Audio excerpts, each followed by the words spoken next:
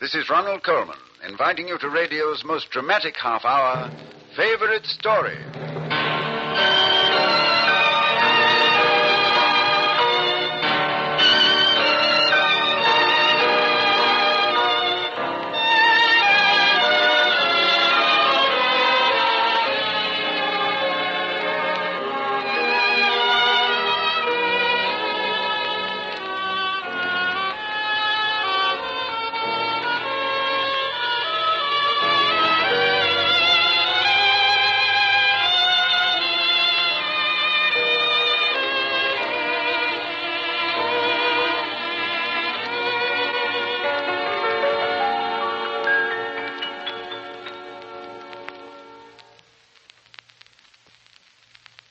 The favorite story you're about to hear is something which you will never forget.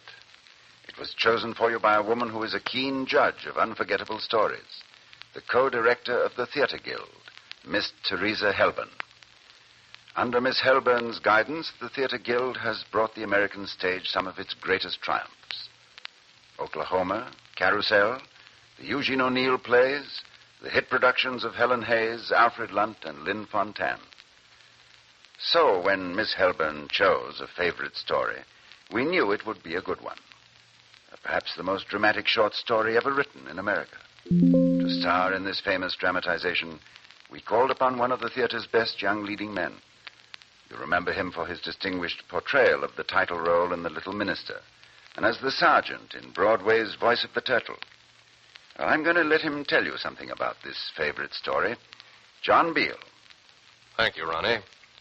First, let me say that it's a great honor to appear with you on this favorite story broadcast. It's our pleasure, John. Thank you. You know, Miss Helburn's favorite story is an old favorite of mine, too. It's The Man Without a Country by Edward Everett Hale. The story of the unfortunate Philip Nolan, a young American lieutenant who forfeited his right to have a home or a country. All right, John, we're all eagerly awaiting your performance as Philip Nolan, so we'll raise the curtain on Teresa Helburn's favorite story, Act 1.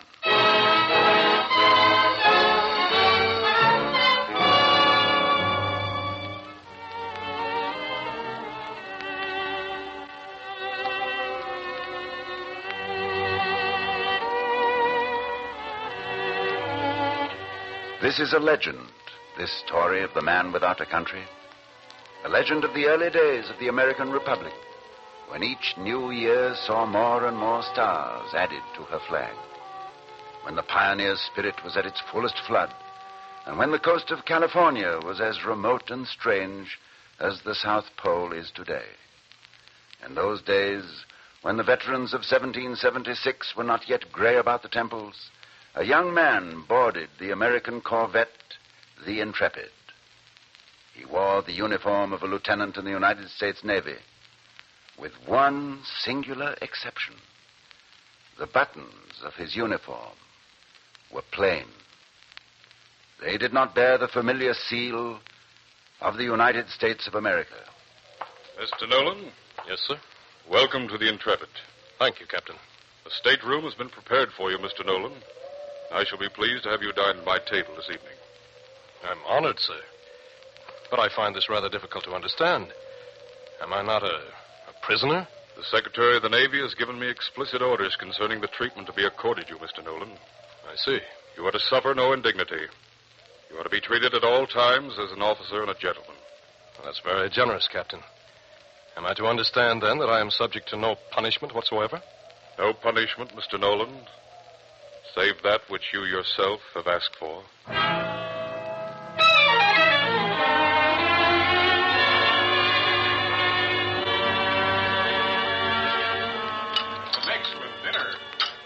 Did you find the dinner satisfactory, Mr. Nolan? Faultless, sir. I enjoyed it immensely. It is my feeling that a good story always tops off a fine meal. Does anyone feel in a storytelling mood? Lieutenant Masterson. Yes, sir? Would you favor us with an account of one of your adventures? I should be honored, Captain. During my second year at the Naval Academy, I was taking my holidays at a small fishing village along the New England coast of the United States. One moment, Lieutenant. Yes, sir? When Mr. Nolan is present at our table, the country whose name you have just mentioned does not exist. You find this amusing, Mr. Nolan? I find it a farce, Captain. Do you seriously propose to carry out this ridiculous court-martial? Do you consider it a punishment, sir, to snip off the buttons from my uniform and stop your lieutenants from telling me dull stories of their holiday adventures? It's absurd, preposterous. Do you know why I was sentenced, gentlemen? Do you know the circumstances, Captain? I know only the orders which have been forwarded to me from Washington. I'll tell you then. I am condemned as a man without a country because I had the courage to follow a great man. Who, sir? Senator Aaron Burr. A traitor, sir. I denounce any man who calls Aaron Burr a traitor. He was my friend. He had a dream of building our nation into something beyond a flimsy federation of backward states. Sir. Aaron Burr would have given us the strength of steel, and I pledged him my loyalty, gentlemen, to build an empire. What did we fight our revolution for, Mr. Nolan? Was it not to free ourselves from the chains of empire? Well, what do we have instead? A government of farmers and shopkeepers, and men like Aaron Burr, who were born to rule, are cast out by this government. All men are born equal, Mr. Nolan. No men are born to rule, not even Aaron Burr. I suggest that we adjourn to our staterooms, gentlemen. No, wait. I beg you, Captain. I must finish my story. Just picture me, if you will, on trial as a traitor.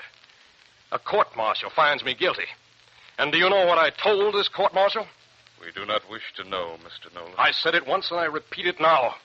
Curse these United States. I wish I may never hear of the United States again. Your wish has become the sentence of the court, Mr. Nolan.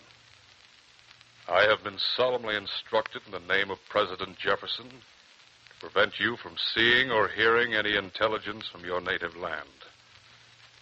All of the officers at this table are under oath to help me carry out this order. Shall we retire, gentlemen?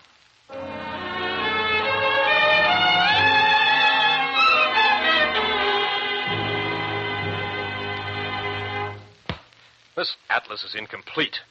The maps of Europe are accurate enough, but on our side of the world, this book only shows Canada and the Spanish territories. I believe certain pages have been removed, Mr. Nolan, in accordance with the ruling of the court-martial. So, they're serious about this thing, aren't they, Masterson? And so distressingly thorough. That is the tradition of the service, sir. I know. I've not been permitted to receive letters from that country, or to send any. I'm never allowed to see a newspaper which hasn't been cut to shreds by some censor. And now my own atlas has been shorn of its United States. Am I to be denied all contact with my homeland? It is my understanding that you did not want a homeland. Oh, see here, Masterson, this is really quite childish. Look, you're a reasonable man. Let me borrow your atlas. I'm sorry, Mr. Nolan. Well, at least give me some occasional bits of news from home. I'm under orders. That would be violating my honor as an officer in the service of the of that country. Then, Masterson, will you please have the goodness to be my friend? Yes, sir. That I will be, Mr. Nolan. And gladly.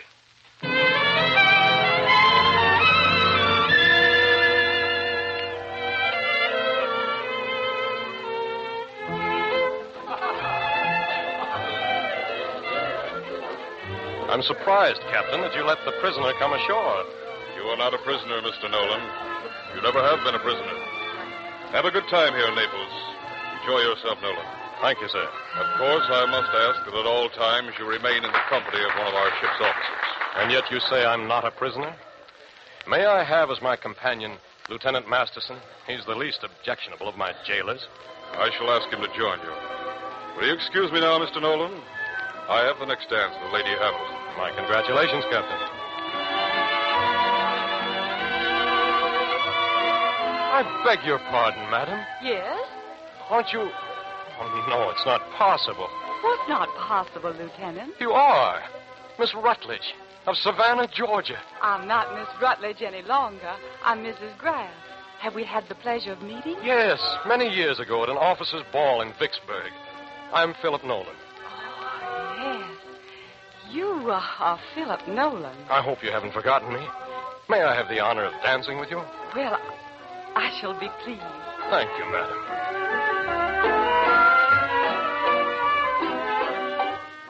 Tell me, Mrs. Graff, we hear so little news on shipboard.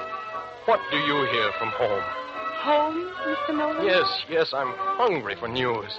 I could read it in the papers, of course, or in letters, or in dispatches, but I want to hear it from you. Mrs. Graff, what is the news from the United States? Is there such a country? So they've told you, too. They've told everyone. But, Mr. Nolan, I thought you were the man who never wanted to hear of home again. Thank you, madam, for complying so rigidly with my request. So that's why there's been no talk of home tonight. No flags in this ballroom. No Virginia reel, no Old 13. Well, I shall spare you, all of you, the discomfort and embarrassment of catering to my requirements. Ladies and gentlemen, stop the music. Officers and ladies all, listen to me. I am sorry to have inconvenienced you by my presence here at this ball. I am sorry that because Philip Nolan has been among you, it's been necessary for you to refrain from discussing subjects which must be very dear to your hearts, as they are to mine. It will no longer be necessary for you to pretend that that country does not exist. You can talk of it, sing its songs, tell each other of its news. I am returning to my ship. You will no longer be plagued with the presence of the man without a country.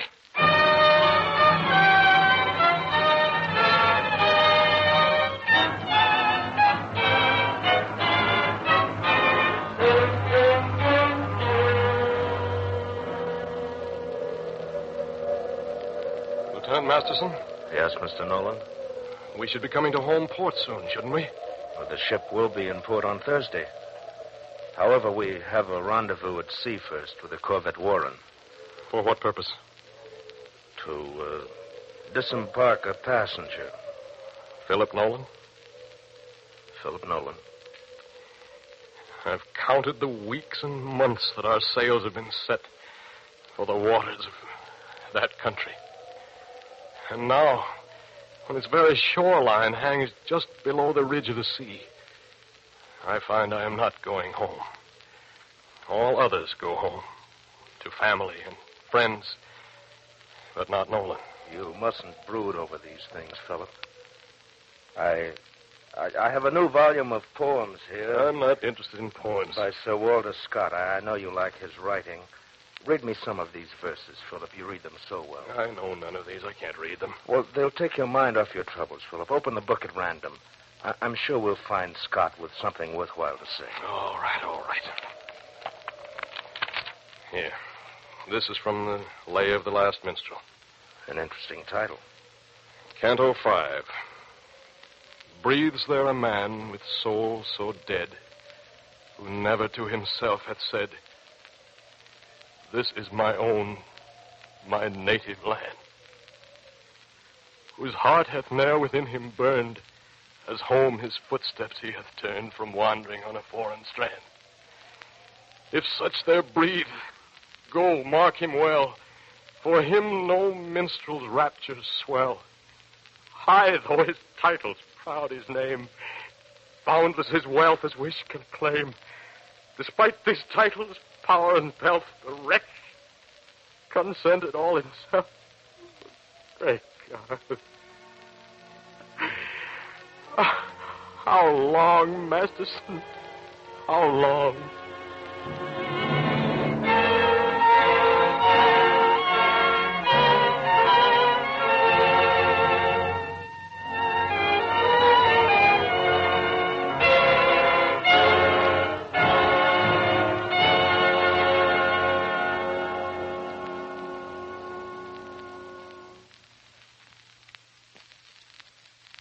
Come back with us, if you will, a century or more, to the days of sailing ships and horse-drawn carriages. For that is the era of our favorite story, chosen by Teresa Helburn of the Theatre Guild. It's Edward Everett Hale's The Man Without a Country, starring John Beale as Philip Nolan, with William Conrad as Masterson.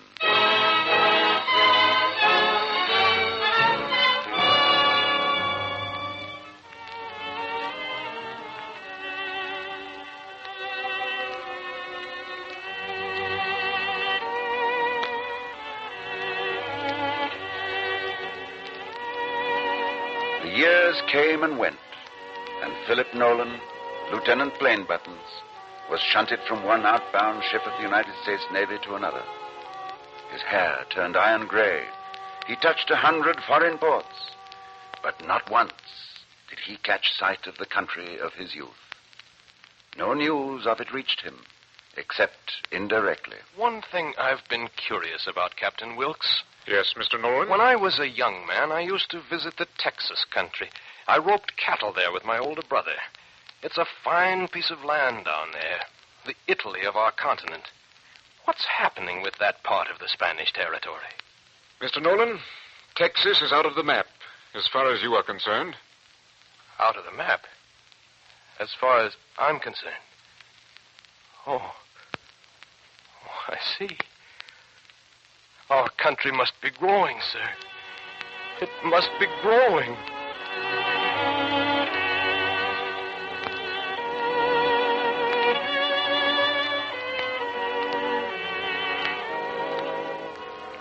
There are countless legends told of Philip Nolan, how he manned a gun in a battle with an enemy man of war during the conflict of 1812. He's mentioned by name in the dispatches of that encounter. How he helped a boatload of lost savages to return to their African homeland, while he himself had no homeland to which he might return. Another legend reports that Philip Nolan came face to face with Aaron Burr in one of his Atlantic crossings. And Nolan is said to have condemned him in the fiercest language as a traitor to his country.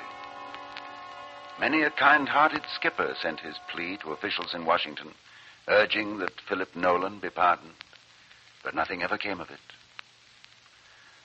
Old Plain Buttons grew older. His hair changed from gray to white, but he endured his punishment with silence and dignity. And when in the spring of 1863, Masterson and Nolan found themselves face to face, it was a touching reunion. Masterson! Huh? No, it can't be. You don't recognize an old friend. Have the years changed me so much? Yeah, the years change all of us, Mr. Nolan. You'll notice I have my white thatch, too. Am I to be your guest for this voyage? Yeah, that is the plan, Philip. I'm a captain now. Have my own ship. Splendid, splendid. Yeah, how long has it been, Nolan, since that first voyage? I don't know exactly. 1 billion waves have come and gone. 1 million clouds have crossed my sky. 10,000 suns have risen and set. More than that, actually. Salt water has been my home for 50 years. Philip, you know I appealed directly to the president. I'm deeply grateful. But their punishments have taught me this, Masterson. If I were a young man again, I would give my life, my every breath, to the service of my country.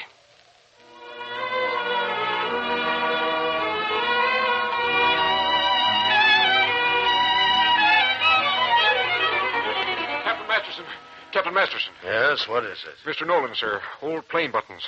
He's been calling for you from his stateroom. What? I think there's something wrong with him. I think he's very sick. Oh, has the doctor been in to see him? Well, you know how he is, sir. He won't let anyone come into his quarters. But now he's asking for you. Take over, Ingham. I'm going to see him.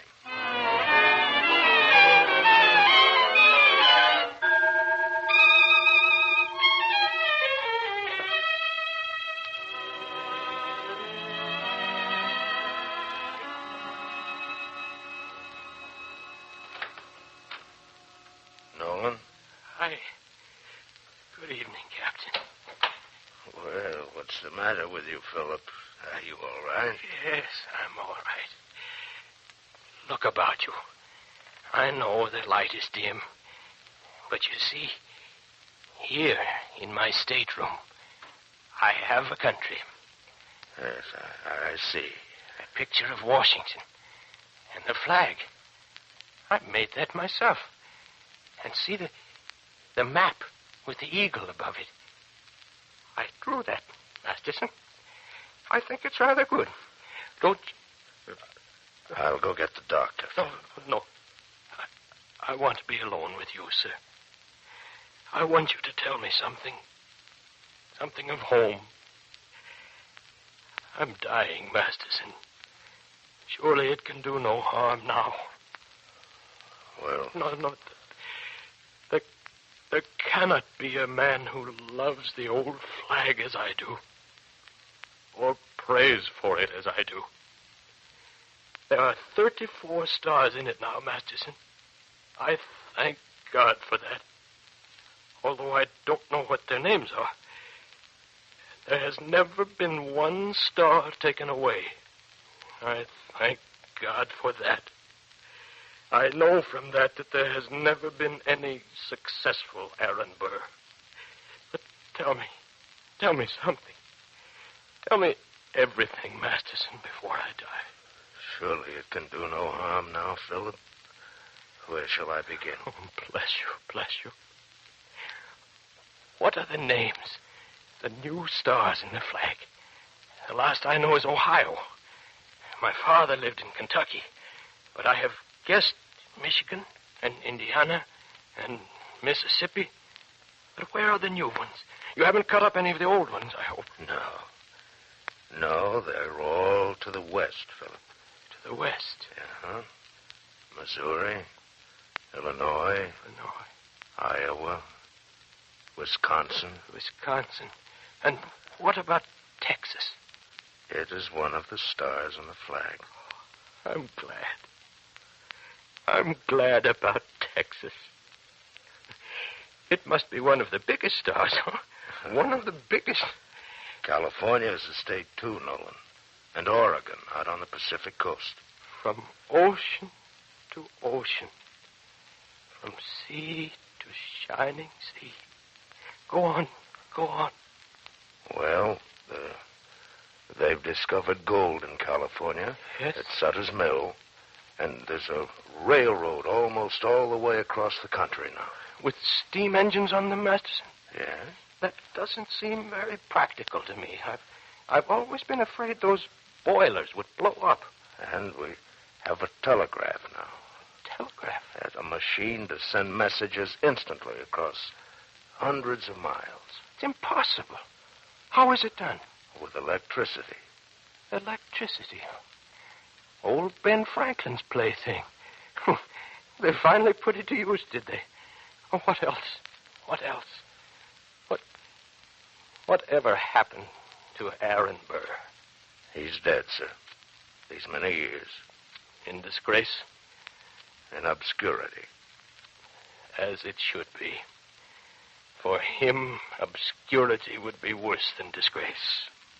And tell me, who is president now? A man named Abraham Lincoln. Lincoln? Oh, I know. That must be old General Benjamin Lincoln's son. No. Abraham Lincoln was just a backwoods lawyer. He worked himself up from the ranks. Good for him.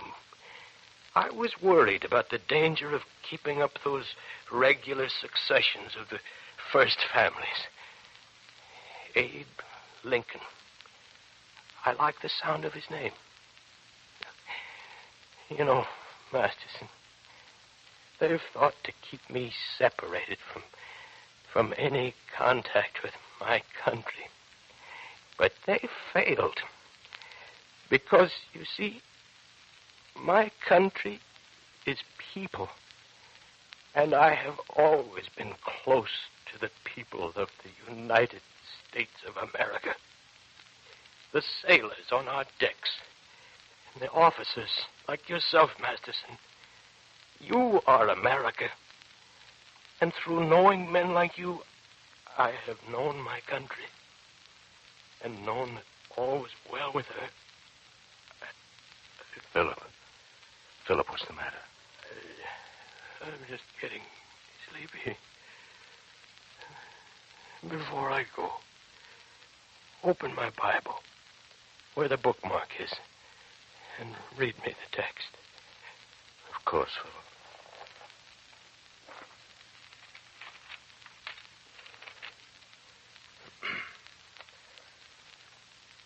They I desire a country, even a heavenly one, wherefore God is not ashamed to be called their God. For he hath prepared for them a city. Masterson, bury me in the sea. It's been my home, and I love it. But would you ask someone to set up a little stone for my memory? At Fort Adams, maybe? Or New Orleans? So that my disgrace may not be more than I ought to bear. What shall it say, Philip? Just say on it, in memory of Philip Nolan, Lieutenant in the Army of the United States. He loved his country as no other man has loved her. But no man deserved less at her hand.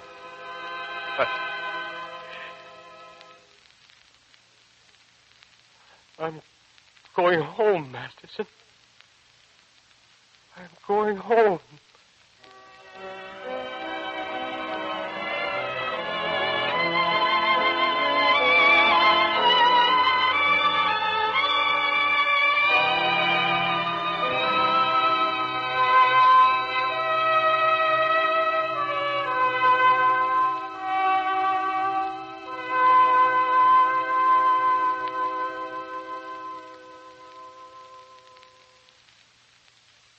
You've heard John Beale as Philip Nolan in the favorite story production of The Man Without a Country. My warmest congratulations to John Beale and all the cast and orchestra for a thrilling radio half hour.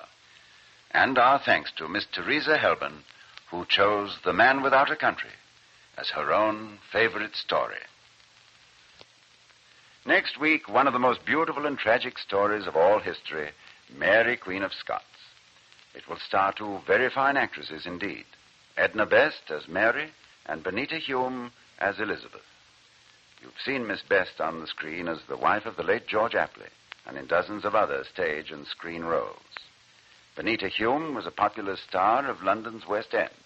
And you may have heard her on the radio in this country with her husband, Jack Benny's neighbor, R. Coleman.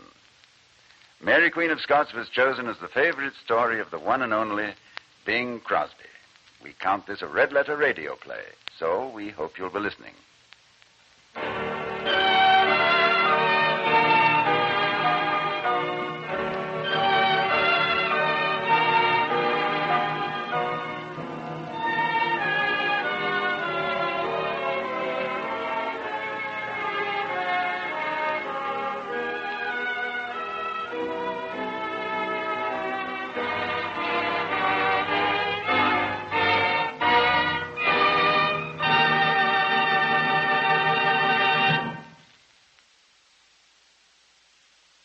We present Sellout by Ron Evans, produced in our Durban studios by Stephen Barton.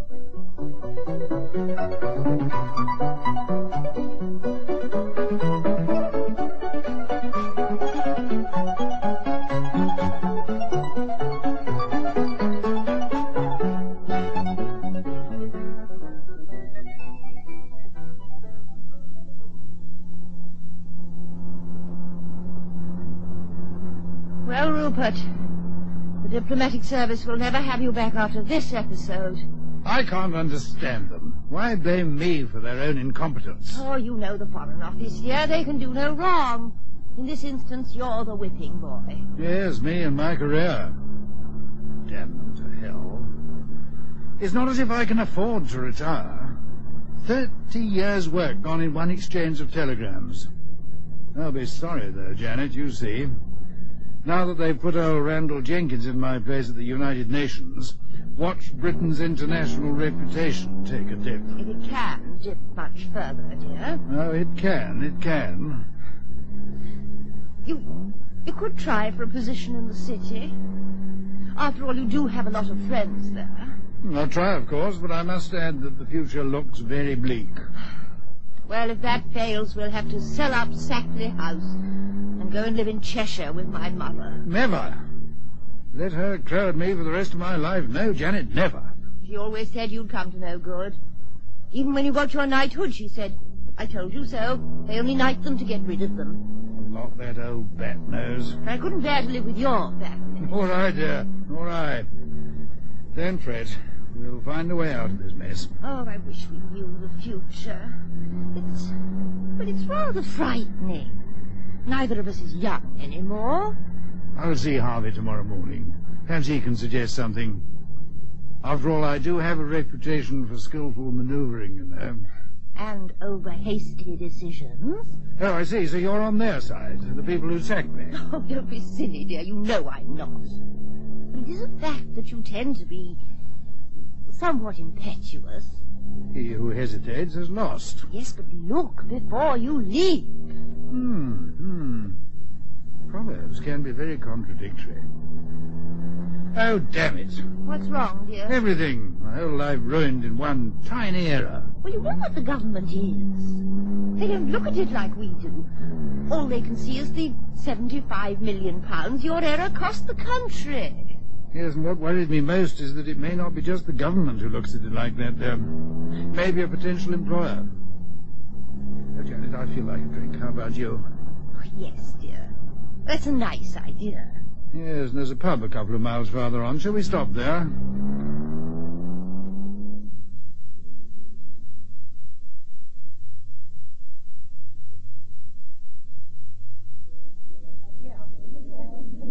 Ah, that's better.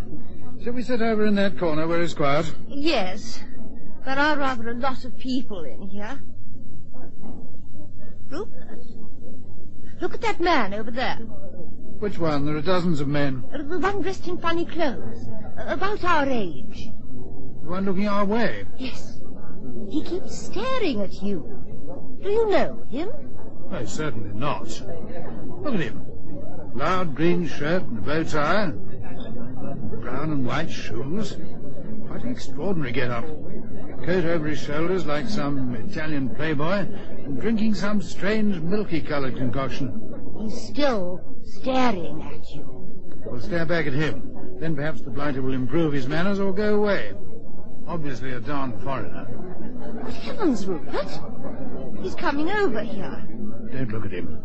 Ignore him if he says anything. Excuse me, sir. Excuse me. Are you Sir Rupert Sackley Gower? Yes. Do I know you? May I introduce myself? I'm Grant Miller of Mobile, Alabama, United States of America. Pleased to meet you, Mr. Miller. Is there something I can do for you? Plenty, if we can talk privately. I can't see what we have in common, Mr. Miller, but I should think that... Look, I'll put it straight on the line. I can put a lot of dough your way, more than you can handle. Really? I'm sure you must be talking to the wrong person. You mean there are two Sir Rupert Sackley Goers? No, I mean... Are you the one who was the British ambassador to the United Nations until you were fired a few days back? You're brutally frank, sir. It's true, ain't it? Well, yes. But I'm not accustomed to such blunt speech. Yeah, well, I'm not exactly a diplomat myself. And what are you exactly? Well, let's say I'm a kind of middleman. I see. And you think my husband can be of assistance, Mr. Miller? I guess that's in a nutshell. And what kind of deal did you have in mind? A property deal. Oh, you want to buy Sackley House, is that it? Could be. Well, surely it is or it isn't. Well, we can make a start with the house. How much do you want for it? Well, I haven't really thought about it. I'm trying to... 5,000 do, pounds sterling. You're joking, Mr. Miller. I thought so. No, I ain't joking. Come now, Miller. Who put you up to this? The names of my principals must remain confidential, so I can't tell you that. I'll tell you what about 6,000 furnished? How does that hit you? Like a torpedo. Finish your drink, Janet. It's getting late. Look, I'm serious. How much do you want for the place? Do you realize that Sackley House has 33 rooms? It's fully modernized inside and is set in 30 acres of the finest... It sounds great, yeah. 100,000? What was that? He offered us £100,000, dear. 100,000 sterling? Still not enough? Okay, I'll make my last offer. 150 grand furnished. That's in pounds sterling. You've seen the place, Mr. Miller? I don't need to. I like the sound of it the way you describe it. How soon can you fix it up? Well, this is all very extraordinary.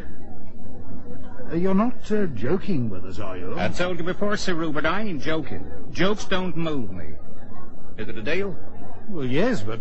Yes, Mr. Miller, it is a deal. When can you fix up the papers? I want them all legal and watertight, mind. I'll contact my solicitor in the morning. Now, can you give me some details? You know, your full names, permanent address and all that? Okay, write this down. Your lawyer can check it out. The full name's Grant Bertram Dudley Miller, and I'm staying at the Fairlea Hotel in London. But you'll have to give me your permanent address. Oh, it's not you who is buying, is it? I'll be paying the dough, so all the documents will be in my name. But surely then you'll be the owner, not your principals. I got to keep their identity confidential at this stage. No problems, though. All I gotta do is transfer it to them when they take possession. I see. Very well. Now, your permanent address? Where I'm staying at any given time. Like now, I'm living at the Fairlea Hotel.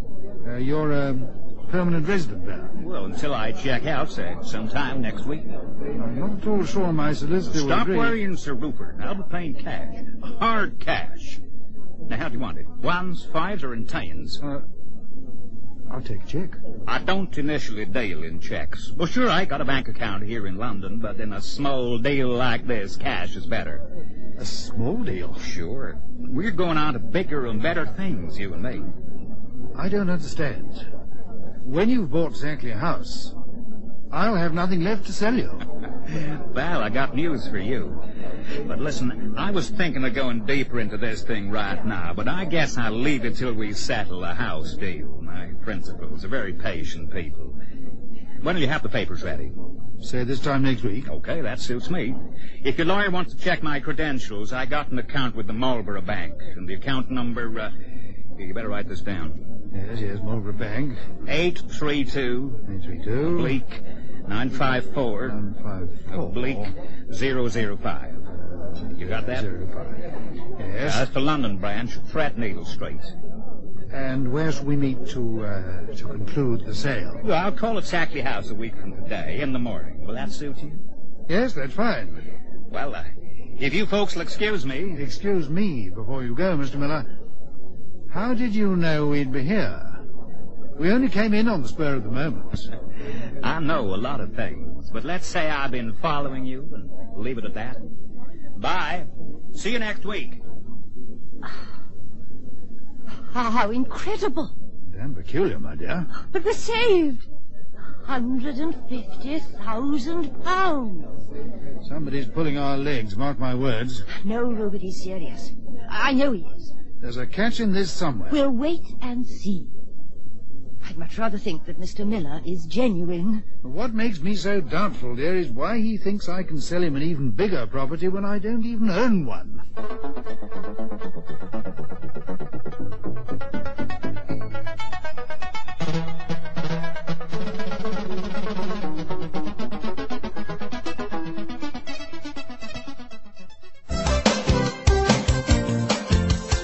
Looking for space to hang and dry your washing? Washline distributors have the solution. Their rotating and fold-down wash lines take up the smallest spaces. Ideal for townhouses, simplexes and balconies at affordable prices. Galvanized or powder-coated and available in 5 different colors. For 24-hour delivery, installation, reliable and friendly service, phone Washline Distributors on 011 792 2486. That's 011 792 2486. Wash lines for every space and need.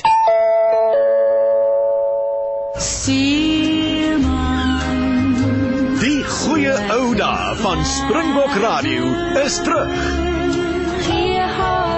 20 onverkrygbare liedjies nou op 1 CD. Met al jou gunstelinge: Virginia Lee, Cora Marie, Anton Goosen, Sonja Herold, Cupido en vele meer. Herleef Springbok Radio, Afrikaanse treffers.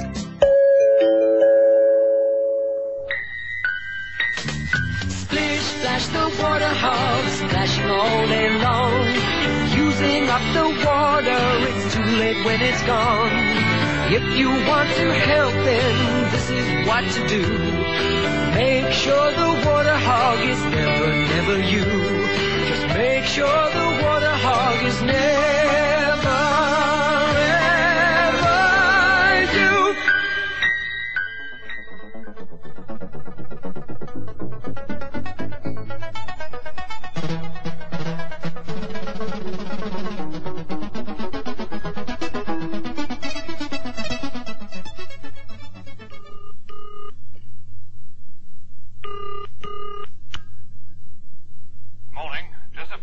Ah, Charles, Rupert here. How are you?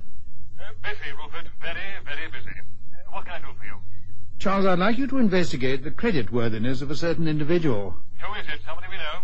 No, it's an American staying at the Fairley Hotel in London, and he has an account with the Threadneedle Street branch of Marlborough Bank. Name? I'll give it you in full. Grant, Bertram Dudley Miller. Account number... Say no more, Rupert. I know about his account already. You do? He caused a stir in financial circles a few weeks ago. I can't tell you what because the matter is still being investigated. Ah, you mean he's a crook? Hardly, Rupert. His account at Marlborough stands in the region of £50 million.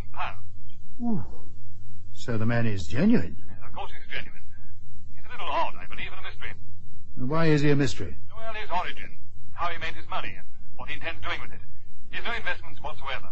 He's offered me $150,000 for Sackley House. You take it, Rupert. You're getting the best of the bargain. Is there anything else? No. Thank you very much, Charles. See you next time I call at the club.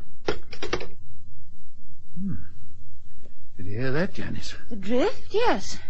Our Mr. Miller has a lot of money. Only 50 million. Oh, that is a relief. But I think you'd better telephone Bennett and tell him to start the paperwork. Yes. Yes, right away. In fact, I'm going to drive into the village and see to it personally.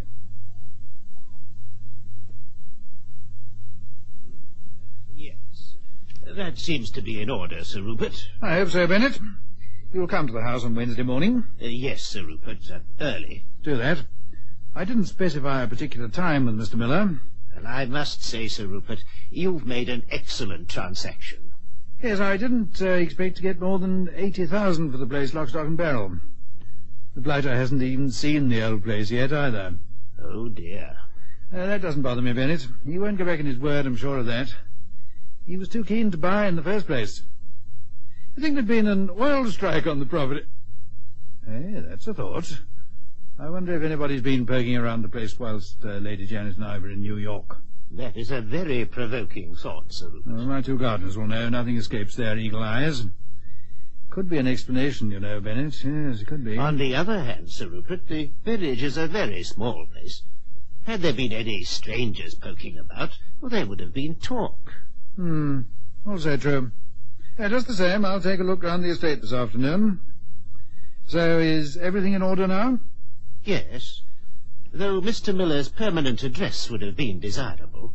Most irregular, I must say. However, as he'll be transferring the property to his principal shortly, I don't see any problems arising. These, principals, are they Americans, do you know, Sir Rupert? They could be Patagonian sheep herders, for all I know, Bennett. I see. A bunch of foreigners taking over Sackley House could rather bring down the tone of the district. This is one of the last bastions of true rural England. It would be... I have no control over the behaviour or the nationality of the future residents, Bennett. Oh, no offence meant, Sir Rupert. If they can afford to buy Sackley House without so much as viewing it, could be that this Miller is actually on behalf of, say, a Californian commune. Heaven forbid. Or a group of wealthy West Indians looking for a place to settle their families. Yes. Oh, the scandal of it. Oh, Bennett, old chap, we must move with the times. It's money that calls the tune these days, you know. Oh, if only there were some way you could retain Sackley House, Sir Rupert. You've read the newspapers and you must know my situation. The place must be sold to ensure my own future. Of course. Of course. Well, cheer up, Bennett. It's far too premature to look on the gloomy side. One never knows. Perhaps Mr. Miller's principals are nature conservationists with a deep desire to preserve the area and its traditions. Oh, if only, Sir Rupert. If only.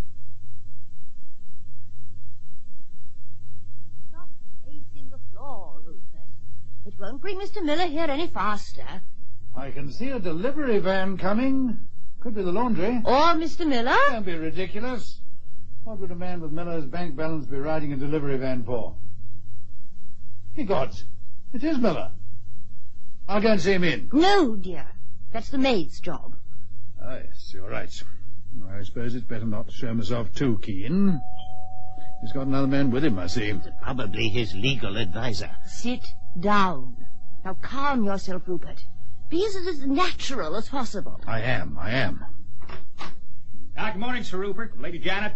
Nice to see you again. Good morning, Mr. Miller. Let me introduce you to my colleague, Sam Beckert. How do you do, Mr. Beckert? This is my wife, Lady Janet Sackley-Gore. Pleased to meet you, I'm sure. And this gentleman is my solicitor, Mr. Bennett. Pleased to meet you, Bennett. Pleased to meet you.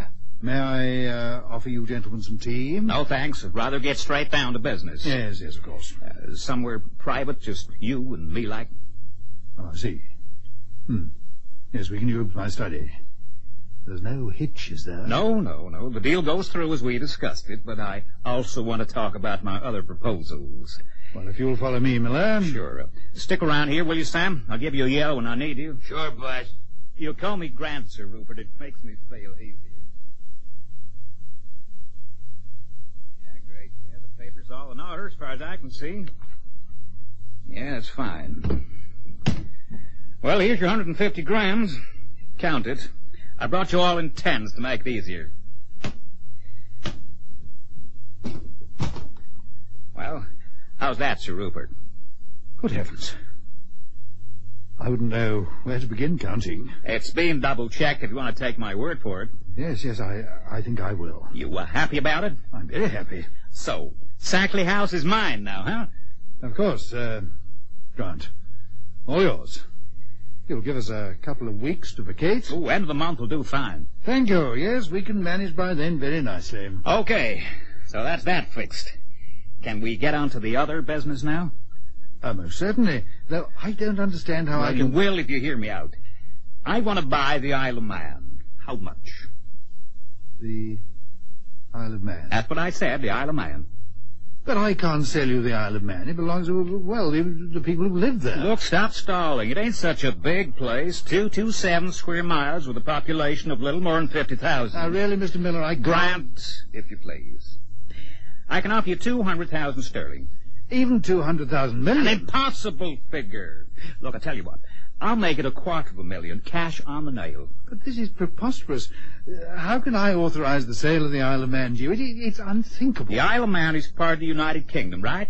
Well, yes, but... And 10 days ago, you were the United Kingdom's representative at the United Nations. Isn't that right, too? Please, you're going too fast for me. 10 days ago, you were in a position to negotiate at an international level on behalf of Her Majesty's government. But I wasn't empowered to sell territory to private individuals. As far as my principles are concerned, you were. Think of it, Roop. $250,000, all yours, in cash. And I'll give you another $250,000 for the Channel Islands. The Channel Islands? Yep. That's $500,000 altogether. Oh, yeah, and I'd want you to throw in the Scilly Isles and the Isle of Wight for good measure. You really do have a sense of humor, I'm sure. Sit down, will you? I'm serious. I got the dough in that van outside. You want to take a look at it? But this is quite ridiculous. To me, it ain't. Now, look. I give you a special deal for this place. I've paid you 3 times what it's worth. Call it a softening up if you like. But if we ain't going to do any more business together, I'm going to cancel this sale. See? I don't know what to say. All you got to say is yes and make out a typewritten receipt signed by your lawyer out there. He's a commissioner of olds, isn't he? Yes, of course. Okay, and that's all you do is that. And I give you the dough here today. This is all very confusing. I don't see Listen, if you don't cooperate in this deal, I'll not only cancel the sale, I'll take my dough to Sir Humphrey Randall Jenkins, who took over from you. Him? I only came to you because I knew that you were in a sticky situation. More likely, therefore, to cooperate. That's right, Troop. So how about it? All right, I'll have a talk to Bennett. Sure, do that. Give him a cut, but don't be long, huh? That is completely unhinged, Sir Rupert. Perhaps, but it doesn't alter the fact that he's prepared to give me £500,000 right now, just for a piece of paper. I suggest you humor the man. We can't afford to have the sale of this place cancelled. He's so certain I'll do it. He sent this Beckett fellow out to the van to get the money. For heaven's sake, Rupert, give the man his piece of paper. It'll be worthless, and if it makes him happy, we'll be happy too. What do you think, Bennett? I don't see what harm it can do. You can't sell what isn't yours, can you? It's not much different than playing Monopoly. One buys and sells Piccadilly, Mayfair, and heaven knows what. It's a game. An excellent point, Mr. Bennett. Yes, there is a difference. Here we're playing for real money. Could it be forged currency? Well, why would a man with 50 million in the bank want to deal in counterfeit? No, it's real money, Bennett. We can be certain of that. Well, I think Lady Janet is right. Humour the man. It's either that or have the sale of Sackley House cancelled. I'll type the receipt. The Isle of Man, the Isle of Wight, and the Channel Isles, you say? And the Scilly Isles. 6 copies, dear. I suggest you butter him up some more by throwing in Ireland. Well, that's great, Rupe. Oh, and thanks for throwing in Ireland. It makes it a worthwhile deal. I take it you ain't going to count the dough. No, we'll just leave it piled up there by the wall until I can bank it tomorrow. You'll cause a panic if you stick it in the village bank. I'll go up to the city tomorrow and place it in the First Cosmopolitan Bank. I have a modest account there. Oh, yeah, that's Sir Charles Jessop's bank. Yeah, he's quite a financial wizard, I'm told. An old friend. You know something? I've been looking at that map of the British Isles on your wall there. Yes, and what about it? Scotland, how much? You want to buy Scotland? Sure, why not? Another $500,000, do you? Nowhere near enough, Grant. Oh, it ain't much of a place. Rainy and foggy. Went once for a trip around this Loch Lomond place on a boat and didn't see a thing for fog. I reckon even $500,000's double what it's worth. Don't forget the North Sea oil. Oh, yeah, there's that. Can't say my principals will be much interested in oil, though. Isn't it time you told me who they were? No, can't do that. You'll know soon enough. Okay, look, I'll tell you what. $1 million for Scotland. A round, cool $1 million. You'll never get a better offer than that. Oh, I could easily. You could where? The Russians. Don't make me laugh, Roop. Russians, Chinese, Guatemalans, none of them would take you seriously if you made an offer. I'm the only guy in this kind of property buying market. $1 million's my last offer. Now, you take it or you leave it. Oh, very well. A measly $1 million it is. Right. Let's sort that out. Hey, Sam. Yeah, boss? Go and bring in $1 million, will you? Yeah, boss. Oh, and Lady Janet, will you let us have a receipt in sextuplicate? Scotland for an even $1 million? $1 million? Good heavens. Well, I reckon it's overpriced. Relax, Roop. You're looking mighty worried about something. There you are, getting all this dough for property you never paid a cent for. Well, it's something of a strain. What? Money for nothing? There's no strain to anybody. You know, it'd be a good idea if you and your wife emigrated by the end of the month. You know, before the deal becomes public. Public? Sure. You can't keep a property deal of this magnitude a secret forever. Besides, there'll be a lot of folks annoyed with you. Might want to do you a whole lot of harm for selling the ground under their feet. I know how I'd feel if somebody sold out the States. Mighty annoyed, believe me. Yes, of course. Yes, I understand that. Thank heavens this is only a game. What was that? I just said I'd feel the same. In fact, I'll be glad to get back to the States when all this is over and my principals have taken transfer. This ain't my kind of climate. Your principals will be taking transfer here before you leave. No such luck. When everything's fixed up, I'll have to make a special trip to see them. You know, hand over the papers and tie up the legal ends from their point of view. They're very meticulous about details. No loopholes, but very honorable folk they are. Never Welsh on a deal. But I reckon they'd be pretty harsh on any guy who Welshed on them. Naturally. What's keeping Sam? Shouldn't take him this long. All the dough's packed in 100-gram bundles. I was just talking about you, Sam. I waited for the receipt, boss. All right, stick the dough in the corner there. I don't think Roop wants to check it. Hey, Roop? No, that won't be necessary. Here are the receipts. 6 of them. The lawyer guy signed and stamped them. Okay, close the door on your way out. Sure. Sign these, will you? Yes.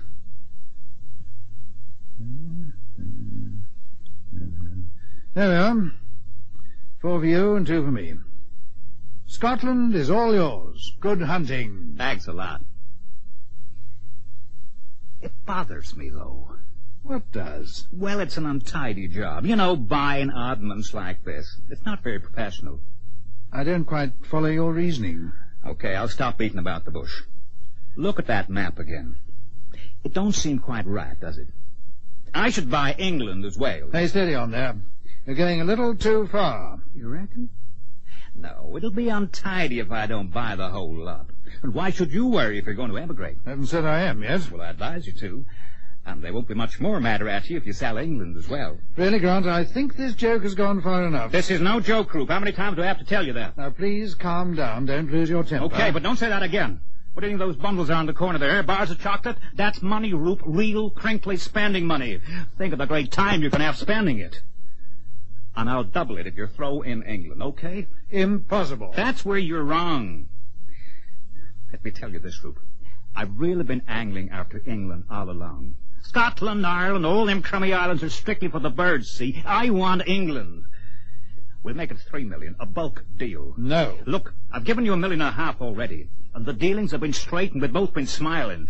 But now I'm going to be ruthless. Roop, I want England, and you got to sell it to me. Not for $3 million. How much then?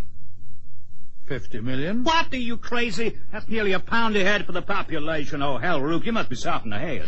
Oh, no. I'm not the one who's soft in the head. $4 million. $50 million, no less. Why should England be worth 50 times more in Scotland? It's history, it's traditions. They're worth more than the land itself. I'm in the property business. I can't make anything out of traditions and history. Think of it, Grant. Royalty. Changing of the guard. The mayor's show.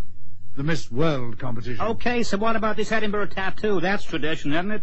You paid for that when you bought Scotland. Now, for Pete's sake, Rube, let's be logical about this. Nobody's going to pay $50 million for England. Look, I want it, and I don't want to sit here all day arguing about it. $10 million. Not much. It's a lot to some guy who a week ago was wondering where his next meal was going to come from. An unemployable old diplomat. There's no call for insults. Well, put your feet back on the ground and make sense. $10 million's a whole lot of dough. Not for England, the country I love, the land of my forefathers. I don't care how many pilots you got here. I'm a businessman, not a patient of the arts. Well, I must think about it. You got till I finish this cigar. Then I tear up the deeds of the sale for this crummy house. You're a hard man, Grant. Yeah, I'm ruthless. Now get to thinking. This cigar ain't gonna last forever. $10 million. That's what I said, Rube. Cash money. Make it 15. Okay, 15 it is. Oh, that's better, Grant. You can afford it. Been checking up on me? Wouldn't you, if the position were reversed? Damn right I would. So, you'll be happy with $15 million. Satisfied rather than happy. You've really got me into a selling mood. Can you throw in anything else? Australia? Perhaps New Zealand? You don't have the right to sell those. If I want them at any time, I know who to see. Don't try and con me into buying something you ain't got no right to sell. Ah, yes, I was forgetting. They got their own governments. So is the Isle of Man, the House of Keys. Yep, Ireland, too. But it's somehow different. To me, they're all part of the British Isles, but not Australia and New Zealand. Besides that, I don't want to rock the boat by buying up too much at once. Folks might get worried and overreact to the situation. Talking of my rights to sell, do you really believe I have the authority to sell out the entire British Isles to you? Not right now, Rube. For the last few days, you've been a nobody, a has-been. And that's why I backdated these receipts to the middle of last month when you were still in the saddle at the United Nations. Well, that's dishonest. Selling Britain without having paid a cent for it is also dishonest in a way, so let's not delve too deeply into the moral aspects. You got $16.5 million to cure your conscience. That's enough for any guy. Sam! Yeah, boss? Get me $15 million, will you? Right away, boss. Oh, say, Lady Janet, can you fix it up another receipt? But what have you bought now? England. My, you really are aiming high, Mr. Miller. That's it, Lady Janet. Higher than you ever believed. Nice to see you again, Charles. Are you very busy? Oh, no. Never too busy to see a man who's just deposited £16.5 million in my bank. Dear me, no. Can I offer you a drink? No, thank you, Charles. Not at the moment. My, your fortunes are looking up. I hope you can explain this highly irregular but welcome deposit. The tax people are going to throw a fit when they hear of it. Yes, I was only wondering on the way down here how I could give them a rational explanation. Don't worry too much about it, old chap. I'll help you on that score. It It is your money, I take it. Oh, every penny. Oh, my. You had the poor clerks down below in a real tizzy. It isn't every day a man walks into the bank with a cash deposit like that. How did you come by it? Do I have to tell you? Well, no, you don't have to, really. However, it would help. Did you sell something? Yes. What on earth was it to realize a price like that? North Sea oil wells? I'd rather not explain, Charles. Perhaps at a later date. It's confidential. You'll have to tell the tax people, you know. They can check. That's what I'm afraid of. You did the sale with this American millionaire chap you telephoned me about, Grant Miller. Yes. I thought so. He made a massive cash withdrawal from the Marlborough Bank a few days ago. There was ever such a flap. 20 million, I believe it was. And you got most of it. Excellent work, Rupert. Oh, you've no worries now, eh? No worries. What can you tell me about Miller? Why worry about him now you've got a king-size slice of his fortune? I'm curious. Well, he's been in England 3 weeks now. We've done a few smaller deals, you know, $1 million here and $1 million there. Very shrewd man indeed, I'd say. Eccentric? Perhaps a bit mad? Not on your life. He's as sharp as they come. I've heard that he tends to be a little coarse in his manners and speech, but Miller is highly regarded as the traditional high-powered American tycoon. A big wheeler-dealer, as they say. I think he's quite mad. Stark, raving mad. Well, I can't see how you've gained that impression, Rupert. Would you believe it if I told you he virtually gave me that money? Eh? For a few pieces of worthless paper. Oh, I don't believe that. What did you sell him, Rupert? I'll tell you, Charles, but on one condition. That what I say doesn't go beyond this room until I give permission. Very well. Carry on. I first met Miller when Janet and I were on our way home from Whitehall last week. I was a very worried man, you know. What could I do, Charles? If I hadn't played this silly game with him, he would have cancelled the sale of Sackley House. How extraordinary. Incredible. But true. And Janet and the solicitor Bennett are my witnesses. Yes. I see now what you mean by the man being mad. But it seems so out of character, from what I've heard of Miller. You say he's acting on behalf of another party. Yes, but I was unable to extract from him who they are. But more than one, I'm sure of that. Very strange, Rupert. The only suggestion I can offer you for the future is to keep the money deposited and see if there are any repercussions. We have to be out of Sackley House by the end of the month, which means I'll have to buy a new place. One in Cornwall I saw advertised. Wakemore Manor. Ah, yes. Yes, I know it. A grand place, Georgia. Belonged to the Martindale family. Spent a weekend there once.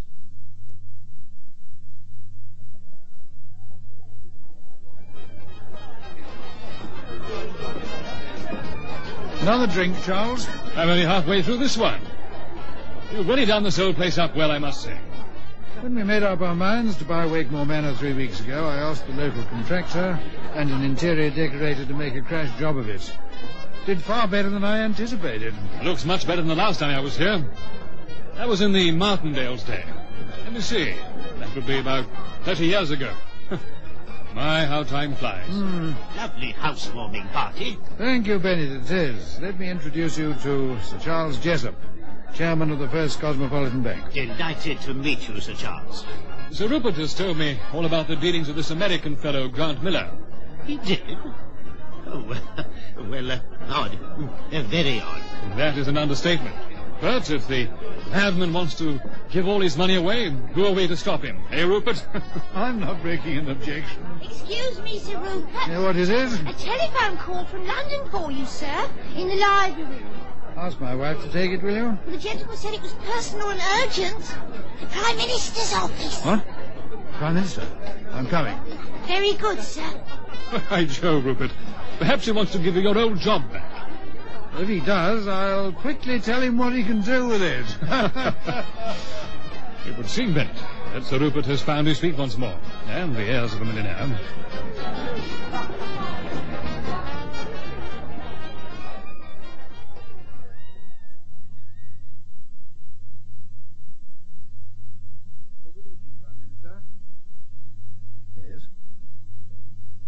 He did. It was only a joke. Well, call it a game. Yes, the man must be out of his mind, I agree. I'm very sorry, Prime Minister. I didn't expect the joke to go this far. Well, it's a very tedious and rather incredible explanation. Yes, I'll call tomorrow. Please accept my sincerest apologies. You've had him ejected. Good. Very well, Prime Minister. I'll be at number 10 about 3. Yes, I mean at 3 precisely. Thank you. Good night, Prime Minister. Is he in a temper? Ah, you're here, Rupert. Oh, that terrible man Miller is outside. He wants to see you. Oh, dear. There's something wrong, dear. You're looking awfully pale. I've just had a broadside from number 10. Oh, good heavens, dear. Don't tell me the Prime Minister is still after your blood. It's a fresh problem, I fear. Connected directly with the gentleman who's waiting outside to see me. Here, dear, and show him in. At the same time, ask Sir Charles Jessup and Bennett to join me.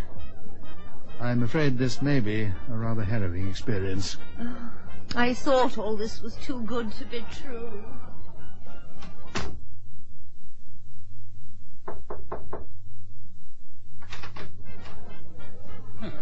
I was just outside, Rupert. Janet tells me I'm needed. What's wrong? Is Bennett with you? Yes, I'm here, Sir Rupert. I'll come in and close the door. What did the PM have to say? He was in a rage. It seems that Miller's assistant, another American called Sam Beckett, called on number 10. I don't know how, but he succeeded in getting an audience. The PM was very vague about what Beckett said, but it was something to the effect that the evacuation of the British Isles must start immediately. What is this? An international practical joke? Well, the PM was furious and had the man ejected, naturally, but not before he'd handed over copies of my receipts for the money. Ye gods. I had to present myself at number 10 tomorrow afternoon with an explanation. You better come with me, Bennett. Oh, Sir Rupert, I don't want to be involved. But you are involved. Your name and stamp are on those receipts. Yes, I think I'll take Janet with me, too. I'll need every witness. Hi, Rupert. How's it going? Lady J said you're in here. Hey, why the big serious look? This is Sir Charles Jessup. Yeah, I know. Head of the 1st Cosmopolitan. Pleased to meet you, Charles. Bennett, you know. Hi, Benny. You're looking very pleased with yourself, Mr. Miller. Hey, what's the Mr. Miller routine? It's grand, remember? Anyway, today's the big day. Perhaps you can clear up a small matter that's bothering me, Grant. Sure, yeah. What is it? A few moments ago, I had a call from the Prime Minister. Apparently your colleague Beckett has been to see him. Sure, yeah, to give him his eviction notice. I can assure you, Grant, that the Prime Minister did not appreciate the joke. I'm on the carpet tomorrow. If I were in your shoes, Rupert, I'd be on the first flight to New York tomorrow instead. All right, Grant, the joke's over. Gone too far. I'll arrange with Sir Charles to have the money transferred back to your account at the Marlborough Bank, and you can return those silly pieces of paper. Do I take it you want to welch on the deal? It wasn't a deal, Grant. It was a joke, a very puzzling, if funny joke. I put it down to your American sense of humor. You made a deal, so you better stick to it. Steady on. You shut up and don't interfere. You got no say in this matter. Oh, really? I say, Grant, you can't speak to my friends like that in my home. It ain't your home, Rube. Yes, it is. I paid $120,000 for it. Then you're a dope. I bought England for $15 million, didn't I? And this is England, ain't it? Technically, this is my place. Calm down. You're being totally unreasonable. I've told you the joke is over. Now, let's all have a drink and a good laugh. Roop, old pal, you spoilt my laughing mood. You knew this wasn't a joke. You took my money, didn't you? It's in the bank, waiting to be returned to you. I don't want the money, damn you. I want the British Isles, every acre. Oh, dear. This is getting to be such a bore. Now, talk sense, please, Grant. How can I talk sense when you're trying to welch on our deal? What kind of a guy are you? Please! I can't take any more of this nonsense. It's making Alice in Wonderland seem like an Ibsen drama. Ibsen, Snipson. My clients will be here any time now to take possession of their property. Well, they must be madder than you are. You better not tell them that to their faces, pal. What time is it now? 10 to 9. Yep, they left home 2 hours ago. Where are they coming from? London? London. Man, that's a laugh. The more I listen, the more I'm convinced that you need psychiatric treatment, Mr. Miller. You know, I don't think you guys understand what all this is about. Do you? Because if you do, kindly enlighten me. Well, with a bit of luck, maybe the television will tell you. Switch it on, Rube. What has the television to do with it? Switch it on. You might get the answer. Very well, but I don't see what... The spokesman at the Royal Observatory tells us that he's unable to give any further information. Meanwhile, the city streets are thronged by crowds looking upwards at the gigantic, mysterious firework display in the Earth's upper atmosphere. I'm told that the glowing pinpoints of light, and there are thousands of them, are rapidly approaching and can be seen all over the British Isles. We take you now to our outside broadcasting unit at... Why did you turn it off? Because you just got the answer to your question. Okay. Has it filtered through, Roop? Wait. Surely you can't mean... Yeah, I do mean. But I reckon Roop ain't seen it yet. I'm afraid to. You mean those pinpoints of light are... Well, you can call them UFOs if you like, and they're coming to claim their property, all legal-like. Oh, no. What have I done? Sold the British Isles, that's what you've done.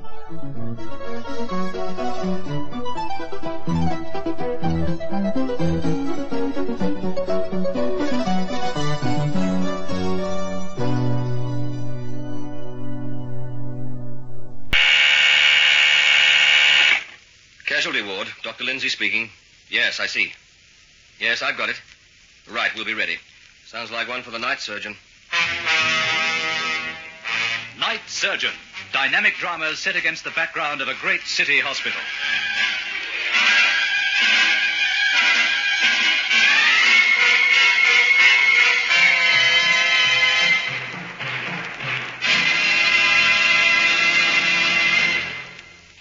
Bart! Over here. Hi, Doc. That's a lucky break. You're driving this way to the hospital. I should think it is. Well, it's just as well I haven't along, standing there with your nose in the paper. Oh, what do you know? What? Dermot Shane's dead. You know, the biologist. No, is he? Oh, good heavens, he's a loss to science. Brilliant man. How did he die? He was only, about 40, I'd say. Drowned. Drowned? In a swimming pool at his home. Couldn't swim. Couldn't swim, and he owned a swimming pool. Oh, he probably had it for entertaining. He moved a lot in society circles, apparently. Oh, I don't know. Makes a man feel really old, Bart. What? Well, I flatter myself I'm a slightly better than average doctor. Oh, now, don't overdo it now. But by heck, I have to work at it all the time. Yet you get these brainy young birds like Dermot Shane who can constantly startle the world with their work in biology and have time to spare to entertain society. Well, just how do they do it? Search me. Maybe it's just a case of having an overactive thyroid. That doesn't account for the brilliant mind. Oh, true. Personally, I find being brilliant takes up all my time. Oh, does it? Well, just watch yourself, my lad. I might hold you to that.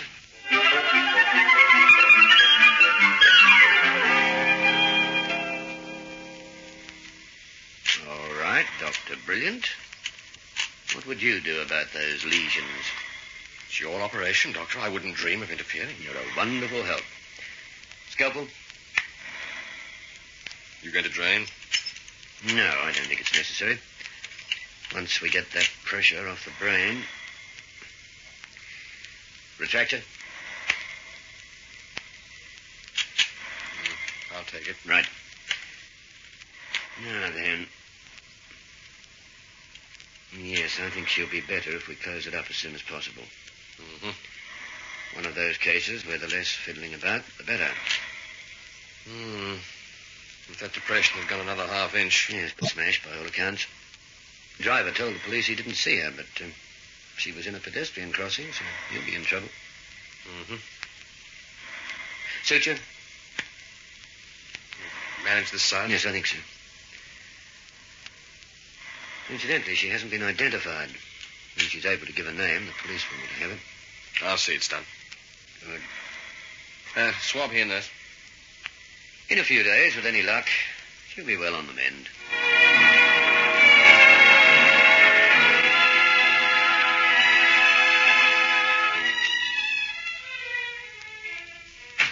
Good evening. How's the patient feeling? Not too bad, thank you, Doctor. Good. Everything all right, nurse? Yes, Doctor. Has Dr. Lindsay made his examination yet? Yes, Doctor, about a quarter of an hour ago. Well, you ought to be congratulated, Miss... You're making a good recovery. Good recovery, Doctor. And I can't even tell you by what name you should call me. We do have a small problem there. Small? I wouldn't call it small. It's dreadful. Well, you should feel thankful you're in one piece. That was a nasty accident. You could have been killed. I might as well have been. Oh, no. That's no attitude to take. Physically, you're in good shape. In no time at all, your head will be completely healed. There's not much use for a head if you don't know who it belongs to, is there? Now, you mustn't be impatient. These things take time. It's all very well for you to say things like that, the bedside manner and so on, but you don't know what it feels like. I've seen many cases like yours, and I don't know who I am or where I belong or anything. My mind's a blank. I can't remember anything before I woke up in this bed. It's dreadful. Well, your brain had some pretty rough treatment in that accident. You must expect it to make some protest. And you must give it time to recover. When it does, you'll get memory back. How long, Doctor? How long? I don't know, nor does anybody else. The only thing I feel quite sure about is that you will recover your memory in time. It's funny. Sometimes lying here, I find myself hoping I never recover it. Why do you say that?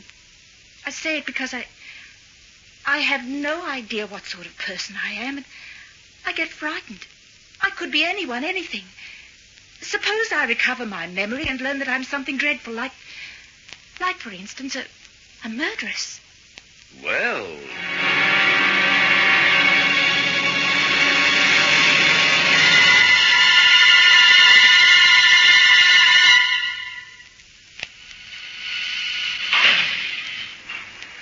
Well, can I or can't I, Bart? Why ask me? I'm not going to give you permission and then have Sister Verity jump down my throat about it. But she said it was all right with her as long as you said I could do it. Oh. Oh, okay then. Go ahead. Oh, goody. But remember, only if you have spare time. You'd better do it in your coffee break. Okay. Well, no argument. Greater love hath no nurse. Then she will give up her coffee break for a patient. Well, it'll be good for her, Bart, for her morale. And she could do with a boost. Yes, I guess so. Not much fun lying around in hospital for a week without knowing who you are. What does Dr. Morgan think? About Miss X getting her memory back. Well, just quietly, I think he's a little worried. He expected her to have started remembering some things before this. Poor girl. I feel terribly sorry for her.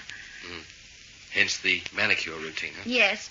Well, normally it would have been setting her hair, I suppose, but seeing she hasn't any hair, I had to think of something else. Well, she has hair. Starting to grow out. And it's blonde. She dyes her hair. Doesn't everybody? I don't. Women, you idiot. Everybody changes colour these days. It relieves the monotony. And when are you becoming a brunette? Why? Would it help? I make no promises. I'll have to see you as a brunette before I buy you. Oh, you like yourself, don't you? What makes you think I'm for sale? I was speaking figuratively. Ha. Hey, here comes Sister along the corridor. On your way, Cleopatra.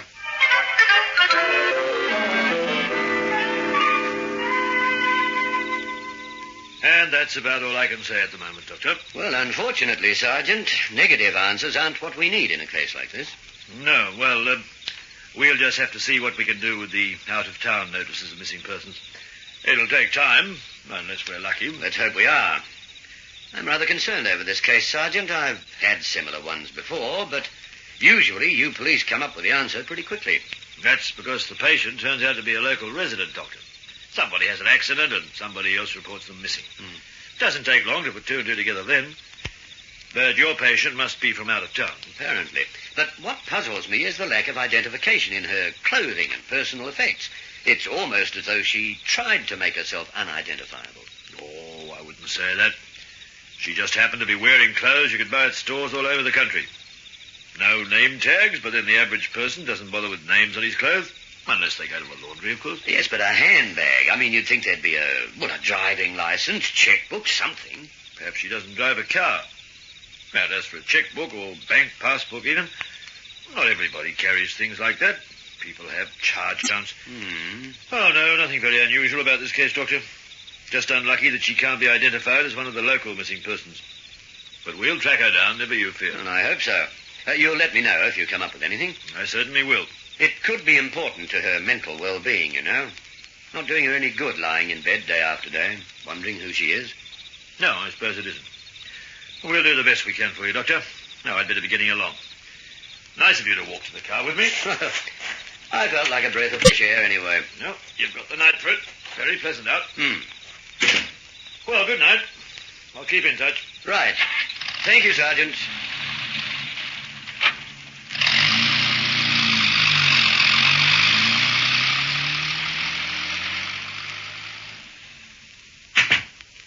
Well, what have we going on here? Is this a beauty parlor? It rather looks like it, doesn't it, Doctor? Maybe we should run a little sideline. Might be profitable. How's your manicurist? Is she doing a good job? She's very good. Nice touch. You see, Doctor, I'm not really appreciated around here. I'll make a note of it. Well, you've finished already? I'm disappointed. I wanted to watch the process. Figuring to learn something new, Doctor? In case people stop getting ill, you'd like to take up manicuring, perhaps? As you see, nurses have very little respect for their betters. Oh, I can't believe that. Nurse Powell was telling me what a good doctor you are. Please, let's not talk about that. There'll be no living with him. Well, what are you doing now, nurse? I thought you said you were finished. You said I was finished. I didn't. I'm going to put the polish on now. Oh, great. I might learn something after all. Ready? Here. It's very interesting. Oh, that's funny. What is? Well, why do you start with the thumb of the right hand and then do the little finger next? I don't know. It's just the way the patient put out her hand, that's all. Oh, how about that, miss? Why did you get her to put the polish on the little finger after doing the thumb? Oh, why not? It's always done like that. Is it now? Very interesting. And even more interesting, just how did you know when Nurse Powell didn't? It's not a subject a man would know anything about. No, maybe not. But it might be a subject a man might find out something about. What do you mean? Just what I said. Well, come on, nurse. It's time you got back to your normal duties. Well, me too, for that matter. I hope I haven't disrupted the hospital routine. Well, if you have, don't worry. Does a hospital routine good to be disrupted now and then? Well, thanks for letting me watch the operation. It's a pleasure. Just as long as you don't ask me to watch one of your operations, Doctor. I won't. See you later. Right. And thanks again. That's very interesting, you know. What is? That business of the fingers. The way she offered you the thumb first and then the little finger. Well, I don't see what And then with the left hand, she didn't. She offered the thumb followed by the first finger. Are you going off your rocker, Bart? Seems a pretty trivial thing to get so worked up about. Ah, but is it trivial? We don't know who that woman is. We have to call her Miss X. She has no idea who she is or what kind of a life she led before she came to the hospital. I can't imagine what having her nails done can have to do with it. When I asked her why she offered the fingers in that order, she couldn't say. It just seemed to come naturally. So what? Suppose there was a reason for it. Reason? I don't know Suppose she was an expert on fingernails. And she knew that was the way they were to be done. Well, I don't do my own that way. Oh, yes, but that's not the same as putting polish on another person's, is it? No, but... You're not a trained manicurist, Sue. Like most women, you learn to fix your own nails, but you're not used to doing them for other women. Well, Miss X seems satisfied with the way I did hers, so you needn't go stop on... carrying on. I'm not knocking you. Well, can't you see what I'm getting at? No. Look, if it happens that the way Miss X got you to paint her nails is the way of an expert, a professional, then maybe that's what she is. Say, maybe you have something. She's lost her memory, so she wouldn't realize she knew anything about manicuring. That's right. Yes, but the mind plays funny tricks. The habit of doing the nails a certain way is almost like a reflex action. The brain retains that while losing conscious memory. Well, it's a start. That is, if you're right about the nails being done that way by pros. I can soon check on that. A phone call to one of the beauty salons is all that's necessary. Just be careful what you say on the phone. If they get the impression you're inquiring about having polished on your own nails, there could be some nasty gossip about Dr. Bart Lindsay.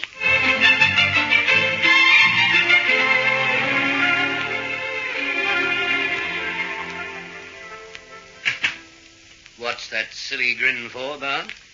Well, remember what you said about my being brilliant? That unpleasant crack you made? Oh, heavens. What now?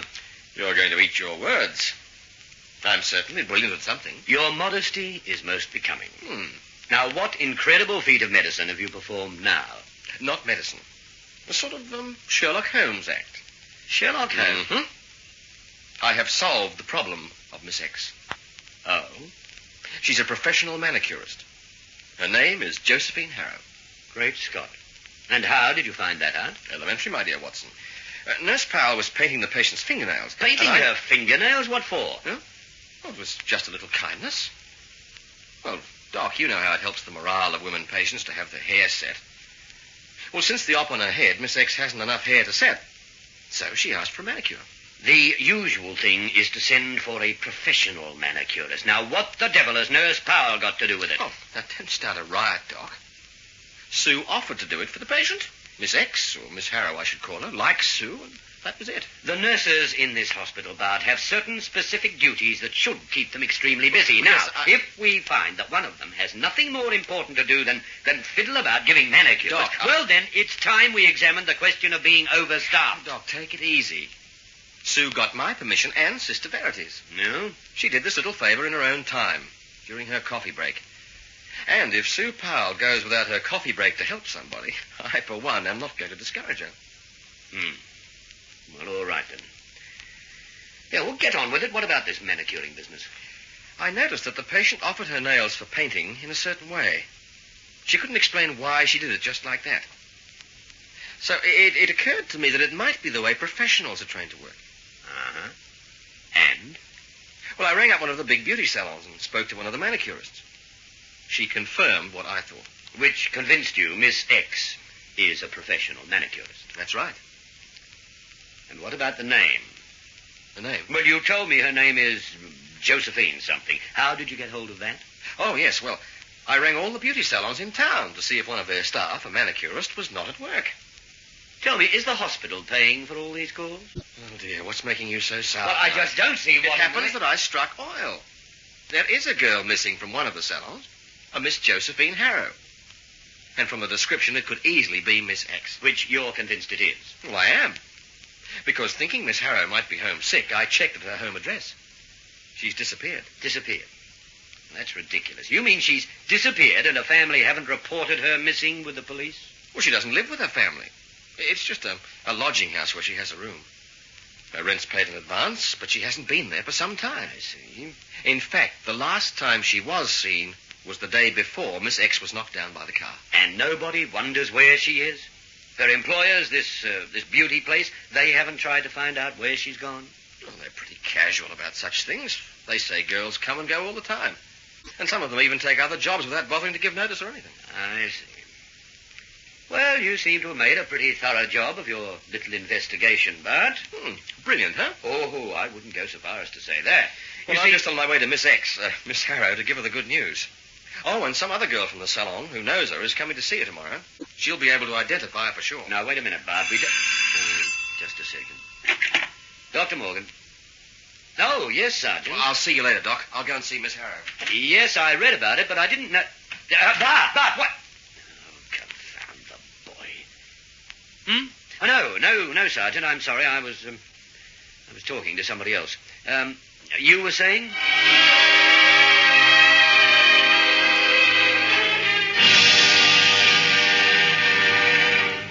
Well, Miss Harrow, I've some good news for you. I beg your pardon, Doctor. What did you call me? I called you by your name. You're Josephine Harrow. Josephine Harrow, am I? You surely are. You're a professional manicurist. You live at 33 Lovebury Street, and you work at the Belle Coiffure Beauty Salon. Good heavens. Well? That's astonishing. I mean, I have no recollection of anything like that. And the name... But you have no recollection of any past, have you? No, that's true. So, why shouldn't you be Josephine Harrow? No reason at all, I suppose. Josephine Harrow. Well, it's not a bad name to have, is it? Very nice. Professional manicurist. I don't feel like a manicurist. Well, you will. Once you get back on the job, it'll all come back to you. Well, even now, it's obvious you haven't forgotten some of your professional tricks. Oh? Well, that's how I got onto this. Remember I remarked on the way you offered your hand for Sue to put the polish on? Yes, that's right. You did say something about that. Well, it occurred to me that might be the way an expert would do it. And from there, the rest was just a matter of checking up. Yeah, it sounds very smart to me. So, that's what I am. Of course, it'll take a little getting used to. Well, don't worry about it. Now that you really know who you are, you'll find other things will start to come back to you. I hope so. It's rather uncanny feeling you have no past. Well, it's only a matter of time. Oh, and by the way, one of your acquaintances from the salon will be up tomorrow to see you. Now, she'll make the identification complete. Well, I owe you my thanks, Dr. Lindsay. It's quite a relief to know I am someone. Yes, I guess it is. I'm very glad to have been able to help. Oh, here's Dr. Morgan. I was just congratulating Miss Harrow on being Miss Harrow, Doctor. Oh, yes. Well, I imagine it's always a relief to be able to identify yourself, eh, Miss Harrow? I was just saying that to Dr. Lindsay. It's funny. When he told me my name, it sounded strange at first, but even in a couple of minutes, I've started to get used to it. Mm-hmm. I'm looking forward to meeting someone who knows me. Dr. Lindsay said one of the girls from the salon would be coming to the hospital tomorrow. Yes, well, that's why I came down right away. I wouldn't want you to be disappointed. Disappointed? I've put off the girl's visit for a few days. Oh, but... Now, I want you to have time to get used to your identity again, you know? Oh, but I want to see her. I want to be sure Don't worry about it. Now, you must remember this sudden revelation has been a shock to your mind. A pleasant shock for the most part, but the mind needs time to get used to a thing like that. Oh, well... If you say so. Let's just take this step by step in easy stages. Time enough for you to have a visitor a little later. All right. You're the doctor. But I can tell you I feel much better already. I was so afraid I might turn out to be something terrible. Yes, you told me. It's wonderful to think I'm just an ordinary person after all. Of course. Well, now we must let you get some sleep. Enough excitement for one night. Come along, Doctor. Right. Thank you for everything, Dr. Lindsay. I can't tell you how grateful I am for your help. Well, the pleasure's all mine, Miss Harrow.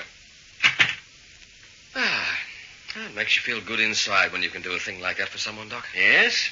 Well, let's see how good inside this makes you feel. That woman in there is not a professional manicurist, and her name is not Josephine Harrow.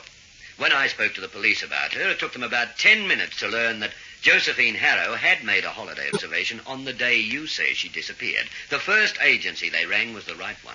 Doc, you didn't tell the patient I was wrong. Why? You'd already convinced her that she was this Miss Harrow. It's too early to upset her with the truth. Yes, I guess it is. Except that if the truth's even better, I don't see why you...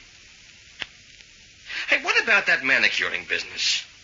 Well, I mean, she acted like an expert. Rubbish. She acted like a woman who was used to having her nails done at a salon, that's all. Didn't think of that. No, you got this bee in your bonnet about experts being the only ones to know that. And that bee has led you a merry dance, Bart. You've made quite a mess of this. Oh, now take it easy, Doc. It can't be as bad as all that.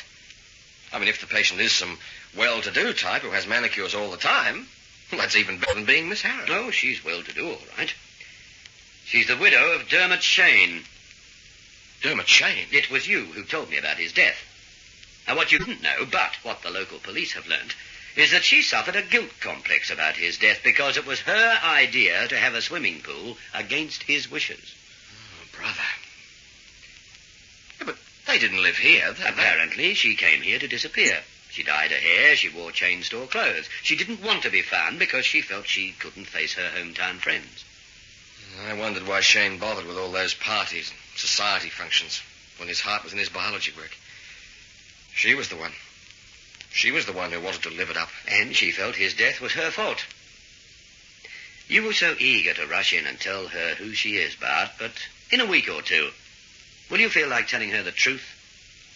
That she really is the terrible person she's afraid of being? A casualty ward is like a great theatre, but the players are drawn from real life, and not every story has a happy ending. So much depends on The Night Surgeon. This is an Atlanta production written by Craig Jenkinson and directed by Jim Bradley.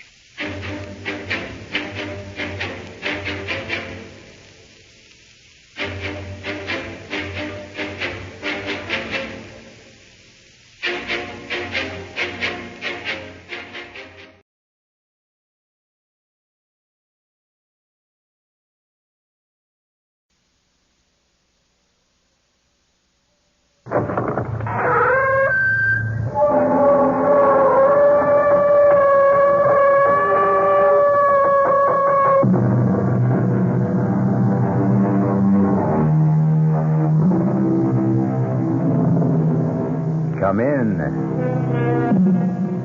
Welcome. I'm E.G. Marshall. Welcome to our world of mystery and the macabre. Sit back and lend us your fears. Have you ever seen a ghost? It is an experience of such horror as to turn your blood to ice. Oh, I know, there are those who scoff, but they have never met a ghost. Our mystery drama, The Ghost Driver, was written especially for the Mystery Theater by George Lothar and stars Augusta Dabney and Mason Adams. It is sponsored in part by Anheuser-Busch Incorporated, brewers of Budweiser, and by the Kellogg Company, makers of Kellogg's Special K cereal. I'll be back shortly with Act One.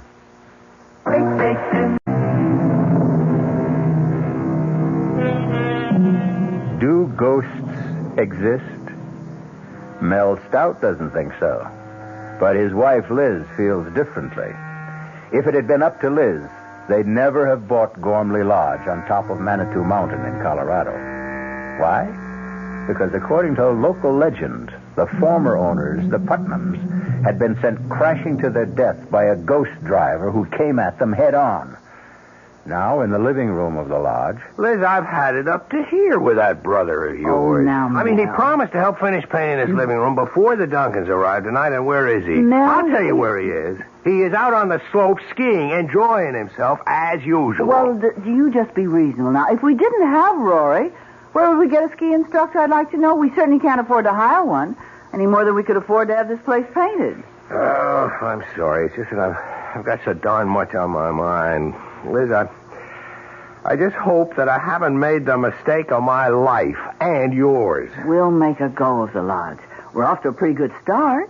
The Duncans arrive tonight, and they're booked for a full week. And the Todds and the Morgans arrive next week. Yeah, and after that? Well, darling, our newspaper ads ought to get us more customers. Just ask yourself, darling, what would you rather be doing now? Painting the living room of your own ski lodge with paying guests arriving tonight? Or slaving away at your old accounting job in Aspen? Well, at least that brought a check in every week. Oh, Nell, you've wanted to be your own boss for years. And so we bought this old mansion on top of Manitou Mountain to start our own ski lodge. The old Gormley Mansion. And we're going to keep at it until we make a success of it. Liz, you're marvelous. Oh, there's somebody at the front door. I'll get it. Oh, Mrs. Gormley. Come to pay you a visit, Miss Stout. My first formal visit. Well, that's very good of you, Mrs. Gormley. Well, won't you come in? All right, Jason. You heard the lady. Wheel me in. Yes, Mother. You know my son, Jason? You've met? Yes, briefly.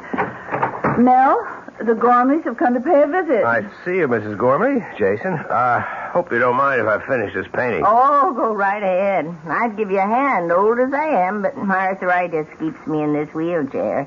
Jason, why don't you... No, thanks. I couldn't think of asking a fine arts painter to do... Fine arts. You hear that, Jason? Mr. Stout complimented you. Called the mountain scenes you paint fine art. Well, they are. Why, I saw some of them in the ski shop in town. They're very good. Do you sell many? A few. Oh, just enough to cover the cost of the paint and canvas.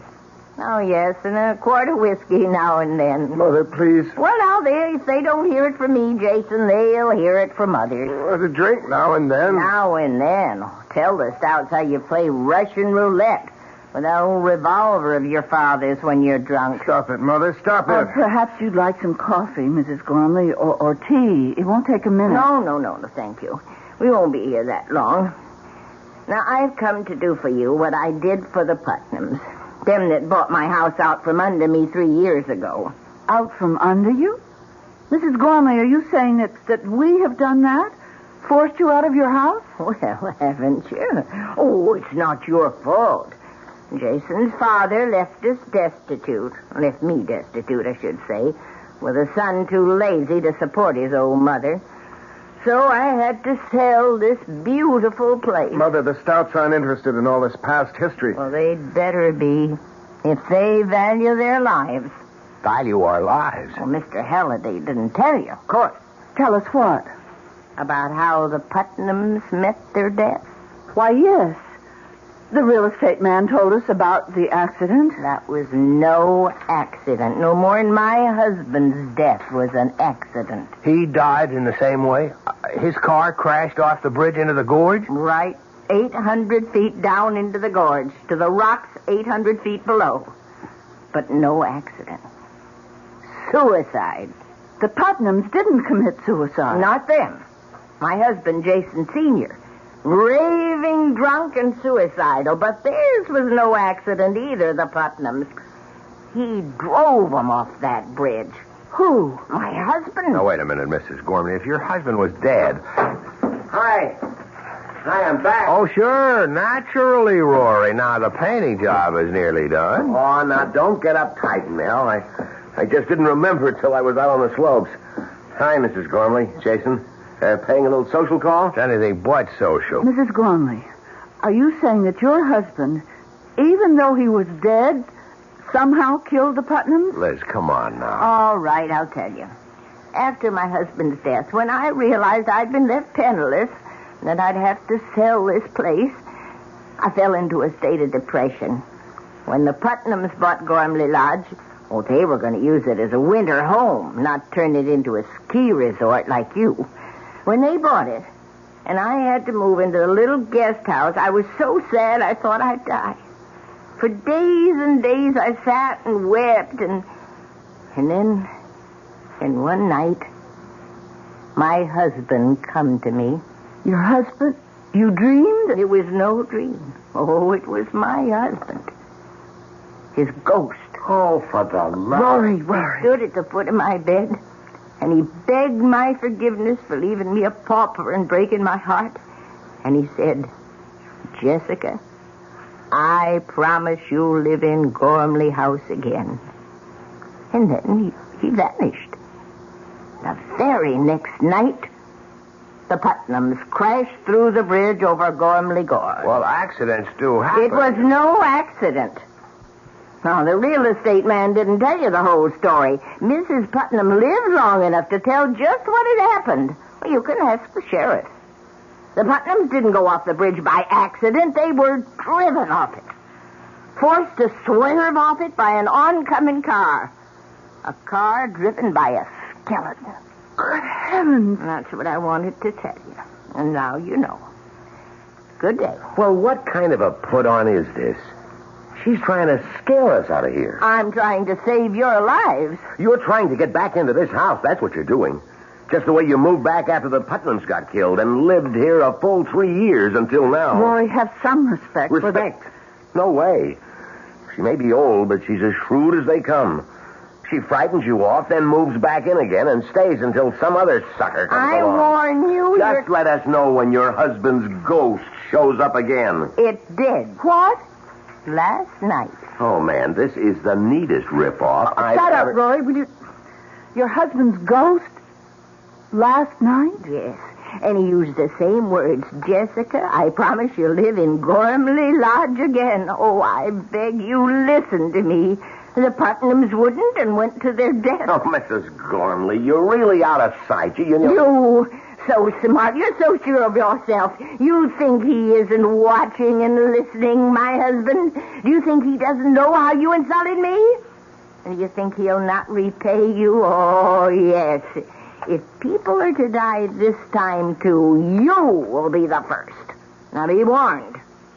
Jason, wheel me back. Be warned.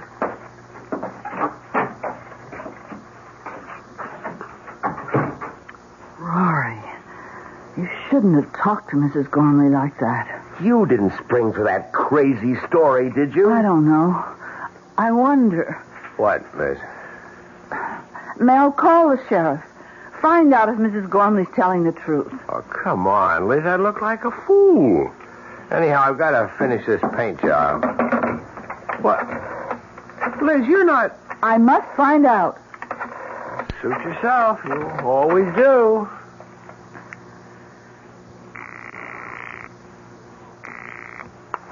Sheriff Harper speaking. Oh, Sheriff, this is Elizabeth Stout calling. We're the new owners of Gormley House. Oh, yes.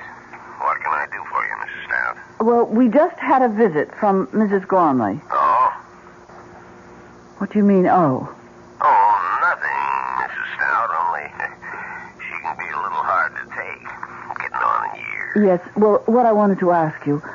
Of course, you remember the accident to the Putnams 3 years ago, crashing off the bridge over Gormley Gorge. Yes, I remember. Well, according to Mrs. Gormley, Mrs. Putnam lived long enough to tell you what had caused the accident. Is that so? Yes, it is. And what did she tell you? Well, now, Mrs. Stout, she was near death. Maybe out of her head with pain and shock. What did she tell you, Sheriff? Did she tell you that they had been forced to swerve off the bridge because of another car that came straight at them? A car with a skeleton driving it? Well, as I said, she was out of her Did head. she? Yes, that's the story she told me. Thank you. Goodbye. So? Mrs. Gormley told the truth. Oh, the Putnam woman was dying. Anybody in that condition is liable to say anything. I suppose. Now, look, just get off it, Liz. We put our life savings, every cent we've got in this place, and I'm not leaving, ghost or no ghost. Well, speaking of leaving, I'd better get on down into Manitou and pick up the Duncans at the airport. Well, it's a bit early, isn't it? Or have you got some cute chick in town that you'd like to spend an hour or so with? Mel, you put me away. Don't give me any ideas, Rory. Well, it's a bit early, isn't it? Or have you got some cute chick in town that you'd like to spend an hour or so with? Mel, you put me away. Don't give me any ideas, Rory.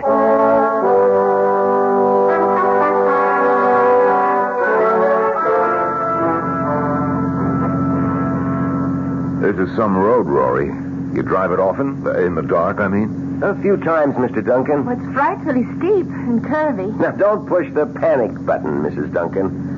I'll get you to the top of Manitou Mountain safe enough.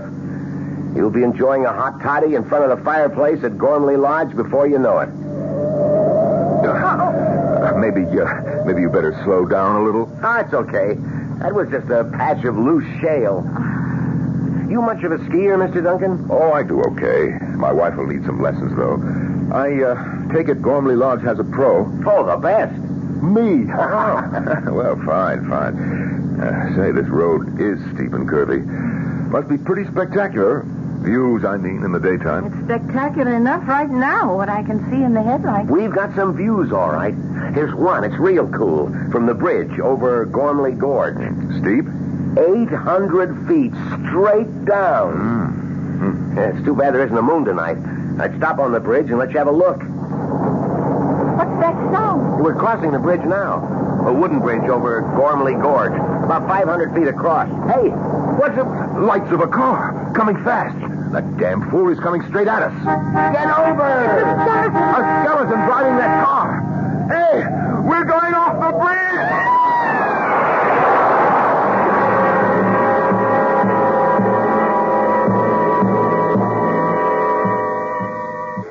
I'll be back shortly with Act Two. If you have the nerve to return, that is. Hello, Fox. It seems like only yesterday that I was a little girl tasting porridge. You know, this one's too hot. This one's too cold. And now I conduct taste tests on diet drinks. And there's one I must tell you about. Sugar-free diet 7-Up. It has a fresh, natural, delicious taste. It drives my taster meter crazy. Sugar-free diet 7-Up. This one's just right. Hey, Mom, what's for dinner? Hey, Mom, what you got?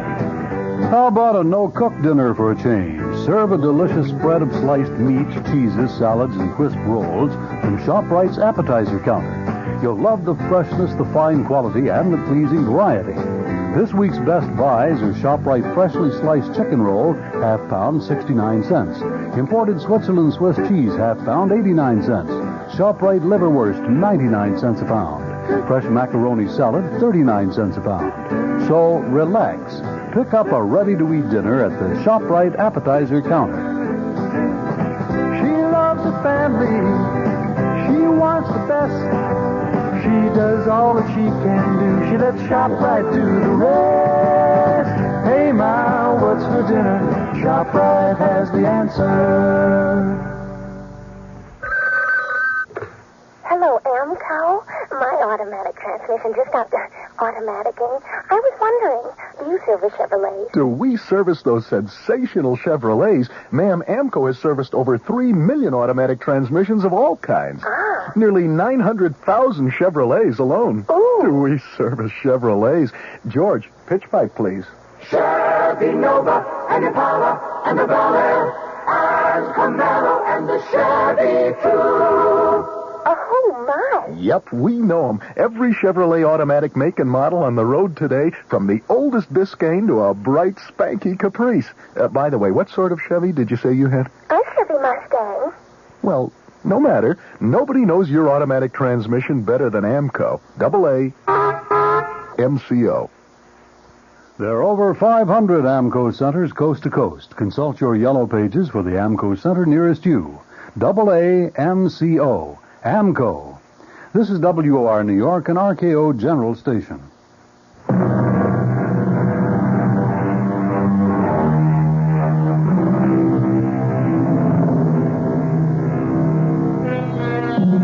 Terror, unless you have experienced it, is only a word.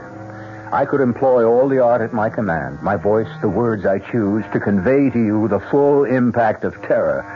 Yet, I know I should fail, even as Michael Duncan fails now in telling his story to Sheriff Harper on the bridge over Gormley Gorge the next morning. Terror?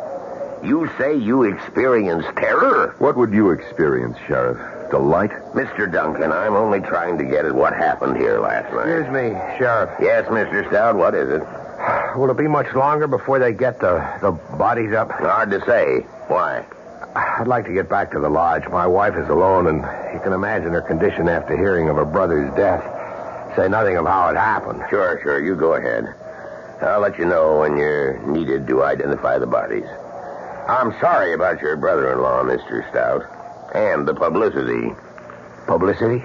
And this is the second time the ghost driver has struck. Ghost driver? And the news has got out. I hear they're sending reporters over from Aspen. That's great. That's just what I need. That'll end my ski resort business for good. Not that it ever got started. Wait a few minutes and I'll ride back up with you. Nothing I can do either till they recover Jill's body. Oh, yes, there is, Mr. Duncan. You can give me a full account. Now, look, Sheriff, I've told you all I know. We were driving across this bridge when we saw this other car coming straight at us. Stout's brother-in-law was driving. He swerved to avoid the oncoming car and went through the guardrail. In the split second between swerving and going through the rail, I leapt clear and saved myself. I wish I could say the same for that boy and Jill, my wife. About the skeleton at the wheel of the other car. Why do you keep harping on that? Because it's something to harp on.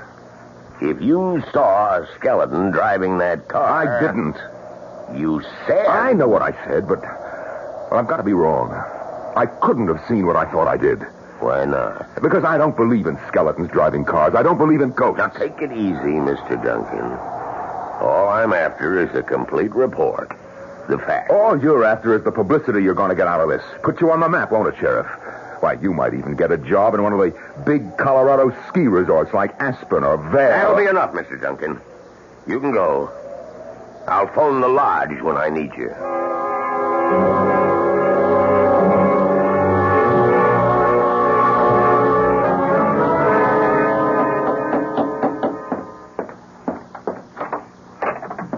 Mrs. Gormley.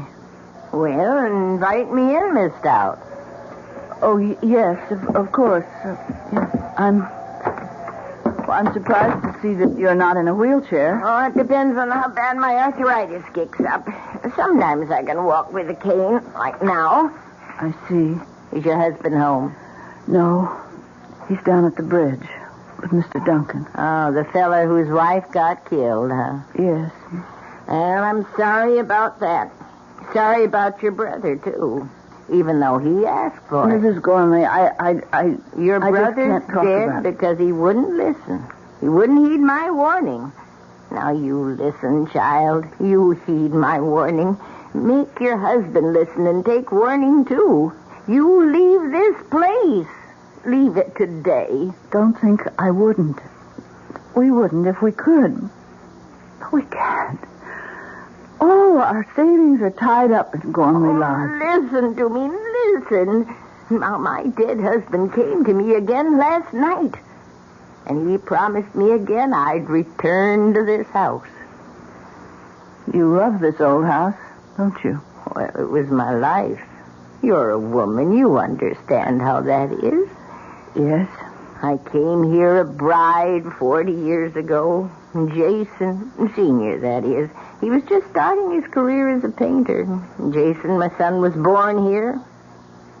There was another child, a little girl. She died here. No, this house isn't made of wood and stone. I'm sorry. I'm so sorry. Oh, I think they've come back. Yes, my husband and Mr. Duncan are back. Well, I'll go then. Oh, well, Mrs. Gormley, I'm going to put some coffee on. You stay. Have a cup. No, I can't bear to go on looking at people who I know are going to die. What's this? Die? Who's going to die now? You are, Mr. Stout. You and your wife. If you don't heed my warning and leave as soon as possible. Now, what's all this, Stout? Who is this woman? Jessica Gormley used to own this place. Oh, the woman you told me about. The one who claims her husband's ghost visits her. I don't just claim it. It's true. Who are you? My name's Michael Duncan. Oh, yes. The one whose wife went to her death in the gorge last night. Well, you take my advice, too. You leave here. Leave as fast as you can. How about a drink, Stout? Oh, so you two won't listen. The ghost driver killed your wife last night, and yet you won't listen. Well, let me warn you once and for all. What was that? A shot. It was a gunshot. Jason! Oh, it's happened. He's killed himself. Oh. She's fallen. Liz, help her up and keep her here. Duncan, you come with me.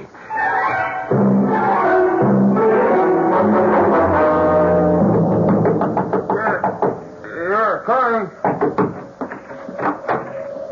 Yeah, Mr. Stout, what do you want? Oh, you're okay, Jason. We heard a gunshot. What of it? Well, we've heard of you and your little games like Russian roulette, and we thought that I'd shot myself?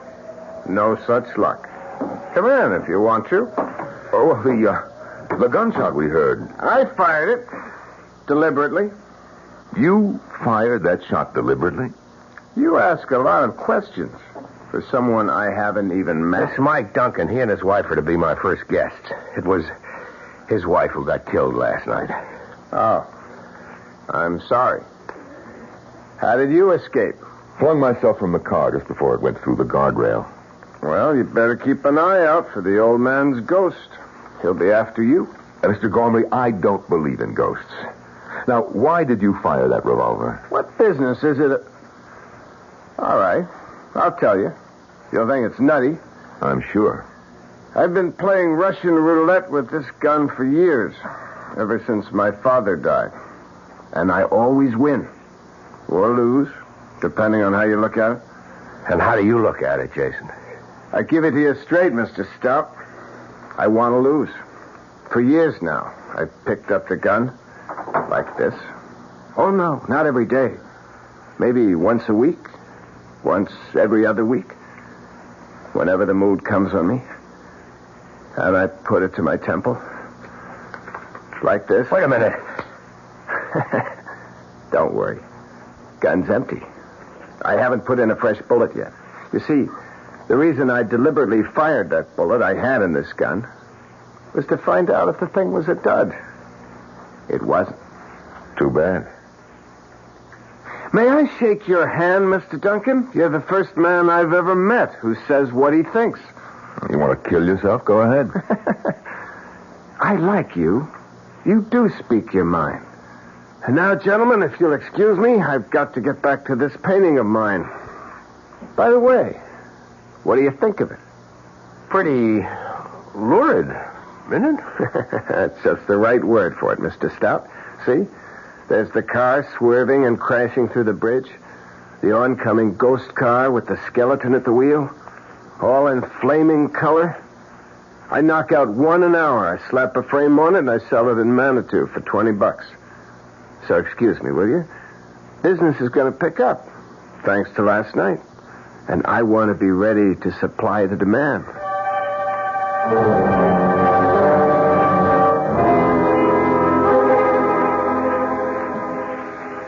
It's been a rough 24 hours, Miss Stout. It's a nice chair. Just right for sitting in front of a fire. Cost you plenty, I'll bet. Yes, plenty. But that isn't what I'm thinking about. You're thinking about your brother and my wife lying in their coffins at the undertaker's in Manitou. Yes, and also that even a small village like Manitou has an undertaker. Birth, death, taxes. The only sureties in life, Mrs. Stout. Liz. Mike.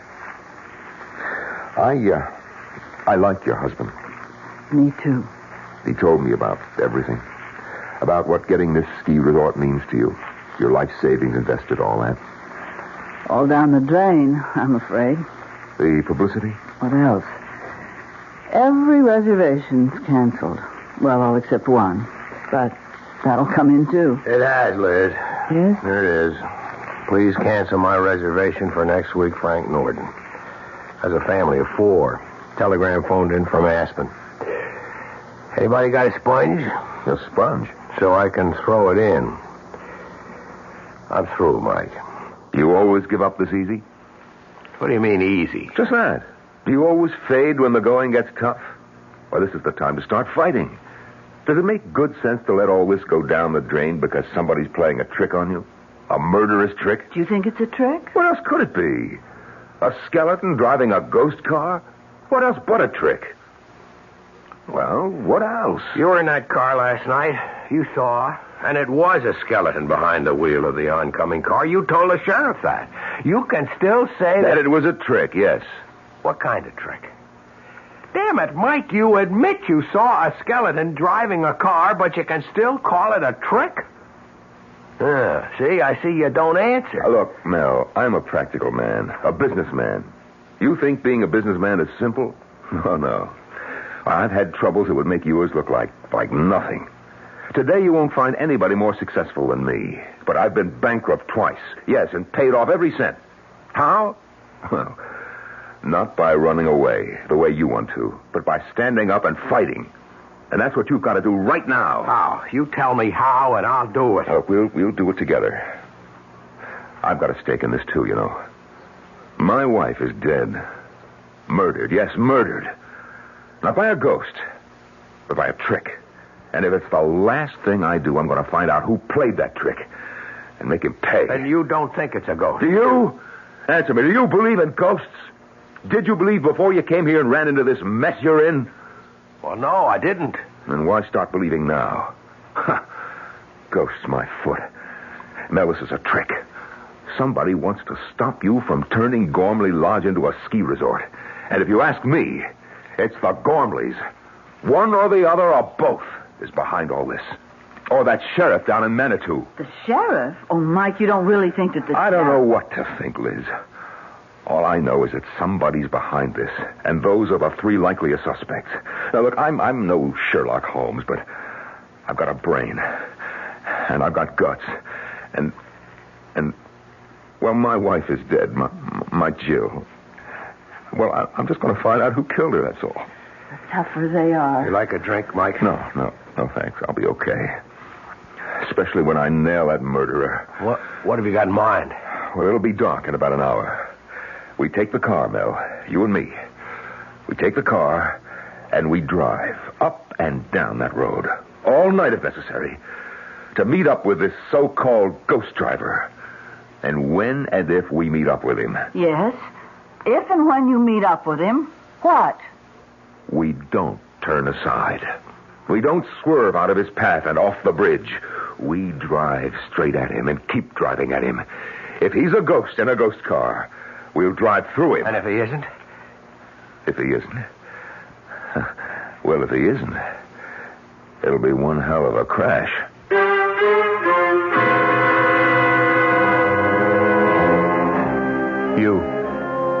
you out there listening, what would you do? If you were Mel Stout, would you accept Mike Duncan's challenge? I'll be back shortly with Act 3. Ever see a beer drinker pour his beer real easy down the side of the glass? Maybe you do it yourself. If so, the Budweiser brewmaster thinks you're missing something, especially if you're a Budweiser drinker. You see, Bud is brewed, so it will kick up a healthy head of foam. Exclusive beechwood aging and natural carbonation make it a lively brew. Well, anyway, pouring Bud plunk down the middle of the glass helps bring out the best in that clean white Budweiser foam and real beer aroma. It also helps you get the full benefit of a taste, smoothness, and drinkability you'll find in no other beer at any price. Remember, brewing beer right does make a difference. Next time, pour that Budweiser right down the middle and see for yourself. Anheuser-Busch, St. Louis.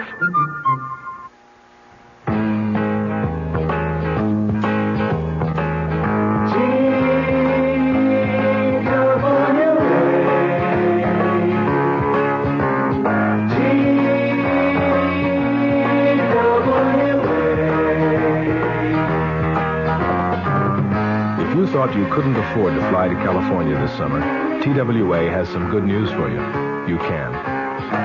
Thanks to TWA's demand schedule service, you can fly to California for only $125. Just make your reservations 90 days before you want to go and put down a $20 deposit for each way. For all the details, call your travel agent. TWA's demand schedule service. Now you can afford to fly to California.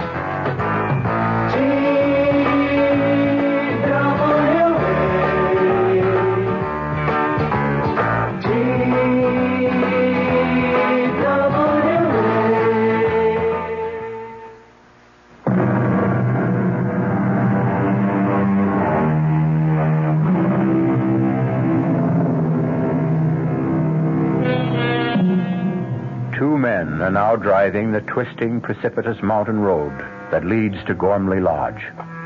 One, Mike Duncan, believes that the ghost driver they hope to meet is nothing but a trick. Mel Stout, his life savings, every penny at stake, has had no choice but to go along. Mike, I'm bushed. Let's make this the last trip. We're going to drive up and down this road till dawn. Yes, and night after night if we have to. Until we meet up with our so-called ghost driver. This is the 6th time we've been up and down this mountain road. Okay. Pull over. I'll drive. Get out your side. I'll slip behind the wheel. Yeah. Hey, there's a car coming up behind us. Red light flash. That must be the sheriff. There's the sheriff, all right. And Mr. Stout. Oh, and you, Mr. Duncan. What are you doing here, Sheriff? Well, that's what I want to ask you. I got a report from Mountain View House across the valley there that they were seeing headlights going up and down this road. Guess I don't have to tell you everybody around here's on edge after what happened last night. Now, what are you up to? We're not up to anything, Sheriff. We're driving this road in hopes of meeting up with whoever or whatever killed my wife and Mr. Stout's brother-in-law. And get yourselves killed in the bargain? Oh, no. You drive on up to Gormley Lodge, and when you get there, stay there. You make that sound like an order, Sheriff. That's what it is, Mr. Stout. Well, I guess we better do like he says, Mike. I don't think so. Oh, you don't? No, I don't. This is a public road. We've got a right to be on it. Unless we're doing something that breaks the law, and we're not. You're a kind of troublemaker, Mr. Duncan, aren't you? Sheriff, I never go looking for trouble, but I know how to handle it when it comes my way. Now, either you arrest us for breaking some law or other, in which case you'd better be prepared to back it up, or I'll sue the town of Manitou and you for false arrest, or get off our backs. I'm not on your backs. I'm trying to save your lives. Take my advice. Advice, huh? I thought it was an order. All right, wise guy. Have it your way. Go ahead and get killed and be damned to you. Let's go, Mel. You can sure sound tough, Mike. No small-town sheriff pushes me around. Well, he's only trying to do his job. Maybe. And maybe not. What do you mean? I don't know. But that's what we're going to find out. Tonight, tomorrow night, or whenever. Now, there's the bridge ahead. Yeah, maybe you better slow down. No. If it's a ghost, we'll go through it. If it isn't... Mike, headlights coming toward us. Now, look, don't lose your nerve. Coming closer. We're going to crash if you don't... Mike! Driving that car, it's Rory! Your brother-in-law, my God!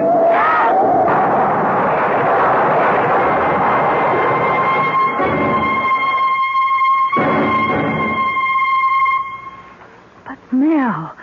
Mike, I can't believe it. Can't believe it myself, Liz. Not only what we saw, but getting out of it with our lives. The fates were with us, Mel. I lost my nerve. I have to admit that. I just couldn't keep driving straight at that awful thing coming toward us. I couldn't help myself. I swerved at the last second. Well, thank God we hit that stanchion instead of going off the bridge. But Rory driving the other car, it's impossible. Rory's dead. We're burying him tomorrow. Rory's dead, that's for sure. But it was Rory driving that car, that's for sure, too. Then ghosts do exist? Mel? Yes, hon? After the funeral tomorrow, let's get out of here. Let's go away from this place as fast as we can. And go where? Oh, back to Aspen, of course. Liz, we're broke. We haven't enough dough left for a motel room. Where would we stay? How would we live? Mel, I didn't know things were that bad for you. Putting this place back in shape cost me just about every penny I had. Well, look, would a loan help? You'd be willing to... Oh, sure. I like you two, and, well, the way things turned out, we've gotten to know each other real fast. Practically friends. So... Well, if you can use a loan... That's generous of you, Mike. It is generous of you, Mike, and I appreciate it, but... No, thanks. What'll you do? Do what you said I ought to do. Fight this thing.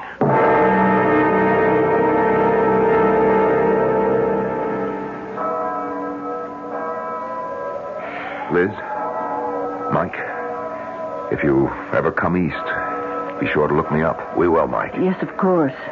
You won't change your mind about the loan? Can't. Would only be putting off what's bound to happen. Unless... Unless what? Unless I can find the answer to what goes on here. There's something bothering me, something I feel that I saw somewhere but didn't pay much attention to at the time.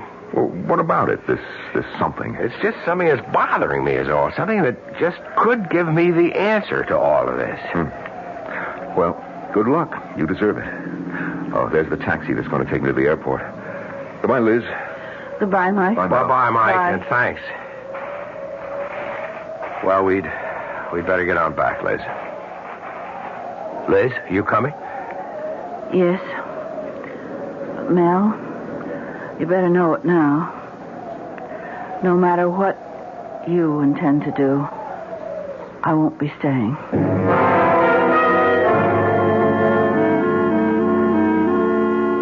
Mel, we've got to face the facts.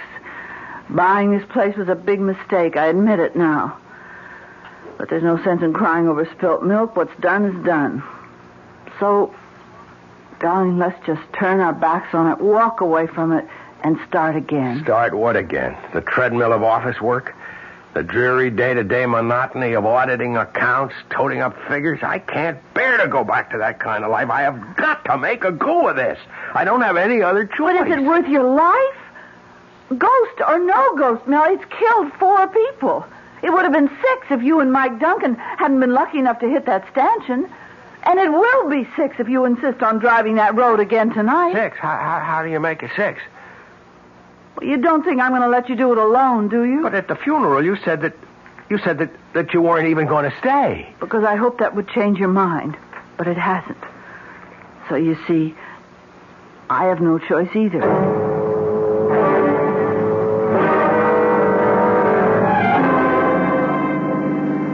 It's just like last night with Mike. From the top of the mountain down to Manitou, then back up again and again, and no sign of him. But he did show, finally. And Mike lost his nerve, swerved aside at the last second. Let's hope I don't lose mine. Will it matter? What do you mean? Well, if you lose your nerve, we'll go off the bridge. If you don't, and the ghost car isn't a ghost car, we'll be killed in a crash. If there is a crash, but there won't be. You seem awfully sure of that. I am. Remember at the cemetery I told Mike there was something I had seen but hadn't paid any attention to? Yes. And that if I could only remember what it was, I'd have the answer to all of this? Yes. Well, it's come to me. Driving up and down the mountain tonight, it suddenly came to me. See, it wasn't something I'd seen. It was something I'd heard and paid no attention to. Something I knew but didn't realize what it meant. And if I'm right, Liz, if I'm right... What is it? What did you remember? We're on the bridge now. Let me concentrate on driving.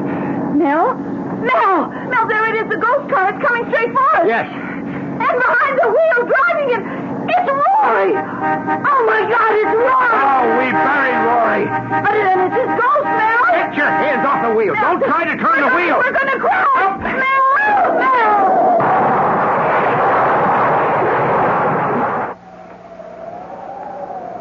Mel?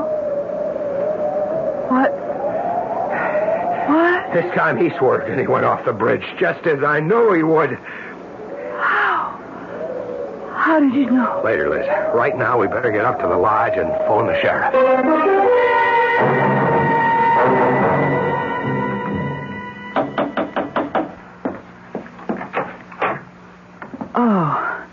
Oh, come in, Mrs. Gormley. Mel? Mrs. Gormley's here. Please, won't you sit down? Yeah, thank you. Hello, Mrs. Gormley. I'm sorry about last night. I'm not. Mrs. Gormley, Jason was your son. Oh, he was the torment of my life. Every day I lived. Of course, I'm sorry he's dead, but... I can only be glad it's over for me. Did you know that your son was the ghost driver? I suspected, but I was never sure. You see, it was Jason who wanted to go on living here in this house far more than I did. Oh, you can understand. He was born here. He grew up here. Started his painting career here in a fine, big studio upstairs. Tragic. Just tragic. Even more tragic if it hadn't been for you. How did you come to know? What made you realize that my son was the ghost driver? A gunshot. A gunshot? The shot he fired to see whether the bullet he used for playing Russian roulette was live or not. Well, I don't follow you. You see, something kept bugging me, Mrs. Gormley, but I couldn't nail it down because I kept thinking it was something that I'd seen. But then suddenly I realized it wasn't something I'd seen, but something I'd heard. That gunshot. I still don't know. It got me to thinking about Jason playing Russian roulette, playing with life and death. And that got me to thinking a step further. Sure, Russian roulette. Only a fool or a would-be suicide would play it. But the fact remains that the odds are in his favor. Every time Jason spun the barrel of that gun and pulled the trigger, the chances were 5-1 against firing the bullet. Oh, but what was the connection between that and the ghost driver? Driving a car straight at another car is just another form of Russian roulette. Ah, yes, I see.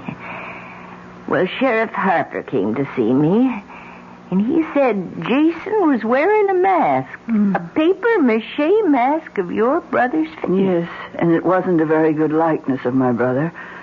But it didn't have to be. It looked enough like him to fool you when you saw it under those awful conditions.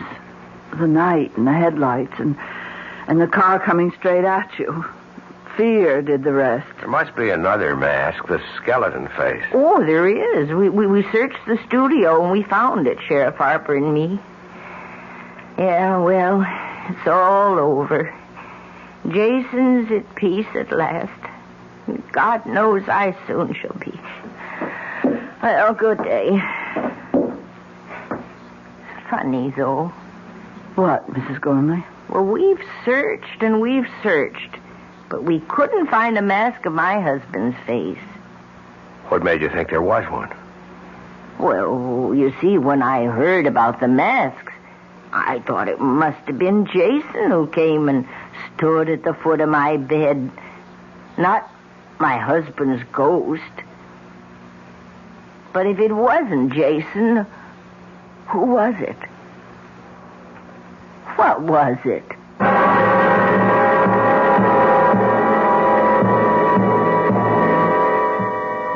An interesting question. What was it indeed? I'll be back shortly. Hi, Ms. Goldilocks here. Professionally taste-testing diet drinks can be very difficult, but I've just had to bear with it. Then I found sugar-free Diet 7-Up. It doesn't taste like other diet drinks. It's fresh, light, natural, delicious. Sugar-free Diet 7-Up tastes so good that I've taste-tested it hundreds of times, and each time I've given it my seal of approval. Yes, this one's just right. Introducing the greatest taste to come out of your toaster since Samuel Bath Thomas baked his original English muffins in 1880. Thomas's new onion English muffins. Little bits of real onion blended into Thomas's original English muffin recipe create a tangy taste that makes everything fantastic, like burgers and cream cheese and cold cuts. Even butter tastes better. Thomas's new onion English muffins. The greatest new taste since 1880. Thomas's promises. Hey, Pat, how tall do you think she is? 300 feet if she's an inch, Luigi, and a fine lady she is. The year 1886. While most New Yorkers were enjoying their first look at the Statue of Liberty, a few were enjoying their first taste of Thomas's bread and discovering it was every bit as delicious as Thomas's English muffins. Today, there's still never been a lady to equal the lady, or a bread to equal Thomas's protein, whole wheat, and white bread. Thomas's promises.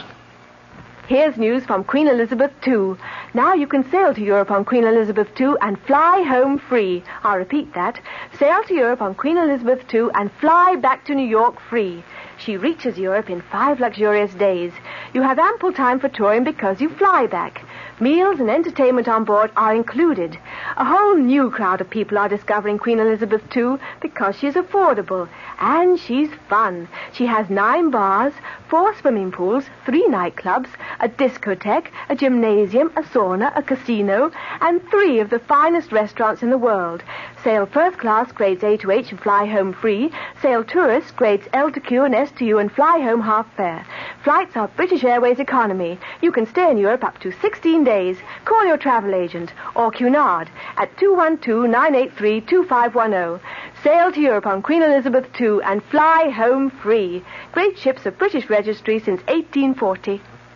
Our cast included Augusta Dabney, Mason Adams, Mary Jane Higby, Norman Rose, Nick Pryor, and Leon Janney. The entire production was under the direction of Hyman Brown. Radio Mystery Theater was sponsored in part by new sugar-free Diet 7-Up. This is E.G. Marshall inviting you to return to our Mystery Theater for another adventure in the macabre. Until next time, pleasant dreams. The preceding Mystery Theater program was furnished.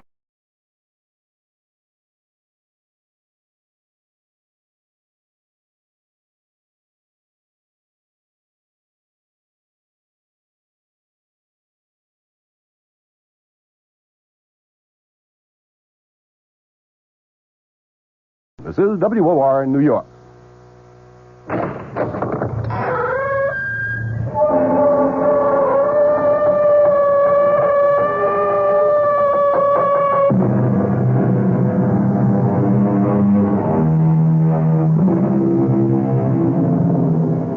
Come in. Welcome. I'm E.G. Marshall. Welcome to the fear you can hear. Welcome to the sounds of suspense. It was the ill-fated Prince of Denmark, Hamlet, who lamented, "The time is out of joint. O cursed spite, that ever I was born to set it right." Many people before and since have echoed the same cry of despair, but none with more compelling justice and reason than Ethan Vigil, clockmaker and destroyer. Ethan Vigil, for whom a special clock struck a magic and an evil hour. Got you boxed in. Your move, Jake. No, don't rush me. I'm thinking. God in heaven, Ethan, how can you stand that infernal racket? What racket? Oh, you mean the clock striking? I don't even notice it anymore. Well, go ahead. What do you want to give up? No.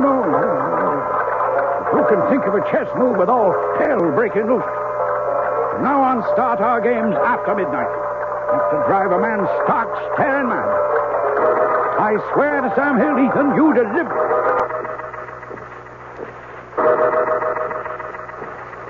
The only two living things left in the room at that terrifying moment, as time stood still, were myself and that damnable machine.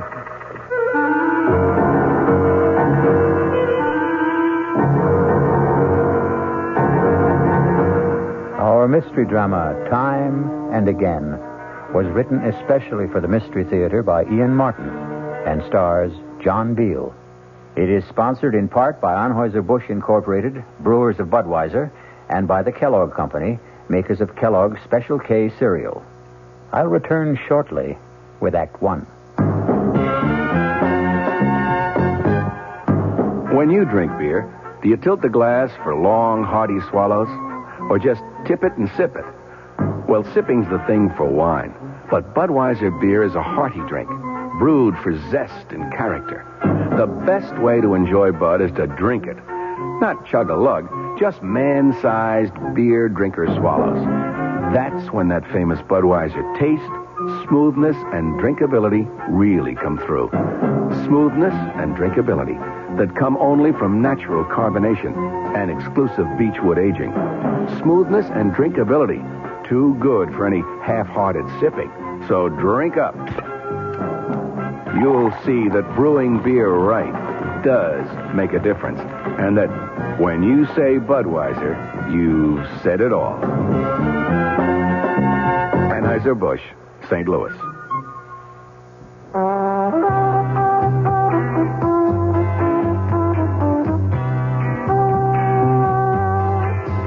No matter what you're saving for, that's what Suburban Savings for Suburban.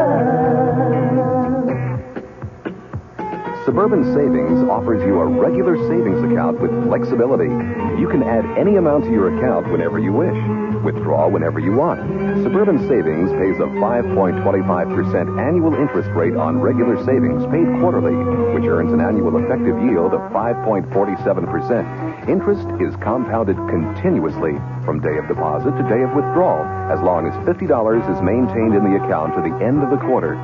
Come into Suburban Savings and open an account with flexibility. Our regular savings account in New Jersey at Bayonne, Edgewater, Elmwood Park, Emerson, Hackettstown, Morris Plains, Nutley, Paramus, and Sparta.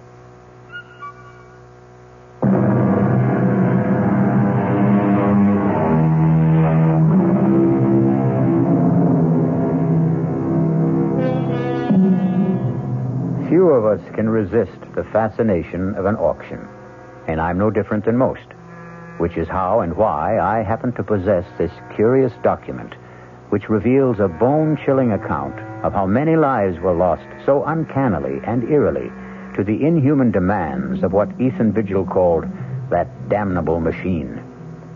The tale I'm about to tell... No, wait.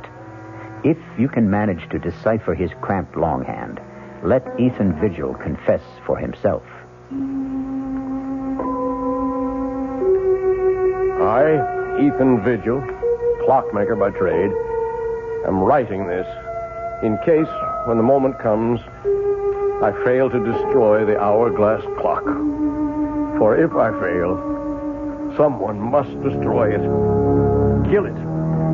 End its ghastly existence before God knows how many innocent people will die to satisfy its insatiable thirst. The clock itself came into my possession more or less by accident. I was working late at my shop one night about a year ago, and I heard it tapping on the closed glass door. Nation, some people can't read signs. Darn fools like to break that glass.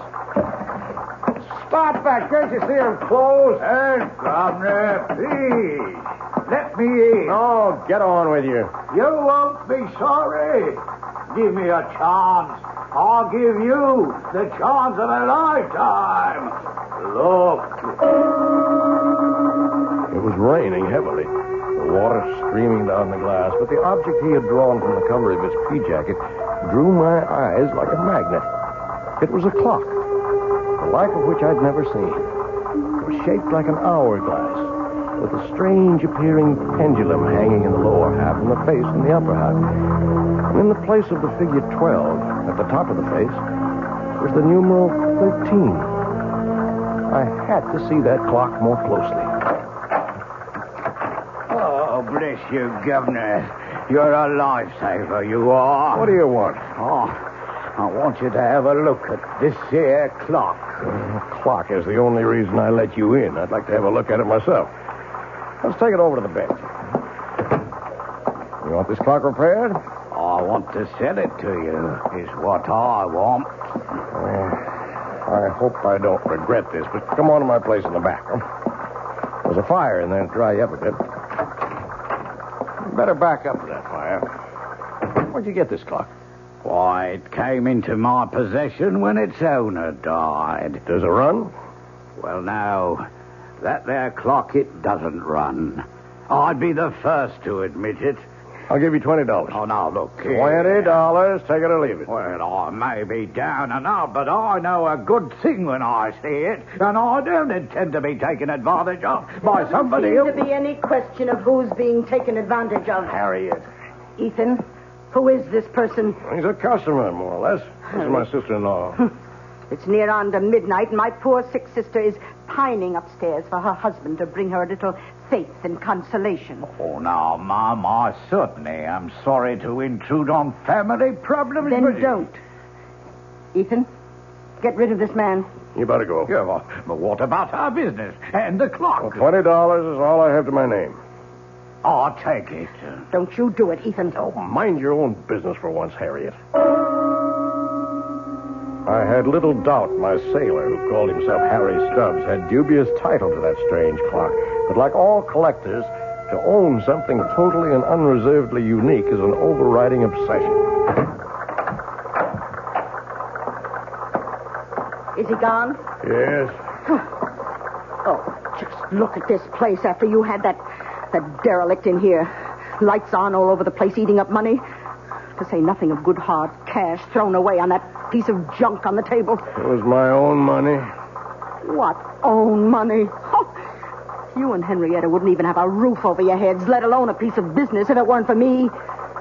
Oh, no, it's my money that keeps you going, and don't you forget it. Now, you lock the door to the shop. I still have some repairs left to do. You'll have to get up early tomorrow and do them. I just wanted to have another look at this clock. You'll waste no more time or light or fuel down here tonight. If it wasn't for good money paid out, I'd take that piece of junk on the table and dump it in the rubbish. How I wish she'd done just that. Let the city collect it with the morning trash and bury it forever. But fate hadn't planned it that way. So I went upstairs from Harriet to face another problem I didn't know how to solve. My ailing wife, Henrietta. Ethan, is that you? Yes, Henrietta. Where have you been? Working, dear. Are you hurting? Oh, when don't I hurt? I know. How's your back? It isn't my back. It's my stomach, Ethan. I'm scared. I've been afraid to think of it, but I know Harriet's sure I've got... Hush, no, none of that. You just get off to sleep. That's what you need. You just don't know how it is to be suffering every blessed minute of every day. As I slipped under the covers and lay wide awake beside Henrietta, snoring away, my mind went back to the strange clock on the table downstairs. The intriguing mystery of a mechanism I had never even imagined in 40 years of clockmaking. And the enigma of why 13 replaced the numeral 12 on the face.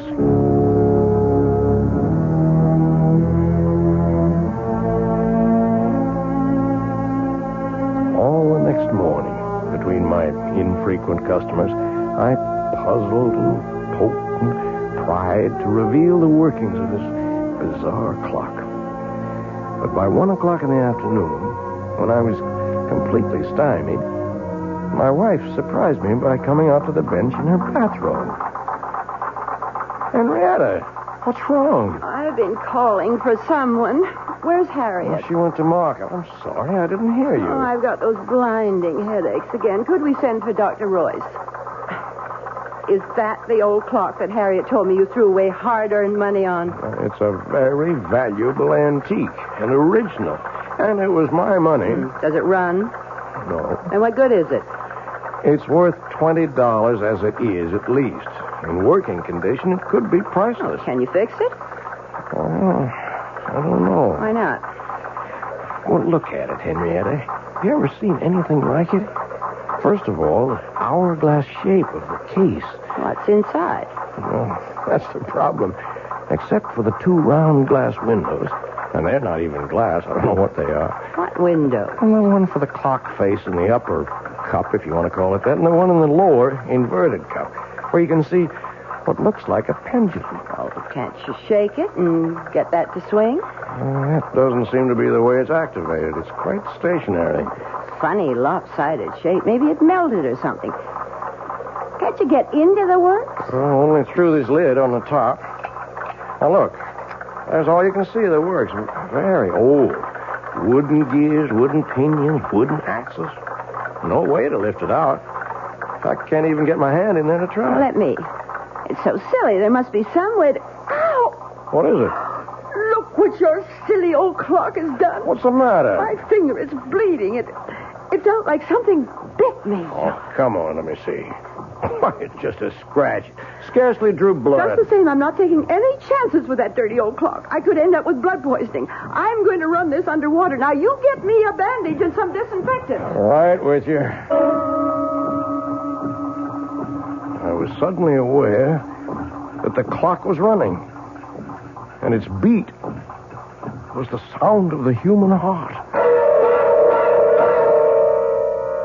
But Ethan didn't follow his wife right away, because suddenly he had become conscious that the dead clock had come to life, that it had started to record time again, and that the sound of its beat was very different from all other clocks. It was a sound akin, if not completely similar, to the beat of the human heart. I shall return shortly with Act 2. And now another tale of the ball and chain. At Kellogg's Special K presents the good, the bad, and the heavy. Why is that cowboy wearing a ball and chain? Because carrying around extra pounds can be just like carrying around a ball and chain. How symbolic. What will it be, senor? Give me the Special K breakfast. Here you go. For a Special K, skim milk, orange juice, and coffee. Say, don't I know you from someplace? You probably don't recognize me with my ball and chain. I used to be 10 pounds lighter, but I'm getting back that way by exercising and eating smart at every meal. Starting with this here Special K breakfast. What's so special? It's less than 240 calories, 99% fat-free, and delicious. It's going to help me get rid of the sheer ball and chain. I bet your horse will be glad to hear that. another ball and chain bites the dust. Your happy ending could begin with the Kellogg's Special K breakfast. That's Kellogg's Special K. That's right. Good night. This is WOR New York, your Mystery Theater station.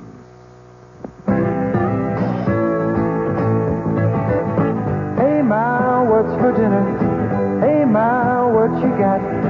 Hey, Ma, will it be much longer? My hunger gets stronger and I can't wait. She loves her family. She wants the best. She does all that she can do. She lets ShopRite do the rest. Hey, Ma, What's for dinner? How about Armour canned ham, 3-pound size, $3.99. ShopRite grade A frozen green beans, 9-ounce packages, 6 for $1. ShopRite Dairy Case Homestyle biscuits, 8-ounce packages, 5 for 49 cents.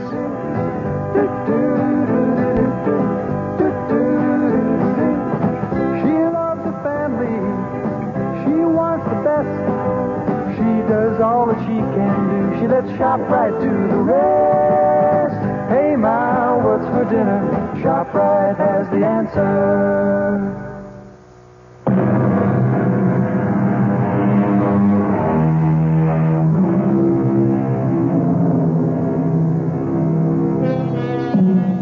Whatever his wife had accidentally touched, the clock had begun to run and remained running steadily, without any sign of stopping. Ethan checked that Henrietta's wound was little more than a surface scratch, and returned to observe... But let him tell his own story for himself, as he wrote it in his confession.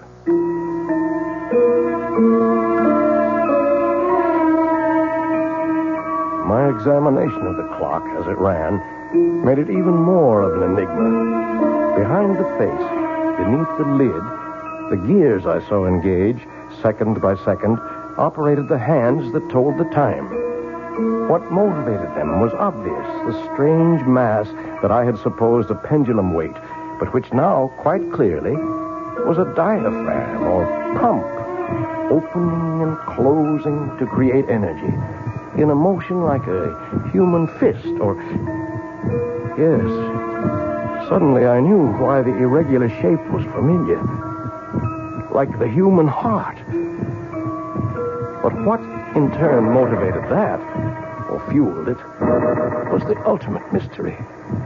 Everything about this clock was different, exotic, strange. Even its chime for the hours, plangent, plaintive, almost the sound of a human voice. I watched it irresistibly all day, all during the night, while I waited for Dr. Jacob Royce to come and examine my wife. Even while I waited for the result of that examination. What the devil are you doing out here, Ethan? Oh, I'm sorry, Jake. Just observing this clock. It's got me mesmerized. How's Henrietta? Oh, what am I going to tell you, Ethan? Same thing as usual. Yep. Not a trace of any physiological problem. Never is. Oh, there's a name for it if it's of any help. Chronic inadequate. Someone who just can't handle the simple process of life and has to make excuses for it. I'd better go up to her. Oh, there's no need. I gave her a sedative. Won't hurt her, but it might do you some good. Come on now. Let's play chess. If I set us up out here, all right? With all those clocks rattling away? I want to keep my eye on this baby here. If you can't sit up with one sick friend, you gotta sit up with another. And for the next 10 or 15 minutes, I did forget the clock that was to haunt the rest of my days. Inexorably, as we concentrated on the chessboard, all of the clocks ticked on towards 12 o'clock. And the moment when the explanation of that substitute number 13 was about to be made by the clock itself. Don't think much of your king's pawn variation, Jake. Got you boxed in. Your move. Don't rush me. Don't rush me. I'm thinking. Good Lord, Ethan. How can you stand that infernal racket? Huh? What racket? Oh, you mean the clock striking? I don't even notice them anymore. Huh? Go ahead. What do you want to give up? No. But who can think of a chess move with all hell breaking loose? From now on, we start our games after midnight. Enough to drive a man stark, staring mad. I swear to Sam Hill, Ethan, you deliver. After the 12th stroke of the hourglass clock's chime, there was no sound but the beat of the clock and my own heart. Everything else had stopped dead. My friend's mouth was frozen in the act of speaking. His hand poised over a chessman as though cast in bronze. Outside, like the old child's game, people had turned to statues. A car backing into a parking space was stopped in its tracks. The very raindrops hung motionless in the air like a spangled curtain. For everyone else in the world, save only me and that damnable clock, time was standing still.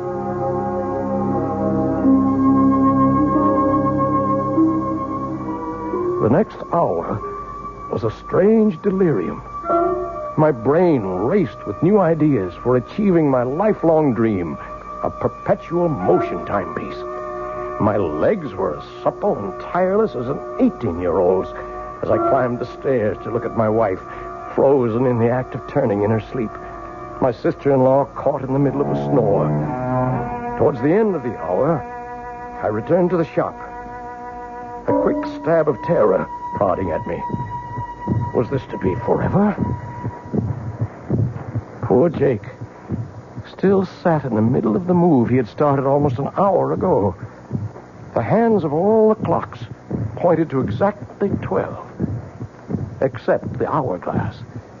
There, the small hand stood directly at 13, while the minute hand swept closer and closer to join it. With a sense of mounting excitement, I waited for their junction. Like the other clocks, my strange new one had only struck 12 before. Now I felt I knew the reason for 13. The extra magic hour of precious time that twice a day it offered to its owner. With bated breath, I waited for the proof. The missing chime.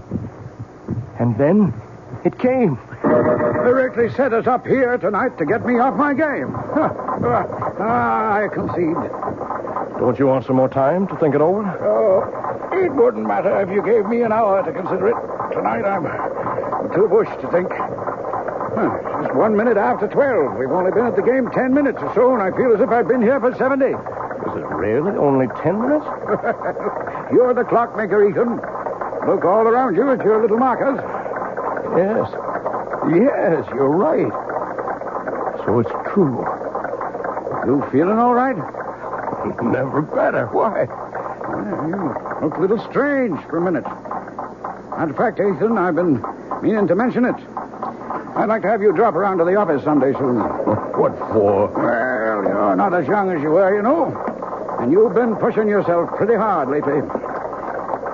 Want to make a date now? No, I'll call you. No, don't forget. Now, there's something I wish all my patients were as healthy as. 20 years since I started that old avocado tree in the window. And like Topsy, it just grew. Don't you believe it? Oh, that took a lot of tender, loving care. Watered just right, pinching it back, bringing it along to grow up right. Just like the child. I love that old tree. Well, Ethan, man's got to have something to love. Yeah, I reckon. Oh, you don't think there's anything really wrong with Henry, do you? No, I don't. Just another of her eternal spells. Well, night, old friend. Rain, stop. Good night, Jake.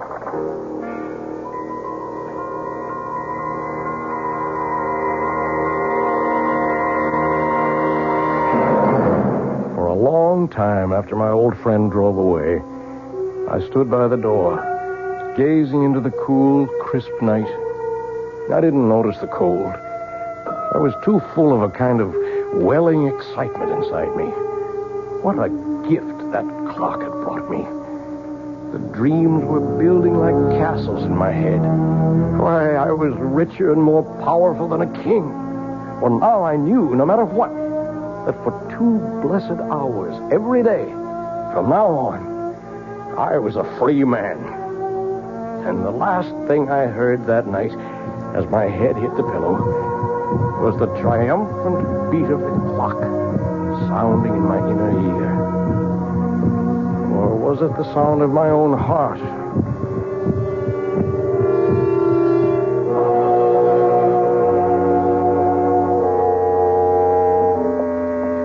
How is she, Doctor? I don't know, Harriet. Now, I don't mean to alarm you, but I think we'll put your sister Henrietta in the hospital for a few days for observation. Well, what's the matter with her? Well, that's what I wanted to put her in the hospital for. Find out. What do you suspect it is? I don't suspect it's anything. I just want to reassure myself. Now, why don't you go up and keep her company while I talk to Ethan? Oh, you won't have any trouble convincing him. I don't see why I can't take care of her. Well, you can't this time, Harriet. If you want to help, go sit with her. I'll make the arrangements with Ethan. How's Henny? I want to put her in the hospital for a few days, Ethan. Oh, she's that sick? I'm not sure. Whatever it is, this is not just one of her spells. I want her under observation for a while. Oh, whatever you say, Jake. Yeah. I wish I knew what to say. I feel a little guilty. Ever since that night a few weeks ago when we were playing chess. What do you mean, guilty? Well, damn it, for 20 years I've been medicating her imaginary ills. I wonder if maybe I got careless that night. Huh? Well, there's no doubt that from then on, this debility, anemia, whatever it is, started. Well, I'll get along and make all the arrangements. I'll phone you when to expect the ambulance.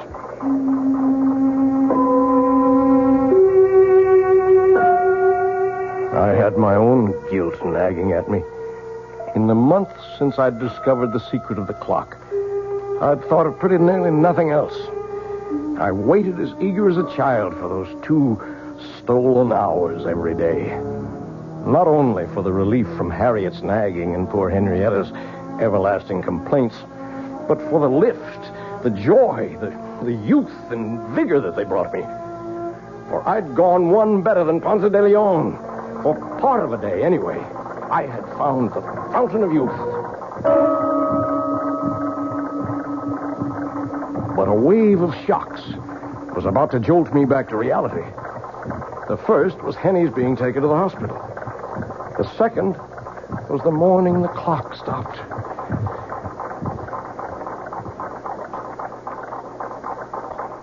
Oh, no. No. What is it? No, Ethan. You can't stop. What is it, Ethan? What's wrong? The clock, it stopped. Oh, is that all? I've got to get it started. Oh, you shake it like that, it'll end up in pieces. Good riddance. I told you it was a waste of money. Get out of here. How dare you talk to me like get that? out. Oh, I certainly will. Nobody's going to talk to me like that, particularly not you. I was frantic. My golden hours of solitude gone. My extra gift of precious time and the rebirth of youth. I couldn't let them go. There must be some way to bring them back. Start that damned intricate mechanism again. Clock was dead. Its lifeblood somehow drained. Blood. But that's what started it in the first place. Maybe... Oh, damnation. Oh, let it ring. I've got to find something to... Oh, all right. Hello? Ethan, it's Jake. Oh, Jake. Look, I don't want to talk now. Oh, then you've heard. Heard what? About Henrietta. Oh, she's not... I just got back to my office and got a message from the hospital. I'm afraid she's passed away. Oh, are you sure? Well, I'm on my way to the hospital now, just on the outside chance. Better meet me there. I'm on my way.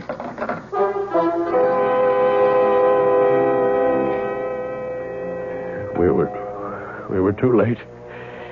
Henny was gone. With no goodbyes.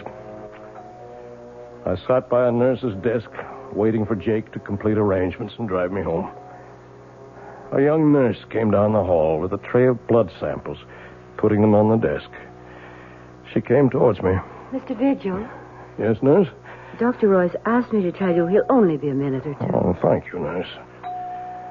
As she walked away, my eyes following her blindly, then I was looking at that tray of blood samples. Blood. It was Henny's cutting her finger that started the clock. Would that be the answer? I acted without thinking. In a moment, I had slipped one of the tubes into my pocket. And I was back in my seat before Jake came striding down the hall.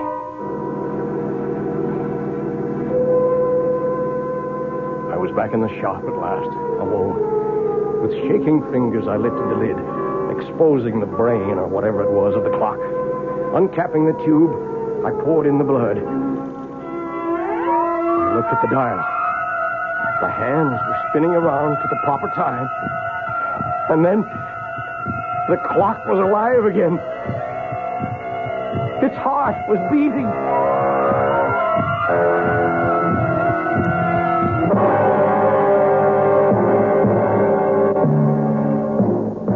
It would have been better, far better, had Ethan left it for dead. as we shall see when we return shortly with Act 3. We knew we had a good thing going, but we're absolutely delighted that you know it, too. I'm Hy Brown, producer of Radio Mystery Theater, saying thank you. Thank you for those thousands of letters. Our prize drawing is over now, and I wish I could thank each of you personally. But here's the rub. So many of you ask questions about all sorts of things having to do with radio that sifting through the letters will take weeks. So here's a suggestion. If you need a quick reply, do write again, just the question this time, and we'll try to answer right away. Send it to Mystery Theater, Box 5152, Radio City Station, New York 10019. That's Mystery Theater, Box 5152, Radio City Station, New York 10019. And again, thanks so very much for your fabulous encouragement. This is WOR New York, your station for the Mystery Theater. Hello, this is Joe Franklin. Ladies and gentlemen and boys and girls, for the very latest in nostalgia, for the ultimate in remembering, please join with me on Saturday nights from 9:05 to 11 o'clock, where memories are truly happening right here over WOR Radio.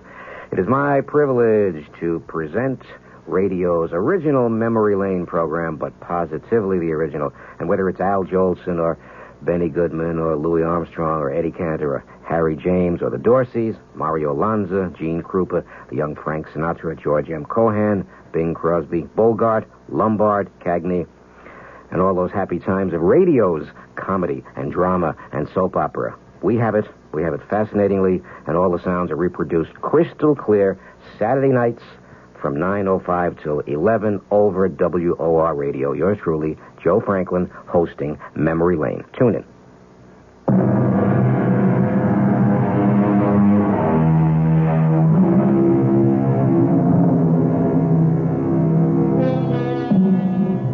Which of us could resist the temptation of perpetual youth? Or short of that, any extension of life?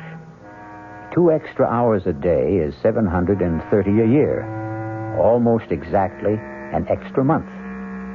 In a lifetime, 6 whole more years. But what Ethan Vigil forgot is that for every action, there is a reaction. For every gift, a recompense.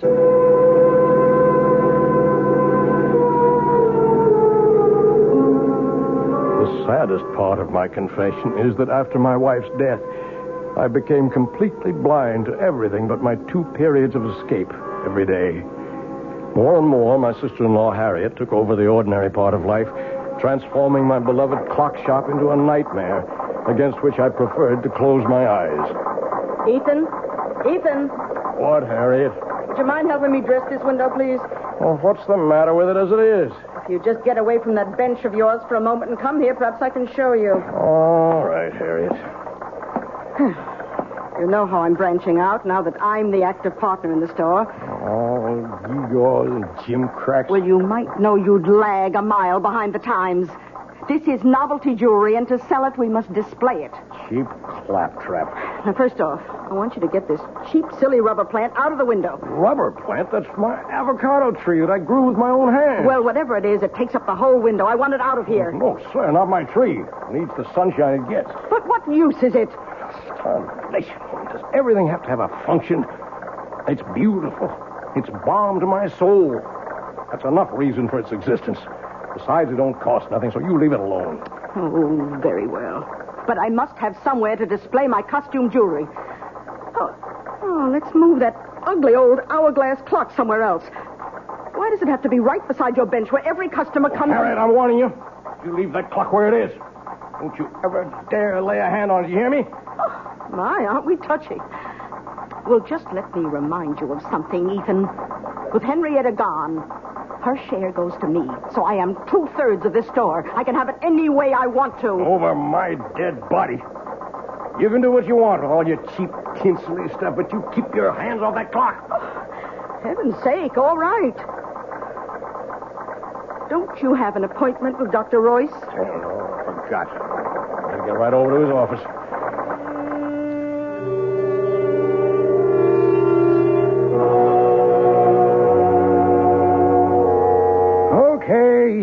Ethan, put your shirt back on. I'm all finished examining you. Well, what's the verdict? I couldn't be more pleased. You approve of the shape I'm in, huh? Well, before Henrietta died, I don't mind telling you I was plumb worried about you. Oh. Your heart was acting up. I didn't like your blood pressure. And there was a lump in your belly I could palpate big as a grapefruit. And now? Now I don't even need the x-rays I took. Know it before I see him. It's practically noon. Now go on. You don't need a doctor. Get out of here. Let me get around to the sick people outside who do.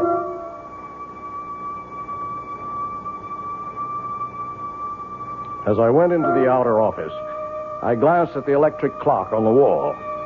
The hands clocked to noon as I did so. And I was looking at a, by now, familiar scene. The nurse who had risen to escort the next patient in was suddenly transfixed, halfway up from her chair. A child about to scream remained with face contorted, the scream not yet uttered. A thought crossed my mind. It was a month since I had fed the clock that first transfusion. I went into Jake's small lab, opened the refrigerator, I helped myself to a blood sample and left.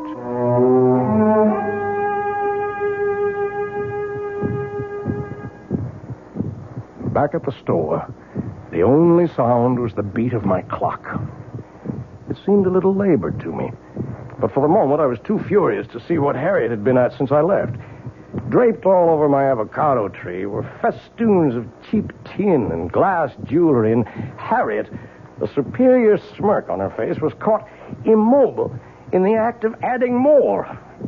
I choked back my anger because suddenly, before I could move, the clock beat died. Why, Ethan, how'd you get back so soon? What are you doing to the avocado? Well, since I can't take it out of the window, I thought I'd just use it as a display tree. You leave that alone. As long as it's there, no one moves that or touches it, except me. You understand that? Well, you certainly don't have to be so abusive Get about away. Get out of here. Leave me alone. Oh, when you're in a mood like this, I'm glad to. I'm sorry to tell you that your precious clock seems to be out of order again. I hope this time it's broken for good. Good riddance.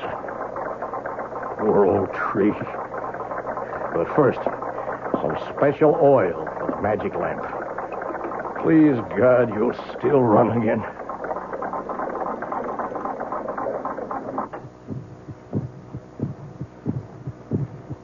And time stood still again. The pattern for the next months of my life was set. The part of it in my waking moments was only a necessary bridge between the long hours of infinite relief and accomplishment my clock brought me each noon and midnight. My designs for my perpetual motion mechanism were completed. I had already started to build it. That was my real life. Although I found to my dismay that the clock seemed to demand more and more frequent transfusions to stay running. But these were easy to steal from Jake's office in the hours when time stood still. Then once again, events caught up with me. Oh, Jake, just a moment. What are you doing here this time of night? Well, the evening's young. I thought a chess game might get some things off my mind. What were you frowning at in the window when I passed? My plant there. Avocado? Oh, yeah. Looks a mite peaked. I can't understand it. It's been wilting and drooping day by day. No reason. Are you any good at diagnosing vegetable life, Jake? Nope. And I'm beginning to think I'm not much better with humans. I wish I knew the secret of your spurt of youth. Think I'm getting old. You're not yourself, Jake. What's wrong? I don't know. In a way, it goes back to Henrietta's death, or seems to. What does? Well, I never said too much about the way she died at the time, Ethan. Congestive heart failure, you said? Oh, that's true enough. That's a condition that produces an end to living. But what caused it? Are you asking me? No, I'm asking myself. And I have no answer. Oh, tests were run and the pathological evidence was clear enough. But in spite of massive transfusions, we couldn't stop Henrietta's blood from simply disintegrating. Quite literally turn into water. And that's unusual. Abnormal. Never seen a case like it before. In the last 3 months, I've lost 3 of my patients to the same sort of, what shall I say, same sort of malady. I might have seen it developing, except for a strange thing. What? Well, all of them had been to my office and had routine blood samples drawn for physical checkup. And the samples didn't warn you? There weren't any samples to examine. Unaccountably, they disappeared from my office. And one other strange coincidence. The night your wife died, a blood sample for a patient in the hospital disappeared. And that patient died later? Yep, about 4 weeks later. But I don't know why I'm worrying you with all this. It's none of your business. Well, it is. Huh? Oh, you mean as far as Henrietta is concerned? No, I mean much more than that. Ethan, what is it? I didn't mean to upset you like this. I'm not upset. I just want you to understand. Understand what? That I'm sorry. Oh, I'm so sorry. Well, you're a good friend, Ethan. And I guess I don't feel like any chess tonight now. I'll run along. Jake. Yeah? I never asked before, but do you remember exactly what time Henny died? Oh, about 25 to 12, I think. I didn't have to think. I knew it all now. That was the precise moment that evil clock first stopped. So it was a monster, insatiable, that once having tasted blood, continued to suck on its victim till it had drained all life away. And I was no better, no less evil. I had been feeding this mechanical vampire at the cost of other human lives. In a daze, unable to explain to him, I saw my old friend Jake out and turned to face what I had to face.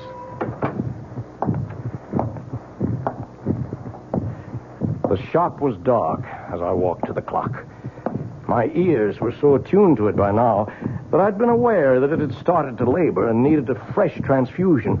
I was more than a little mad by now, as in the dark I said to it, "Die! Damn you, you devil! Die!"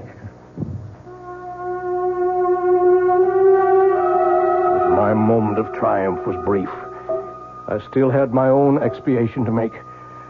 Not only for my wife, but for all those others.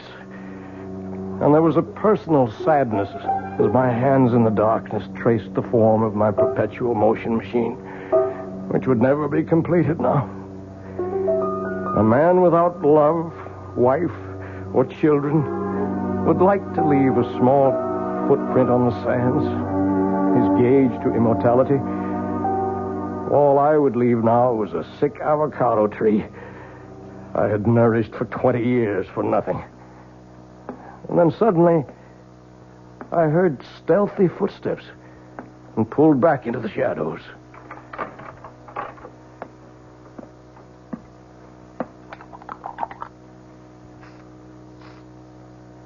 Harriet. Oh, I thought you'd gone to bed. What are you doing to the plant? Oh, why, it's just some food to make Let me see. It's a weed killer. You've been poisoning my tree. Why, you... Don't you touch me. Get away from me. Get away. Look what you've done. I've cut my hand. It's your fault. But finally you've smashed up this ugly old clock for good. It's dead. Just as dead as your precious avocado tree is going to be. And don't think you can save it.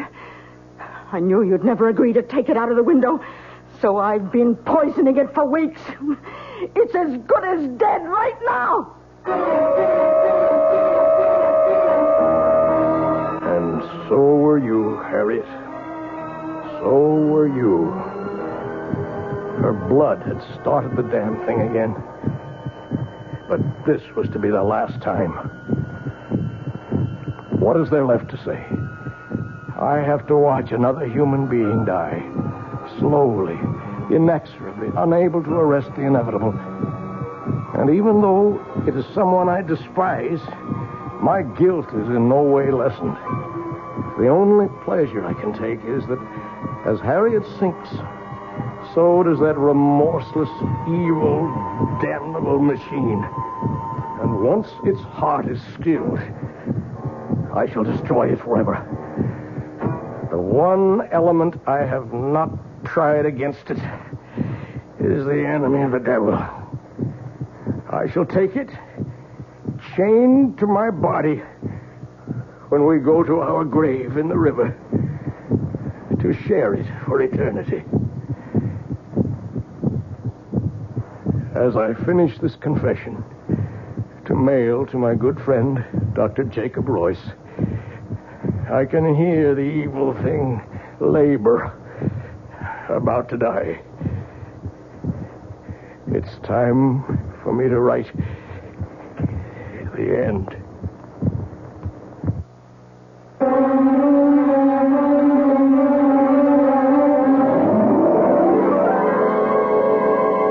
So be warned.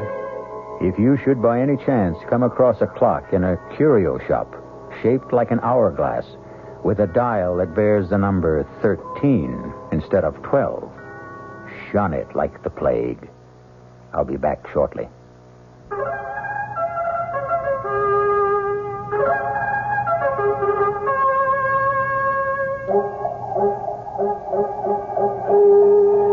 Hello, mystery fans. This is the Creeping Claw. Yes, this is the Claw, and I'm coming your way. I'm coming your way, and I'm gonna get you.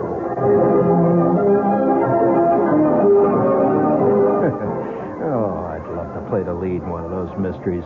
This is Gene Shepherd, gang, and I'm here to tell you that there's been a great time change here on WOR, and from here on in, I'm going to be heard every night. There's been all kinds of phone calls about it, so here's the answer. Every night at 9:15, Monday through Friday, Gene Shepherd, better known as the Creeping Claw. Good evening. I'm Patricia McCann. Dora McCann and I hope to have the pleasure of your company this week from 11:15 a.m. to 12, Monday through Friday. And let me tell you what we've got planned. Food prices have gone up again, so tomorrow we'll talk good, cheap food and how to make it taste. Then Tuesday, the day we've set aside for our ongoing nutrition series, our guest will be Diane Buckman, and she'll tell you how to use herbs to make everything from your own cosmetics and perfume to a natural tranquilizer. Then on Wednesday, we're going to get tough. Our guest will be Ralph Sharrow, a lawyer, a consumer, and a complainer, and he wants to tell us all how to get satisfaction from Ma Bell, Con Ed, and the local TV repairman. Thursday, Dora McCann interviews a lady who does a lot of ad-libbing in the kitchen, who doesn't think you should be uptight about a lot of the old rules and regulations. Her name is Glenn Andrews. She's author of Impromptu Cooking. And then last but not least, on Friday, you'll hear Muhammad Salan, who'll talk about his Middle Eastern restaurant, the Tripoli restaurant here in New York, one of the best. Have we got a date? Monday through Friday, the McCann program right here on WOR.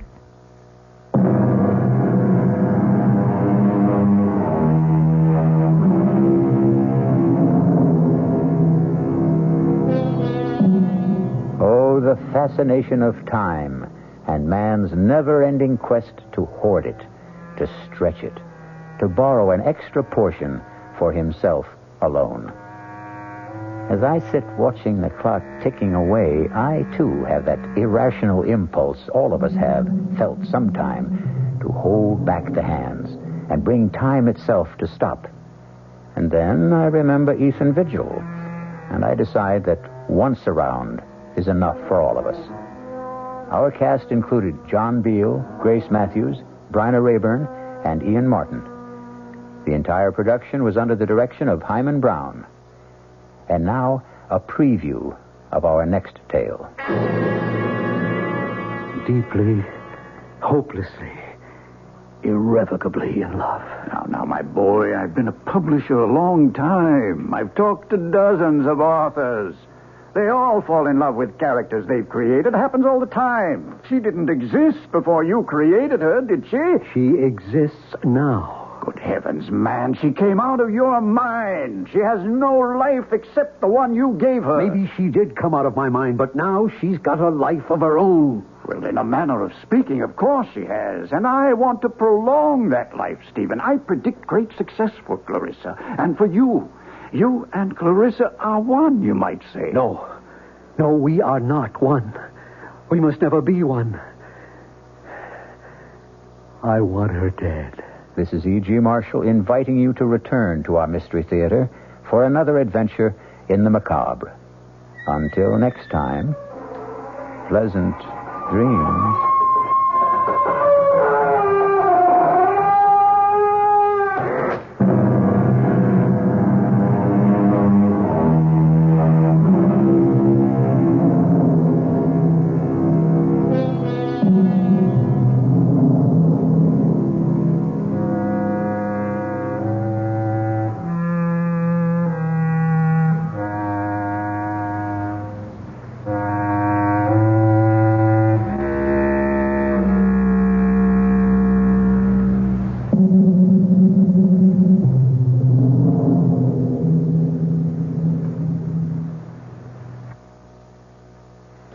WOR Mystery Theater was brought to you by ShopRite Supermarkets, where you get a lot more for a little less, and by Suburban Savings, with offices throughout North Jersey.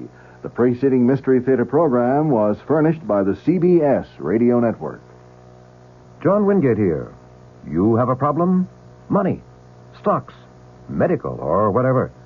Then join me, weeknights at 10 p.m., for the Wingate News Digest. News is simpler than you think. It's what affects you, your pocketbook, your job, your pension, all those things. These we cover, plus all hard news. The Wingate News Digest, weeknights at 10. Be sure you join us again tomorrow for the Mystery Theater, right after the Fulton Lewis News Commentary, Monday through Friday, here on WOR. The news is next with Bert Wilson, a full 15-minute wrap-up. WOR New York, an RKO General station.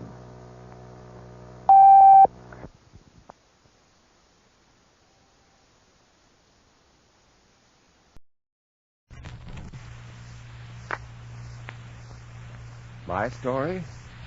Well, it will take time, but if you wish it, I cannot gracefully refuse. At about 100 paces from Verdun, on the banks of the Loire, stands an old brown house, crowned with very high roofs, and so completely isolated that there is nothing near it. In front of this house is a garden down to the river. That is, it once was a garden. Now it is completely overrun with weeds, and the trees and shrubs have grown wild and ugly. The paths once graveled are overgrown with purslane, but to be accurate, there's really no longer a trace of a path unless you look very closely. At one time, this must have been a beautiful garden, setting off the house until it very probably looked like a castle. The roof of this house is dreadfully dilapidated, and the outside shutters are always closed. The balconies are hung with swallows' nests, and the doors are forever shut. The dreary silence is broken only by birds and cats, rats and mice free to scamper around and fight and eat each other. An invisible hand has written over it all, mystery. During my stay at Verdun, the sight of La Grande Bretèche, for that's what it was called, became one of my keenest pleasures. Its unrevealed secrets intrigued me, and many was the evening that I braved the scratches of the overgrown hedges and got into this ownerless garden, which was no longer public or private. I lingered there for hours, gazing at the disorder and wondering at the debauches which had brought its downfall. One evening in my room, a stranger was announced to me, a Monsieur Regnault, who was the essence of politeness, but who had the great displeasure, he said, to request that my visits to La Grande Bretèche cease. Naturally, I was curious as to why, and he elaborated by adding that he was the executor under the will of the late Comtesse de Marais, and that her last word had specifically instructed that the house was to be vacated, and no one was to enter, even the grounds, for 50 years.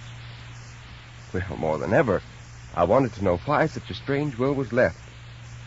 Monsieur was a tacit man, but a glass of sherry warmed him sufficiently to relate that Monsieur le Comte de Desmarais was dead, and that Madame Desmarais was on her deathbed when he visited La Grande Bretèche. She was a shrunken old woman who gave her last will and testament the moment before she clutched a very beautiful silver-mounted Spanish crucifix and died. From that time on, no one had entered the house, not even the madame's maid. In such a state of suspense, Monsieur Regnault left me. I, burning with desire to know the whole story, could think of no better person to tell it to me than the maid, who, I was surprised, was easily found, and after some bribing and a great deal of talking, was willing to relate what she knew of the story. Rosalie was eloquent in her reproduction, and in order not to fill volumes, I will relate what she told me as briefly as possible. The room at La Grande Bretèche in which Madame Desmarais slept was on the ground floor. A little cupboard in the wall, about 4 feet deep, served to hang her dresses in. 3 months before the evening of which I have to relate the events, Madame Desmarais had been seriously ailing, so much so that her husband had left her to herself and had his own bedroom on the 2nd floor. By one of those accidents which it is impossible to foresee, he came in that evening 2 hours later than usual from the club, where he went to read the papers. For some time past, Monsieur Desmarais had been satisfied to ask Rosalie whether his wife was in bed, and on the girl's replying always in the affirmative, he at once went to his own room with the good faith that comes from habit and confidence. But this evening, on coming in, he took it into his head to go see Madame Desmarais. Instead of calling Rosalie, who was in the kitchen at that moment, Monsieur Desmarais made his way to his wife's room by the light of his lantern. At the instant when he turned the key to enter his wife's room, he fancied he heard the door shut of the closet of which I have spoken. But when he went in, Madame Desmarais was alone, standing in front of the fireplace. The unsuspecting husband fancied that Rosalie was in the cupboard. Nevertheless, a doubt, ringing in his ears like the peal of bells, put him on his guard. He looked at his wife, read in her eyes an indescribably anxious and haunted expression. "You are very late," she said. Her voice, usually so clear and sweet, struck him as being slightly husky. At this moment, Rosalie came into the room. This was like a thunderclap. He walked up and down the room, going from one window to another at a regular pace, his arms folded. Finally, facing his wife, he said, "Madam, there is someone in your cupboard." She looked at him calmly and replied quite simply, "No, monsieur." This no wrung Monsieur Desmarais' heart. He did not believe it, and yet his wife had never appeared purer or more saintly than she seemed at this moment. He rose to go and open that closet door. Madame took his hand, stopped him, looked at him sadly, and said in a voice of strange emotion, "Remember, if you should find no one there, everything must be at an end between you and me." "No, Josephine, I will not open it. In either event, we should be parted forever. Listen, I know all the purity of your soul. I know you lead a saintly life and would not commit a deadly sin to save your life. See, here is your crucifix. Swear to me before God that there is no one in there. I will believe you. I will never open that door. I swear it." Louder, and repeat. "I swear before God that there is nobody in that closet. I swear before God that there is nobody in that closet." That will do. Now, Rosalie, I know that Gorenflot wants to marry you, that poverty alone prevents your setting up house, and that you told him you would not be his wife till he found means to become a master mason. Well, go fetch him, and tell him to come here with his trowels and tools. His reward will be beyond your wishes, and above all, go out without saying a word or else. Rosalie left. Monsieur Desmarais came quietly back to the fireside and began to tell her the details of the game of billiards and the discussion at the club that evening. When Rosalie returned, she found Monsieur and Madame Desmarais conversing amiably. "Gorenflot is here, sir," said Rosalie. "Tell him to come in." "Oh, Gorenflot. Go fetch some bricks from the coach house. Bring enough to wall up the door of this cupboard. You can use the plaster that is left for cement." Rosalie said Madame de Marais. "Come and brush my hair." Her husband quietly walked up and down the room, keeping an eye on the door, on the mason who was bringing in the bricks, and on his wife, but without any insulting display of suspicion. Gorenflot could not help making some noise. Madame de Marais seized the moment when he was unloading some bricks, and when her husband was at the other end of the room, to say to Rosalie, "My dear child, I will give you 1,000 francs a year if you'll only tell Gorenflot to leave a crack at the bottom." And then she added aloud, quite coolly, "You had better help him." Monsieur and Madame de Marais were silent all the time while Gorenflot was walling up the door. This silence was intentional on the husband's part. He did not wish to give his wife the opportunity of saying anything with a double meaning. On Madame de Marais' side, it was pride and prudence. When the wall was half built up, the cunning mason took advantage of his master's back being turned to break one of the 2 panes at the top of the door with his pick. By this, Madame de Marais understood that Rosalie had spoken to Gorenflot. They all three then saw the face of a dark, gloomy-looking man with black hair and flaming eyes, a Spaniard, a handsome Spaniard. Before her husband turned around, the poor woman had nodded to the stranger, to whom the signal was meant to convey hope. At 4 o'clock in the morning, as the day was dawning, the work was done. Monsieur de Marais slept in his wife's room. The next morning, when he got up, he said with apparent carelessness, "Oh, by the way, I must go to the mayor for a passport." He put on his hat and left. Madame de Marais rang for Rosalie, and then in a terrible voice she cried, "The pick! Bring the pick and set to work. I saw how Gorenflot did it yesterday. We shall have time to make a gap and build it up again." In an instant, Rosalie had brought her mistress a sort of cleaver. She, with a vehemence in which no words can give an idea, set to work to demolish the wall. She had already got out a few bricks when, turning to deal a stronger blow than before, she saw behind her Monsieur de Marais. She fainted away. "Lay Madame on her bed," said Monsieur de Marais. Foreseeing what would certainly happen in his absence, he had laid this trap for his wife. He had taken the beautiful silver-encrusted Spanish crucifix of his wife, which he had seen for the first time, and had asked questions until he shortly heard the name of its owner, a Spanish soldier in Verdun for the summer. "Rosalie, you may serve my meals here in Madame's room. She is ill. I shall not leave her till she recovers." The cruel man remained in his wife's room for 20 days.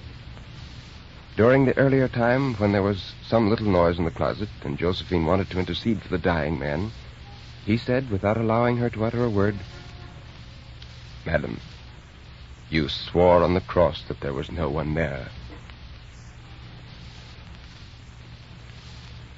And that, radio listeners, is one way of avoiding divorce. That was the story of La Grande Bretèche, or The Beautiful Castle, by the great French author Honoré de Balzac. Living from 1799 to 1850, Balzac can be considered one of the early pioneers of the short story, which, in the past century and a half, has come to monopolize so much of the modern printed word. Somerset Maugham, in an introduction to a very recent collection of short stories entitled Tellers of Tales, makes the statement that from the first appearance of the short story, as we know it, around 1800, until today, there has been no improvement or polishing or sophistication. The first stories are, in other words, as good, as interesting, and as modern as the stories written today by acceptable authors. With Mr. Maugham, I agree completely in this conclusion, and I believe La Grande Bretèche is one fine example proving that point. Incidentally, our American raconteur, Edgar Allan Poe, an across-the-sea contemporary of Balzac, wrote a story on the same theme and handled it in much the same manner. It is The Cask of Amontillado, and soon we shall present it in this series.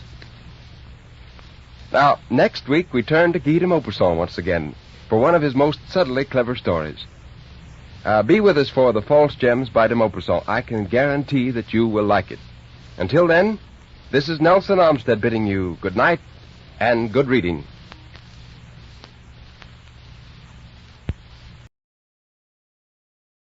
Afternoon Theatre. We present Noel Johnson and Nicolette Bernard in The Gioconda Smile by Aldous Huxley, adapted for radio by Cynthia Pugh. The Gioconda Smile.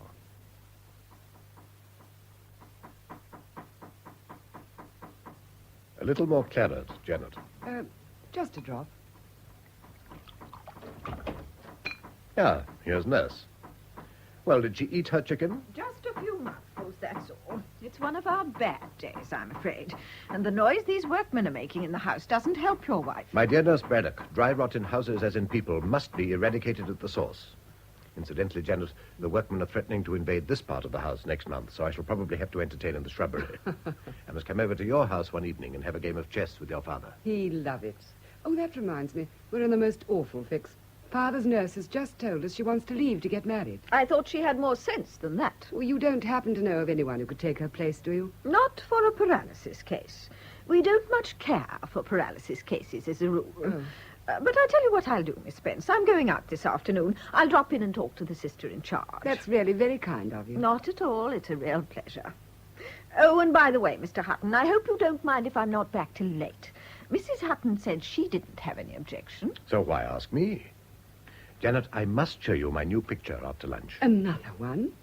But Henry, aren't you ashamed of yourself? I simply couldn't resist it. An early Modigliani. One of those extraordinary nudes. I'd love to see it. You must help me to decide where to hang it. You too, Nurse. Don't hang it anywhere. That's my advice. Don't you like it, Nurse? Like it? It makes me absolutely sick. From which, my dear Janet, you can infer that it must be pretty good. Only the very best modern paintings make Nurse sick. The second-rate things don't cause anything worse than a touch of heartburn. Mrs. Hutton didn't like it either. In fact, she thought it was positively disgusting. I knew that without your telling me. Oh, that knocking. If you'll excuse me, Miss Spence, I'll go and take some dessert up to the poor invalid. Of course. You're not going to give her those red currants, are you? Why not? Well, remember what Dr. Libbard said. Nothing with skins or pips. I believe in letting her have what she fancies. It does her more good than fussing around with diets and things. All right, have it your own way, but don't blame me if it upsets her. Only somebody would marry this one instead of yours. But that, I fear, is a lost cause. A poor thing. And yet Emily fairly dotes on the woman. So here she is, for life, poisoning every meal I eat. There are two ways of being a martyr to ill health. The first way is to suffer from it. The second is to suffer from the sufferers. I sometimes wish I could try the first way for a change. Why are you so cynical, Henry? Because I enjoy the pleasures of an easy conscience. Cynicism is simply confession without repentance. You admit your sins, and so you get rid of the unpleasant necessity of concealment and hypocrisy. But, having confessed, you neither repent nor reform. You advertise your shortcomings, and you persist in them. What nonsense you talk. Everybody knows how patient and kind you've always been. In other words, what a very adequate income I've always had. You know how devoted I am to Emily. But even I have to admit, well, she doesn't make life too easy for the people around her, or for herself, if it comes to that. Yes, she's her own worst enemy, of course. But then who isn't? I often wonder what I'd do if I were ill and lonely and felt that nobody really cared for me. I think I'd commit suicide. One doesn't commit suicide because one has a reason for killing oneself. One does it because... Well, I've known lots of people whose life was obviously not worth living, and yet the idea of putting an end to it never even entered their heads. But if you knew that because of your life, other people's lives weren't worth living, wouldn't that make a difference? Not a bit of it. It would probably make you hold on even tighter, just to annoy your friends. Oh. Some people kill themselves out of spite, and some refrain from killing themselves also out of spite. On the surface, the symptoms are slightly different, but at the bottom, it's always the same disease. Well, I hope that if ever I felt I was in the way, I'd have the courage to get rid of myself. It isn't a question of courage. It's just a matter of physiological reactions. If I couldn't do it myself, I'd ask someone else to do it for me. Ah, here's the coffee. Over here, please, Clara. Yes, sir. Thank you, sir. Black for you, isn't it, Janet? Well, let me do that, Henry. I'm very impatient to see the new picture. You are enthusiastic. All right, you deal with the coffee. I'll fetch it. It's in the study. Emily takes sugar, doesn't she? Yes, give her a lot. She likes something to take away the taste of her medicine. I'd put an extra lump in the saucer. Here it is. Oh, is this my cup? No, that's Emily's. It's too sweet for you. Here's yours. Oh, that picture. It's exquisite. I thought you'd like it. Oh, quite exquisite. Oh, how's your patient, nurse? Oh, as well as you can expect, all things considered. I'll take up the coffee at once, if you don't mind. I want to catch the 2:45 bus. Don't you bother, nurse. I'll take it. But there's her medicine, too. I'll give it to her. Drink your coffee. You've just got time. Well, that's very kind of you, I'm sure. And don't make yourself sick by looking at that picture. Oh, that poor Mrs. Hutton. What did you say? I feel so terribly sorry for her. Yes, with a heart in that condition, I suppose she might go at any moment. It isn't her health I'm thinking about. It's, well, you know. Miss Spence, I could tell you things that would make your hair stand on end. What sort of things? The sort of things you find out if you've been nursing for 23 years. When I think of that poor angel upstairs. When I first knew her, she was a beauty. Had her pictures in the papers and all that sort of thing. Then came her illness. Suddenly, there was nothing left to her. No parties, no theatres, no admirers. Nobody to court her and flatter her. Nobody even to listen to her. Isn't that typical of men? Sex. That's all they care about. Nothing but sex. He wouldn't do that. He's too loyal. You mean he knows which side his bread is buttered? Look at the money she's got. That's got nothing to do with it. He's a rich man himself. The richer people are, the more they value money. That's what I've always found. And in any case, when a man's rich, he can get all the women he wants. No scandal, no divorce. Money, that's all. Does Mrs. Hutton suspect? I mean, does she think there's another woman? Oh, he's clever enough to keep things dark. But I tell you, we wouldn't be surprised at anything. Mrs. Hutton and you seem to have talked things over a great deal. Now, dear, you mustn't feel jealous. There's nobody she cares for more than you. She's told me that again and again. But after all, you're not a registered nurse. You're not even married, dear. She'd feel embarrassed talking to you, whereas I'm like the doctor. You don't mind taking off your clothes for the doctor, do you? Well, that's how she feels about talking to me. And then, though I say it as shouldn't, she likes me. She feels I'm a friend. I'll tell you something. Do you remember that brooch of hers, that diamond dragonfly? Yes. Well, she's going to leave me that in her will. Oh, I'm so glad. That means she cares for you. And poor Emily has so few people to care for. And so few who care for her, Miss Spence. Well, I must fly if I'm going to catch my bus. I'll go through the garden. Oh, good gracious. What's this tin doing on the veranda? Weed killer. Poison. Contains arsenic. Oh, imagine leaving this stuff where the dogs can get at it. I'll take it down to the shed. Goodbye, Miss Spence. Goodbye, nurse. Well, Janet, do you really like my picture? It's perfectly lovely. And to think he might still be alive and painting these things. I have no patience with these people who die young, all these Keatses and Shelleys and Schuberts. It's just idiotic. Make a note of it, Janet. You're invited to lunch on my 80th birthday. You're sure you won't be a bit bored with me by then? How do you mean? Well... Look at this figure. Perfectly flat. And yet all the modelling's there. It's the line. If the line's good enough, it implies the volume. That's you, my mysterious Gioconda. Do you remember a young woman who came back from India? A very charming and beautiful young woman. Oh, that's neither here nor there. The point is that you showed her your pictures. You took the trouble to explain to her what they were all about. Ah, I begin to remember. But she never forgot. That's the difference. Do you know what you did for me, Henry? You opened a door, and there were all the things I'd only heard about. Painting, criticism, music. It was like a revelation. Like a conversion. And you didn't feel anything of what I felt. How could I? After all, I hadn't spent some of the best years of my life in an Indian garrison town. And to think that but for you and the grace of God, I might be there now. A colonel's lady, that's what I'd be by this time. And who knows? Perhaps you'd be very happy, my dear. Perhaps you made a great mistake when you turned down your nice young captain. Henry, how can you say that? After all, a man can have very bad taste in art and yet be a very good husband. And vice versa, I may add. But the one doesn't necessarily exclude the other. No. I've known people who could make the best of both worlds, such as a certain person who likes Modigliani. How strange that Emily never learned to care for painting. Oh, but she does. She cares a great deal. But her taste isn't very Catholic. She likes portraits, and only portraits of herself, and then only if they're flattering and by very expensive painters. Excuse me, sir. What is it, Clara? Mrs. Hutton says, would you please come upstairs a minute? Tell her I'll come later on. She wants you to come now, sir. Oh, very well. Sorry, Janet, I won't be long. Well, I'll have to be going in a moment anyhow. Wait till I come back, please. Of course. Clara, is Mrs. Hutton feeling worse? Not that I know of, miss.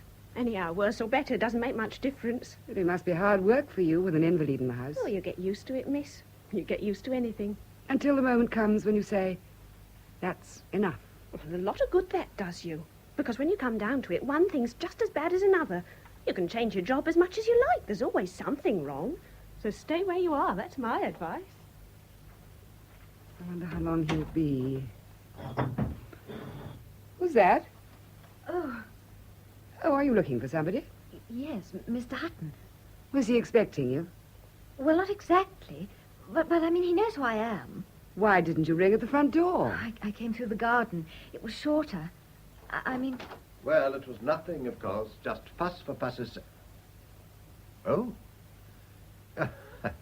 Miss Mead. What a pleasant surprise. I don't think you know Miss Spence. Miss Mead is collecting subscriptions for the crippled children's homes. I've got the check ready for you, Miss Mead. Oh, thank you. The only thing is that I'd like to earmark the money for spastics. I couldn't quite make out what form I had to fill up. I'll say goodbye, Henry. No, I won't be a moment. But I've got to go. Thank Emily for me and tell her how sorry I am I couldn't see her. I will. Well, don't bother to see me out. Goodbye, Miss Mead. Goodbye. I'll ring up tomorrow and see what we can settle about that game of chess with your father. Yes, do that.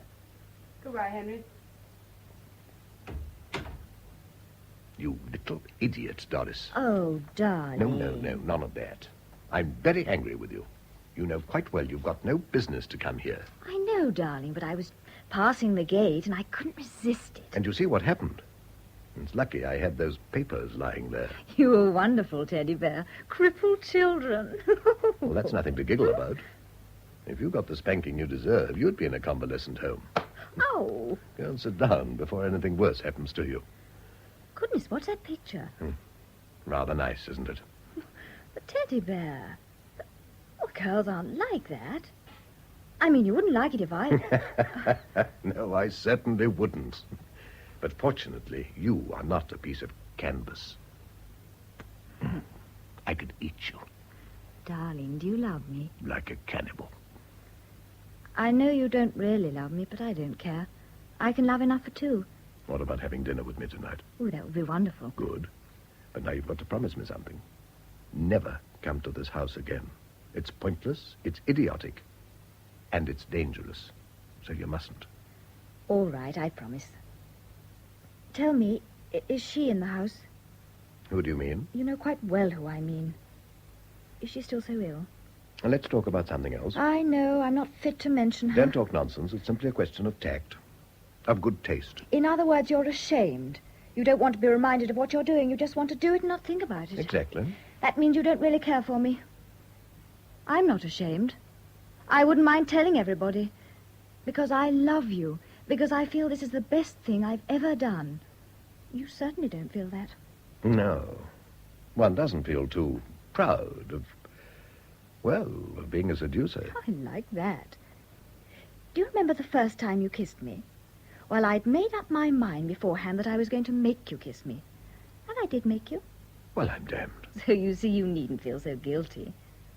I won't talk about her. I know it makes you miserable. Besides, I'm dreadfully sorry for her, really. And for you, if it comes to that. Why for me? Because you can't be as happy as I am. The one who was here just now, was that Janet Spence? Yes.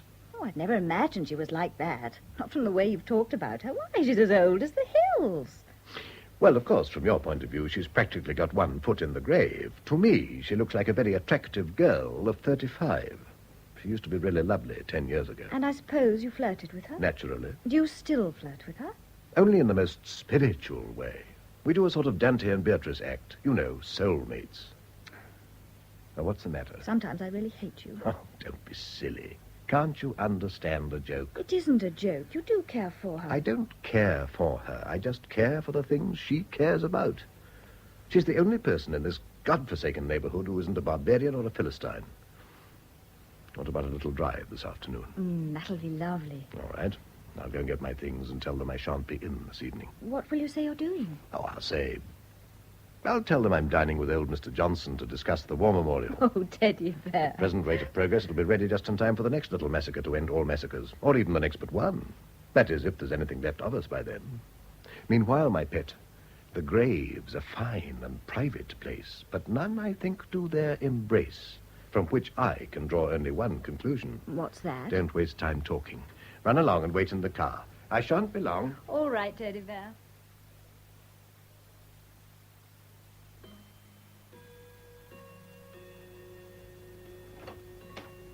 Why, Dr. Libbard. Now, what are you doing here? Is my wife ill? Hutton, I've been waiting for you for 4 hours.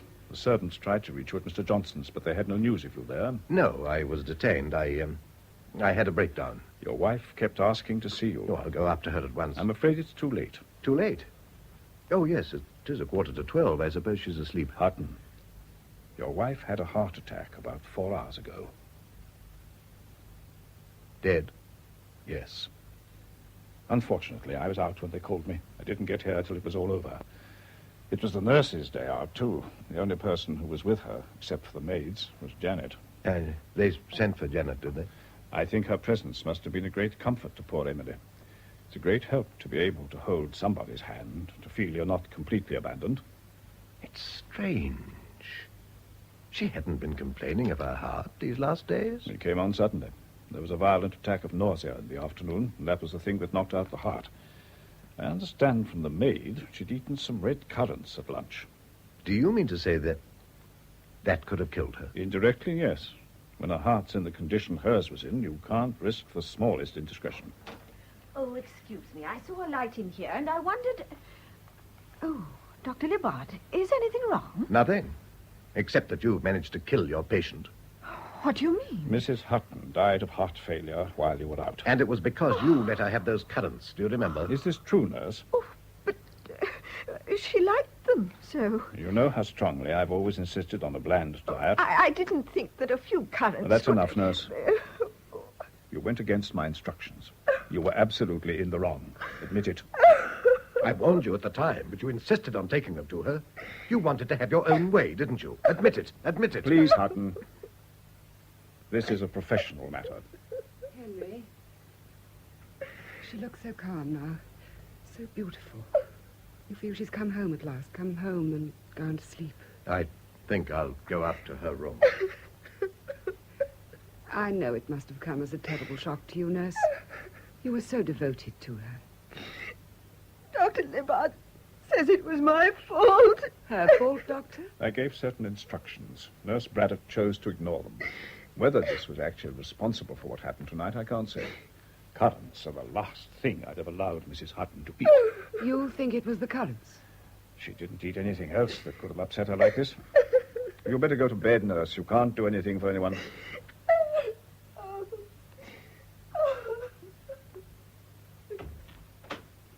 What are you going to do about this, Dr. Libbard? I suppose I ought to report her to an organization. The odd thing is that she's really a first-rate nurse. I don't understand it. I think I know why she did it. I suppose she cared too much for her patient. Thought she was doing the poor woman a favor. Yes, she really loved Emily. But that's only part of the explanation. The other part is that she wanted to spite Henry. Why? She didn't like him, that's all. Just because he belongs to the male sex, I suppose. Some of them get like that. Henry was always very keen on Emily sticking to her diet. That was enough to make Nurse Braddock ridicule the whole thing. With the result that she kills the person she's most attached to. Oh, dear. She must be feeling the shock more than any of us. I'd like to help her if it's possible. You know my father's nurse is leaving us. My poor Janet. I was thinking I'd ask Nurse Braddock to come and take her place. That is, well, if you feel she'd be all right. Well, as I've said, she's an uncommonly good nurse. And I don't think there'd be any psychological difficulties, would there? No, I think she likes me quite well. All right. I won't say anything on condition she goes to you. I'll still be in touch with her in that case. I think you're very generous. One tries to use a little discrimination, that's all. Should I go and talk to her, do you think? Do. The poor woman was obviously in an awful state. I'll wait here for Hutton. Very well. Oh, Yeah, he is. I'm going up to see Nurse, Henry. Very well, Janet. Well, there's nothing to say, of course. Just a lot of platitudes that don't signify anything. Have a drink, Libard? No, thanks. One talks in one universe, one dies, and one suffers in another. I found that out when Margaret died. You two were very close, weren't you? We've been married nearly 30 years. 30 years. And yet it isn't the time that counts. It's what you feel and what you are.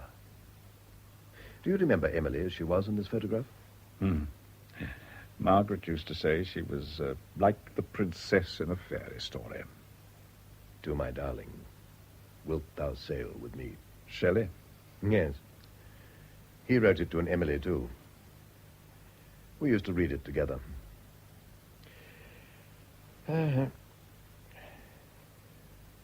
Shall I tell you where I was this evening? I don't think you need. It seems sufficiently obvious. I suppose you think I'm pretty contemptible, don't you? Oh, I don't think I have any right to pass that kind of judgment. Well, I do.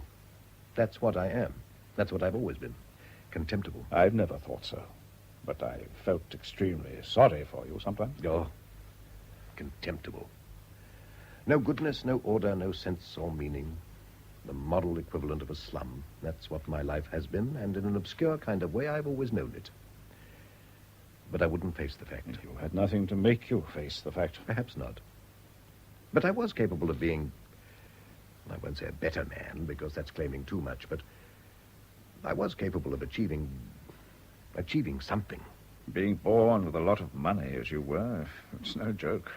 Heaven knows it's dreary enough to earn one's own living, but at least it gives a certain purpose and direction to one's existence. Do you think I'm capable of changing? Well, of course, if you want to. I do want to. At this moment, yes. But it's so easy to be heroic in time of crisis. Will you feel the same a month from now? Do you think I'm as weak as all that? Wouldn't surprise me if you were. Wouldn't surprise me if you weren't. At my age, I've stopped being surprised, if anything. What are you doing? I've got to write a note. Excuse me a moment. The moon's almost full, I see. What I hated most when I worked in London was never seeing the sky. Only a lot of smoke with whiskey advertisements. That's what makes modern man so idiotically bumptious. He lives in a horrible little homemade universe and thinks he's conquered the God-made one. He's industrialized himself to the point where he's in danger of exhausting all his natural resources. Oh, well, I must go. I've got a heavy day in front of me tomorrow. Drop this note in the letterbox as you go by, will you? I'll try not to forget. No, don't. It's important. Miss Doris Mead. Can't believe that anyone called Doris can be as important as all that. Very important. To say goodbye to. Oh, I see. Well, then I certainly shan't forget. You're quite right. One doesn't know what one will be thinking and feeling a month from now, so let's do the irrevocable today. Then one can't change one's mind tomorrow. You're growing wise in your old age. Oh, well, Janet, what news? She's very grateful to you, Dr. Libard. And you'll have a new nurse, I hope. As soon as Henry will let her go. The sooner the better, as far as I'm concerned. Well, goodbye, Janet. Goodbye. Goodbye, Libard. And thank you for all you've done for me. Goodbye. I'll look in again tomorrow.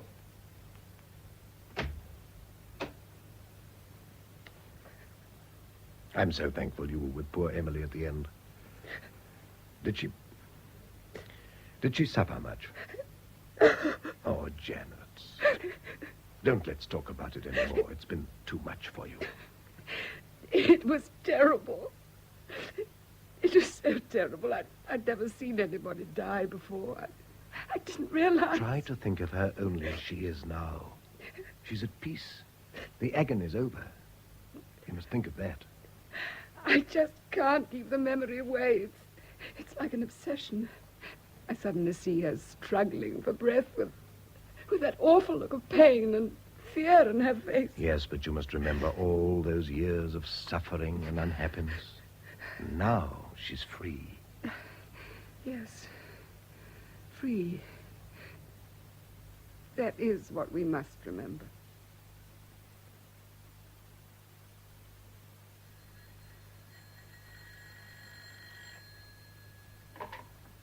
Hello?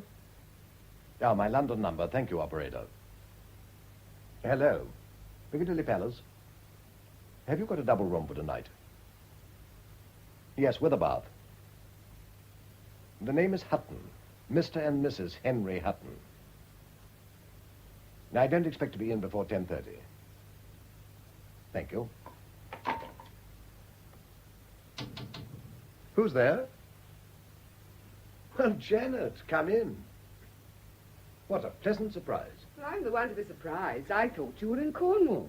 So did I, until this morning. I had to go to town unexpectedly, so I thought I'd take the opportunity to do a little burglary on the way. Without telling us you'd be here? My dear, it was all decided in such a hurry. Besides, I'm just driving through, post-haste. How on earth did you know I was here? Well, we decided to walk down to the village after dinner, and then suddenly I noticed a light in the house. So I let Father and Nurse Brad go on and climbed over the fence. More burglary. Well, I'm delighted. Sit down, won't you? Yeah. I won't stay long. Only till the others get back from the village. I hope they won't get caught in the rain. It looked pretty menacing just now. I'm glad you came, Janet. It'll save me writing a letter and going to the post office. This is for you. Oh, well, what is it? Well, open it and see. But Henry, it's Emily's bracelet. And Emily would want you to wear it. Me? Well, I don't know anyone who has as much right to it as you do. Her best friend, the person who did more for her than any other. Let me put it on for you. There. Henry, I couldn't. I don't deserve it. But Janet, she loved you. She'd want you to have something that would always remind you of her. And you were very fond of her, weren't you? No, Henry, I can't. Take it off, please. Oh, Janet, I should be offended if you won't take it. Do you want me to have it? Of course I want you to have it. I just felt it was too much. Too much? Not nearly enough. Oh, it's really very beautiful. Do you mind if I finish packing up these papers while we talk? Of course not. Did you hear that? Look, it's as black as pitch outside. How much longer are you going to be away, Henry? Well, I really can't say. I suppose you'll be back in 2 or 3 weeks. Thereabouts. Perhaps a little longer. Various things have turned up recently. I may have to be in town for a bit. What about your father and the nurse? They're going to get awfully wet, aren't they? Oh, they'll take shelter somewhere. I love thunderstorms, don't you? Frankly, I don't. I once saw a man killed by lightning just a few feet away from me. Look at the trees. Writhing, struggling. As if they were trying to get free, but they can't. They're tied down. The wind blows through them, and all it can do is to torture them. Tear them to pieces.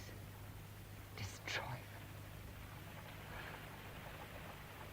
Here's the rain. What a release. Release? It's like somebody who's had to keep everything locked up inside herself, and then suddenly she can let go. You must know what that's like, Henry. Know what's like? Having to hide the thing that's most important to you, being forced to live a lie. Against your will, against all your feelings. This is getting too close for my liking. You can't be happy if you're living a lie. Can't you? I don't know. But how could you be under those conditions? And after all, well, everyone's got a right to happiness. A right? Now, why should it be a right? I don't claim anything by right. I just take what happens to come my way and thank my lucky stars. Poor Henry. You haven't had much happiness in your life, have you? Golly, how I hate this. You're quite right. I'm far from happy at this moment. You can make a joke of it, but I know what you've been through, Henry. The isolation, the spiritual loneliness.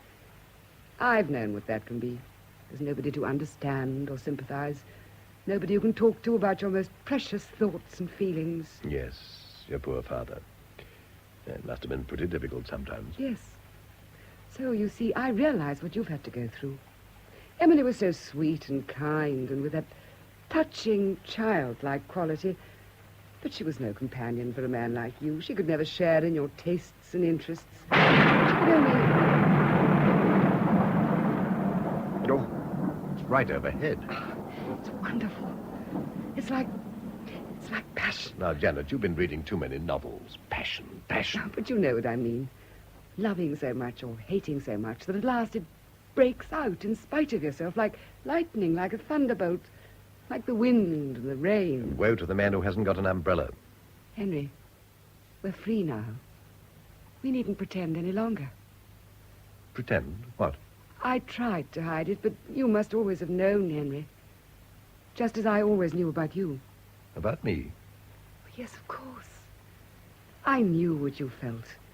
And I knew you'd never admit it out of a sense of honor and duty. And now there's no need for acting. It's been so long, Henry. And I cared so much. But, Janet, listen to me. It's impossible. But, Henry, you've forgotten. We can do what we want now. There's nothing to prevent it anymore. We don't have to think of anyone but ourselves. Janet, there's something you don't understand. I'm sorry, Henry. Well, my dear, don't let's say anything more about it. You're overwrought. It's the thunder. I ought to have known how you'd feel about it. It's still too recent, too painful. Poor Emily. Emily? That face. I thought I'd put it out of my mind. So frightened, so horribly frightened. And I talked about us. No wonder it upset you. The storm seems to be moving away. It isn't raining quite so hard. Do you think we ought to take the car and see if we can rescue your father? Henry, this won't make any difference later on, will it? In what way? Well, when the pain is worn off, when we can think of ourselves again. Yeah, oh, I see what you mean. Listen, Janet, I think I ought to tell you. While I was away in Cornwall... What happened while you were in Cornwall? Well, to cut a long story short, I got married. You got married? It's someone you don't know. As a matter of fact, I've only known her for a few months. I'm sure you'll like her when you meet her. Of course, she is rather young, only about 22, as a matter of fact. Quite a baby. 22? So, you see, she has plenty of time to learn, and she'll adapt herself soon enough. Young people seem to be so sensible nowadays, so much on the spot, very different from what we were at their age. Well, what are you laughing at? Oh, nothing in particular. Oh, we're still friends, aren't we? Of course we are. Better than ever. And how we shall chuckle over this when we can look back on it. The little joke you played on me and the little joke I played on you. The joke? Why, of course. Oh, you didn't think I was serious, did you? No. No, naturally I didn't. And when shall I have the pleasure of meeting your sweet little... Oh, by the way, what's her name? Doris. Oh, your sweet little Doris. When are you going to inaugurate her? Oh, what's that? Janet, are you there? Oh, it's Father. Father, are you soaked? Wheel him in, nurse. Good evening, General. Good evening, Hutton. Well, this is like campaigning in the monsoon. You're right, sir. Sorry to load ourselves on you. Libbard came by while we were sheltering and insisted on our coming here. Pushed me half the way in this hearse. Well, why didn't he come in? Went back for his car. Oh, here he is. Oh, do please excuse this intrusion, Hutton. Oh, don't mention it. As a matter of fact, we were just coming out to look for the General. Lot of fuss. Don't call that a storm, do you? Well, the same. You've got rather wet, General. I suggest you get yourself rubbed down with a dry towel. Would you mind, Hutton? Of course not. Nurse, you know where the towels are kept. Take whatever you need. Thank you, I will. Oh, where the devil are you taking me? I don't want to. I'm not in.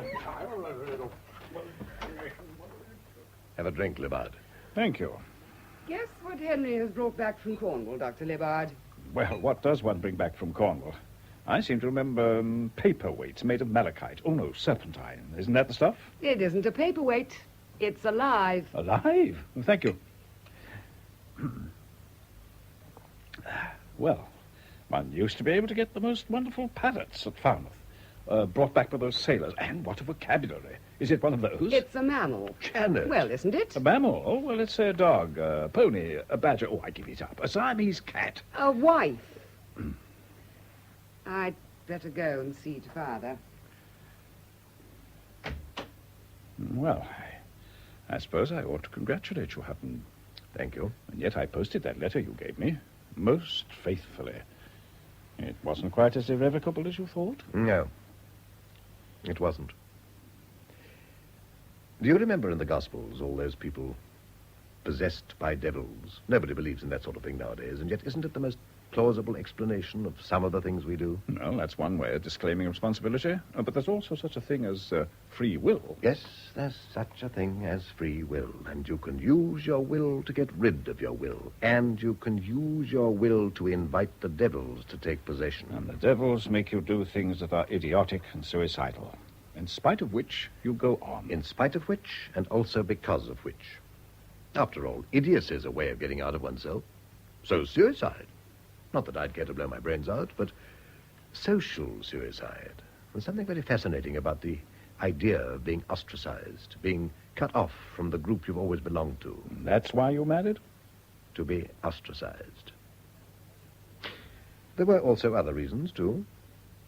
Child? That's one of the reasons. That's the best news you've ever given me. We'll make a human being of you even yet. Better not mention this to Janet. Not yet a while. Oh, of course not. Though she'll find out soon enough, of course. Not as soon as all that. Doris and I are going abroad in a couple of days. I'd meant to do it without letting anyone know, but then this happened, and, well, I felt I had to tell Janet about our marriage.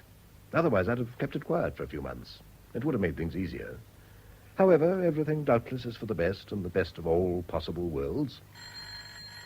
Excuse me. Hello? Oh, it's you. Father's in need of a drink. Do you mind if I get him one? No, help yourself, Janet. You'll find glasses in the cupboard. Thank you. No, stay where you are. I'll come and fetch you in the car. Yeah, that was my wife. She went to see some friends, and now the roads are like rivers. Can I take you along, Libbard? No, thanks. I've got my car outside. Take this to Father, will you, nurse? Thank you, Spence. I'll be back in a few minutes, Janet. Then I'll run you over to your house. Thank you, Henry. And meanwhile, I'll have a chance of meeting your little daughter. Doris. Of course. I shan't be long. Well, I must be off, too. I'll be looking in to see your father one day early next week. All right. Good night. Good night. How's Father, nurse? He's tired. He's going to have a nap. I'm glad. It's good for him to sleep. It's not my place to say anything, but if you ask me, I think it's disgusting getting married 6 weeks after that poor angel breathed her last. 6 weeks. Shameful, that's what it is. Oh, don't take it too seriously. A girl young enough to be his daughter. It makes me absolutely sick to think of it. He told me he'd known her several months. Oh. That means that even while Emily was alive... Didn't I tell you so? You wouldn't believe me. But you see? Pigs. That's what men are. Every one of them. I don't know how they dare. I'd be so nervous of being caught. You would, yes. But men have no shame. No decent feelings. All the same, it must have come as a great relief to him. You mean when she died? Well, he wanted to marry the girl. How do we know he didn't have to marry her? You mean she was... I'd be ready to bet on it. He gets her in trouble, and then he has to get her out again. And if Emily hadn't died just when she did... Well, luckily for them, she did die just at the right moment. Just at the right moment. Miss Spence, you don't suppose... Suppose what? Why wouldn't he let me take the medicine up to her? He'd never done that before. He knew you were in a hurry. I thought it was very nice of him. He never did anything nice for me. No, Miss Spence. He took that medicine up to her because he'd got some reason for it. You're not suggesting that...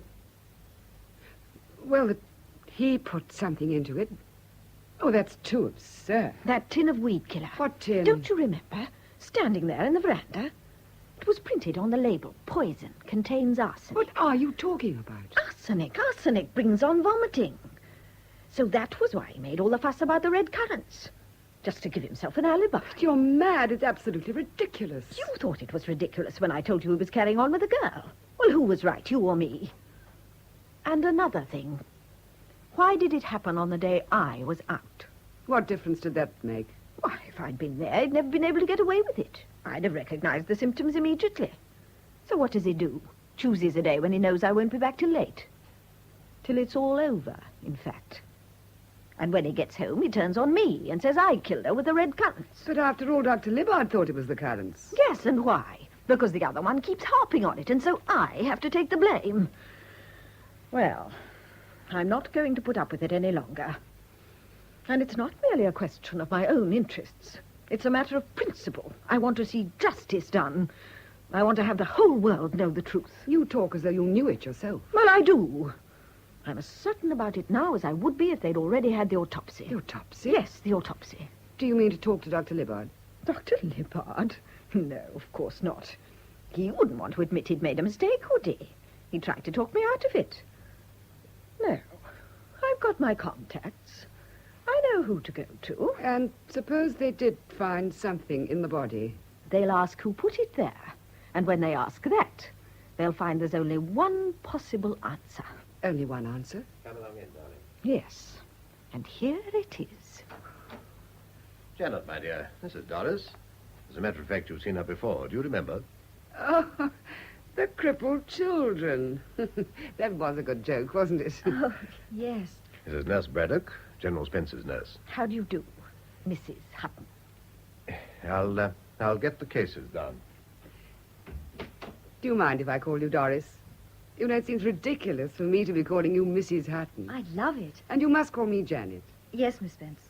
I mean Janet. My dear, what a lovely brooch. Don't I recognize it? Yes, it belonged to Mrs. Hutton. I mean, you know. Of course. Emily's diamond dragonfly. Have you seen it? I'd noticed it already. I remember how much you admired it. Nurse Braddock used to be a great friend of poor Emily's before she came to help me with my father. She was really more of a friend than a nurse. It isn't friendship that gets you diamond brooches. But it gets you diamond bracelets, all right. Look, Doris, see what your husband has just given me. Oh, he gave you that? This afternoon. Wasn't that sweet of him? Aren't you a little jealous, Doris? Of course not. You're a real flatterer, aren't you? Tell me, Doris, are you very, very happy? Yes, I think so. Well, you only think so? Oh, no, I don't mean that. Nurse, where are you? Excuse me, Miss Spence. I'm coming, General. I'm sorry. Let's talk about something else if it upsets you. Oh, but I am happy, really and truly. It's just, well, you know, I'm not very clever, and Henry seems to know everything. I'd like to have some lessons or something, you know, about art and things. You sweet child. Then I'd know the difference between things. I mean, some pictures look funny, but they aren't meant to be. You have to know which is which, don't you? It's advisable. You heard this, Janet? About Hutton getting married again? Yes, Father, I knew. More sensible fellow than I thought. And here is Mrs. Hutton. Oh. Isn't she enchanting? Doris, dear, my father, General Spence. How do you do? Take that ridiculous hat off. That's better. She is the image of your mother when we were engaged. Same hair, same eyes. But I'd say the nose was a tiny bit more obtrusive. Turn your head. Yes, definitely. Do you remember, Janet, that photograph of her in the riding habit? Yes, I do. That's the thing she was wearing when I saw her first. Dark green, and she was riding a grey gelding. Don't you ever ride in anything but a habit, my dear. No breeches. No. Women are the right shape for breeches. Whereas in a riding habit, well, a man could still have illusions. And what's life without illusions? Nasty, brutish, and short. And women's legs are shorter than life. Ah, Hutton, do you hear that? No breeches. If my wife had worn breeches, I'd never have married her. And Janet would have remained a twinkle in your eye. Yes, well, it's about time she became a twinkle in somebody else's eye. Don't you agree, Hutton? Now, don't get so excited. I will get excited if I choose. It's about time she thought of herself for a change. Time she stopped this damned self-sacrifice. Tell her to let me go to blazes and find herself a husband. Have you anyone in mind, Father? Or you, Henry, have you any suggestions? Oh, that's up to you, my girl. When a girl sets her cap at a man, she usually gets what she wants in the long run. We don't want you to end your days as one of those damned spinsters. Now, this little filly knew what she was about. You're a wise, unlucky young woman. Yes, I'm lucky. Are you? What exactly do you mean by that, nurse? I'm going to get in touch with the authorities. I've something to say of interest to the coroner.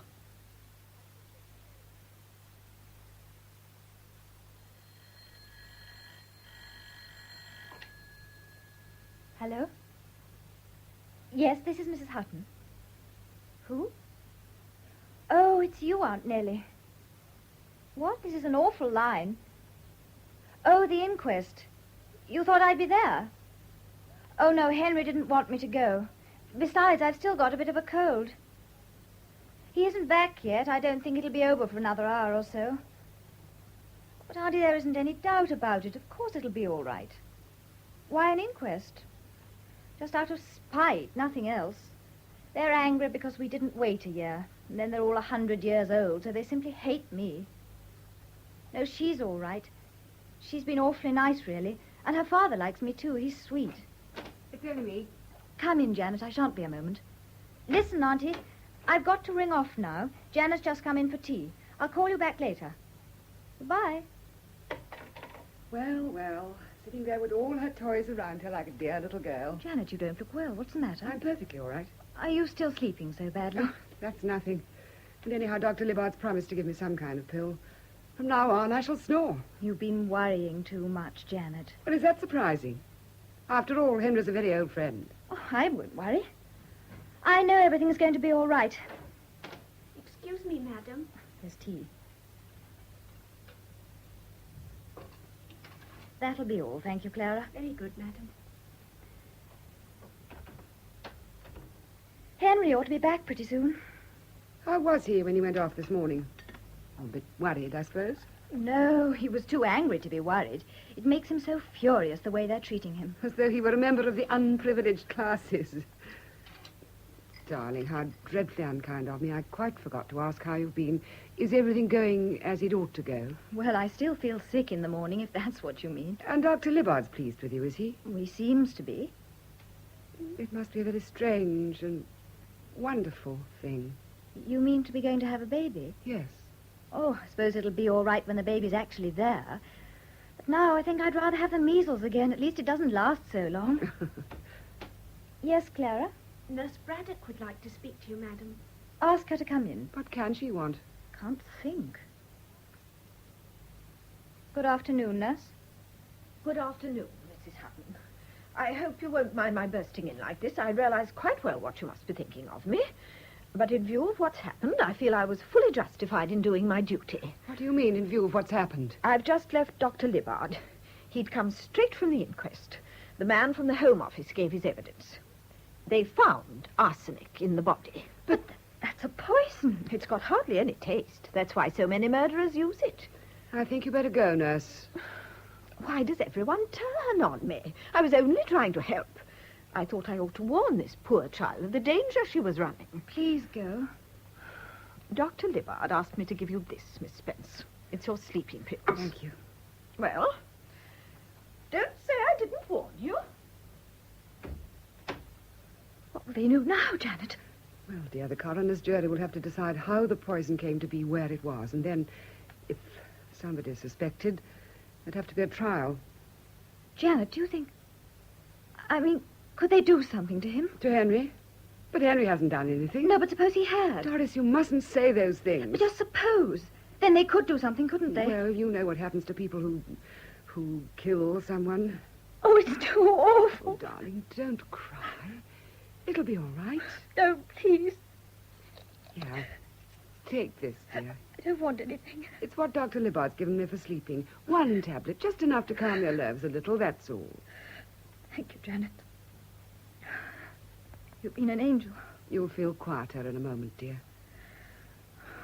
Janet, isn't there anything he can do? Well, he's doing it. He's answering their questions. He's explaining why it couldn't be him. But if he can't explain, couldn't he go somewhere and hide? I suppose he could if he went far enough.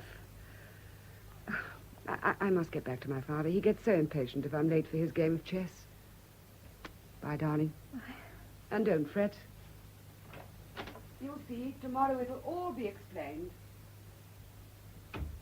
Oh, dear. Where could we go, I wonder? What's the number? Here it is. Hello? I want Roman Way 23. Good afternoon. I want to ask about booking seats on a plane. Yes, I'll hold on. Oh, hello. If I wanted to book 2 seats on a plane, could I do it at the last moment? Where to? Oh, Italy. Yes, Rome, that's right. And you think there might be a chance of getting seats even if I made up my mind by tonight? What time does it leave? Thank you, I'm much obliged. Hello, darling.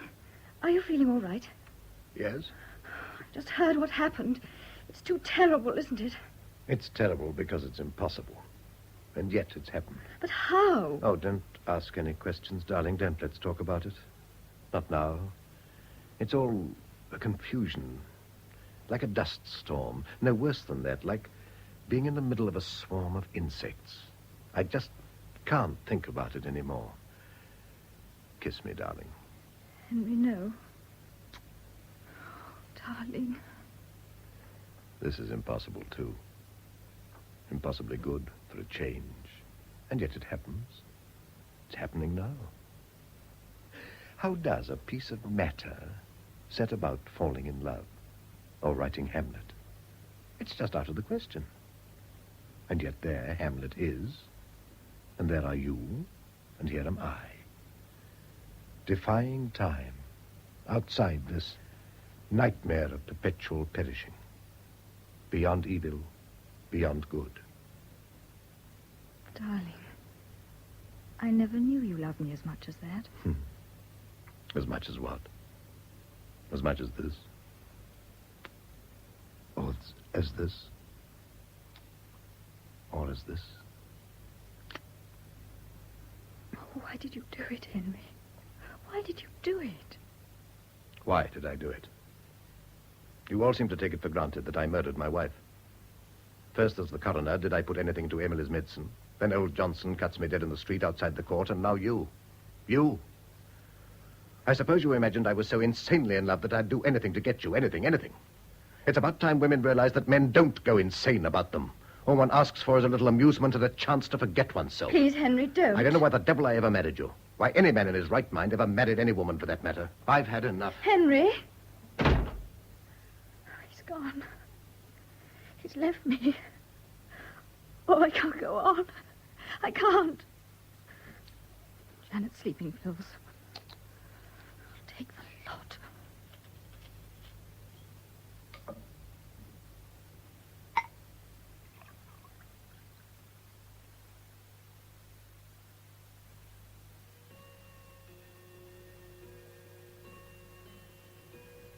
Well, that's that, young woman.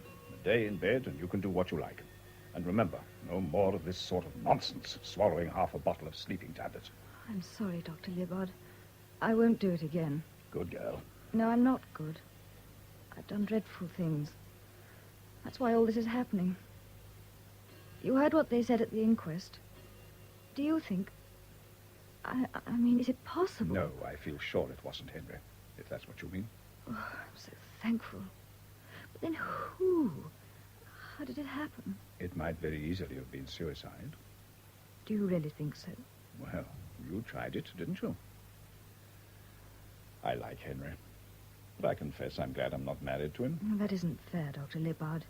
It was my fault, not Henry's. After all, why should he love me if he doesn't want to? It's my business to love him. Tell me how I can help him. Well, first of all, you've got to believe in him, in spite of everything. And then whatever happens, you've got to be strong and calm. And finally, remember you're going to have a baby. That'll probably be about the best thing that ever happened to Henry. So for goodness sake, don't let's make a mess of it. Here he is now, remember. Is it all right if I come in now, Libbard? I've been waiting for hours. Is she all right? Flourishing. Hello, darling. Hello. I'm so thankful you got here in time, Libbard. If it's any comfort to you, I don't draw the obvious conclusions from the medical evidence. Good night, Henry. Thank you. Good night. I'm sorry, darling. Oh, I'm the one who's sorry. I was just trying to spite you, trying to get my own back. I began it, I'm afraid. But I ought to have known better. At 22. This is something where it doesn't make any difference how old you are. It's just a question of, well, being a girl. Oh, no, I hate that word. It's all wrong. Why can't women call themselves women? Why do they have to pretend they're like all those faces in the movies? You know, always looking at men out of the corner of their eyes. I do it myself, of course. Why? I don't know. But, of course, it isn't any different. I love you just as much in that way Only now there's something else. Do you know what I mean? Yes, I know what you mean. And to think I tried to kill myself. And everything's so beautiful, so mysterious. Darling, let's call him Patrick. Well, I'm not an Irishman, but I don't have any objection to Patrick. And if it's a girl? Well, what about Belinda? No. There I draw the line. All right, then we'll call her something else. Oh, it's going to be so wonderful. They'll go to school, and they'll grow up, and they'll marry, and then there'll be grandchildren. Meanwhile, there'll have been 2 or 3 more world wars and half a dozen slumps and revolutions, but fortunately, private life will still go on. Henry, we've forgotten. We're just shutting our eyes and pretending. Listen. Just before you came back from the court, I rang up the airport. They say that with luck, you can get seats at the last moment. I'm well enough. I could get up now if I had to. Who put this idiotic idea into your head? You don't think it's a good plan? Excellent, if you want to get me tried for murder. Can't you see? It'd be simply asking them to arrest me. I hadn't thought of that. Of course not, because you still believe I did it. But I don't. Then why do you suggest that I should run away? Oh, I thought it would be safer. In case you couldn't make them believe. Oh, I've been a fool again. I've made you angry. It's only because I love you so much, because I was so terribly anxious. I said something very stupid this afternoon. I said I didn't know why I'd married you. Well, perhaps I didn't know then. But I do now. Why? Because I love my love with an L, because she's so logical, so lamentable at the same time, and so lachrymose, not to mention so light, so lithe, so lovely, and so ludicrous. Oh, darling. Come in. It's Miss Spencer. She says she doesn't want to disturb you, but she forgot something when she was here this afternoon. Is it all right, darling? Yes. Ask her to come in, Clara. Very good, sir. What did she forget? Her sleeping pills. Oh. Well, in a certain sense, I'm glad she left them. Aren't you? Hello, Janet. Darling, I've just heard from Clara. Oh, it's 2. I'm quite all right, Janet, really. Is that true, Henry? Libbard got here almost immediately. There's no harm done. Thank God. I feel so guilty. If I'd been less absent-minded... Of course, it was a pretty dangerous operation, but it's turned out to be entirely successful. Hasn't it, darling? Yes. Oh. Well, I'd better take what's left of my property and go. 2's company, 3's none. Goodbye, Doris. I know you'll be glad to get rid of me. No, I won't, Janet. You little fibber. Can I have a word with you, Henry? Certainly. I think I want to tell you. I met the vicar just now, and then Colonel Brabazon joined us. They said the most terrible things about you. Well, I suppose it's only to be expected. I told them they had no right even to think that way, much less to talk. After all, it could have been an accident. It could have been suicide. Well, it certainly wasn't what they think. Poor Emily. She was always saying she was tired of life. I keep wondering if she hadn't heard something about... Yes, it's quite possible. Perhaps that was what drove her to it. Heavens, what one can do to people. Yes, what one can do to people. Well, good night, Henry. Good night, Janet. Good night.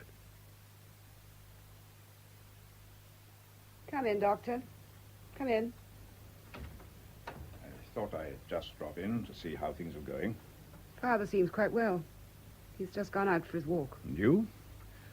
Not much of a credit to your physician, I'm afraid. If I don't sleep tonight, I shall go mad. You've still got some of those pills I gave you, haven't you? They don't seem to work anymore. I get the most awful dreams and wake up again. Couldn't you give me something that would really make me sleep?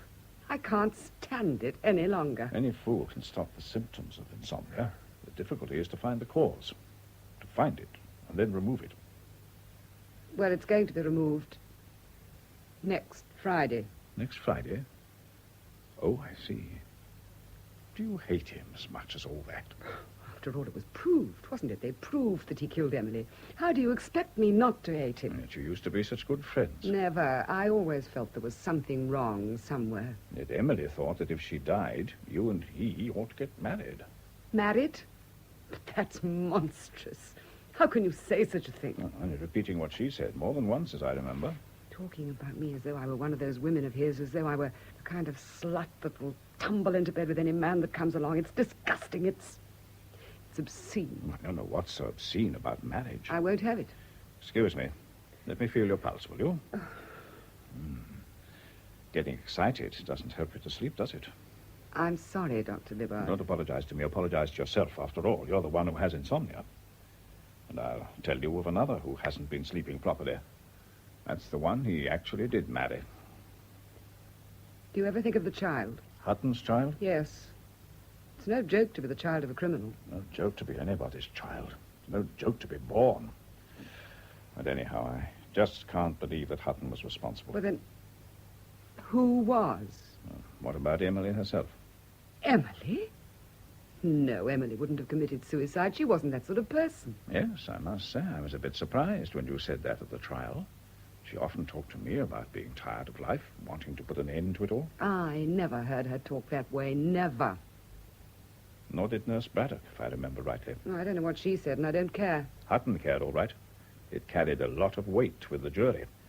Somebody who'd been with Emily day and night for the best part of 2 years, and she says she's never heard so much as a whisper of suicide. And suicide was the main line of defense. I'm not interested in lines of defense. I'm interested in the truth. I'm interested in justice.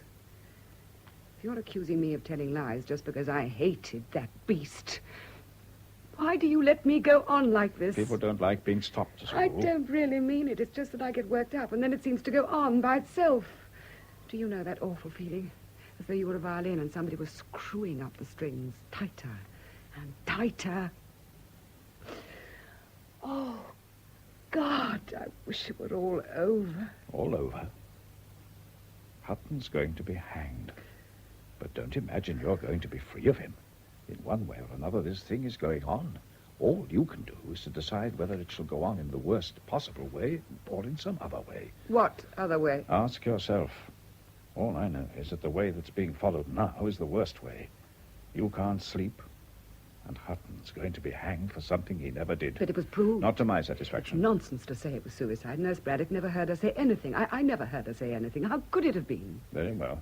Let's assume you're right. I know I'm right. You know it wasn't Emily, and I know it wasn't Hutton. Well, then, it must have come through some other agency. I don't know what you're driving at. I'm driving at some way to make you sleep. Of course, you know the basic reason why poor Emily was so dreadfully unhappy. What was that? It was because she wouldn't accept the facts as she found them. She was an invalid, and she'd lost her looks, but she wanted people to treat her as though she were young and pretty. Hence, all the misery. What has that got to do with me? Nothing. I'm just pointing out that people can come to terms with even the most terrible facts. I've known plenty of people who came to terms with death, even with pain, which is a good deal worse.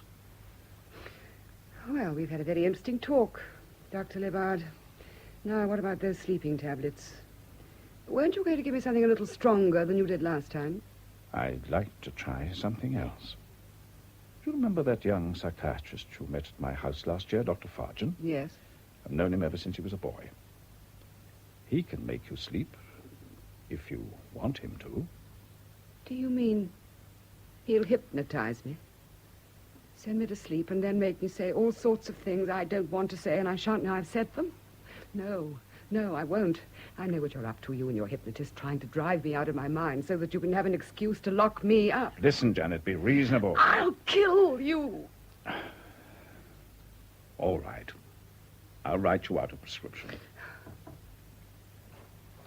Mrs. Hutton to see you, miss. All right, show her in. Yes, miss. Mrs. Hutton, miss. Have you been all right, Mrs. Hutton? Yes, thank you. I hope you don't mind my coming, Janet. Not a bit. I'm delighted. You went to see him today, didn't you? Yes, I went this morning. Oh, Dr. Libbard, it was so terrible. His hands were all bleeding. Bleeding? From beating on the door. He wants them to let him talk to the governor of the prison, as if that would do any good. How can they do it? How can they kill a man who isn't guilty? You don't believe he's guilty, do you, Dr. Libbard? No, I don't. Janet, I know you think he's guilty. They proved it, didn't they? They proved it, and yet I swear he didn't do it. I know he didn't. How do you expect me to go against the evidence? That's just what I came to talk to you about, Janet. You used to be his friend. You could still help him. Me? If you could just go and tell them it was a mistake. A mistake? What was a mistake? About her never saying that she wanted to kill herself. If you told them you hadn't really meant it. I did mean it. I never heard her talk that way, never. But if other people heard her, then it means that it's true. So it wouldn't be a lie. You could go and tell them that. After all, she did talk about it sometimes. They'd believe you, Janet. They'd do something. They might put it off, even now. Oh, Janet, please. Please. Don't kiss me. Pawing and slobbering like dogs, like monkeys, and then calling it love. Now he sends you to come and whine for mercy. Janet. That's it. Stand up for her. You'd like to do a little pawing and slobbering yourself, wouldn't you? And meanwhile, I'm to go and say I told a lie so that you can go on with your filthy love-making. Janet, how can you? You couldn't wait. You never even gave yourself a chance to find out what real love was like. Pawing and slobbering, that's all you cared about. So that you can mother the child of a criminal, the child of a man who's been hanged, because that's what he's going to be. Hanged. Hanged by the neck until he's dead. And now go. Go. Go. Get out.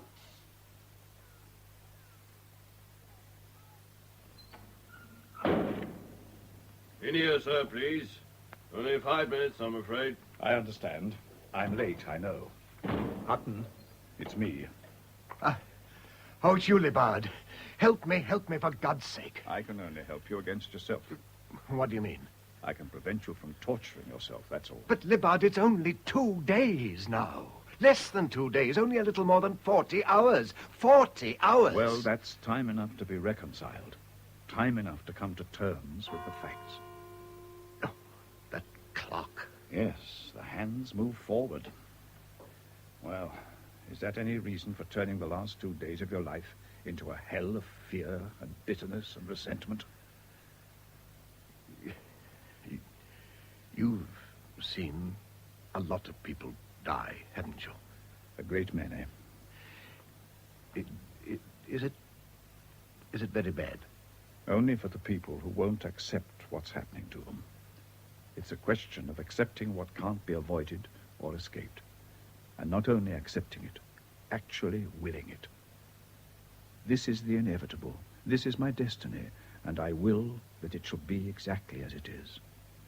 When you say that, the inevitable comes the tolerable and even, in a certain sense, the reasonable. Reasonable? Libard, I didn't do it. Do you believe me? I believe you. And you still think that what's happened is reasonable? Not by our everyday standards. But when the thing can be accepted and willed. Do you accept it and will it? No, of course not.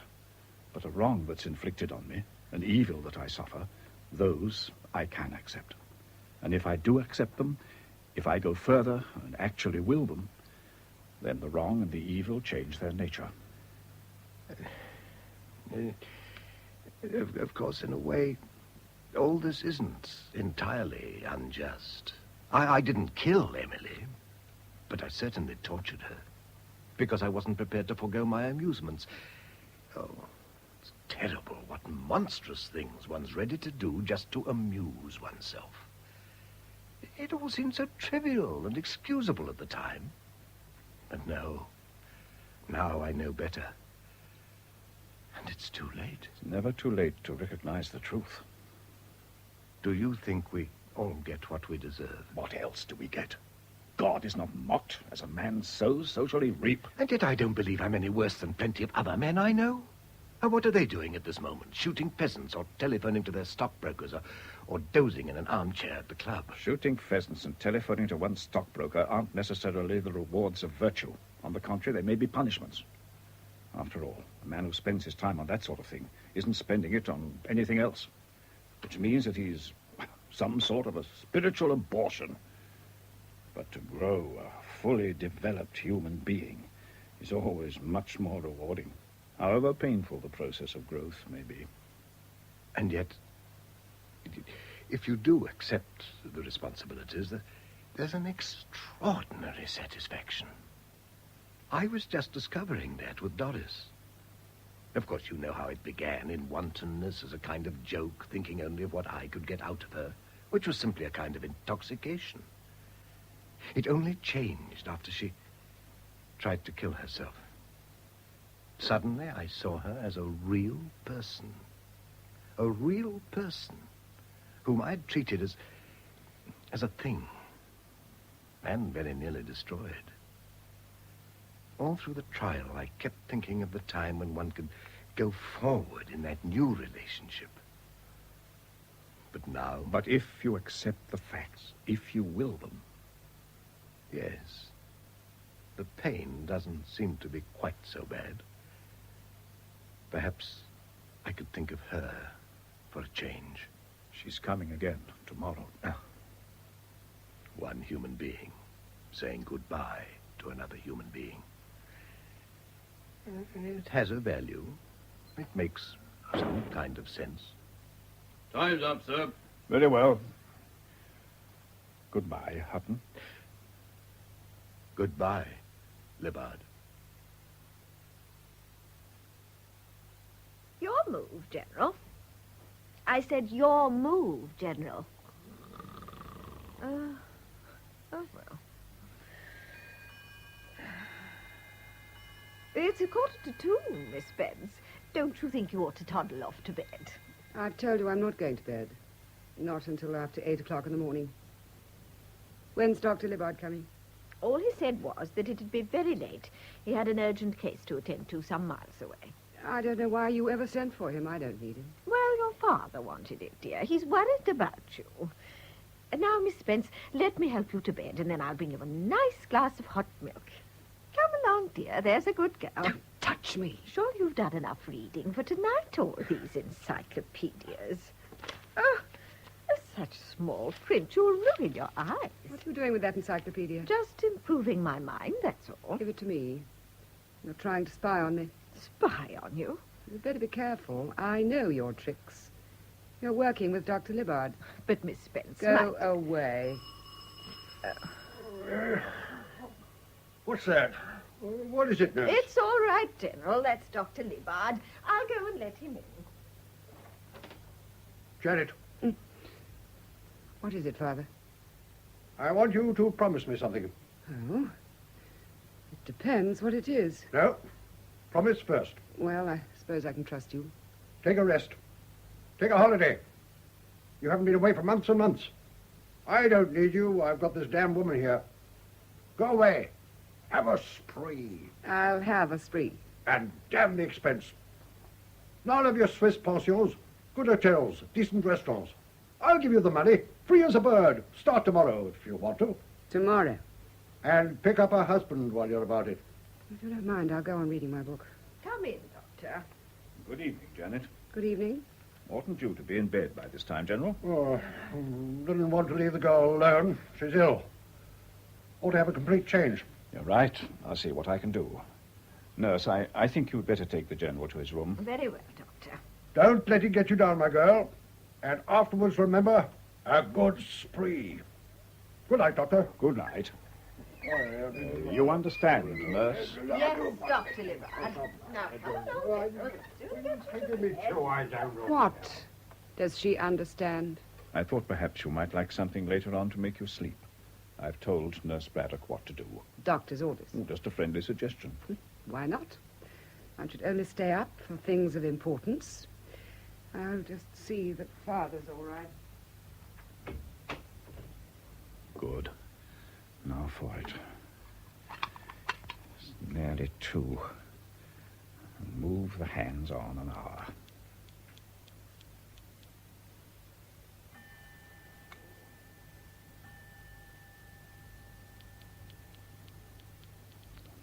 Yes. 2 minutes to 3. And now my watch, in case I forget. Yes, that's it. Yes. Well, we'll see. Still here? I hoped you'd be gone. I don't know what you ever came for. Well, it's a pretty unpleasant occasion. I thought perhaps... 5 hours more. Do people ever die of fear? I suppose it could happen. Of course, the heart would have to be in pretty bad shape. These idiotic encyclopedias, they never tell one the things one really wants to know. Such as? When a man's hanged, how long does it take before he's dead? Well, it depends.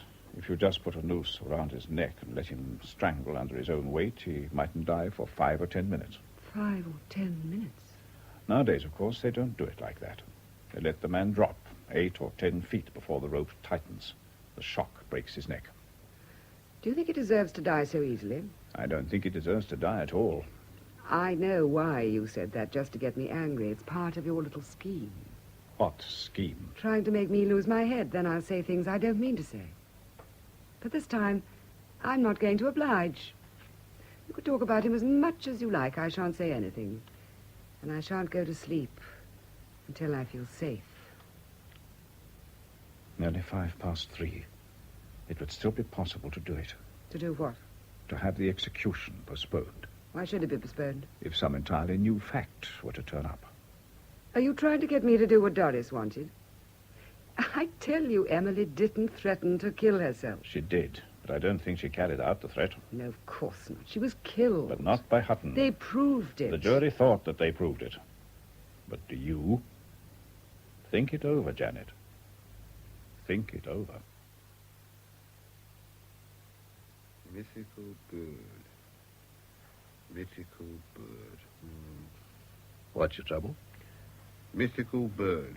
7 letters, begins with P. Begins with a P? What about Phoenix? Phoenix. Phoenix. That's it? Incidentally, it rose from the dead, if that's of any interest to you. I came across something in this book. Something extraordinary. Do you mind if I read it out to you? No. Go ahead. The difference between a good man and a bad man does not lie in this, that the one wills that which is good and the other does not, but solely in this, that the one concurs with the living, inspiring spirit of God within him, and the other resists it, and can be chargeable with evil only because he resists it. That's a bit too deep for me. Deep? Yes. But clear. Crystal clear. Don't you see what a lot of things it explains? Oh, yeah. How are your hands?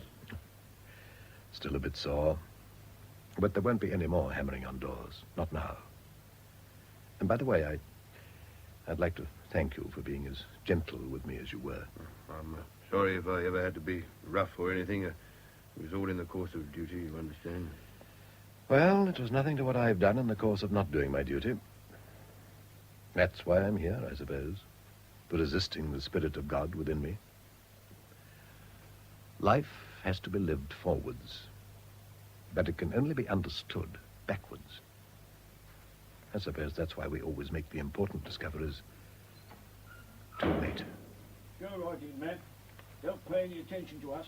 Just carry on as if we weren't here. Game of cards, Bill? Oh, I don't mind. Doris, my dear. Henry. Darling, don't. I'm sorry. Oh, your poor hands. Yes, I treated them pretty badly, didn't I? Sit down there, darling. Must have been lovely in the country. Have the leaves begun to turn yet? Yes. Everything's brown and red and golden. I remember when I was a little boy, in the beech woods at Arundel, walking in the dry leaves. I used to pretend to myself that it was money, knee-deep in gold, like Aladdin. There's a theory nowadays that you oughtn't to bring up children on fairy stories. Don't let them talk you into any of that nonsense. Promise. I promise. If it's Belinda, she'll probably prefer Hans Andersen to anything else. Personally, I always found him a bit too sad and sentimental. If Patrick's like me, he'll like the Arabian Nights. That and The Rose and the Ring. How I loved The Rose and the Ring. My father used to read it aloud to me about 6 times a year. I'm afraid that'll be your job. I wish I were dead. I wish I'd never been born. What's the good of wishing? We have been born. And if one comes here, one's got to be prepared to go away again. Oh, darling, you mustn't grieve. You mustn't. I tell you, everything's all right. Even my being here. Even our having to say goodbye to one another. Yes, ultimately, even that's all right. I know it is.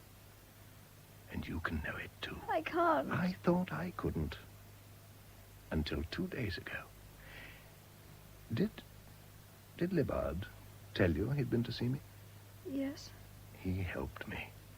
He helped me a great deal. All the same, after he'd gone, it was bad again.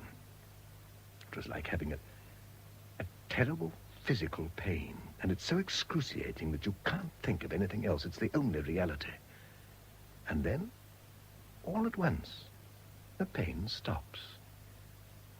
And for the first time since it started, you see that there's a sun in the sky. You realize that those shadows out there are real people.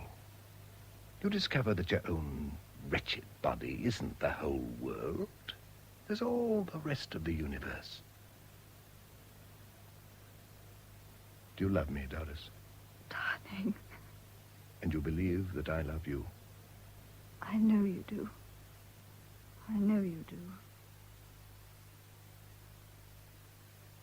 I'm winning. I'm winning. Look, a king.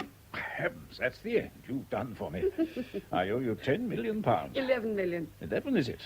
Heaven help me. It looks like rain. I like rain. I like it when it rains really hard. And there's thunder and lightning. Oh, God. That girl. That girl. Oh, it's too horrible. Like animals. I hate him. I hate him. Do you know what the time is? It's 2 minutes to 8. Only 2 more minutes. That's all. 2 minutes. Then you'll be safe. I'll be safe. They must have got everything ready on the scaffold. The rope, the straps. And there's the governor of the prison and the chaplain. They're walking along the corridor. It isn't far, just a few steps. They're at the door. Somebody puts the key in the lock and turns it. The door opens, and there he is. Just because she was 22. Because of her mouth. Because of her skin. Oh, God! God! God! Lie back in your chair. It's all right. You can go to sleep now. You feel safe now, don't you? Safe. Nurse? Nurse? I'm here, Doctor. I've got the injection ready. Good. Roll up her sleeve, will you? Yes, Doctor. Syringe, please. Now, hold your arm quite still, Janet. This won't hurt. There. Now lie back and relax. Feel all right? Yes. Thank you. Tell me, Janet. How did you get her to take the poison? I put it in her coffee.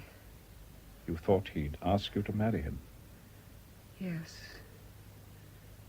No. You thought he loved you as much as you loved him? It was too awful. Too humiliating.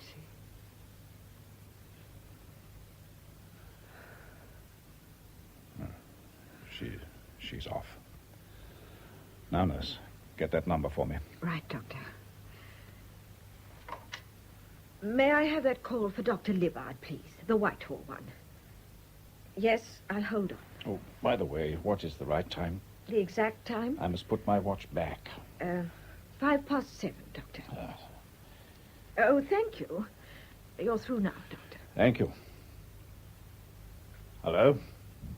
I want to speak to the Home Secretary. Yes, it's Dr. James Libbard speaking. He's expecting me to call him before 7:30. Yes, that's right. Connected with the Hutton case. Extremely urgent. Thank you. I'll wait.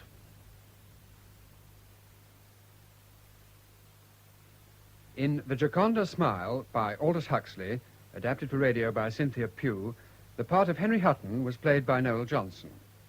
Janet Spence by Nicolette Bernard, Nurse Braddock, Maddie Head, Doris Mead, Deborah Dallas, General Spence, Austin Trevor, Dr. Libbard, Godfrey Kenton, Clara the maid, Jane Knowles, and the warder, Sean Arnold. The play was produced by Norman Wright.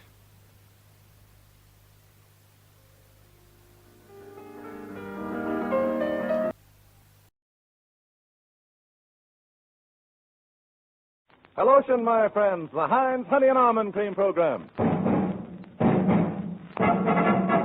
Vote for Gracie. Vote for Gracie. She's the best little skipper in the land. Vote for Gracie.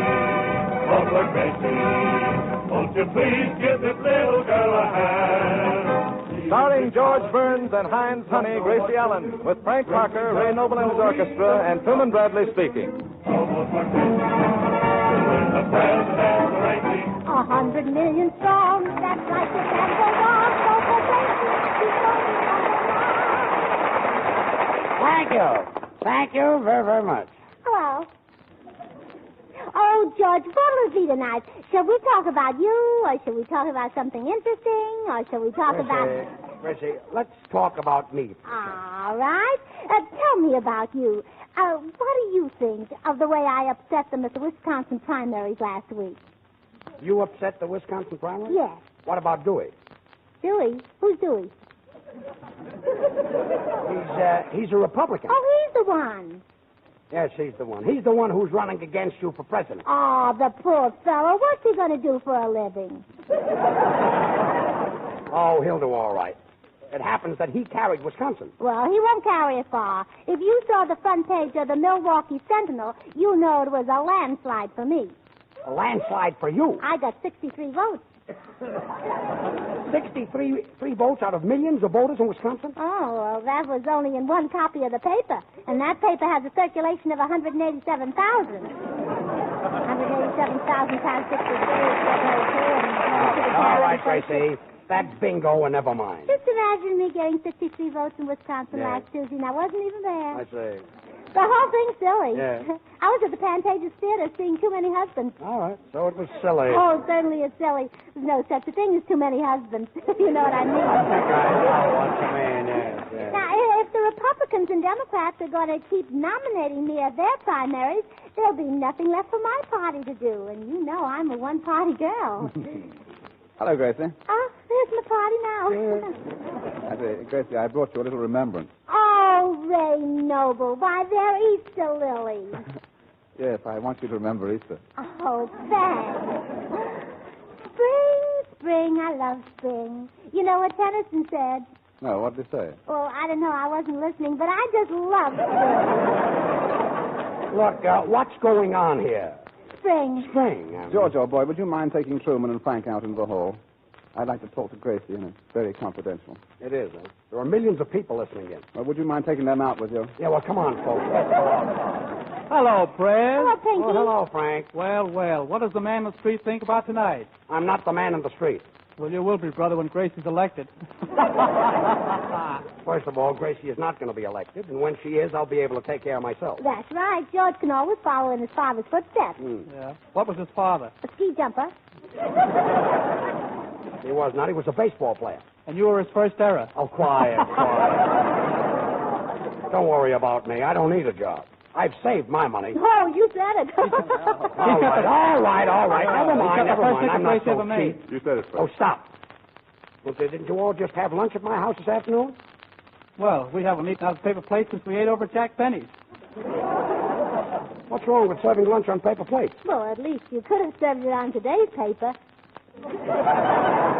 Today's paper? Yeah. It wasn't a formal lunch, you know. Oh. Don't you worry about George getting a job. He had to sponsor the dinner last week. You said it. I had him eating right out of my hand. Oh, no plates at all, huh?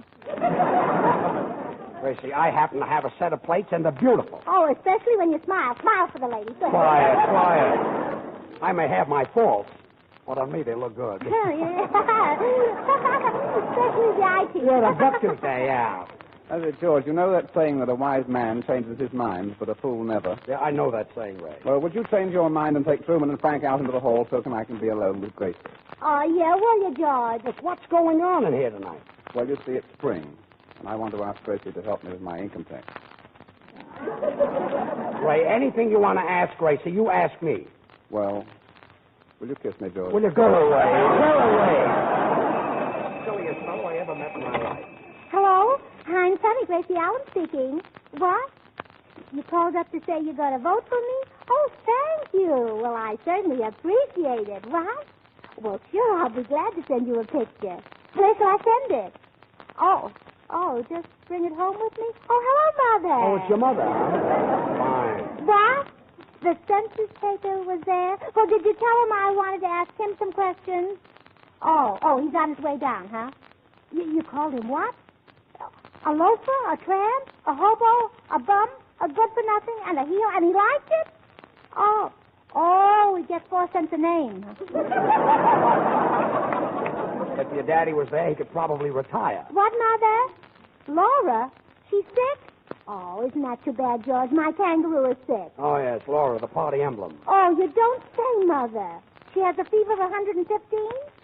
Well, what are you going to do about it? Oh, I see. You're putting some potatoes and a leg of lamb in bed with her. Oh, yeah. Well, let me know when they're done. Yes. Ought to be delicious. Well, I'll be home right after the broadcast. But don't let that lamb burn. Keep turning Laura over. Yeah, goodbye. Gracie, your family was nutty enough before you got that kangaroo. Well, it's really serious, George. Mother said they had 8 doctors there today, and they all said the same thing. What do they say? $2 in advance. Yes, that stuff is contagious. Oh, what fever is nothing, Gracie. Why, once I had a fever of 120. Fever of 120? How did you live? I got an annuity.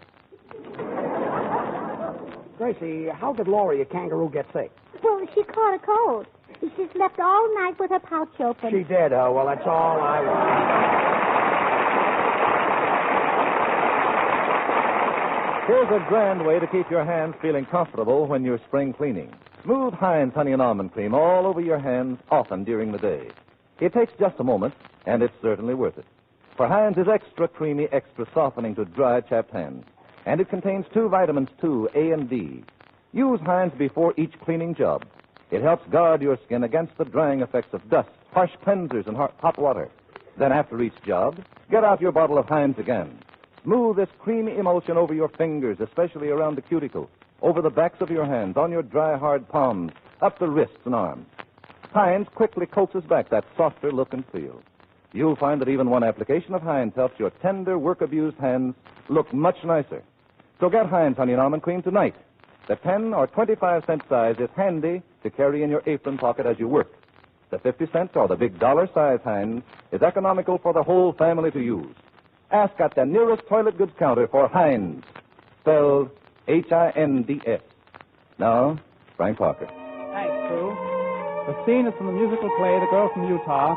The time is the year 1914. The song is They Didn't Believe Me, composer Jerome Kern, the boy me, the girl you. And when I told them how beautiful you are, they didn't believe me. They didn't believe me. Your lips, your eyes, your cheeks, your hair are in a class beyond compare. You're the loveliest girl that one could see. And when I tell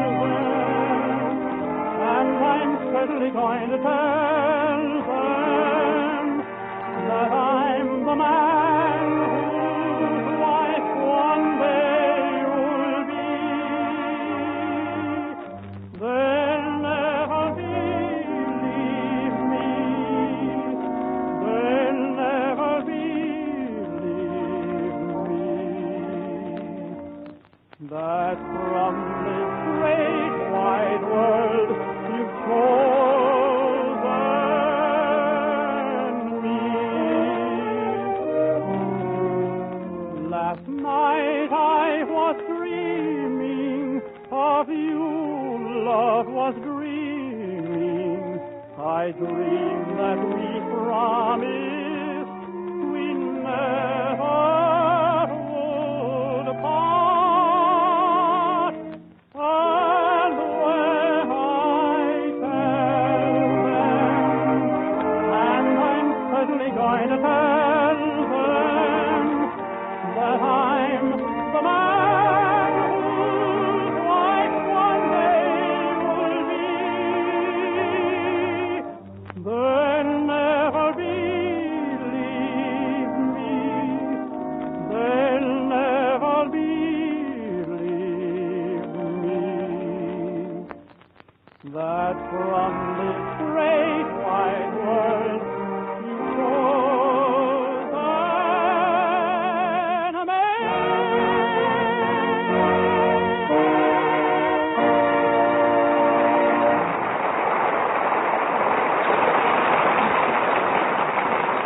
Frank, I never get tired listening to your singing. You know, every week you seem to get better. George, you make me feel like a dog. You're always saying nice things about me, and here you are without a voice, without a future, very little personality, or hardly anything else. That's great. Kid. But really, I'm serious, George, and I'd like to say something nice about you. Well, why don't you? Well, I will as soon as I can think of something. I'll remember that when your option is due. Oh, don't pay any attention to Frank, George. He only repeats what everybody else says.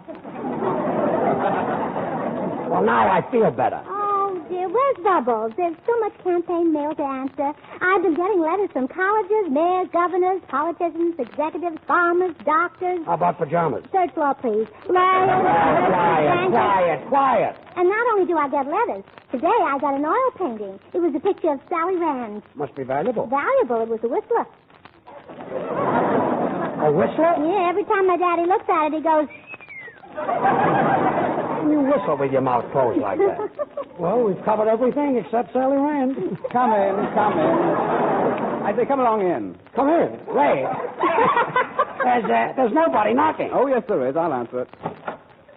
Hello? Who? Oh, just a minute. I'll tell him. George, somebody wants you, Frank, and Truman out in the hall. Who wants us out in the hall? I do. I'd like to talk to Gracie. Ray, after the broadcast, you'll have all the time in the world. My, Bubbles, you've got on a new dress. Yes, it came from Saks. The Avenue Saks? No, Potato Saks. Certainly looks sexy, Yeah, I Bubbles. know. Say, Gracie, what are we going to do with all these letters from important people? We'll just write and invite them to my surprise party convention in Omaha in May and tell them they can all be my guests. Well, that's nice. At popular prices.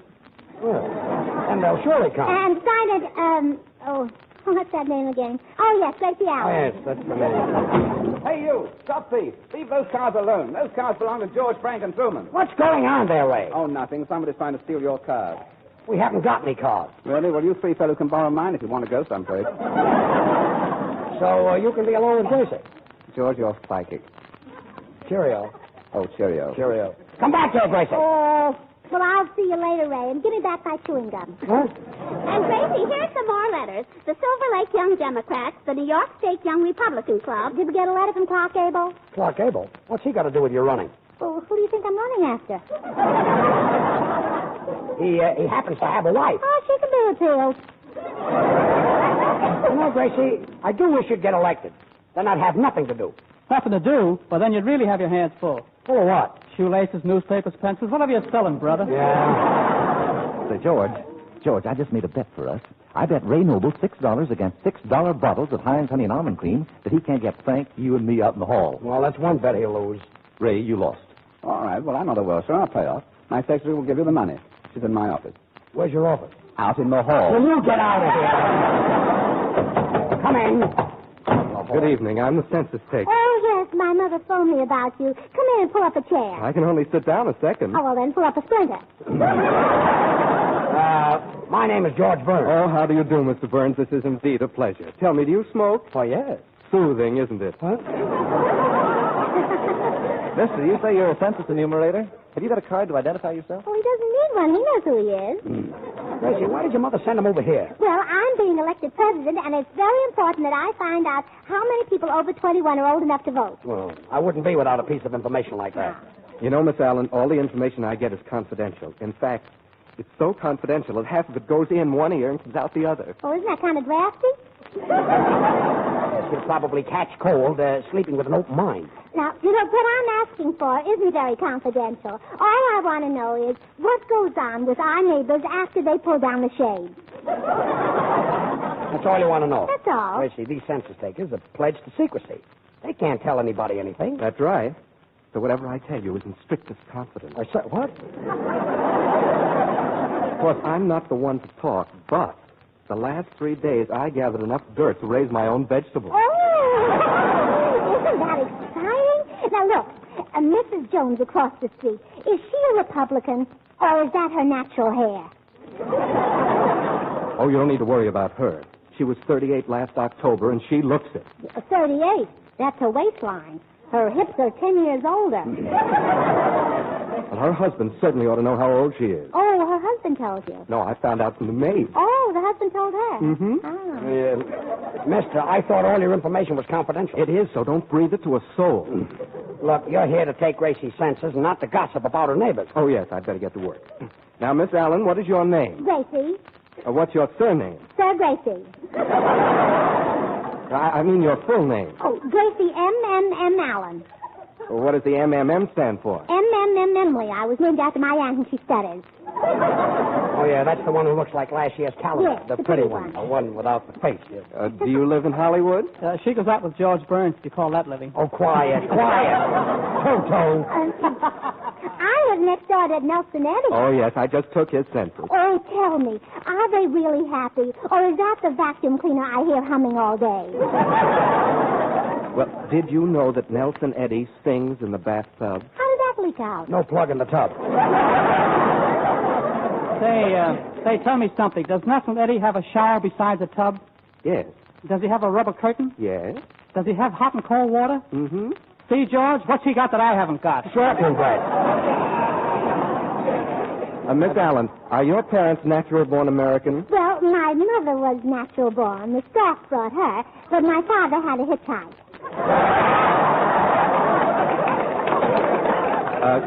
Regarding income, what do you get a week? Well, it all depends. Now, 1 week I get a cold, 1 week a headache. No, I mean, what do you earn? Oh, George a salary.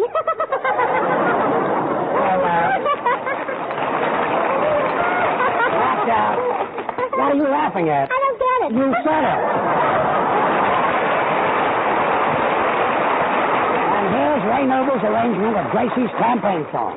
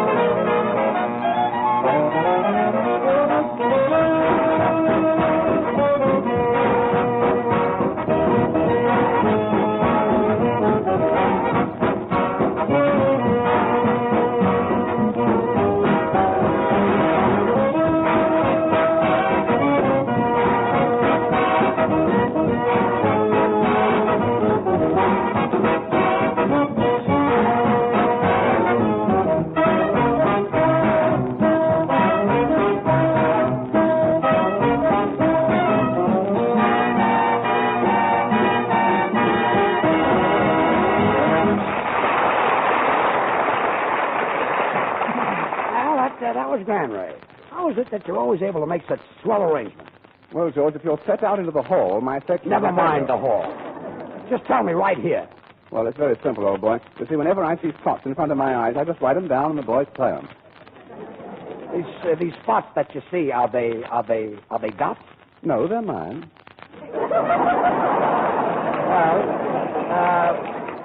Dot. You know, my brother used to see spots in front of his eyes, but he cured himself by drinking. By drinking? Yeah, now pink elephants hide the spots. Now, if we can just get something for the elephant to hide behind. If you're looking at me, Mr. Burns, I'm not available. I never mentioned you. That's for you, probably. You might as well answer. Hello? I'm Penny speaking. Yes? Yes. Oh, how old is the little girl? Oh, really? Well, around that age, they can eat solid food. Oh, she does. Oh, well, she'll get over that. You have to expect things like that from little girls at that age. Oh, thank you. Goodbye. Who's that? Judge Jessel.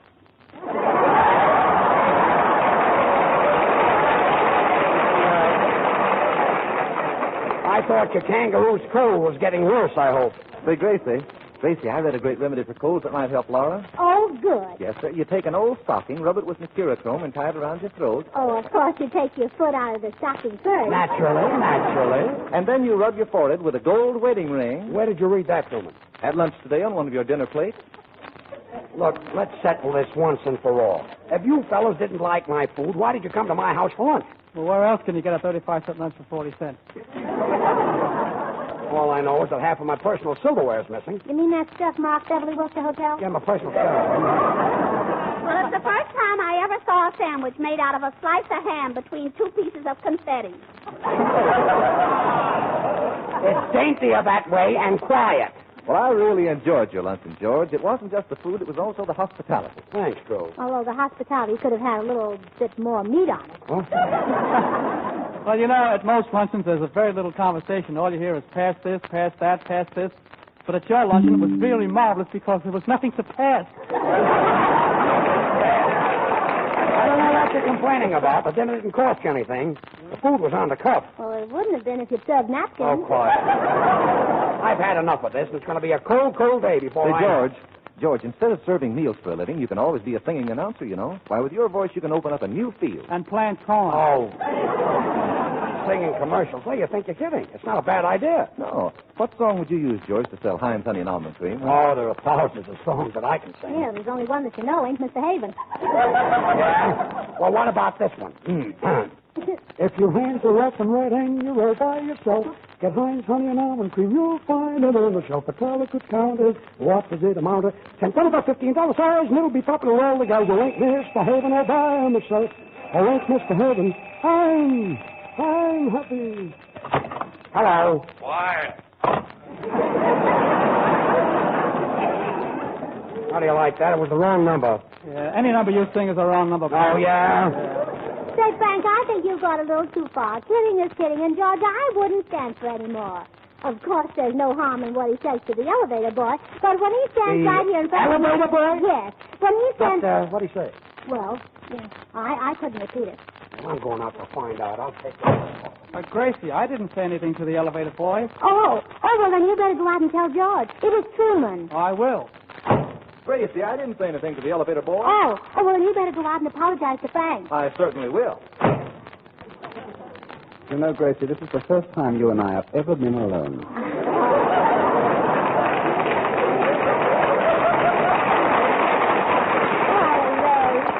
Well, would you rather be alone with me or alone with Maine and Vermont? Well, I'd feel a little strange with them. I don't know them as well as I know you. People are funnier than anybody else. Mm-hmm. I say, Gracie, I just love your campaign. Oh, thanks. I got it at Magnan. It's a copy of a 3750 model. Mm-hmm. I notice it's made of odds and ends. Yes, isn't it odd where it ends? Rather. Say, Ray, when I have my convention in Omaha next month, you'll make a wonderful delegate. Oh, I won't always be delegate. I'm going to drink a lot of malted milk, and I'll be big and strong. Well, would you like a malted milk now? With an egg? No, I'd rather have it with you. Oh, I say, Gracie, when you're in the White House, will you forget all about me? Well, I will if you'll forget about me. Well, let's just forget about each other, then. Oh, well, let's write it down, and then we'll remember it. Yes, we might forget it. My daddy always ties a string on his finger. What? To keep it from falling off. Okay, Gracie, would you like to sit on my lap? No, I'd rather sit on your lap. All right, then you sit on my lap. Oh, now you see? Isn't it better my way? Gracie, put your arms around me. Like this? Mm-hmm. Do you mind if I whisper something in your ear? No. What is it? You're stepping on my foot. Do you mind if I whisper something in your ear? No. What is it? Pardon me. Hey, what's going on in here? Oh, Mr. Hayden, all by myself.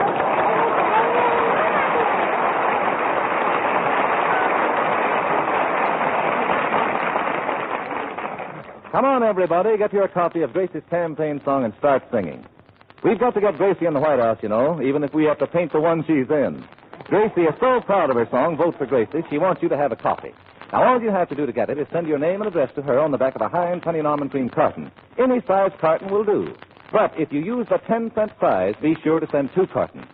Address your envelope to Gracie Allen, Hollywood, California. And in a few days, you get a copy of this crazy campaign song complete with words and music and a big picture of Gracie on the cover.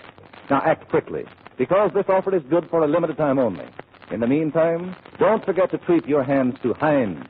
The minute you take your hands out of dishwater, comfort the chapped, red, puffy skin with Heinz Honey and Almond Cream.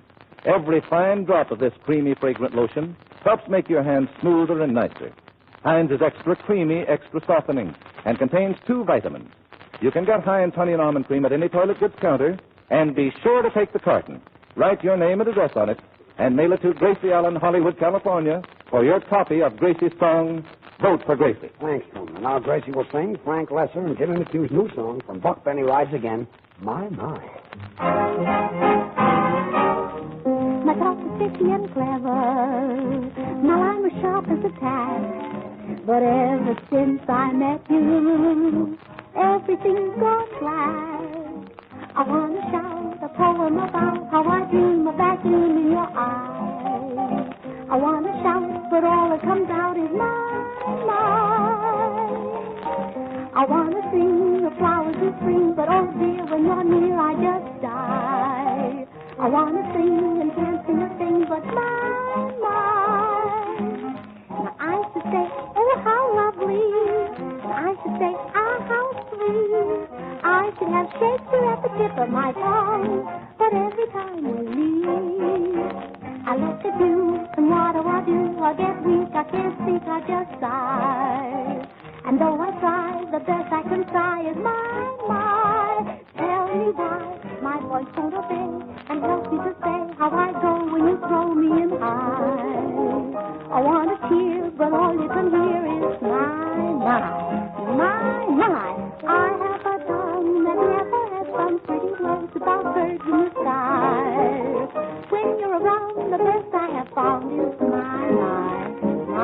Now, I should say how intriguing, and I should say how unique. I should have Webster in the palm of my hand, but every time we meet, dead pigeon.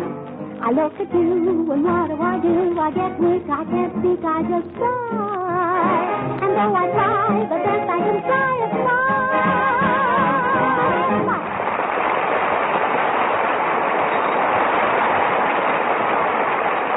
The minute you see a jar of the new Heinz hand cream, I'll bet you'll want to try it.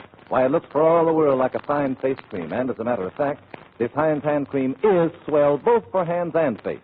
It's made by the makers of Heinz Honey and Almond Cream, and like the famous lotion itself, Heinz new hand cream is quick, softening, and fragrant. Try it, will you? Well, Gracie, say good night. Well, good night. And when I'm in Washington, don't forget to drop in and see me at the White House. I don't know the address, but I'll leave a congressman burning in the window. Good night, all. Next Wednesday at the same time, we'll all be back again. Join us, will you? This is Truman Bradley saying good night for Heinz Honey and Almond Cream. This is the Columbia Broadcasting System. Even big politicians don't know what to do. When you never believe it, believe it to you.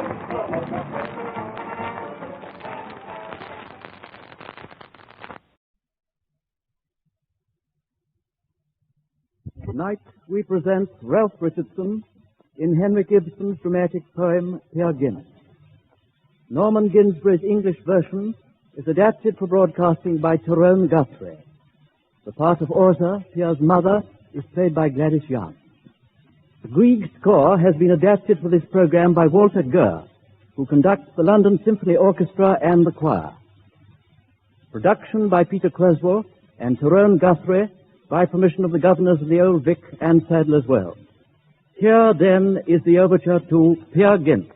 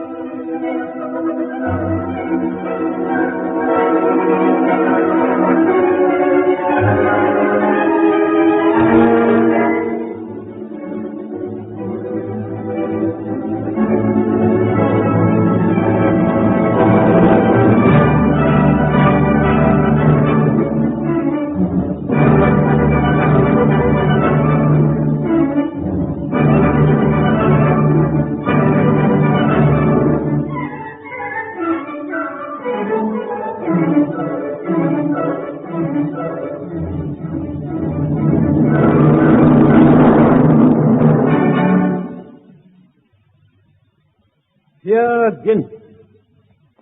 Peer Gynt.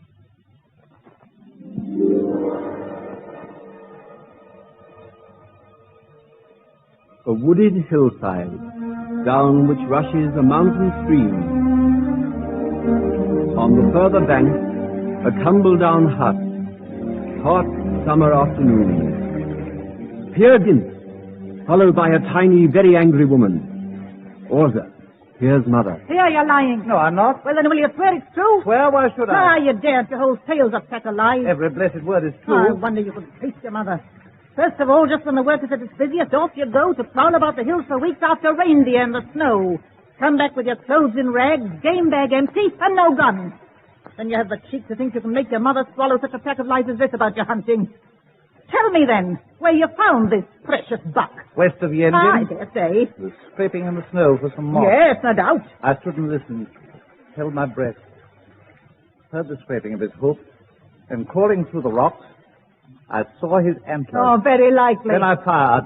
Down the buck came on the ground. But the moment that he'd fallen, I was up beside his back, got my grip in his left ear, and was just in the act of thrusting my knife into his gullet when, hi! With a scream, the ugly beggar scrambled up upon his feet, pinned me to his back, and held me by the legs between his antlers. Oh. And he bounded off like lightning right along the edge of Yendin. Lord have mercy. Have you ever been upon the edge of Yendin? Fully half a mile it stretches at the top, the sheer narrow as a scythe blade, looking downward, past the slopes, past the glaciers, past the grey ravines and gullies. Either side you see the water wrapped in dark and gloomy slumber, half a mile at least beneath you. Right along it he and I clove our passage through the air. Never rode I such a steed. Far ahead the peaks were sparkling as we danced along. Beneath us in the void, the dusky eagles fell away like motes in sunshine. Heaven help us. Suddenly, almost at the reindeer's feet, a ptarmigan rose up, cackling, flapping with its wings in terror. Then the reindeer, madly swerving, gave a bound sky high that sent us plunging o'er the edge and down. Below, the giant mountain wall, below the fathomless abyss. First through clouds of mist we hurtled, then a flock of gulls we scattered, wheeling through the air and screaming downward still and ever downward. But beneath us something glistened, whitish, like a reindeer's belly. Mother! It was our own reflection mirrored on the lake beneath us. Rushing up, it seemed to meet us just as swiftly and as madly as we downward rushed towards it. Dear God, help me, tell me quickly. Buck from air and buck from water met in mighty splash together, scattering the foam around us. Then at last, somehow, we managed to struggle to the northern shore where the buck swam and dragged me after. So I got home. But where's the reindeer? I expect he's where I left him. If you find him, you can keep him. Oh, your neck's not broken, spine not cracked, no scar. Oh, thank God who shielded my dear boy. Your breeches, yes, they're torn a bit. Oh, you lying little devil. Oh, my God, what lies? What lies? It's all come back to me. I heard it when I was a child. It's a tale of Gudbrand Gleisner. It was to him it all happened, not to you, yes, history repeats itself. Oh, yes, you can dress your lies up finely, chop them out in the Sunday best dusky eagles and all that nonsense. Oh, God, I wish that I were dead. Oh, dearest pretty little mother, what's it matter? Cheer up. Quiet! I've reared a pig and not a son. Mother. Where is all the gold your rich grandfather, Rasmus Gynt, left? Where are the snows of yesteryear? Hold your tongue when I'm talking. Take a look at our fine house. Half the windows stuffed with rags, fences, palings, hedges down, the cattle out. Come wind, come rain, fields and meadows never touch. You know it never rains, but it pours. The land that used to be so rich is sour. And you great big, healthy lout, should be the prop of my old age. You should be staying to the farm. God knows how much help you've been to me, you rascal. When you're home, you poke the fire, that's all you do. You frighten all the girls you see at dances in the neighborhood. You brawl and fight with all the boys. Oh, stop it, Mother. Is it true that in the recent drinking bout at Lunda, where you scrapped like dogs, you started it? Can you deny you broke the blacksmith's left arm? Who's been running to you with tales? The cutter's wife, she heard the yell. Yes, but it was I who yelled. You? Yes, I got the licking. What's that? Well, have you felt his muscles? Whose? His, Aslick. No. I have. Oh, good God. You make me want to spew. An idle, swilling, leering, sot, a stupid lump like that thrashed you? Oh, I've put up with shame and scorned because of you, but this. Ah, cheer up, Mother. I did all right. Lying, are you? Yes, this time. Oh, dry her eyes and stop your crying. I held the smith and bent him double. My sledgehammer was my right hand. Ruffian, you'll bring me to the grave. Oh, come, you're worth a better fate, better 20,000 times, darling. Simple little mother, surely you can trust in Pierre. The countryside for miles around will do you honor. Just you wait till I do something really great. You? Who knows what the future holds? If you ever had the sense to mend your breeches, I'd be thankful. I'll be a king, an emperor. Mother, wait. Be quiet, I tell you. A girl at Hegstadt wanted you, and you might have won the lass that you worked and stopped your lies. Ingrid? Think so? Oh, that's Ingrid. She oozes gold. An heir is think. Just think of it. If you'd only liked, you might have been a handsome bridegroom now and not a filthy, smelly tramp. Come with me. I'll start my courting. Where? At Hegstadt. Ah, my poor man, that road is closed to lovers. Why? Oh, God, I'd like to cry. You've lost your chance. You're much too late. Why? While you were riding through the air, Mars Moen went and won the girl. Mars Moen? Ingrid won't have him. Moen's the man she's marrying. Wait for me. I'll go and get the mare. Don't trouble, you're too late. They wed tomorrow. I'll go tonight. You'll go and make things 10 times worse. We'll leave the cart. Too much trouble to get the mare. Let me go. No. I'll carry my mother to the wedding feast. Elspeth, no, not through the stream. We're drowning. Here. Oh, Lord help us. Put me down. Not me. You'll swing for this on the hangman's rope. Put me down, you beast. Stop struggling. The bottom is very slippery here. Don't let me go. Oh, gee up. Shall we play at Pierre and reindeer? You be the reindeer, I'll be Pierre. Oh, I'm fainting. Where am I? Oh, dear. Oh. There now. I'll give the dear a nice big kiss and thank him for the lovely ride. There's your thanks. Ow! And there. Oh, Mother, that's a handsome sort of tit. Let me go. No, to the wedding first. You must do a bit of talking. Tell them all what a son you've got. Oh, I'll tell them everything I can about my son, the ruffian. Indeed, well. And I won't stop until the old man sets his dog upon you. Then I'll go alone. In that case, I will follow on. Dear Mother, are you well enough? You shall see. I'm in the mood to grind the rocks to flour, eat wood, and... Put me down! Will you agree? No, I'll tell them all just what you are. Then you shall stay just where I choose. Never. I'll follow on behind. No, you won't. Oh, yes, I will. Then I'll put you up here on the roof. Let me down. Well, will you listen then? No. Mother, dear, take my advice. Let me down this instant here. No, I won't. Now, don't move your legs. Sit tight. No, don't tear the thatch. You might fall off, my dear, and then... You horrid No beast. kicking, mind. I'll wallop you, big and burly as you are. Wallop away, but don't fall off. Goodbye. I'll soon be back. Goodbye. Look out, you'll fall. Goodbye. Come back. Here. Oh, God help me. Will you listen? Oh, no, he's off across the field. I'm fainting. Help! Hello? Help! Who can that be, Kathleen? Me! Oh, now, you have gone up in the world. Pleasant trip. Fetch me a ladder! Get me down! That rogue of rogues! That son of yours. Now you've seen with your own eyes how he behaves. Will you bear witness? Help me down! I'm off the Hegstadt instantly. Have you gone there? Ah, then you'll be avenged. The blacksmith's going to the feast. Oh, God protect my erring boy. Or they'll finish up by killing him. The smith will give him what he needs. The old girl's dotty, that's quite clear. Irene! Anders! Hi, come here! Look! Peer Gynt has stuck his mother on the roof!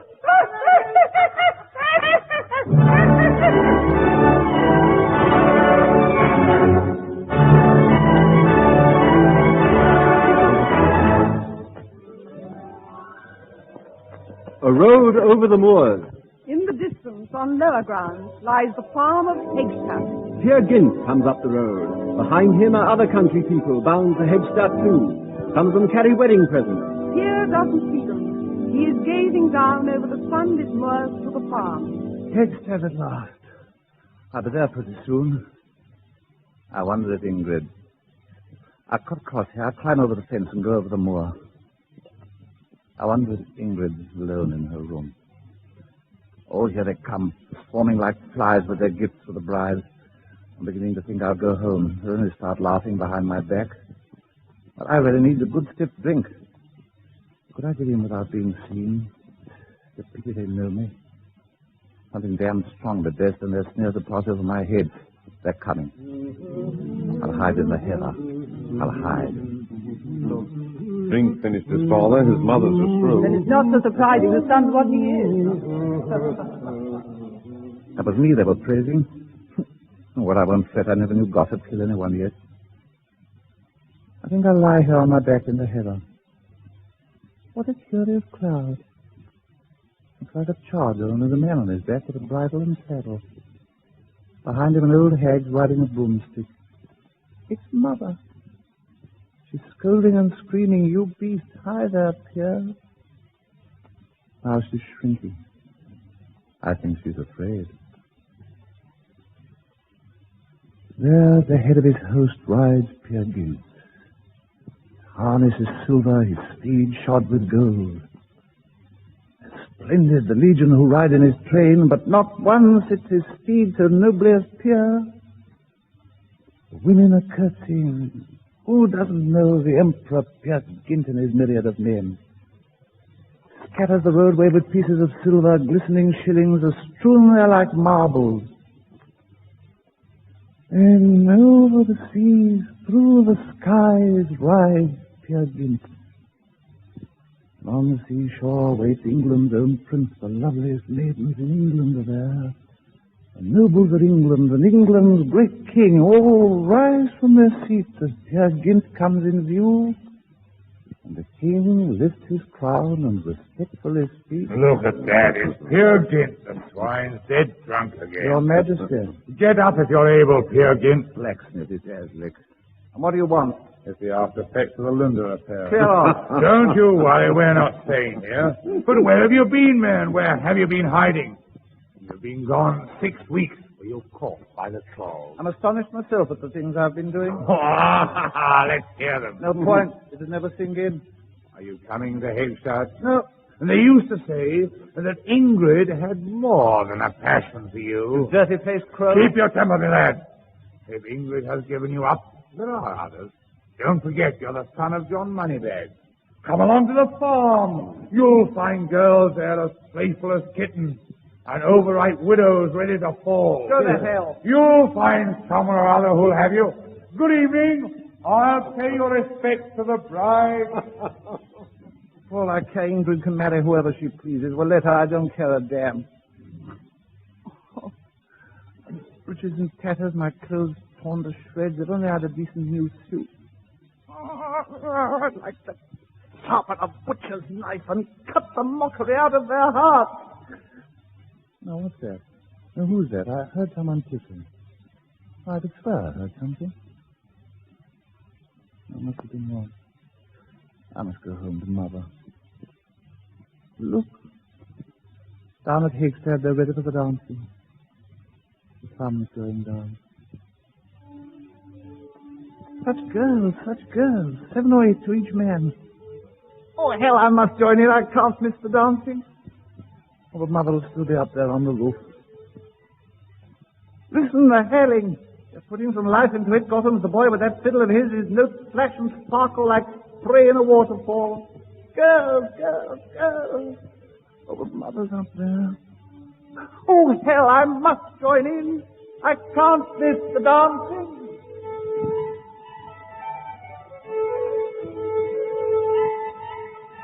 The farmyard at Hagstadt. It is night now. Many guests. There is dancing and drinking. Bonfires throw great shadows of the dancers on the house and farm buildings. The older people sit around drinking and gossiping. One of the women joins a group sitting on a pile of logs. The bride, well, of course she's crying a bit, but whoever took any notice of that? Come along, friends. Drink up. There's lots more in the vat. Thank you. Hey, that's the idea. Good on. Brave away to you. Prince Deckers on the hillside. The bridegroom's father and 2 of his friends. Here comes the bridegroom, Mars Mohan, a sheep-faced youth. He comes up to his father and pulls at his sleeve. Father, I tried, but she won't. She's standoffish. Now, what won't she? She's got to lock herself in. Well, what about going and finding the key? I don't know where to look. Oh, you're a baby. But, Father... It's just right. Things are going to get lighter. Take no notice, girl, if he tries to get friendly. As far as I know, he doesn't exist. Here comes Peer Gynt through the back by the cart shed. Hello, Peer Gynt. He looks lively enough. His eyes shine in the firelight. Hello, Peer Gynt. He goes straight to a party of girls in the firelight. Who's the best dancer here? Which one's Twinkletoes? Not I. Well, then you, before someone better turns up. No time. Well, then you. I'm afraid I'm just going. Well, going so early, you can't be all there. Look, dear. She's gone off with that scabby old ram. Well, where are the girls sitting out? Go and look. That is Aslak, the blacksmith. He's a terror, is Aslak. A great hairy rustler. Made fortune here down at London, remember? Peer Gynt has suddenly lost all his sparkle. He glances shyly and furtively towards the group of girls. They are all looking at him, but not one speaks. Stony silence. As he moves away, people smile and follow him with their eyes.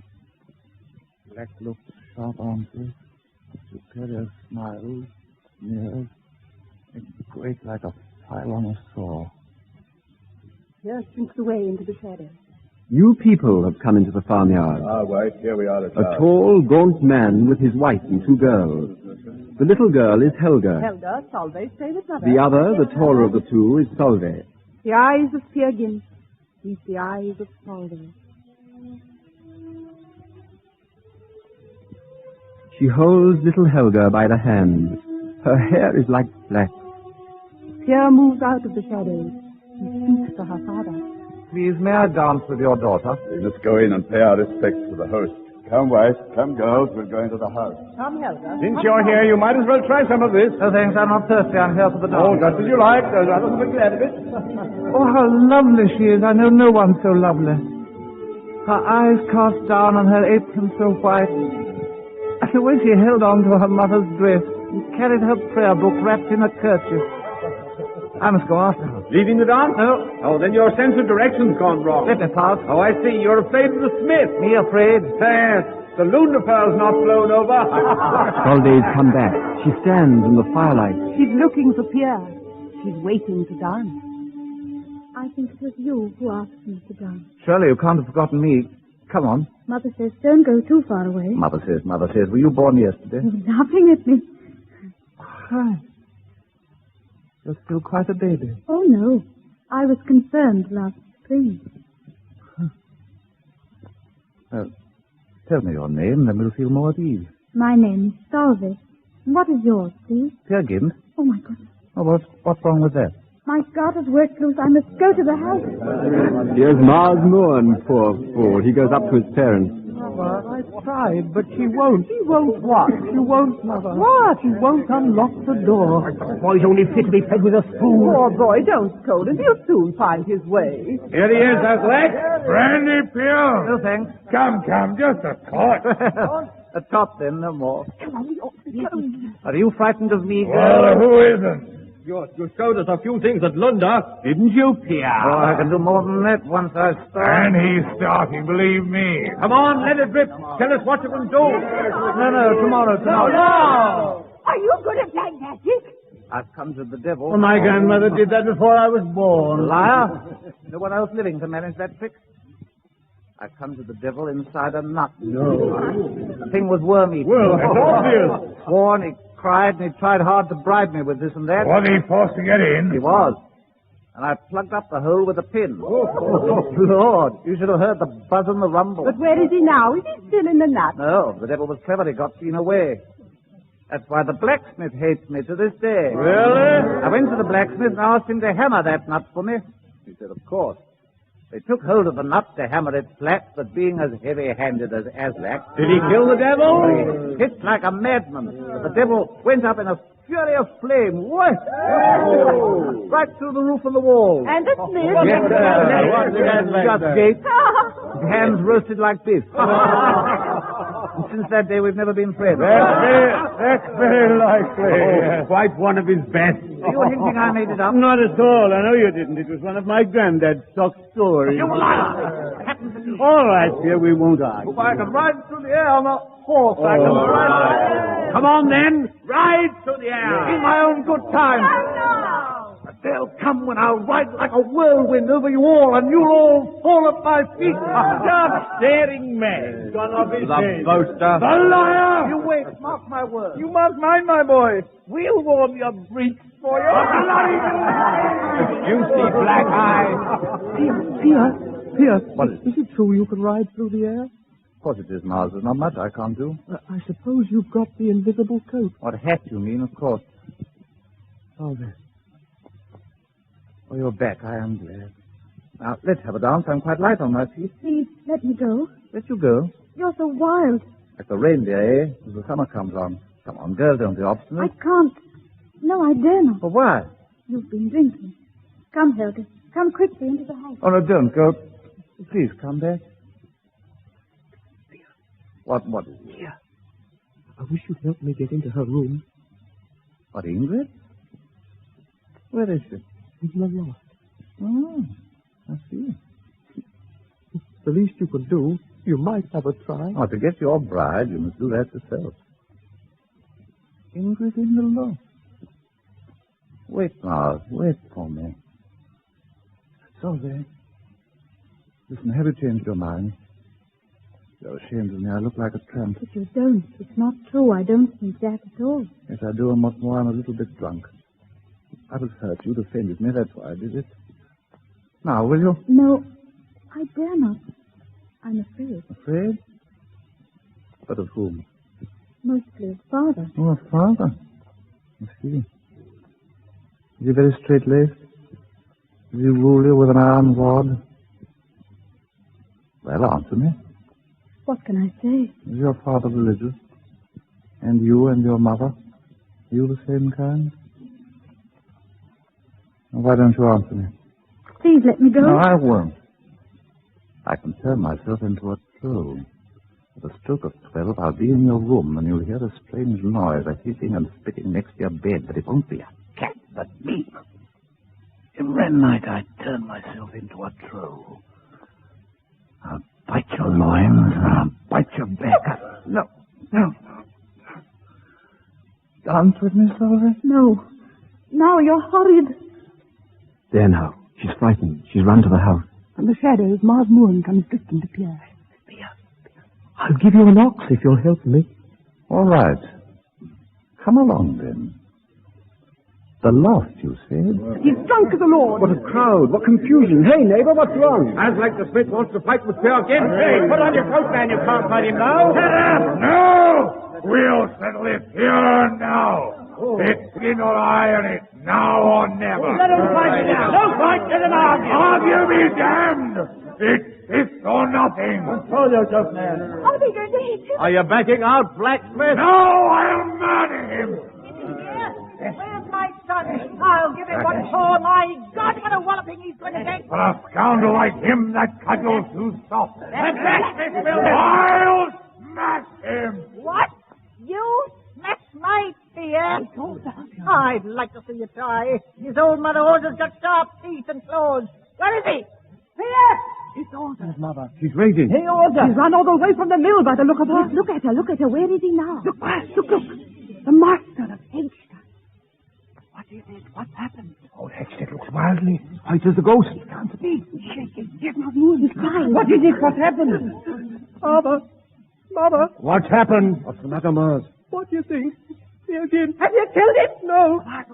Peer Gynt, look. Up there. On the hill. With the bride. The beast. It's a sheer precipice. He's climbing. My God! No, they're safe. Oh, look how he's carrying her. She might be a pig. I hope he falls. Oh, tears the face. He's raped my daughter. I'll strike him dead. God punish me if you touch a hair of his head.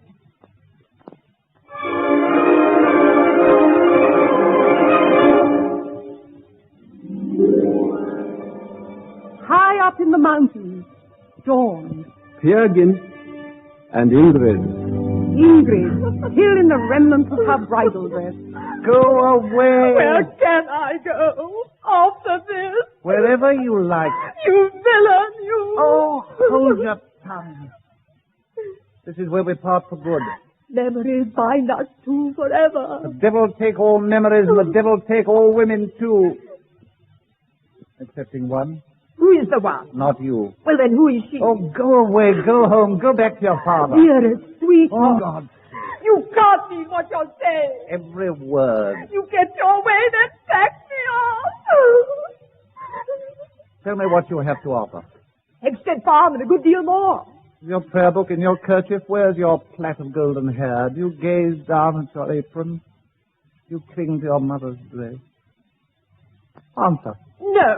Were you confirmed last spring? No, but listen. Tell me, does a holy feeling come to those that see you? Answer. No, but... That's all that matters. They'll hang you if you fail me now. It's a risk worth hanging You for. get a farm. You'll be respected if you take me. Impossible. Bad. Oh, leave go. Oh, you swindler. You were willing. I was desperate. I was daft. Your mind's made up. Firm as a rock. All right, then. We'll see who wins. The devil take all memories and the devil take all women, too. Excepting one. Excepting one.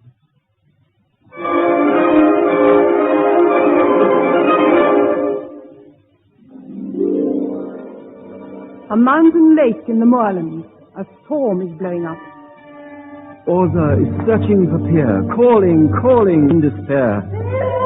Solveig and her father can hardly keep pace with her. Orza clenches her fists and tears her hair. Oh, curse the skies, curse the waters, and curse the mountains. The skies roll down the mist to hide him. The waters meet in treachery to drown him. The mountains will crush him or slip away beneath him. And all those people trying to kill him. Oh, please, God, they must not. I can't do without him. Rest for a little. The mist may clear. Sit here by me. It's more sheltered here. No. I can't believe this has really happened. We were as one in our sorrow and need. I expect you've heard of my husband's bad name, how he roamed the district throwing away his money like dirt, how he drank and he swore, while I and Pierre sat alone in the house. Well, what could we do but try to forget? I hadn't the strength to take matters in hand. Thought brings nothing but grief and tears, so you take to drink or you sham romance. Well, we found comfort in fairy tales about emperors and trolls and stolen brides. And who'd think that these tales would stick in his mind? Listen. What's that? Pierre! Pierre! Poor soul. Oh, not a thing to be seen. My poor lost lamb. You are right. He is lost. No, don't say that. He hardened his heart. His soul is lost. No. Our Lord will have pity on him. He's loaded down by the weight of his sins. He'll rise up and fly through the air. You'll see he did it before in the Indian age. Nothing's beyond him, I tell you. You wait. If he lives long enough, he'll do something great. It would be better to see him hanged. In Christ's name. With a rope round his neck, his eyes might open. He might repent. Oh, you're driving me crazy talking like that. We must find him. To save his soul. If he's in the marsh, we must drag him out. We must ring church bells if the trolls have got him. Look, there's a trap. Oh, then we're on the right road. You stay with her, Solveig. I'll go this way to the pastures below. Bid them ring the bells. Please, tell me some more. About everything. I'd tire you out. You'd tire of talking long before I'd tire.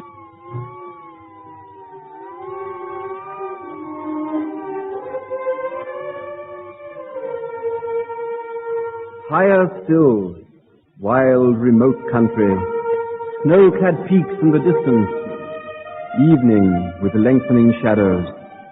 Peer Gynt on the run. The whole damn parish is after me now. They arm themselves with guns and sticks. The old man from Hegstead prancing about at their head. Hear him howling. It'll soon run. A different thing this from a strap with a smith. This is life. I'm as strong as a bear. A swim rapid, a pull fir trees up by the roots. Smash! Overturn the world. This is life. To hell with make-believe. Down the mountains race the cowherd girls. Filthy, ragged, bare arms and legs.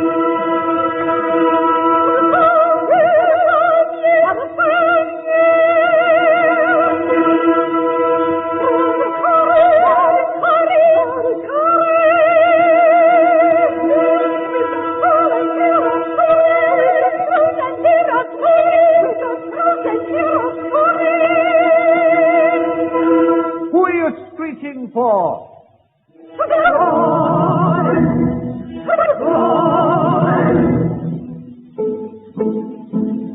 Front is in for Martin, lots of room in a hut in the hill. Range is in for again is gone. Sleep with the cold the whole night long. Sleep with the cold the whole night long. Where are your men? On to the mountain, on to the mountain, on to the mountain. He's on to the mountain, on to the mountain, on to the mountain.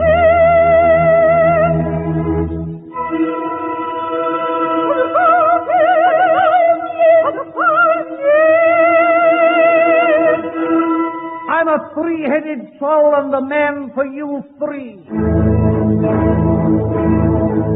You're a three-headed troll. You're a three-headed troll. You're a three-headed troll. You'll very soon see.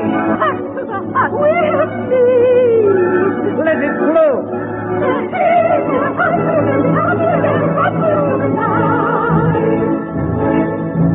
He's on, and he plays the light cold and they go. Tonight in the heat of the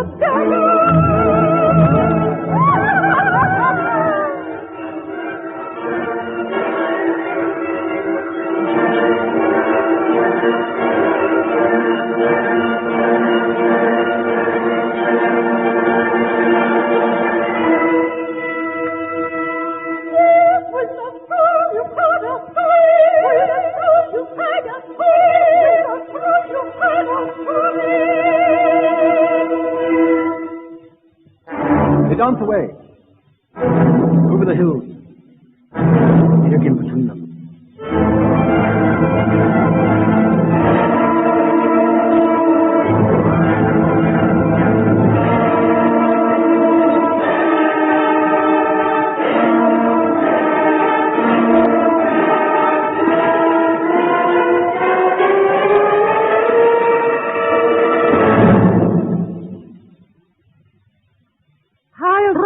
Among the Rhondda Mountains. Glistening snowy peaks all round. Sunset and silence. A man. His clothes are rags. His face is pale. His eyes wild and bloodshot. It is Pierre.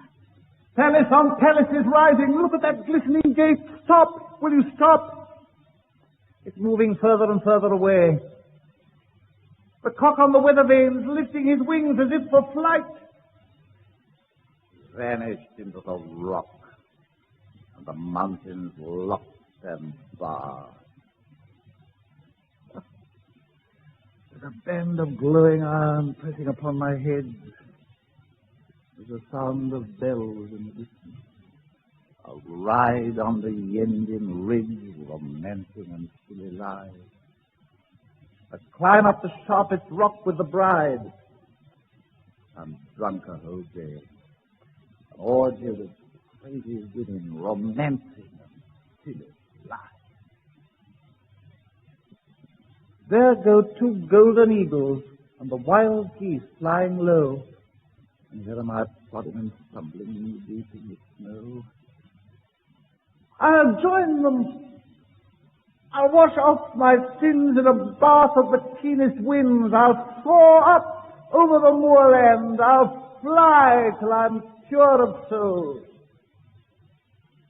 Those two golden eagles. God. Look, there's the end of the gable, right going out of the mountain. It's my old grandfather's farm. The rags have gone from the windows, the palings are spruce and new. In every room, lights are blazing. There's a banquet in the hall. I can hear the parson tapping his knife against his glass. The captain flings his bottle. It smashes against the wall. Let them be lavish and squander. What's it matter, mother? Be quiet. Rich John Gint's giving a party. Hurrah for the house of Gint. What's all this hustle and bubble? What's all this hullabaloo? The captain's calling for me. The parson's drinking my health. In you go then, Peer Gint, to the toasting. It rings out in clamour and song. Peer Gint, you were born into greatness, and great you'll be before long.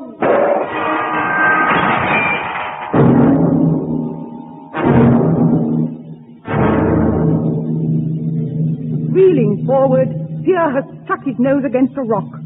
Fallen senses. Here's the rustle and shivering of leaves. A myriad green leaves. He seems to be on a mountainside with great trees in full leaf through which the wind is sighing. Stars are twinkling through the leaves. Birds are singing among the leaves. There is greenness everywhere. A woman in green is walking beneath the leaves.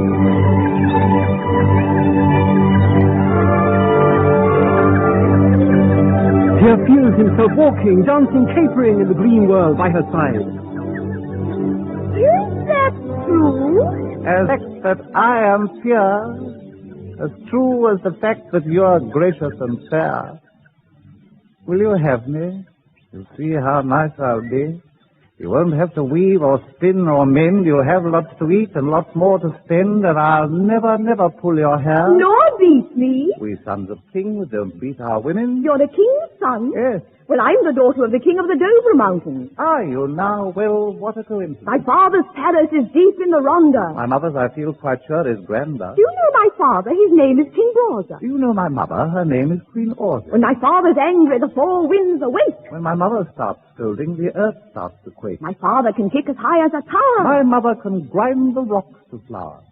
Nothing to wear besides rags and tatters. The man inside the breeches that matter. Every day I wear silk and a golden pelisse. It looks more like tow and verdigris. Ah, yes, darling, you must remember. In the Rhondda we see with another sense, and everything seems to have a double shape. When you see my father's house, you might think it an ugly pile of rubble. Well, how peculiar it's the same with us. You might fancy the gold is worthless dross, and that the glittering window pane will look like a bundle of stockings and dirty rags. Evil seems good, and black seems white. Big becomes little, and dull looks bright. I see we're made for each other, Pierre. Like breeches for legs or bottoms for chairs. My steed, come, my wedding jade. It looks to me like a pig, I'm afraid. See him arch his neck, hear him proudly neigh. Get up, then, get up, we'll gallop away. Get up, my gallant sow. And I was feeling so sad just now. It goes to show that it's fate that counts. Great folk are known by the style of their mouth.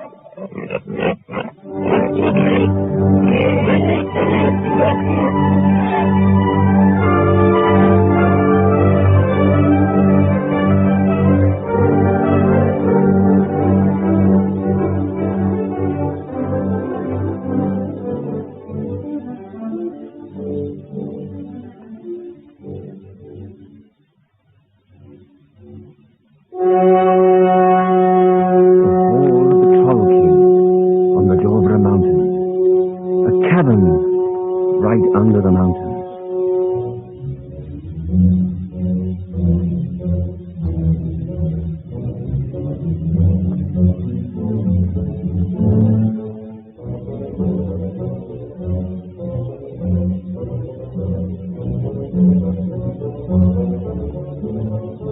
Crowds assembled, young and old, great and small, heads of pigs, spoons of fish, hurricanes, the voices of oxen, or children, or macaws.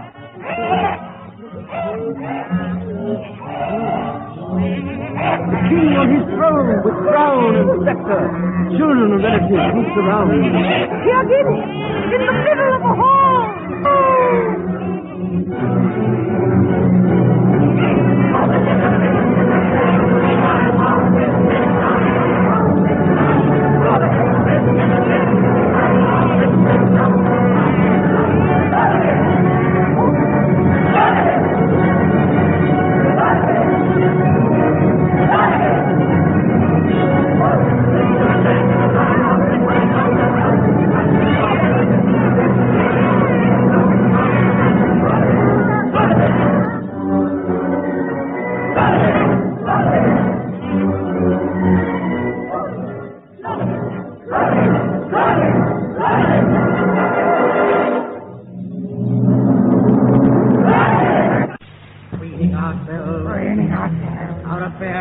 Have been going downhill. No one knows whether we'll crash or recover, so we can't refuse help, whatever the cost.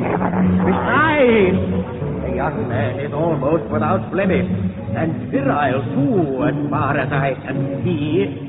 It's true he has only a single head, but my daughter herself hasn't more than one.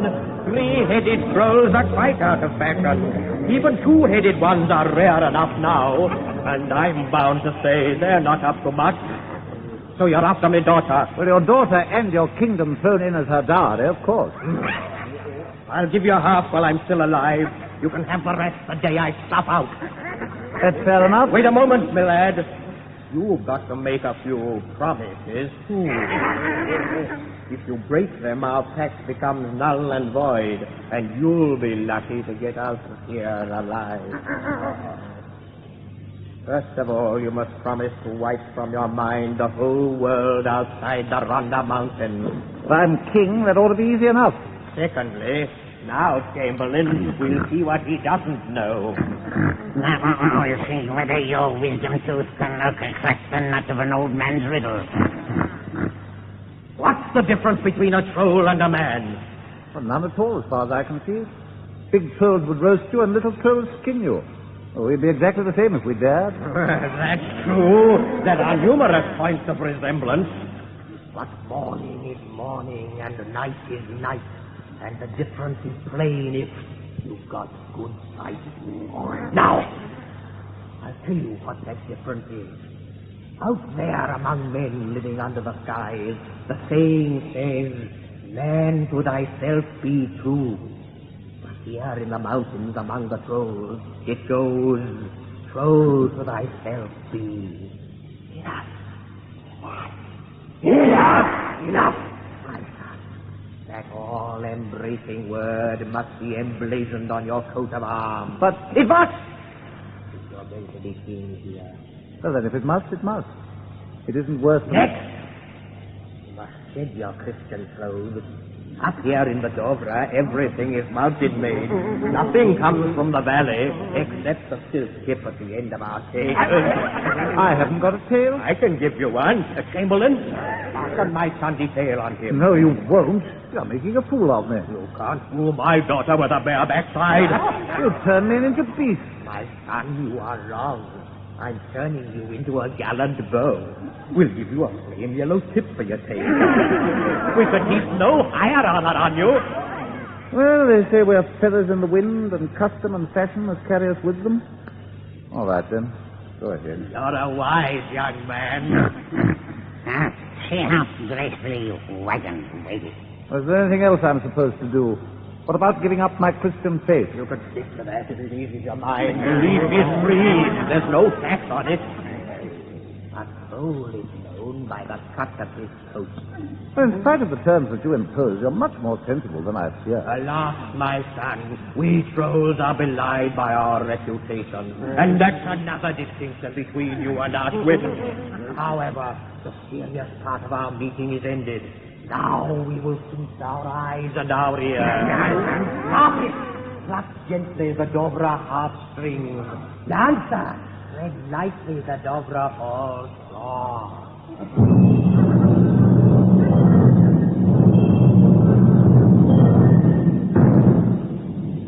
What do you think of it? Think? Do you mind? What do you see? Something Frightfully ugly. Bell cows tangling a thing with her hoof. A sow in short tops out of step with the discord.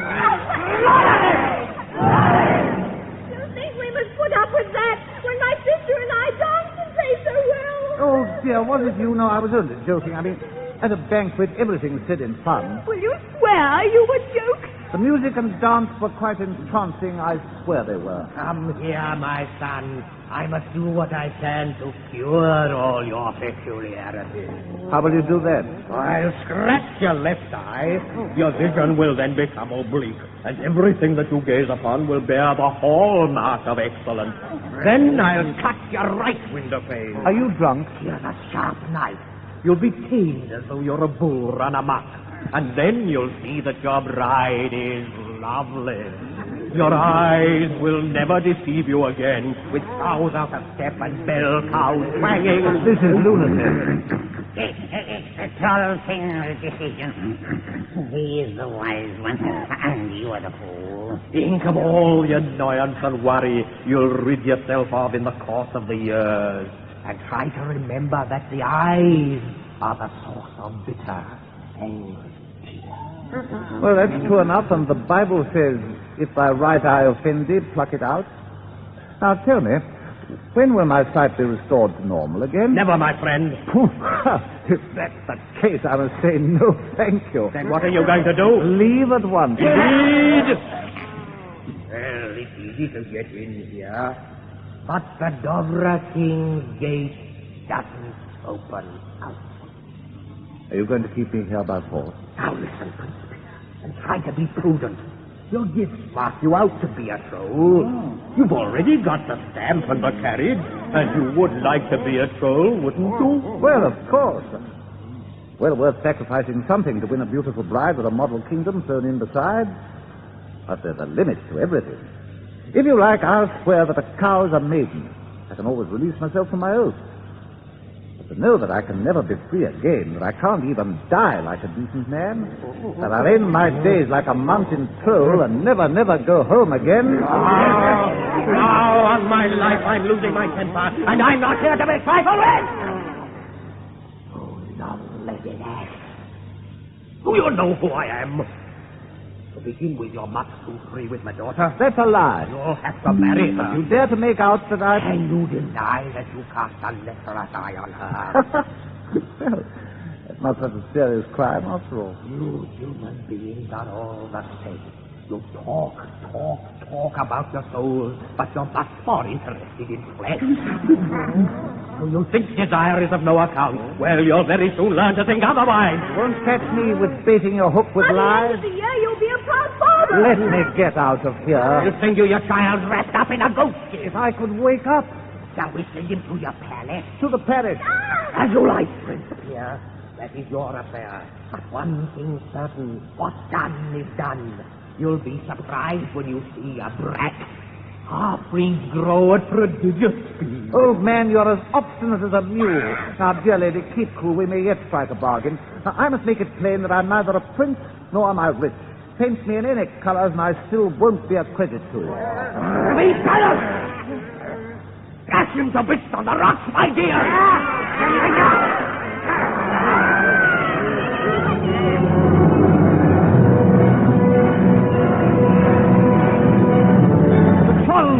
They fight like rats. Sting like arrows. Tear like cats. Pierre defends himself as he can, but there are too many. It's unfair. He cries. Mother! They're killing me.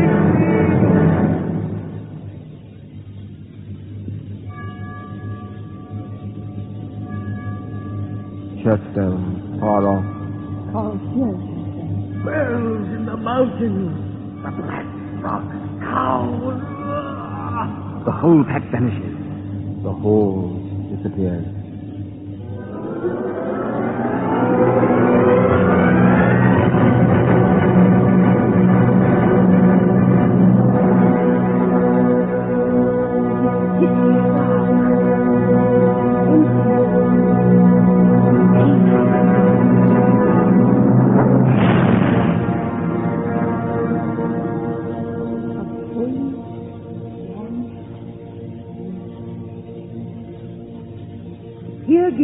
Flashing about with the branch of a tree.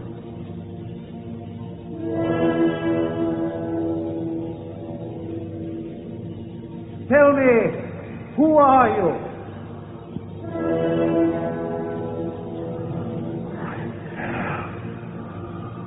Move aside.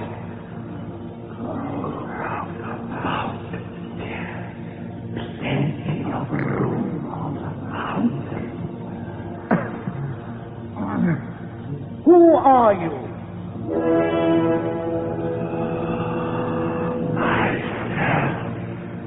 And you say such. I can say what I like, and my sword can strike hard. Take care, or I'll bring it down on your head.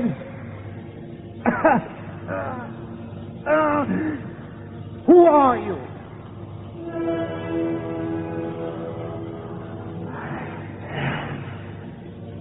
What are you?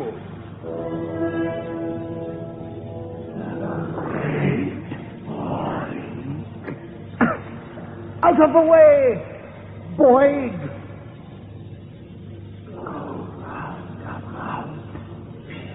I'll go through you.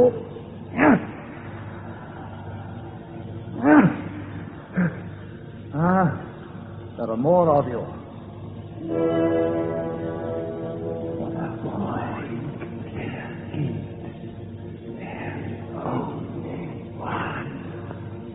My sword's no good, but I have my fist.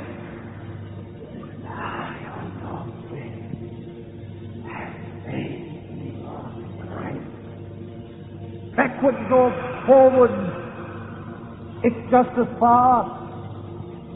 Within or without, the path is narrow. He's there, and he's here. He's all around. Fight! You must fight!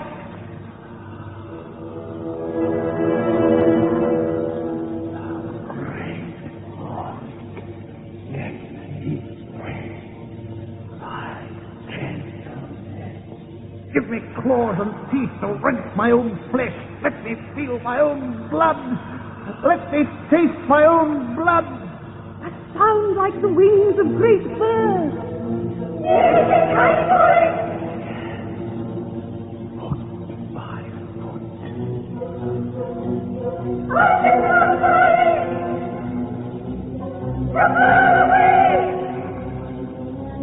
If you want to save me, girl, do it at once. Don't stand there gazing shyly downward. Your prayer book, pulling it straight in his face.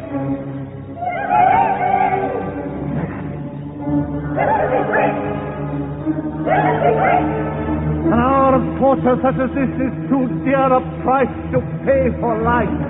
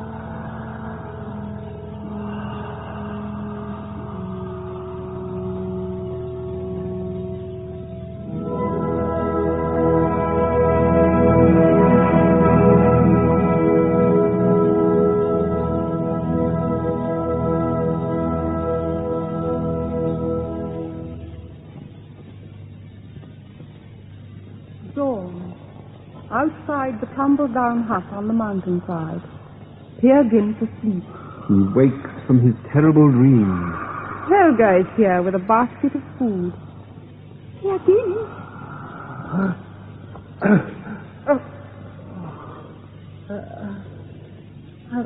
Hi, little one. What are you doing here? Sylvia, little... Sylvia? Where is she? Behind the hut. If you come over here, I'll run away. You still afraid that I might cuddle you? James here. You know where I was last night? The 12 King's daughter was chasing me. Then we did right to bring the Chesterton.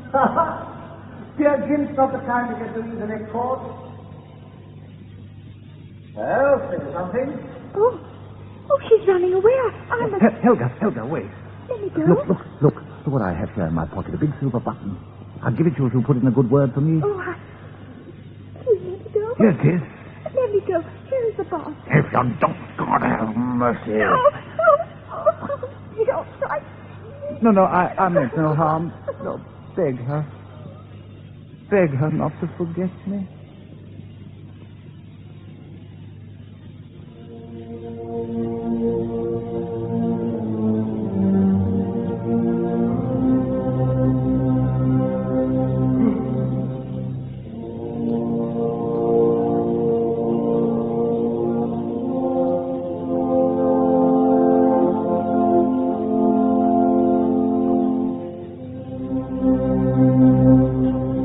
depths of the pine forest.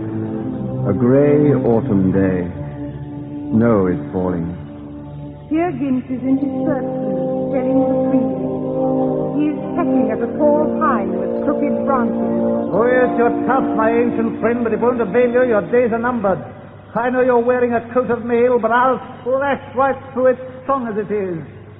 Oh, yes, you can choke your crooked arms. You're resentful and angry, I understand. But I'm going to make you fall on your knees.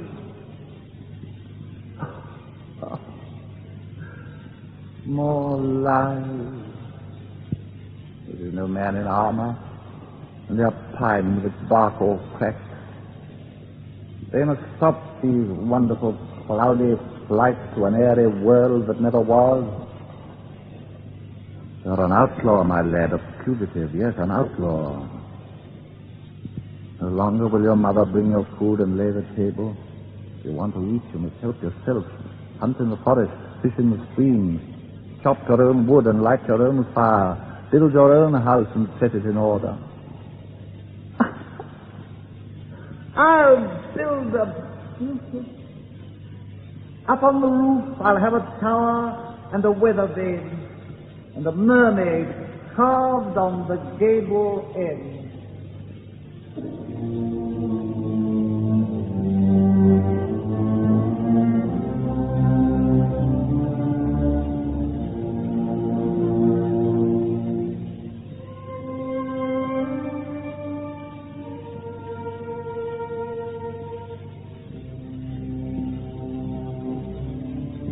Orza's house.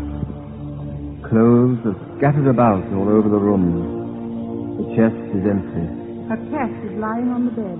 Orza and the cotter's wife, Kari, are doing their best to tidy up. Kari, listen. What is the matter? Tell me, where is...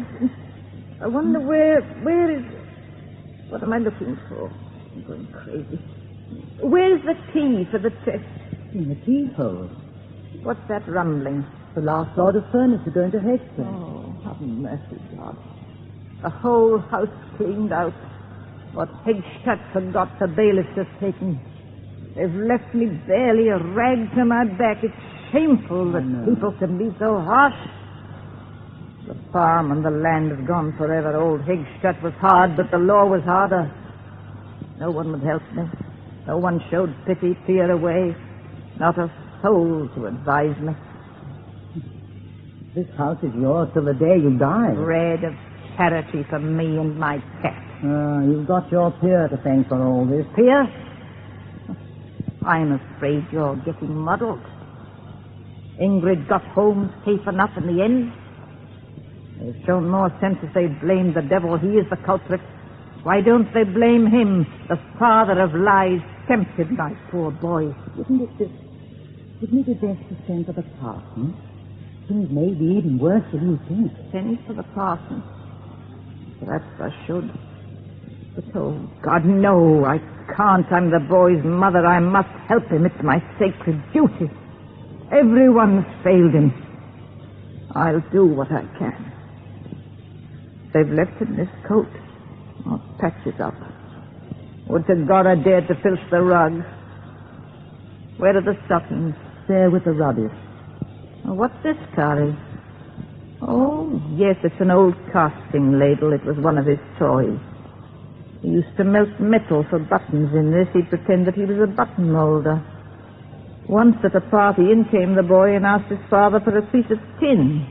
Not tin, said my husband. I'll give you silver, King Christian's coin for the son of John Gynt. God forgive him, he was in such a state that tin and gold were the same to him. Here are the stockings, full of holes. I'll have to darn them. Won't be too soon. When I've finished them, I'm going to bed. I feel so tired and I feel so wretched. Look, Kari. 2 shirts. They forgot to take them. So they have. Oh, that's a bit of good luck. I think I can safely put one aside. No, I don't see why we shouldn't take both. The one he's wearing's quite threadbare. Oh, but also, you know that is a sin. Yes, I do know. I know, too, that repentance absolves us from sin. Well, I'll repent. Outside, a newly built hut in the forest. Reindeer antlers over the door. The snow is piled high. It is dusk.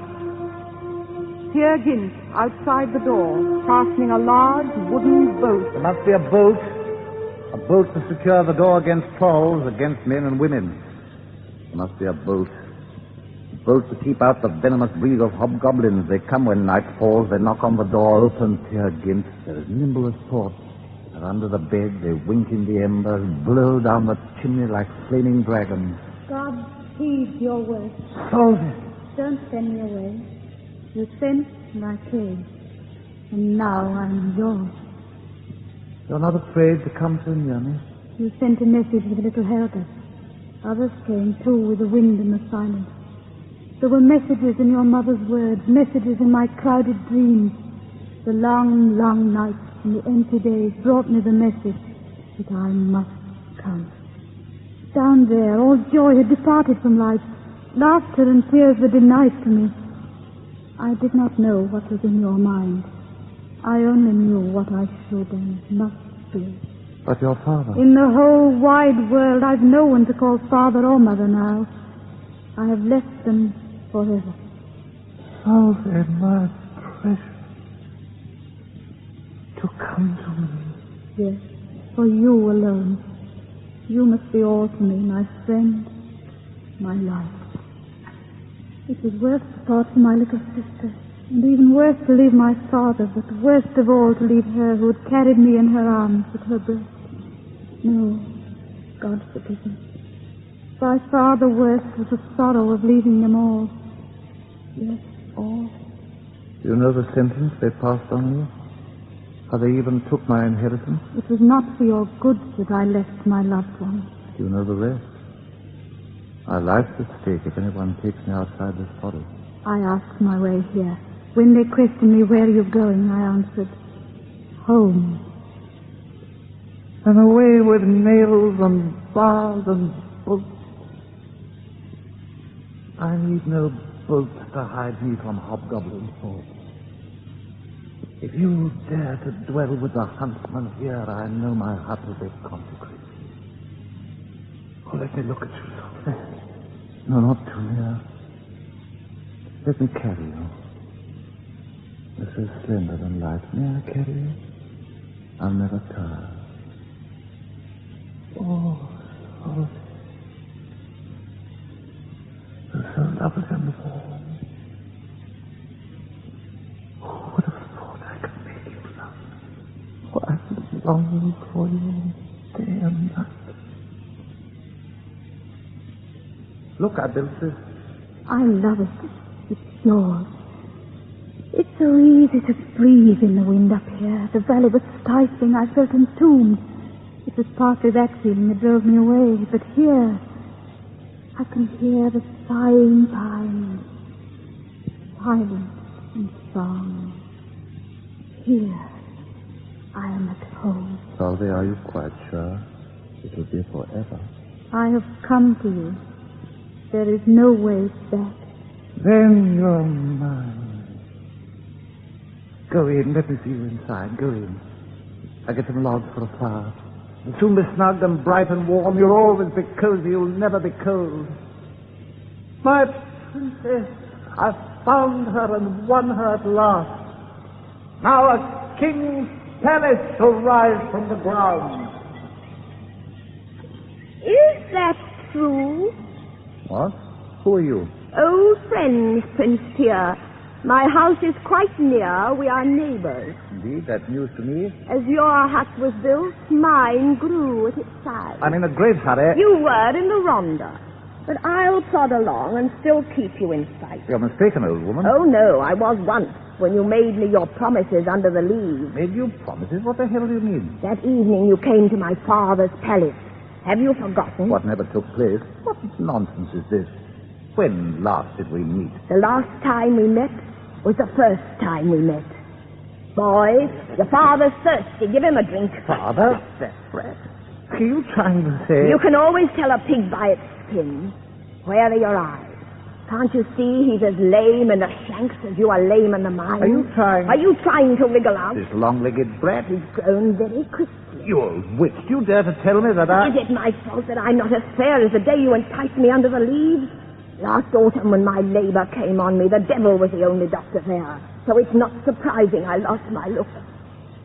If you want to see me as fair as before, you've only to turn that girl out of door. Put her out of your mind and out of your sight. Do that and my beauty will return. Get away, you hag. You'll see if I will. I'll kill you. You'll try if you dare. Oh, no, Peer Gynt, I can stand hard knocks. You'll find me back here every single day. I'll open the door and spy on you both. When you're sitting in the fireside glow and you want to love her and kiss and embrace, I'll be at your side in my rightful place. We'll share you. We'll take it in turns in your bed. Farewell, my dear Peer. Now go and get wed. You hell. Oh, dear, I nearly forgot. You'll have to bring up your son, you wretch. Go along, little devil. Go to your father. I'll bring you with my axe. You wait. You wait. Dear, what a head he has on his shoulders. You'll be your father's double when you grow up. I wish you were far away as we are near. Oh, arises from thoughts and desires. It's for her, Salve, my lovely, purest girl. Oh, yes, it's the innocent who always suffer. The devil said that when his mother thrashed him dead drunk. Go round about, said the boy. That's what I must do. My king's palace has crashed before my eyes. We were so near. And now she's so far. Beauty and joy have departed forever. Go round about. There's no way that leads straight through from me to her. Straight through? No. Perhaps there still might be a way. I think the Bible has something to say about repentance. But what does it say? I've no Bible. I've forgotten. No one to guide me there in the forest. All the same, the old witch was telling lies. She's out of my sight with her filthy ideas. Out of my sight, but not out of my mind. Insidious thoughts will follow me. Ingrid, those girls who sported and screamed on the hillside, they come too and scoff and sneer. No, no. Find a way round about. Not for gain or for loss, but to cleanse myself forever from things that are best forgotten. Go in after this, so foul and smoke. Go in with those about my heels. Speak, but be silent. Confess, yet conceal.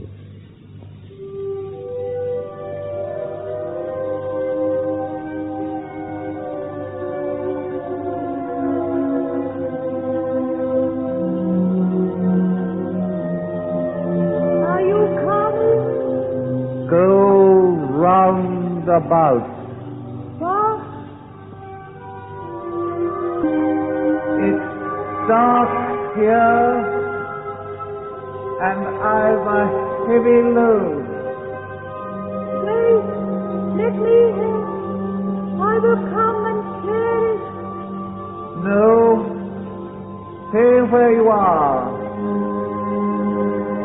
I must bear it myself. Don't be too long. Be patient here. You must wait for me. I will wait for you.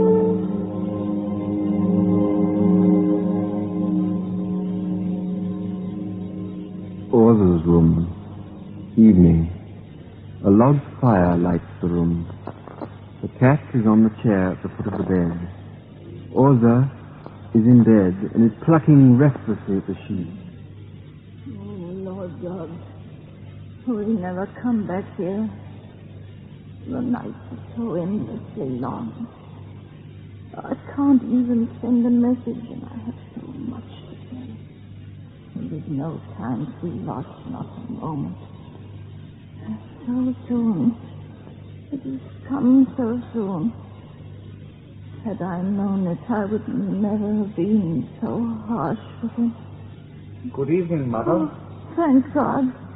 Oh, here at last, my own dear boy.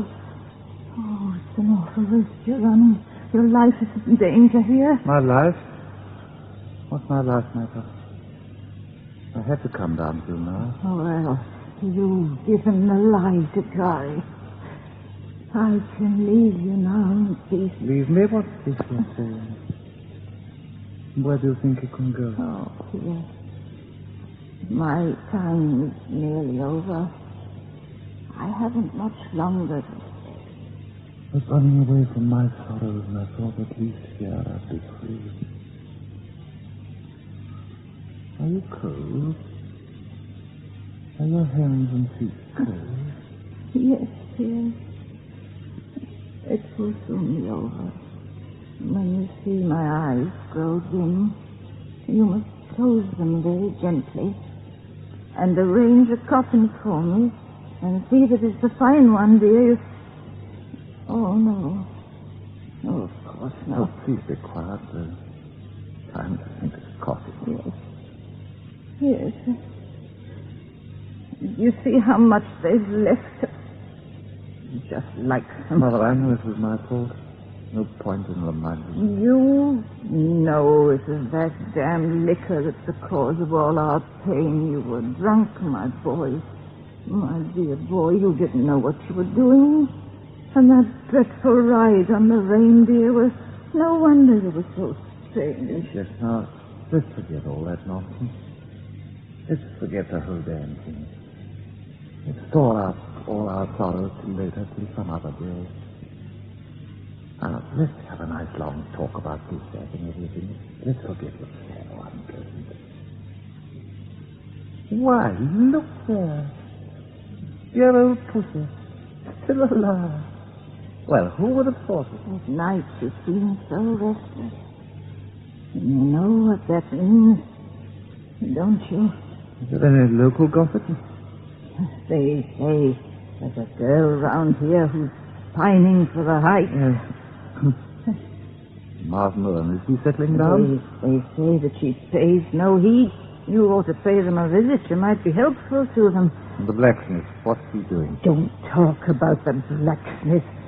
I'd much rather tell you her name. Her name is... Oh, you know, her name is... Now, let's have a nice long talk about this, that, and everything. Shall I fetch you a drink? Are you thirsty? Can you stretch in this little bed? Let me look. Why, this is surely the bed I had as a boy. Every evening you'd tuck me in and sit on the edge beside me and sing to me rhymes and songs. Yes, yes. And do you remember how we used to play at sledges when your father had gone away? A blanket was our sledge apron and the floor was an ice-bound fiord. Yes, but do you remember what was the best thing of all? Our fiery Arab horses. So I could ever forget.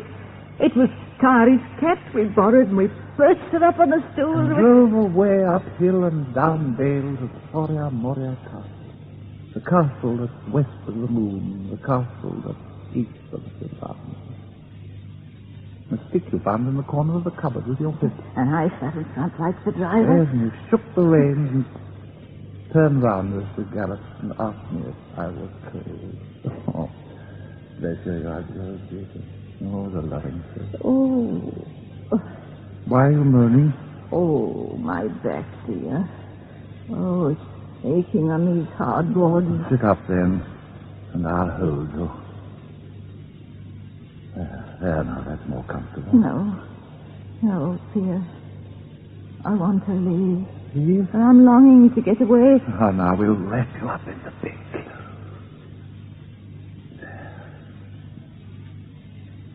I'll sit on the side of the bed and we'll while away the evening. I'll sing as you used to sing. I'll sing to you rhymes and songs. Please, dear, will you bring my prayer book? I'm uneasy in mind. I'm sorry, Amoria Castle, king and prince are getting a feast. I'll lie back on this cushion. I'm going to dress you there. But, dear, am I invited? Yes, both of us will be there. Get up. Look alive there, Blackie. Oh, they're not cold, eh? Now they're making headway. Gordon's got into her start. Yes, I can hear bells ringing. Glittering sleigh bells. Then the ghostly, hollow clanging. I don't know what it feels. Dear, I'm frightened, sighing, and that eerie whispering. Somewhere the pine trees, Mother, murmuring on the hills. Lights are gleaming in the distance. Can you see where they're coming from? From the windows of the castle. Can you hear them dancing? Yes. On guard outside stands St. Peter. He's inviting you straight in. Is he greeting me? With honor. He's offering you some wine. Has he cakes to offer with? Oh, yes, a whole plate of them. And our parson's wife is making your coffee piping hot. Am I going to meet her? If you want to, Mother. You're driving this poor old mother to a lovely party, dear. Yep. Look alive there, Blackie. Are you sure you're on the right road? It's an easy road to follow. But the journey is long and tiring. The castle there in front of us. We'll be inside very soon. I lie back and close my eyes and trust you, my own dear boy.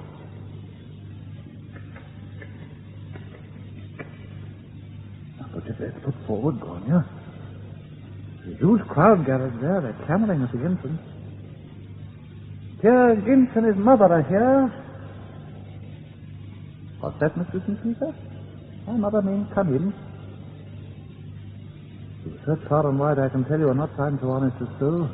For myself, I'll say nothing. I can go back the way I came. If you ask me, well, I'll stay here. If not, well, I'll still be content. I've told many whoppers as the father of lies himself. Call my mother an old hen because she clucks so loud and long. But you must esteem and honor and please her and make her happy. You won't find anyone better in our part of the world these days. Oh, there's God the Father. And Peter, you catch it now. Just stop that bullying, Peter. Mother always welcome me here. There you are. What did I tell you? St. Peter's pipe down already. Oh, Mother. What is it? Tell me. Don't stare at me like that, Mother. Say something. It's Pierre, your boy.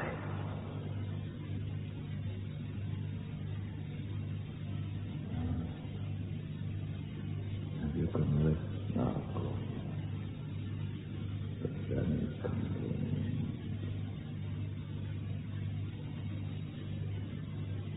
Thank you, dear, for all that you gave me. The precious and the kisses, too. But now you must thank me, Mother. This kiss was fair for the last. Yes. Who is it? It's Carrie, your neighbor Carrie's here. Well, you put an end to her sorrow and suffering. Dear God, she is sleeping soundly. What is she? She is dead. See that she's decently buried. I must get away from here. Are you going as far as that? Yes. And farther still.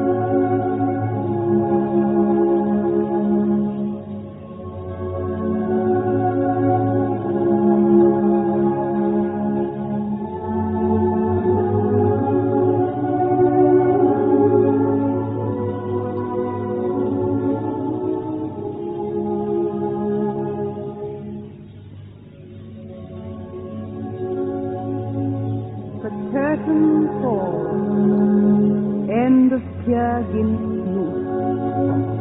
Orza is dead. Peer has gone off, away from Norway, away from his past. Peer Gynt is still on the run. Up in the forest stands the unfinished hut, with reindeer antlers over the door. There, Solveig waits for Peer Gynt.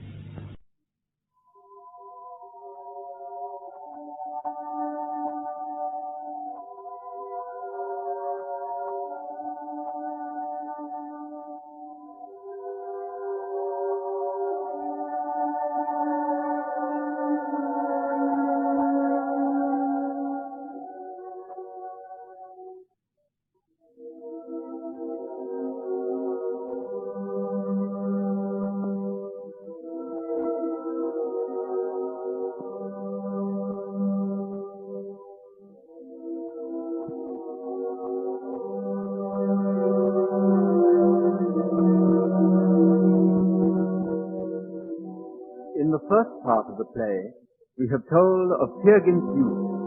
What a romancer he was, always running from reality into a world of fairy tales, of princes and palaces. And always the hero of Peer Gynt's stories was Peer Gynt. He fell in love. With Solveig. But in love, as in practical affairs, romance, the need to play hero, was more strong than fate. There were other girls. There was a scandal for which he was outlawed.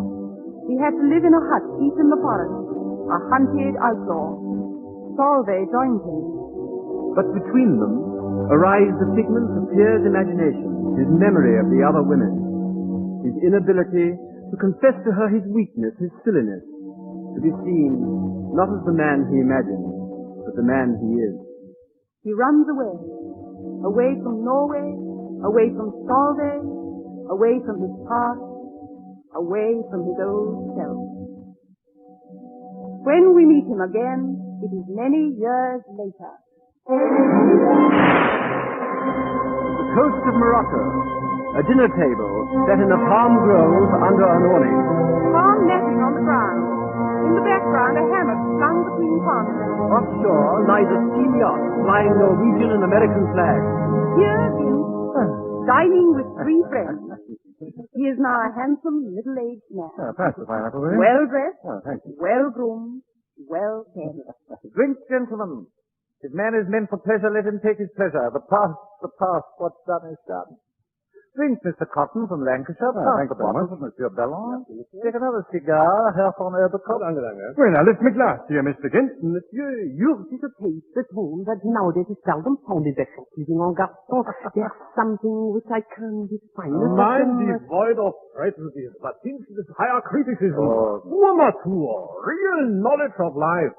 Isn't that what you meant, monsieur? French sounds much like high flow. But your tongue is limited. But if we are looking for the source of this phenomenon... It's found. Oh? It's just because I never married. Why, gentlemen, the thing is clear as daylight. What's a man's first duty? The answer is brief. To be himself without reserve, devote himself to himself and to his own concerns. Why? What chance is he of doing this if he's burdened like a camel with someone else's joys and sorrows? I dare say you've had to fight for this self-senseless concentration. Oh, yes, I've had to fight for it, but I always won the honors. Though once I nearly fell into a trap for all my cunning, and let my roving fancy capture a girl who was of royal blood. Oh, yeah? Or very nearly, you know. As a family opposed to me. Quite the reverse. Uh-huh. Well, you see, things took a turn which made them think it was high time we were married. To be candid, the affair from first to last was most suspicious. So the whole thing went by the board? No, it took another aspect. With an unexpected pother, the youngsters of the family were much the worst. I had to battle with 7 of them all at once. Blood was spilt, but still that blood sealed my certificate of valor. You have an outlook upon life that proves you a philosopher. Dear friends, just think what my career has been. What was I when I first went westward? Quite penniless and empty-handed. I had to work hard for my food. Well, what was your trade? Black ivory. I brought Negro slaves to Carolina, then I shipped idols out to China. Tito, well, you're joking, surely. No doubt you think the business doubtful. Well, I felt it too. Felt it insane. What could I do? To stop the trade with China was impossible. I found a way. I opened up other interests in China. I still sent idols every spring, but every autumn I dispatched missionaries, fully equipped with all essentials for conversion. Stockings and Bibles, rice and rum. And a good profit? Naturally. It's quite edifying to hear a plan of life so practical. Key to success is simply this. Keep your ear tightly closed against the venom of a dangerous viper. Well, what sort of a viper? A little one that tries to make you burn your boat. To take irrevocable steps. Anyone can fight with courage if he keeps behind him an open bridge which he can cross to safer comfort. Oh, well, but now, sir, what do you hope to do with all your money? Do with it here? I presume you have intentions. Yes, I intend to be emperor. What? You what? Emperor. Well, where? Of the whole world. But how, my friend? By the power of gold. Someone or other said somewhere that if you gain the whole world but lose yourself, your gain would be a wreath around the grinning skull. That's what it said, or something like that. Tell me, what is the Ginchen? The world that's here inside my head that makes me me and no one else.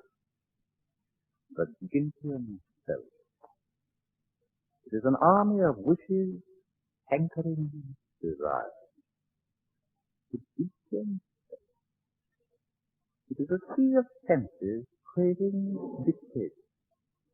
But just as our Lord needed earth to make himself God of the earth, so I, Peer Gynt, have need of gold to make myself an emperor. But you're rolling in gold. Not enough. But now I think the chance has come to make enough. The papers that have come on board tonight have brought important news. Oh, well, what's happened? Greece is in a ferment. What? The Greece? Yes, they've revolted. Turks are in a mess. To Greece, the path to glory, sir. I'll encourage them. Why, I'll encourage them. Why, with the contract. My friend thought me I'm just... I thought you were a scoundrel. Oh, no, that's too strong. I thought you were a fool. Forgive us, King. So that's what you meant.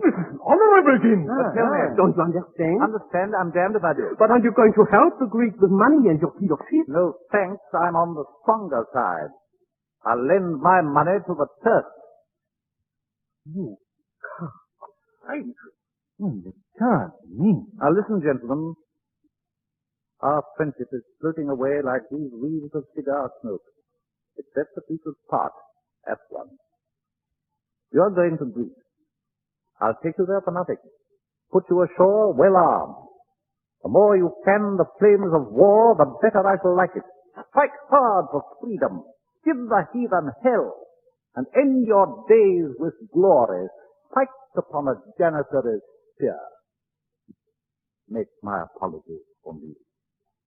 I have money in my pocket, and I am myself. The Peter Gynt. Now I think I'm going to bed. I hammock, sir. But now it's fine. Take another cigar. Pray, finish the wine. Well, night. He has no sense of honor. I saw myself crowned a conqueror, steadied by lovely Grecian women. I saw my fatherland's sculpture creeping out over land and sea. God damn, I could shed tears of rage. I saw myself owning Olympus. There's copper to be mined up there. And then that mountain, Parnassus. Aye, people talk a lot about it, but They don't know its waterfalls will generate 1,000 horsepower. So near success and now so far. That nigger driving Nabob gold is in that coffin of a ship. A marvelous idea. What is it? Seize the ship. Hey! You can't. You'll steal the whole damn ship. How scandalous! Hey, but what a net. What villainy. Hey, wait, you two. Good night, Sir Peter Ginch. I'm sorry to leave you. I and dry. Goodbye, Sir Peter Ginch. Goodbye. Daytime, moonlight, driving clouds, the yacht far out to sea, steaming at full speed. Peer Gynt is running along the shore. He's put to sea. I'm dreaming, I'm drunk. Still, I'm not going to perish like this. It's a dream. It must be a dream. It's not. It's a truth. Oh, scoundrels. Oh, hear me, Lord. It's I, Peer Gynt. Pay attention, please, Lord. Make them turn the ship round. Make them lower the dinghy. Stop, please. Hi, Lord. I've given up the nigger plantation. I've sent hordes of missionaries to China. Surely one good turn deserves another. Oh, help me to get to the yacht. Help, Lord. A column of fire shoots into the sky from the yacht. A cloud of smoke obscures it. The smoke clears away. The yacht is gone. Plop to the bottom. All hands, man and mouse. I should be saved and they should be sunk. All praise to the Lord who has sheltered me, kept his eye on me, in spite of my faults. Ah, what a wonderful feeling of safety and comfort you get when you know that you are specially God. But I'm out in the desert. No food, no drink. Ah, it is all right. We'd never allow a poor little sparrow like me to pop off.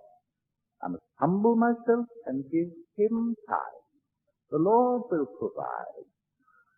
Ah, I'm full of faith. He settles happily to sleep. And now, a little interlude.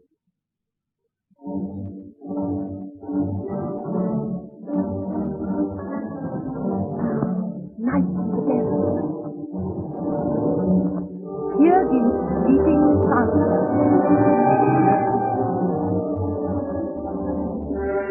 An Arabian horse thief and a receiver of stolen goods meet nearby. They conduct their business in song. I don't know why. Deer points gleaming in the sunshine, see, see, I hear them galloping over the sand. Oh, oh, my father thief, his son McNeil, my father believe, and so must I. We must be ourselves, but be ourselves. Footsteps in the thicket, away, away. Deep is the grave, and Allah is great.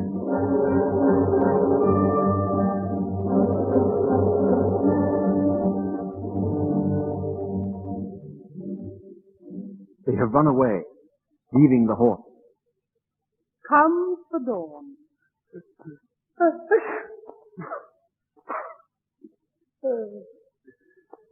I've spent an extremely uncomfortable night. But what a perfectly lovely morning. The dung-bill is rolling himself in the sand, the snail creeping out of his shell. Morning. It feels so safe in the daylight. Just look at those lizards bustling about. How innocent they are, those animals. Each one carries out his maker's intention. Each one is himself, as he was on the day of creation. I won't think any more. I'll light a cigar. I've got one left and a match as well. Way in the distance I see an ostrich. I wonder what God's intention was when he made this enormous, desolate space. Why was it made? Nature's unbusinesslike. And then the sea over there in the east? No, it can't be. It's one of those mirages. Sea's in the west. There, behind me. That hill is the dike which is keeping it out. A dike. A bit of blasting. Then a canal. Like a river of light, it would lead the waters right through the channel, drowning the desert. Soon the whole of this smoking hell would be as fresh as a rippling sea. Ships would speed southward like homing birds on routes that were once the caravan tracks. Cities would spring up all over the place. Steam would start Timbuktu's factories working again. Give me the money, it can be done. A key of gold to the door of the ocean. A crusade against death. I'll raise capital. On my kingdom. No, half my kingdom. For a horse. A horse. And clothes. And jewels.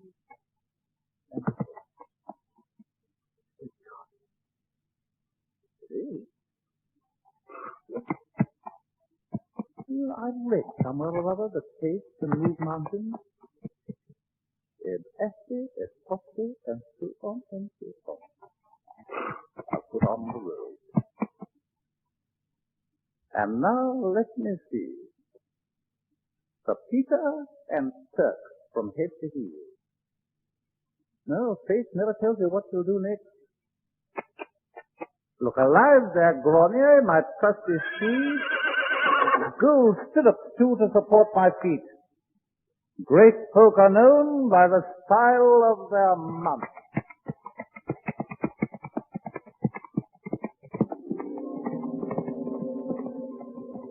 A tent in an oasis. Here again, in the Oriental Road. He reclines upon cushions. He drinks coffee. He smokes a hookah.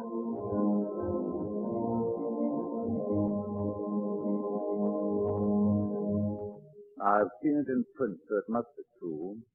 No man is a prophet in his own country. Well, this is a much more pleasant existence than the life I led as a Charleston merchant. Prophet. Well, that makes my standing clear. If men praise me now, it's because I am I, not because of the size of my bank balance.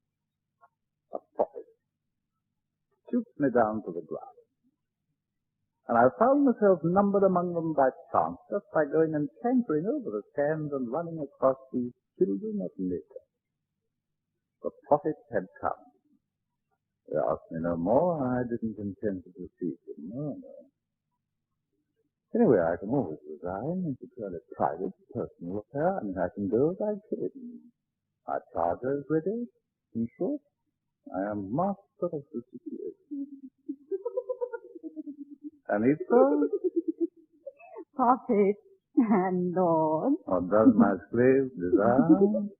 The sons of the desert are waiting outside. They beg to be allowed to gaze on your face. Stop. Tell them to muster a long way away. I'll give them audience a little later. Dance for me, don't I? The prophet desires to forget these annoyances.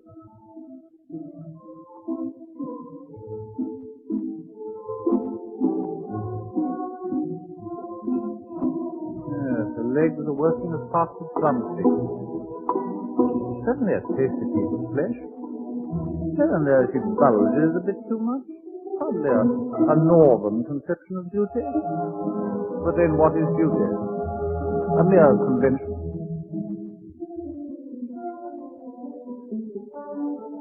Anita. Rightly prepared. You attract me, my child. The prophet is moved. If you don't believe me, here's the proof. I'll make you a houri in paradise.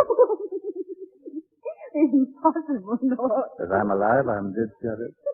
But I have no soul. Then I'll give you one. But how, Lord? You leave that to me. I'll make it my duty to educate you. Oh. Well, there's no doubt you are pretty silly. I've noticed that fact with some regret. You've ample room for a small size. so? Yeah. Let me measure your brain box now. Yes, there's room, just room. Now, I knew there was. I don't care so much about having a soul. I'd rather have What? that lovely opal. There. Near the curtain. Here is the opal, my sweet oleander. Ah, Come, Anita, we will sport beneath his palm tree waving branches. I will whisper, you will simper. Later on we'll change our roles. Then your rosy lips will whisper words of love, whilst I sit simply.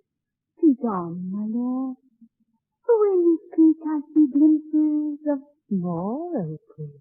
Do you know what life is, child? No, but teach me, please. To float sky-shod down the stream of life, being yourself. That is life. In youth and in manly strength alone can I be what I am. Youth. As emperor, I must rule ardent with youth, not in the desert, but in the greener, fresher fields of a maiden's virgin thought. None but I shall know your longing. In the empire of my love, I must reign supreme, unquestioned. You must be mine. He's speaking. The imperial beauty of my voice has glided up. Yes, shows my power established. She floated off in dreams, helpless on the murmuring current of her emperor's words of love.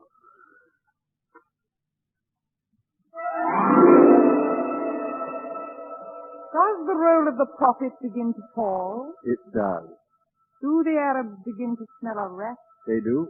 Is it time for Peer Gynt to depart? High time. But Anita. Mounted once more on his white steed, he has carried her off. Eastward, across the desert.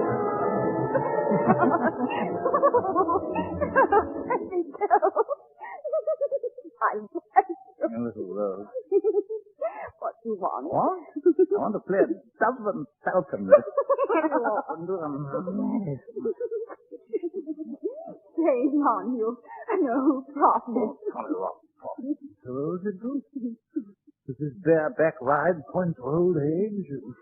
Give me that ring you have on your finger. Alisa, darling, take everything. Your words are music.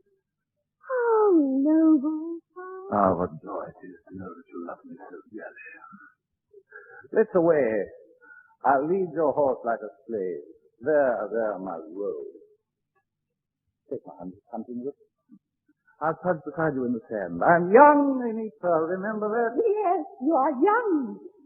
Have you any more? But of course I'm young. Cat, I can leap like a buck.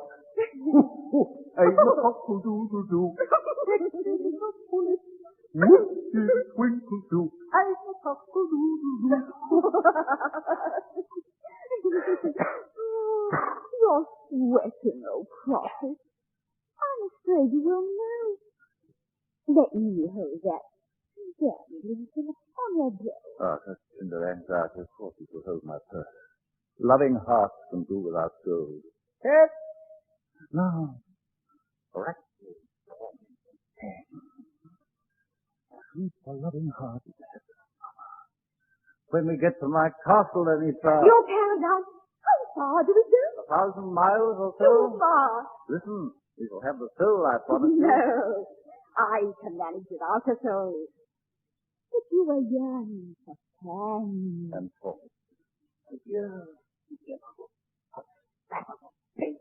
Anita, a babe. Ow!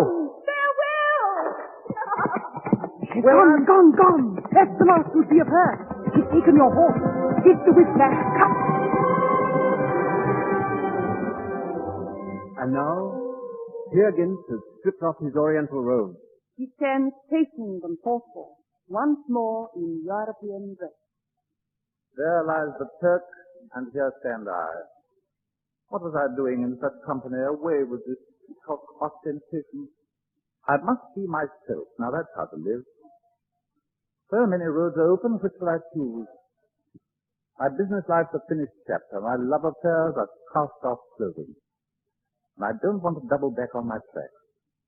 Backwards or forwards, it's just as far within or without the path is as narrow. And that comes from some holy book or other. I must think out a new, ennobling path. How would it be if I gave myself a traveling scholarship so that I might study humanity throughout the ages? Of course, that's it. Like a feather, I'll float down the unending stream of time, live over the past as in a dream, see heroes do battle for worthy causes. I'll be an onlooker at a safe distance. I'll see thinkers tortured and martyrs bleed, see kingdoms crumble and empires fall, see great things develop from small beginnings. In short, skim the cream of history. It's a great thing to have set yourself a task. Yes, I've solved the riddle of my life's work, and it's made me happy beyond compare.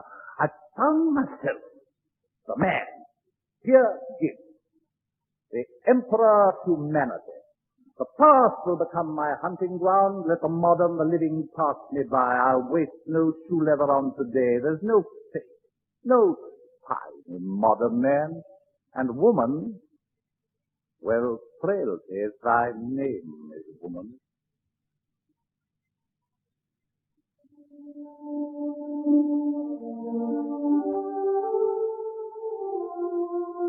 Norway, a hut far away among the pine trees. An open door with a large wooden boat. Reindeer horns over the door. A flock of goats near the hut. A bright summer's day. Solveig, now a fair, middle-aged woman, is sitting in the sunshine, spinning. She gazes down the pathway and sings.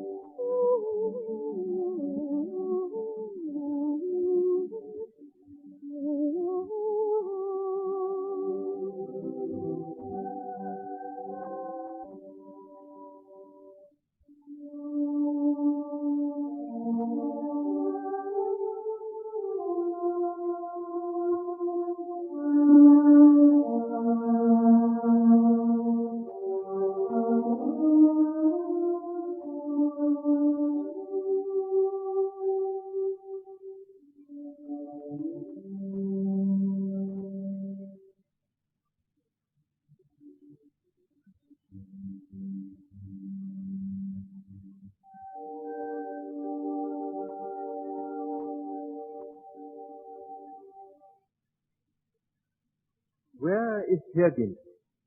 Where is the traveling scholar, the emperor of humanity? He has traveled eastward in search of the past. Behold him now at the foot of the Sphinx. He gazes up. He puts on his glasses and gazes again. Now, where have I met this thing before? I'm certain I've met it up north or down south. This creek, this cross between lion and woman. Did I meet him in one of my flights of fancy, or is he an actual memory? Someone I know? I remember now. It's the boy, of course, who delivers his son fever. Well, there you are, boy. You still speaking a little? Well, let's have a try. You see if you still give the same answer. Hi, boy. Who are you? Wer bist du? What's that? An echo in German? Remarkable. Wer bist du? Got a Berlin accent. A man. A man. Oh, I suppose it was he that was talking. Mein Herr, excuse me. Eine Lebensfrage. Please tell me, what brought you here today? A visit. I'm calling on a friend of my youth. The Sphinx? Yes, the Sphinx. I knew him when I was a boy. Splendid. And after such a worried night, my forehead is just about ready to burst. You know, my Herr, then tell me, what is he? What is he? Well, that is it. He is himself. I see it. It has flashed before my eyes like lightning. The riddle of life is solved. One thing is certain. He is himself. That's what he says, isn't it? Himself. The day of knowledge has dawned. Your name, my Herr? I was christened Peer Gynt. Peer Gynt. Allegorical, what I expected, Peer Gynt. In other words, the great unknown, the Messiah whose coming was revealed to me. No, really? But did you come here to look Peer Gynt. Profound, enigmatic. What are you? I've always tried to be myself. Come with me. What? You must be known, saluted, worshipped by all wise men. To Cairo, I found the Emperor of Revelation. Emperor? Come. Am I really known? The Emperor of Revelation based on self. That was Dr. Begriffenfeld. Who is Dr. Begriffenfeld? The great mental specialist. But, Exactly. He was in charge of a lunatic asylum. He has had, well, a little breakdown. He has taken Peer Gynt to Cairo. To the asylum. A great courtyard. Surrounded by cells. Faces at barred windows. Men in cages. Some wander in the filthy yard with chains on their feet. The Begriffenfeld comes in. That's Peer Gynt by the arm. The secret. I must pour out my heart to someone or other. What is it? Promise me you won't faint. I'll do my best. Absolute freedom. Died last night at 11 o'clock. Good God. Yes, it's most lamentable, and in my position doubly so. Up to now, this place has been looked upon as a lunatic asylum. Asylum? Not now. Those people who were forced to be mad became normal last night at 11 o'clock in accordance with the reason in its newest stage. Moreover, all those that we thought sane all went off their heads at that very same hour. I must summon them here. Come out! The hour of rebirth has come! Reason is dead! Non rischiati! But my dear man, I... Hail to the Christian! Jesus of the Lord! Your Excellence here! Emperor? Emperor! But the honor is too great. Give me time. I'm not fit. I'm stupefied. You, a man who is called to think the riddle, a man who is himself. Well, that's just the trouble. I am myself in everything, but here, as far as I can see, it's a question of being beside yourself. Besides? Oh, no. You're sadly mistaken. Here we are ourselves in thought and in word, ourselves to the farthest and uttermost edge. And so, since we must have an end, the you are the very man. Now, those whose hearts every new task must have beginning. What else? Come here, we'll look for examples. We'll take a chance and choose one at random. King 80, illustrious one. How are things doing? I am King 80. But I must confess that. Why do you carry that king on your bed. He was once a king called Apis. Today, he's a mummy, quite dead. He built those pyramids yonder and carved the mighty sphinx. That I am this same King Apis. It's as clear to me.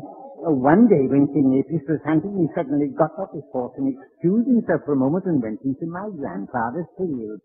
The earth that King Apis manured has nourished me with its corn, and if further proof is needed, well, I have an invisible horn.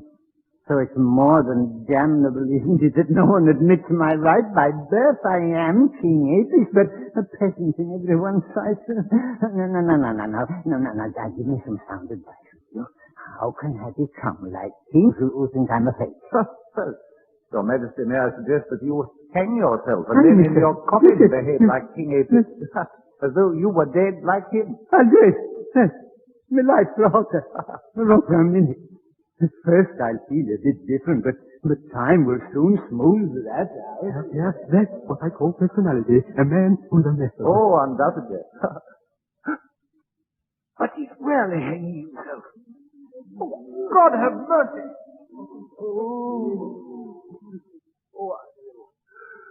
My brain is a whirl. Transitional. It won't last long. Transition? What to? Forgive me, I'm going. Come back. Are you mad? Not yet. Mad? God forbid. I've been told that an emperor arrived today. Is it you? It seems to have been decided. Good. Then you'll have all sorts of papers to sign. Perhaps you'll honor me with a gift. I am a pain. Just think how nerve-wracking it is to be a pain and not feel a nice age. Just think what it's like to be a reindeer to spring from the rocks. Steady, here, no jumping, please. A knife. I am blunt. Quick, cut me, slit me. The world will end if I'm not sharpened. Yeah, a knife. Now I can lick up the ink. What joy!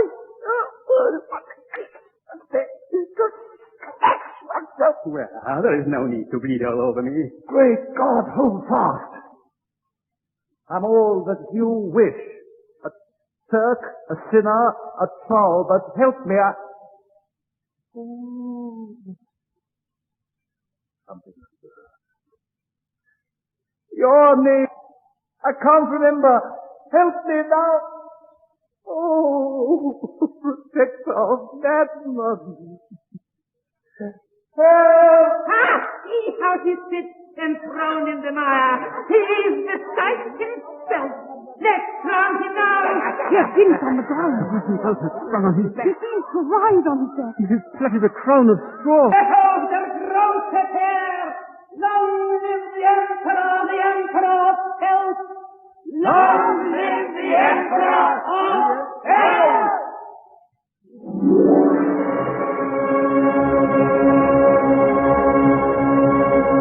Here, let us pause for a moment. We have reached the second break in the play's continuity. In the first part, we saw Peer Gynt meet among the mountains, the snows, and the fir trees of Norway. The second part was set in baking desert and showed Pierre's middle age. Now we embark on the third and last part. Peer Gynt in age. We shall go back with him to the north.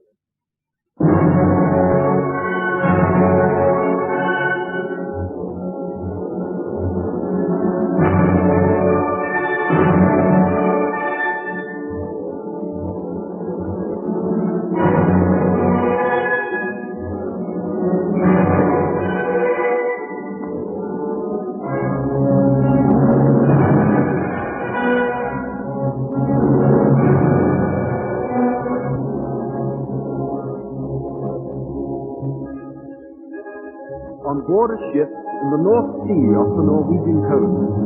Sunset. Stormy weather. The captain and steersman are at the helm. Peer Gynt beside us. He is now a hale old man, hair and beard nearly white. He is in a sailor's jacket and sea-boots. He is weather-beaten. His face has hardened. His eyes are fixed on the coastline.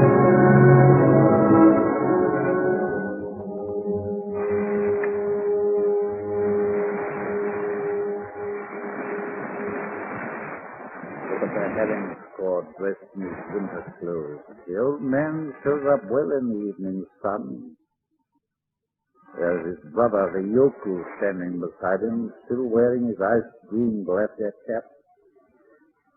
And there, like a virgin in pure white, is the Fulgitan. Ah, try no tricks with me.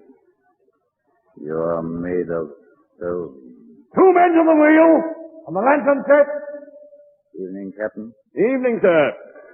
Will we land by the morning? Just about, unless we have a dirty night. Looks a bit threatening in the west. Aye. When I pay my bill, remind me to give a tip to the crew. I'd like to give something to them all. Thank you. There won't be much. I made my pile, but most of it's vanished. I've got nothing but what I carry with me. I'm sure it's enough to give you a standing among the folk at home. I've no family. There's no one expecting this prodigal son. I'll escape all the fuss at that landing stage. The storm's almost on us. We won't forget. If anyone here is really in need... Oh, that's handsome of you. We're all hard up. The cook's the poorest of the whole lot. His home's never free from hunger. Married? Yes. A home? Yes. Someone waiting for them? Yes. Someone to welcome them when they return? Yes. If they get back at night, what then? There'll be something special ready for supper. A lamp on the table? And something to drink. There they'll sit by a flickering fire with their wives and children all around them. There's a noise in the room, but no one hears half the other says to them just because they're so happy. Yes, that'll all happen. That's why it was so good of you to promise to give them a little bit more to add to their wages. No, I'm damned if I do. Do you think I'm mad? You really expect me to empty my pockets for the sake of other people's children? I've had to slave for what I've got. There's no one waiting for old Peer Gynt. Just as you like. The money's yours. Certainly is, and mine it shall be. I'll settle my bill the moment we berth. I serve from Panama, and then I'll stand a round of drinks for the crew and nothing else. Excuse me now, the wind's getting up. Reef in the topsail! Look alive, man! Look alive! What other people's swarming brats make them laugh, fill their hearts with happiness. You know that they're always in somebody's thoughts. There's no one at all that thinks of me. A lamp to welcome them, I'll put it out. Some more drunk, those devils. I'll see that they don't stay sober. They'll go back drunk to their wives and children. I'll give them. What a huge wave. These northern waters are always themselves raging and wild.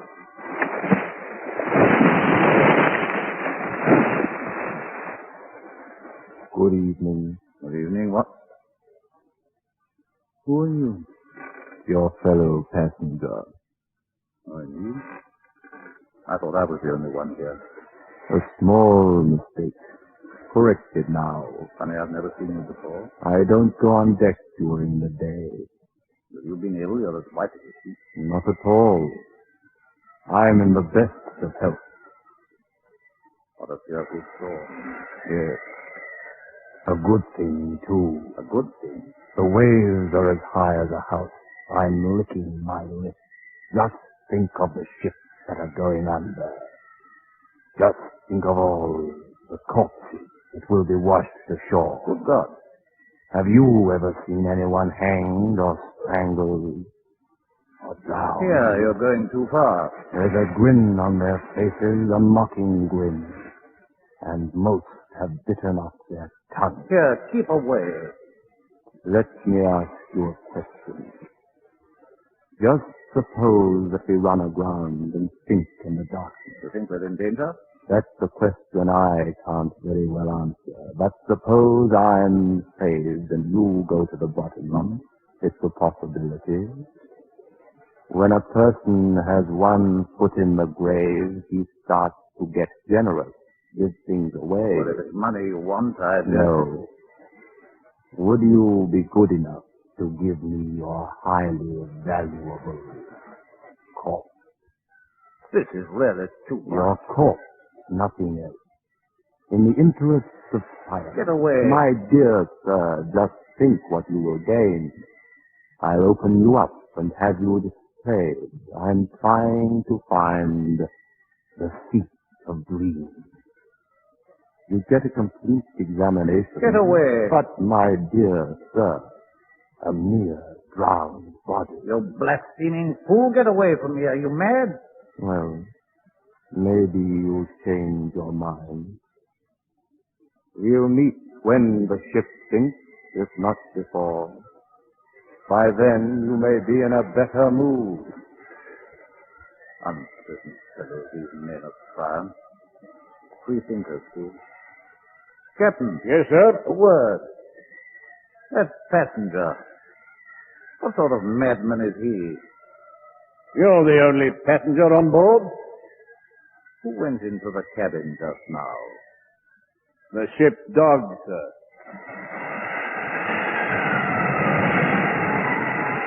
The storm breaks furiously. The ship founders.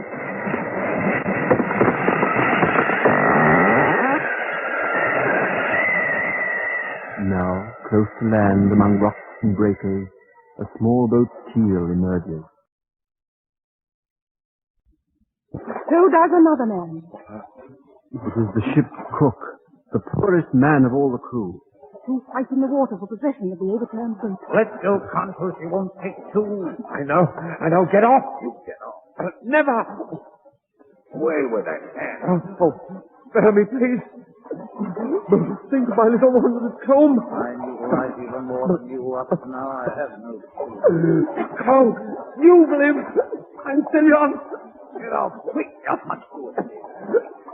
Have pity. In God's name, give way. You've no one to grieve for you. Ow! I'm drowning. No, I've got you by your hair. Now say your prayers. I've forgotten them. Everything's gone black. Say what's most urgent. Give us this day.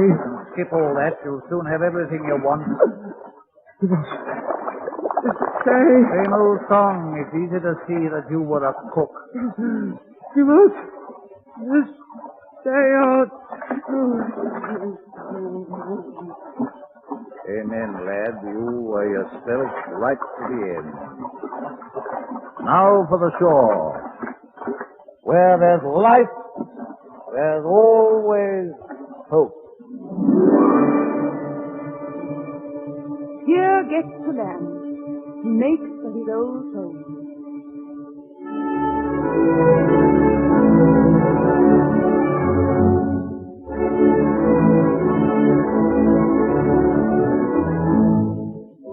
The hut by the mountain stream where we first saw Pierre with his mother. The rushing stream has dried up. The hut is in utter ruin. An auction is taking place. Pierre Gint is sitting among weeds and refuse. Look at this lace. I've just bought it. Look into some old little buttons in there. What about me? A purse for a halfpenny. A peasant's hat for tuppence. Here, Gint. Who was he? Here's the horns of the reindeer on which Pierre Gint went over the top of the Yendine Ridge. Hi, you. Oh, there's that. Look on your stick. Look at this cover. Yes, have a look here. Look at the one you used when the devil broke out of the nut. Lars Mullin. Look here, the invisible cloak in which Pierre Gint threw away through thin air. Some brandy, boys. I'm feeling my age. I'll hold an auction of all my stuff. What have you got? I've got a palace with huge walls up in the Ronde. I bid one button. Raise it to a top. The sin and a shame to bid less than that. He's a merry old chap. Bronia, my horse. Going. Where is he? Way in the west, near the setting sun, boys. What else have you got? I've got gold and rubbish. I bought these at a loss, and now I'll sell at a sacrifice. Put them up.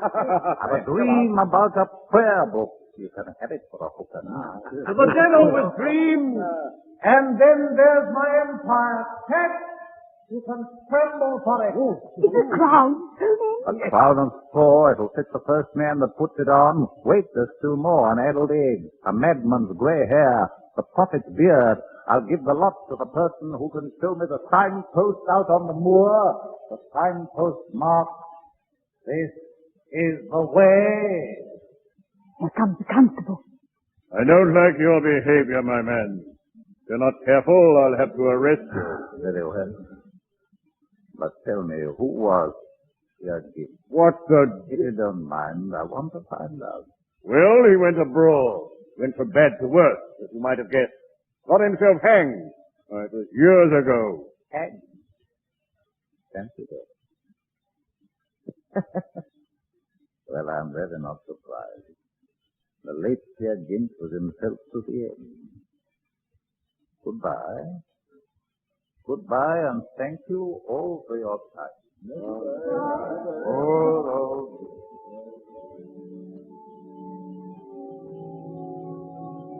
The eve of Pentecost, in the depths of the forest, Peer Gynt in the undergrowth, grubbing for wild onions.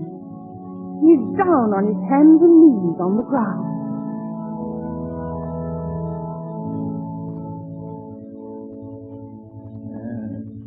This old boy is just the Mother Earth again. The great thing in life is to fill your belly. Fill it with onions? What is the matter? I'll be cunning, I'll fix some snares. The stream nearby, so I won't go thirsty. I'll still be a lord of creation here. And when I die, as I suppose I will, I'll creep beneath the fallen tree like a bear. I'll cover myself with leaves, and on the bark I'll scratch in big letters. Here lies Peer Gynt, a decent fellow, emperor over all the beasts. Emperor! You silly old buffoon. You're no emperor. You're just this onion. And I'm going to peel you, my little Peer. Neither tears nor prayers will help you now. Now there's the outer layer, all bruised and broken. It's a drowning man on the wreck of the boat. This is that skinny wisp of a passenger. Still savoring a little of Peer Gynt. And inside here is the gold-digging eye. The juice is gone, if it ever had any. This layer here with the hard, coarse skin was the fur hunter of Hudson Bay. The next layer is like a crown. Thank you. And throw that away without more ado. And here's the archaeologist, short but sturdy. And here's the prophet, juicy and fresh. He thinks it's the prophet and says of lies. Enough to bring tears to an honest man's eyes. This year, so soft and immaculate is the man who lives for death. The next one looks poorly, shot through with black. And black brings both parson and Negro to mind. What a multitude of layers. When am I going to get to the heart?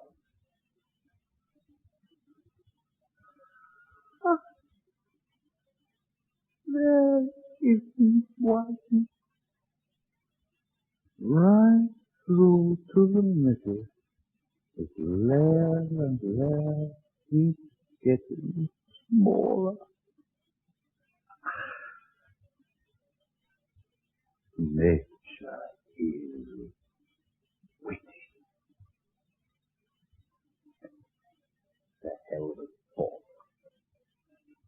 Once you start thinking, you start stumbling too.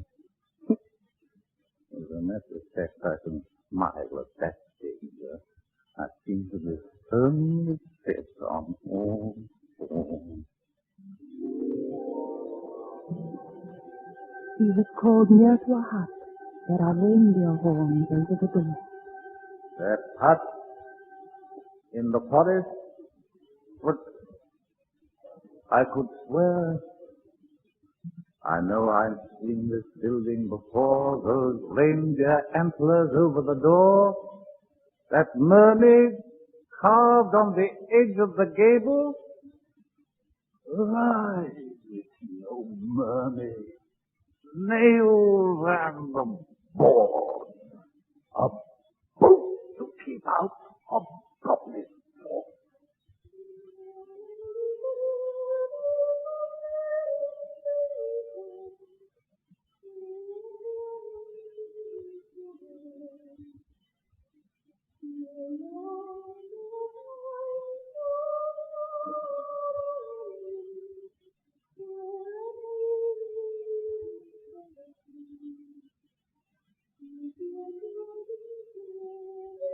Again rises from the ground, stands upright as a man stands, listening. He is white as death.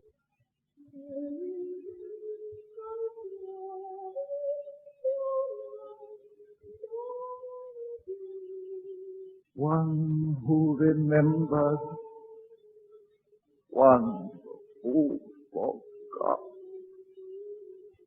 One who had faith, and one who had none. Oh, misery. My empire was here.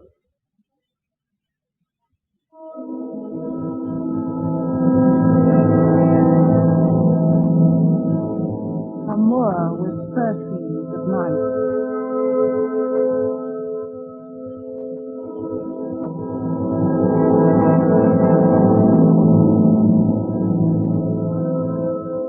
A forest fire has laid its waste. Charred tree trunks everywhere.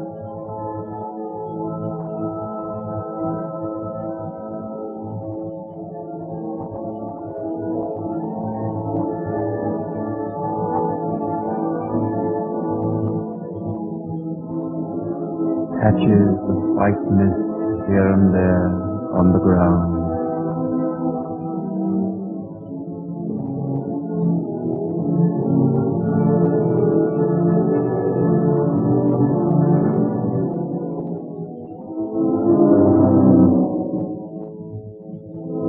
I hear him running over the moor.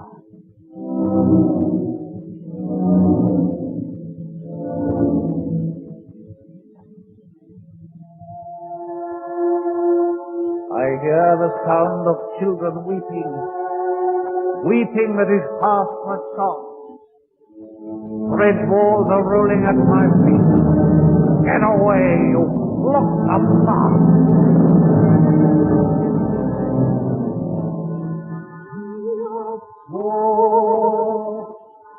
You should have thought of tonight. You should have brought us. Once I gave life to a thought. It was deformed with crooked legs. He hears a sign in the air.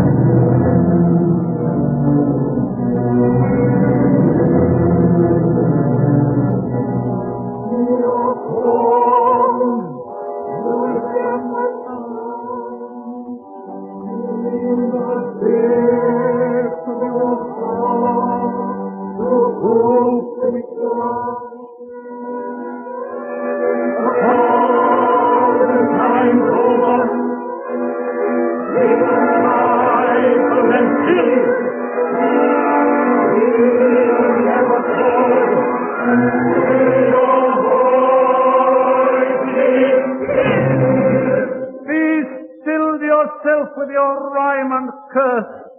What time have I for nonsense verse? He hears the voice of the treetop dripping from the trees.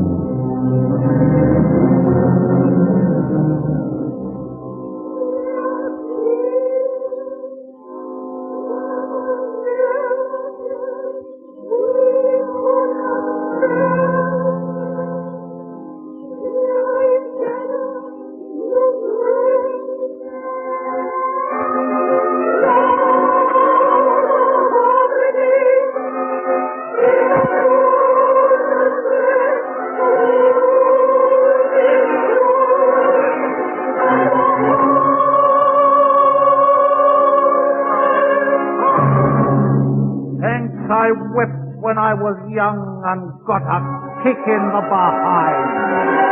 We are dreams to make one down, south for destroyer, all and one. On the day of darkness, we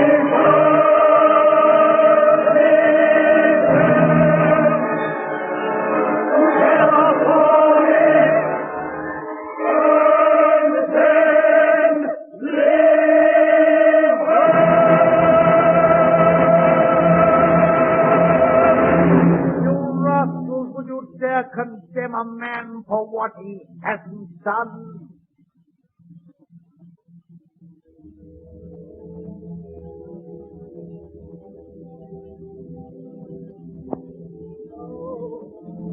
What driver? You throw me in the waters I see. I'm close to the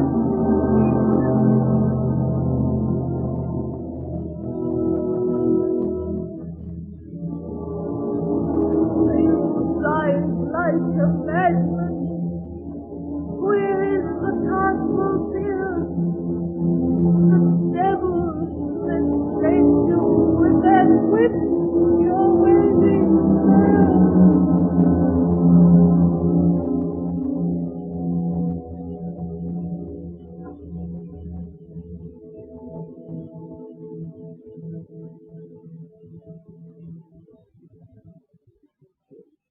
Good evening, old man. Good evening, my friend. Oh, you're in a great hurry. Where are you going? A funeral. Oh, my sight's not good. Excuse me. Does your name happen to be Pierre? Yes, it does. Pierre Gint. Well, I call that luck. I've been searching for Pierre Gint everywhere. Oh, what do you want? Well, you see, I'm a button molder. I want you for my ladle. For what? You are to be melted down. Melted? My ladle's been cleaned and it's empty. Your grave is dug, your coffin is ordered.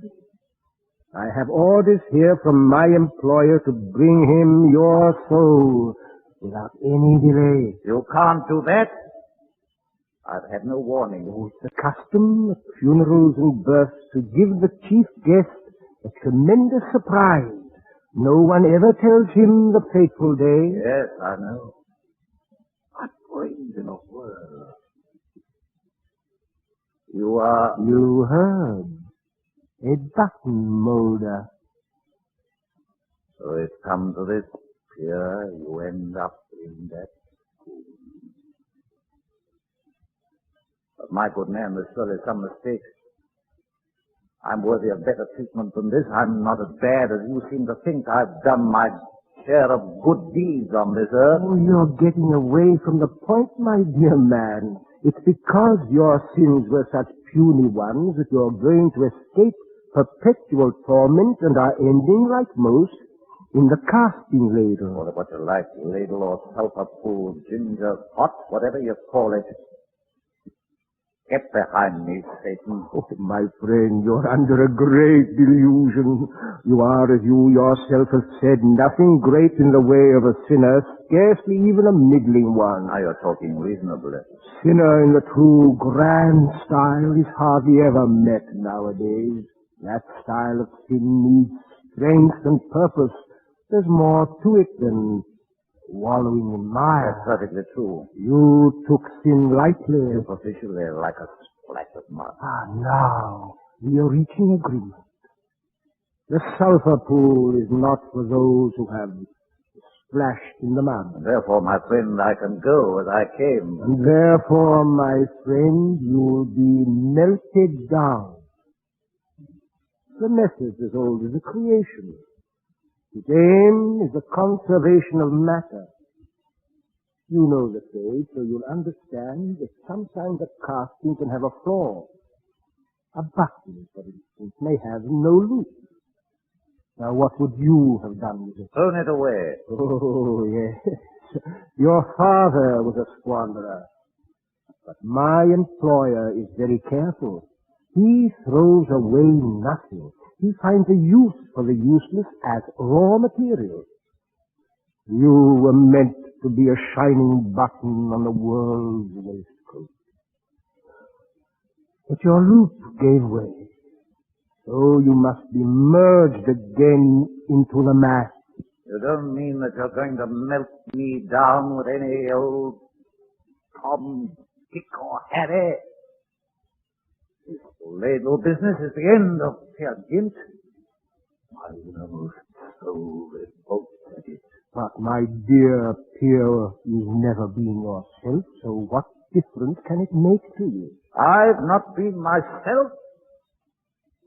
What almost lost. Peer Gynt not himself?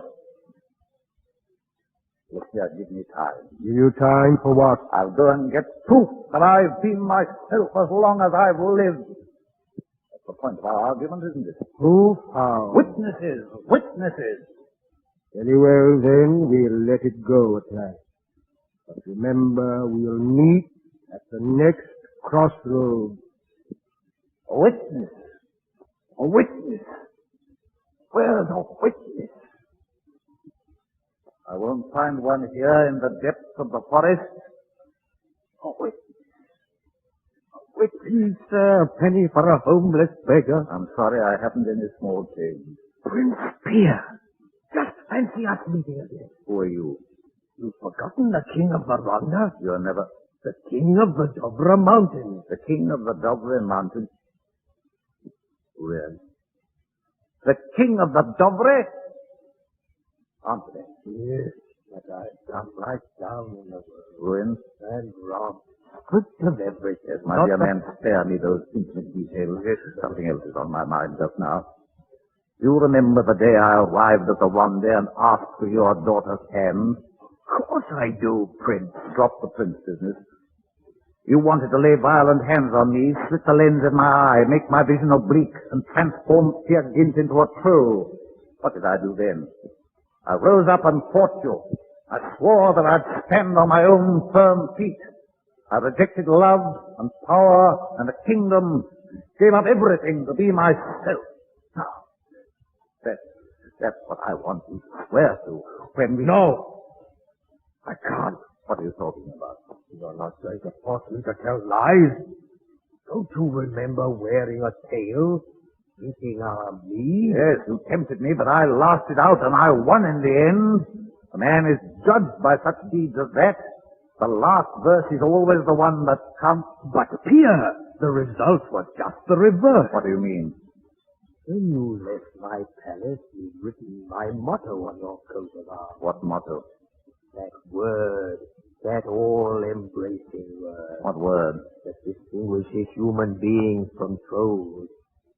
Troll to thyself be enough. Enough? And you've lived accordingly with every fiber of your being. I? Peer Gynt? You're very ungrateful. You've lived like a troll, but you've kept it dark. The word I taught you enabled you to rise in the world. It gave you fame, and then you come here and sneer at me and the word to which you owe so much. Farewell, ungrateful Pierre, farewell. Enough. A troll. Just an egoist. It can't be true. It can't be true. You're in for a nasty time, friend Pierre. The troll, true enough, has done for you. The ship has sunk. You must cling to the wreckage. To anything to escape the scrap heap. Peer Gynt, where are your witnesses? Huh? Forgotten. The next crossroads. Well, now, let's begin. A question first. What do you mean by being yourself? That's an astounding question from you. Why, only just now... Tell me, please. To be yourself is to kill the worst and so bring out the best in yourself. But I'm certain that would be lost on you, so let's put it more simply.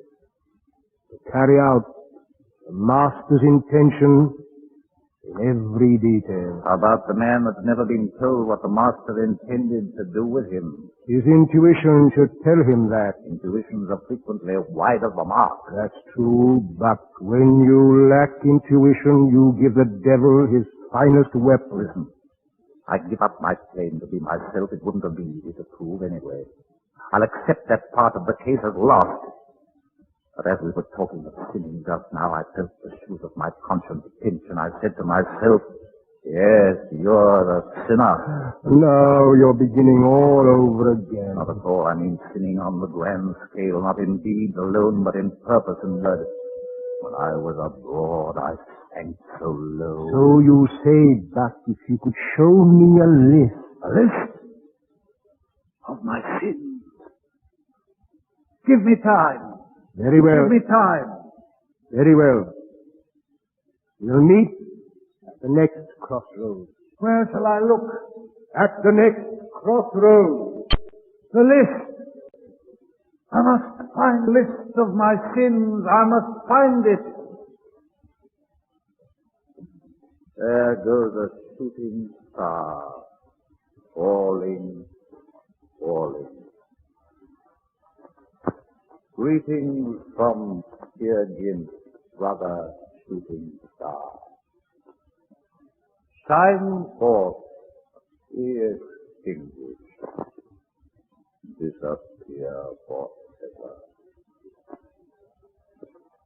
Is there no one in this great world? Is there no one in the depths? No one in heaven?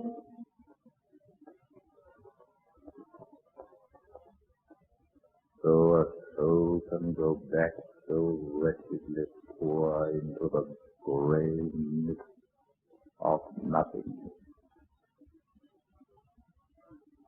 Beautiful earth, do not be angry that I have trod you and left no mark. Beautiful sun, you have squandered your warmth, your glorious light on an empty house. There was no one within to be warmed or cheered. The owner had gone. How mean is the city? How lavish is nature? How costly to pay with one's life for one bird. I will climb to the top of the ice peak. I will see the sun rise once again. I will gaze upon the promised land until my eyes are tired out. And then let the snow pile over me. And upon my tomb write, here no one is dead.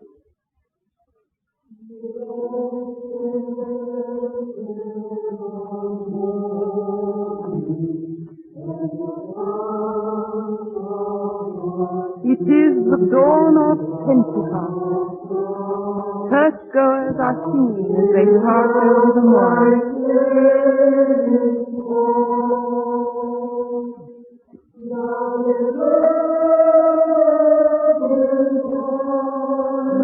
don't look there. It's a desert waste. I'm afraid I shall die long before I am dead. Fear tries to creep in among the undergrowth, but finds himself once more at the crossroads. Through the mist is the hut with the reindeer horns. Good morning, Peer Gynt. Where's your list of sins? Can you hear that owl hooting? He must have smelt a rat. The matin's ringing. What's that light over there? Only a cottage. I can hear a sound like the wind in the trees. It's a woman singing. There I shall find my list of sins. Your time is up. Julio! Your ladle were as big as a coffin. It wouldn't hold me and my list. The third crossroads, Peer Gynt. But then... Backward or forward, it's just as far within or without, the path as narrow. No, I can hear it.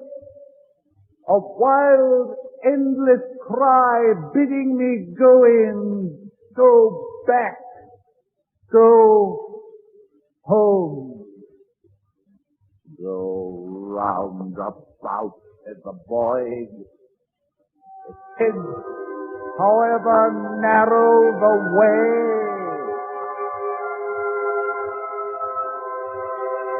He runs towards the hut. Light begins to break. The morning of Pentecost. The door of the hut opens. Ove! She's dressed for church. Her prayer book is wrapped in a handkerchief. She is no longer young. She carries a stick to guide her. She is nearly blind. She stands there, erect and gentle. Peer Gynt throws himself down on the threshold. Pronounce the sentence on a sinner. It is he. Praise be to God. Tell me how wickedly I sinned. Sinned in nothing, my only love. The list, Peer Gynt. Cry out my sins aloud. You have made my life a beautiful song. Bless you for having come back to me.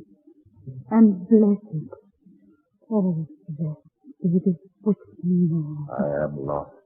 There is one who understands. Lost. Unless you can answer the riddle. Ask it. With the mark of destiny upon his brow. Where has he been since he first sprang forth as a thought newly made in the mind of God? Can you tell me that? If not, I must go to my last home in the land of shadows. Your riddle is easy. Then tell me, where was I? My real self, my whole self, my true self. Where was I? With God's stamp on my brow. In my faith, in my hope, and in my love. My mother, my wife, you holy woman, oh, hide me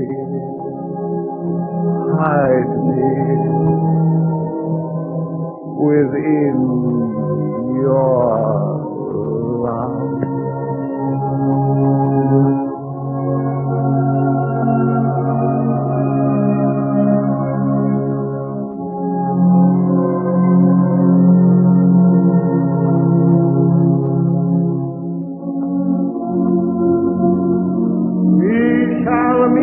At the last crossroads here, and then we'll see if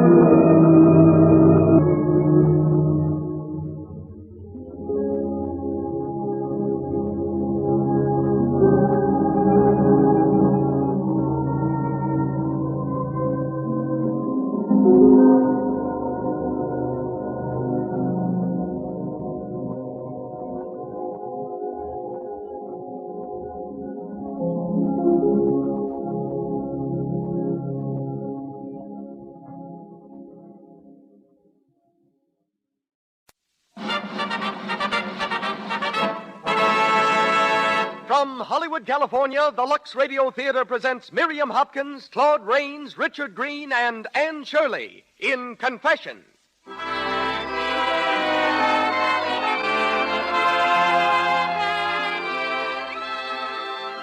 Lux presents Hollywood. Confession is a drama of the present and the past, of a romance that faltered, of sacrifice and devotion stronger than time. Confession brings to our stage Miriam Hopkins, Claude Rains, Richard Green, and Anne Shirley. Between the acts, as special guest, you'll hear Dr. Herman Lissauer, head of Warner Brothers Research Department. The music of the Lux Radio Theater is conducted by Louis Silvers. Before introducing our producer, may I offer a brief suggestion? There isn't a man alive who doesn't admire a lovely, fresh complexion. It's so important to be careful about cosmetic skin. Clever women everywhere, like 9 out of 10 screen stars, use Lux toilet soap regularly. This gentle soap has active lather that removes dust and dirt, stale cosmetics thoroughly, leaves skin soft and smooth. And now, the producer of the Lux Radio Theater. Ladies and gentlemen, Mr. Cecil B. DeMille.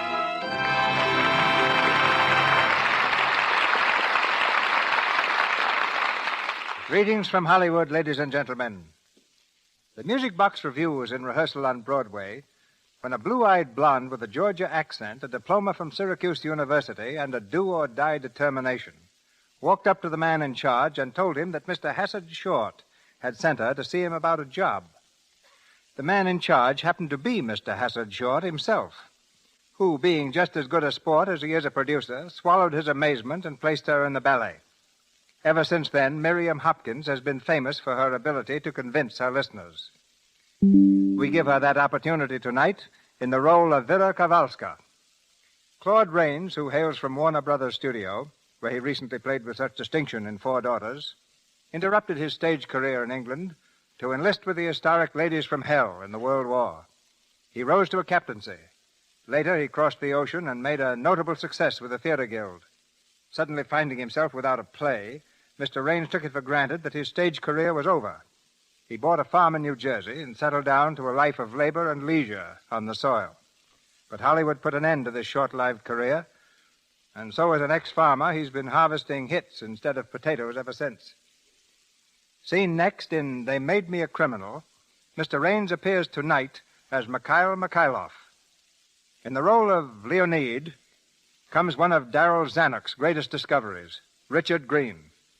20th Century Fox Studio was so anxious to sign him that he was making love to Loretta Young in a picture 7 days after he sailed from his native England. Today, less than a year later, his fan mail runs to 3,000 letters a week. He's just completed Submarine Patrol and resumes his attentions to Miss Young in their new film, Kentucky. The youngest of our stars, Anne Shirley, is the screen veteran of tonight's cast. An actress since babyhood, Miss Shirley appears through the courtesy of RKO Studio, is currently seen in A Man to Remember, and plays Lisa in tonight's drama. And now for the play.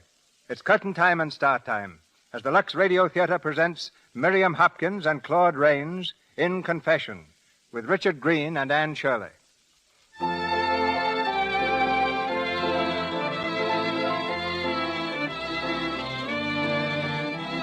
Cafe in a European capital, a tawdry sort of place with a spotlight playing down from the balcony, revealing customers, for the most part, no more respectable than the cafe itself.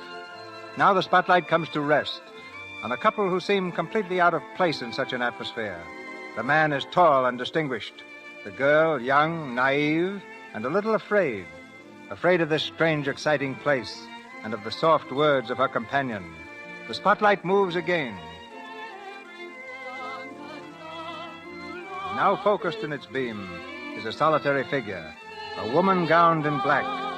Slowly with her song, she moves toward the couple at the table.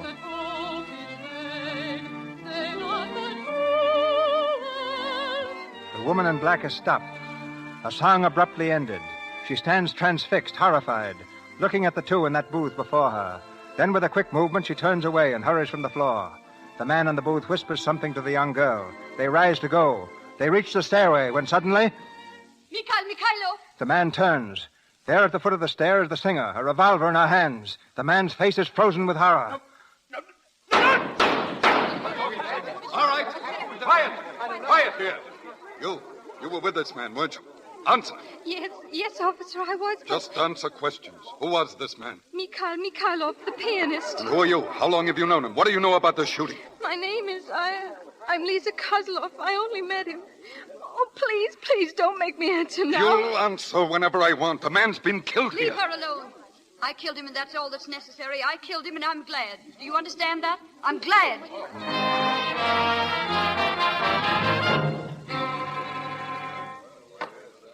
The court will be in order. Order. The prosecutor will swear the witness. Let her be sworn. You swear that the testimony you are to give shall be the whole truth and nothing but the truth? I do. Your name? Lisa Kozlov. And now, Miss Kozlov. Just a moment, Mr. Prosecutor. How old are you, Miss Kozlov? 17. 17. Then you are certainly old enough to realize the importance of your testimony.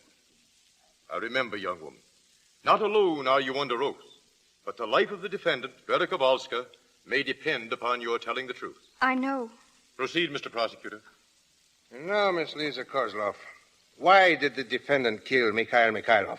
I don't know. Wasn't it through jealousy of you? No, it couldn't have been. No? Well, then why were you in such a hurry to leave the cafe that night, the moment that the defendant saw you? But I wasn't. It was Mikhail who wanted to leave. Mikhail? Oh, then the murdered man was Mikhail to you, Miss Kozlov. How long had you known him? Why, only 3 days. 3 days, and he's an intimate friend. Interesting. Oh, but you...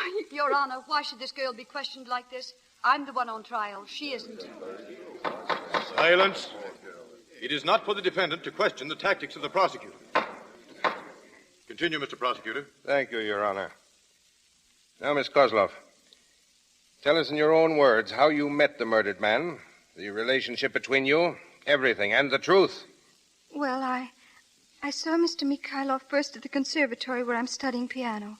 He came there as a visiting artist, and after his recital, I guess all of us were, well, excited. At least Lane and Hildegard and the girls who were my best friends were. So we came out of the recital hall. We were all speaking of the concert. Oh, but he's wonderful. Yes, he is, and his own compositions, too. Oh, silly, I don't mean his playing. I mean his looks, his manners. Didn't you watch his eyes? I did. And I saw where they were most of the time. On you, Lisa. Yes, Lisa. He seemed to see no one but you. Well, maybe that's not so strange. Lisa Kozlov, you don't mean that you know him. Of course he does. Well, I wasn't going to mention it, but I did study with him for a while when Mother and I were in Paris. Lisa, you're making that up. He was just flirting with you, and now you're pretending that you know him. Oh, is that so? Well, All right, then. Where was it that you studied with him? Why, it was... It was at the Conservatoire Éloigh in Paris 3 years ago. Oh, Mr. Mikhailov. Oh, Mr. Mikhailov, I didn't know you were... Am I not right, Lisa? Paris, 3 years ago? Why, yes. I remember you were a very fine pupil, but you had trouble with your octaves. Do they still bother you?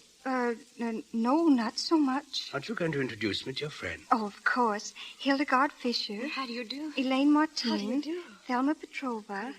Mr. Mikhail Mikhailov. Oh, how do you do, Mr. Charmed. An honor to meet the friends of little Lisa.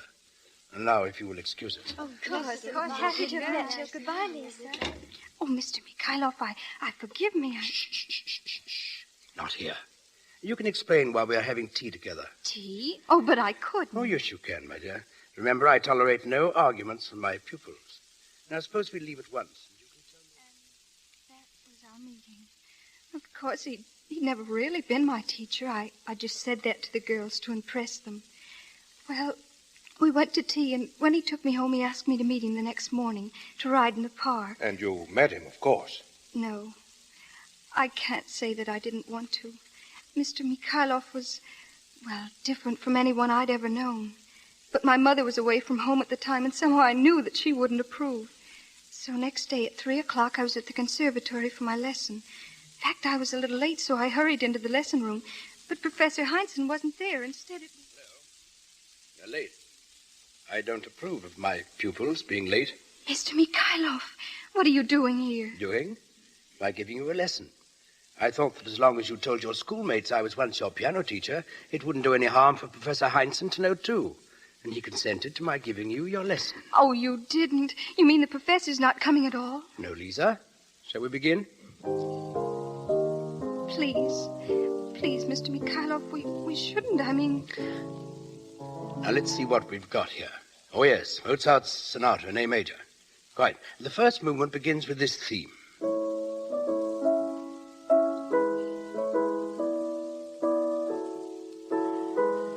The basic theme undergoes various changes, while the harmonic sequence is kept intact. Lisa, are you listening? Yes. Well, while the principal progressions are unaltered, they are emphasized by... Lisa, why wouldn't you meet me this morning? I couldn't. You were afraid. I don't know. You mustn't be. I told you yesterday. Lisa, it's true. You're not just another girl to me. You're all my yesterdays. You're Lisa. No, please, you mustn't kiss me. Oh, you shouldn't. Don't you see how horrible this is? What? Lying to people, kissing in corners. I'm not like that. I hate it. My mother gets back tomorrow, and I can't lie about things to her. We'll say goodbye now, and we mustn't see each other again. You don't mean that. I do. I do.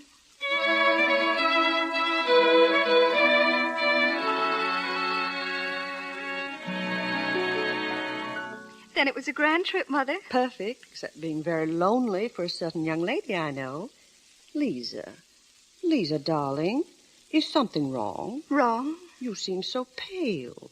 You haven't been overdoing. No, Mother, I'm all right. It's just... Madame Kozlov? Yes, Lona? There's a woman out here to see you. She won't give her name. Well, that's strange. Well, I'll see her in just a moment. Yes, madame. While I'm gone, Lisa, you might be seeing what you think of this. It's for a certain long-legged duckling I used to know. Mother, a new gown, and it's practically backless. That makes it official. I'm really grown up. Oh, you darling, you're the grandest mother in the world. Well, you be trying it on, dear, and I'll be back in a moment.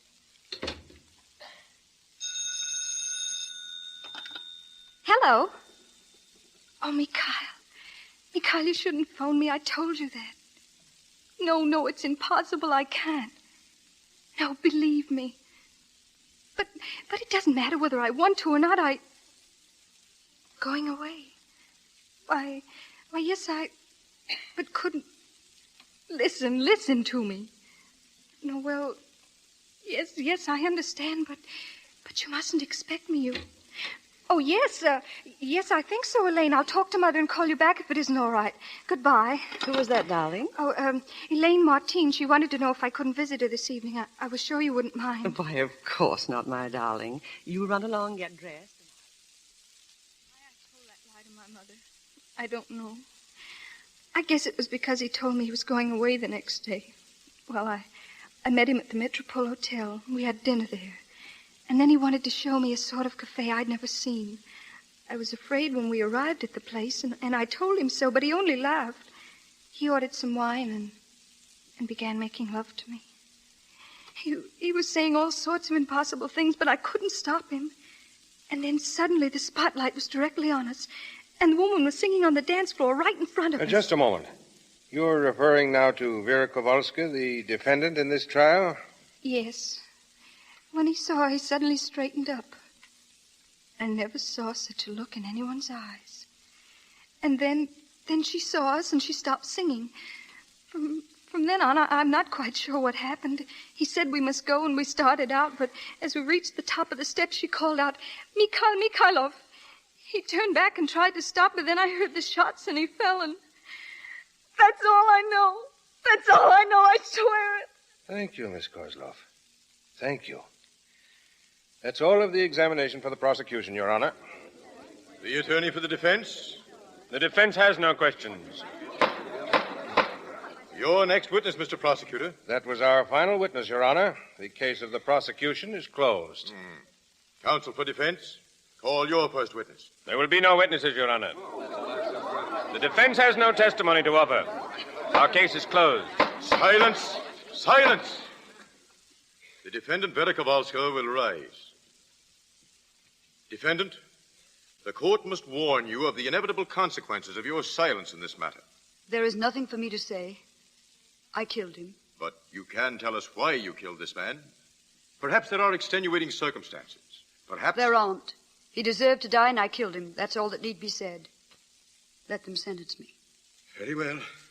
Mr. Prosecutor, your closing argument.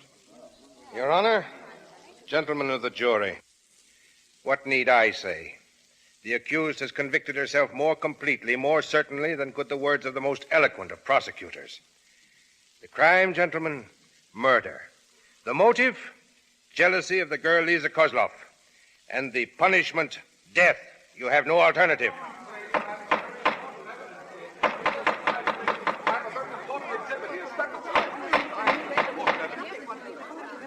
Your pardon, Your Honor, your pardon. This suitcase has just been sent to the court by the police. It was just found in the baggage room of the Union Station. It's the property of the accused. Open it. No, don't open that. Silence. The case is closed. Finished. That suitcase has nothing to do with it. Nothing at all.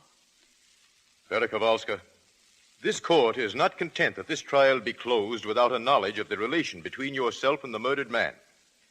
It is possible that this suitcase will reveal that relationship. Therefore, it is my order that the suitcase be opened and... No, don't open it.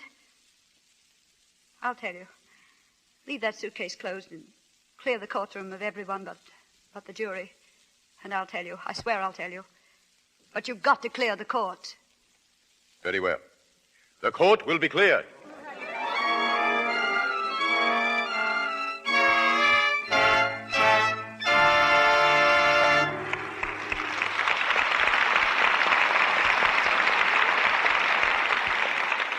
Now, during our intermission time, before we continue with Act Two of Confession, starring Miriam Hopkins, Claude Rains, Richard Green, and Anne Shirley, we're going to listen in for a few minutes on the life of Joan Smith, a young Hollywood extra who's just gotten her first real part. Tonight, she's been celebrating with her best beau. It's been a perfect evening, Bill. I love the dancing. And did little Billy love it? Oh, gosh, Joan, you're the sweetest girl. I could dance with you forever. Oh, thanks, Bill. Now I have to run. Big day tomorrow. Good night, Bill. Good night then, Joan.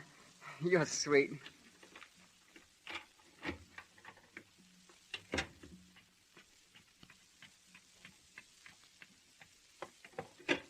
Here she is now, all starry-eyed. What things Bill must have said. Oh, don't drag me, girls. It's too late. No, but honestly, he must have been saying nice things.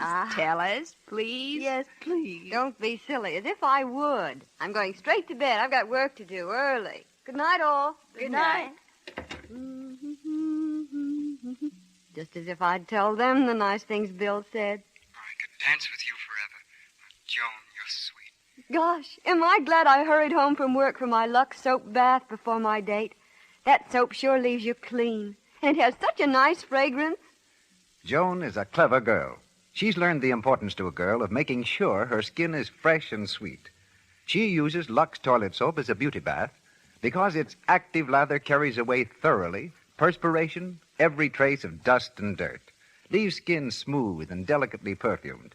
Screen stars use this beauty bath. You'll love it, too. Our producer, Mr. DeMille. Miriam Hopkins as Vera, Claude Rains as Mikhail, Richard Green as Leonid, and Anne Shirley as Lisa continue in Confession.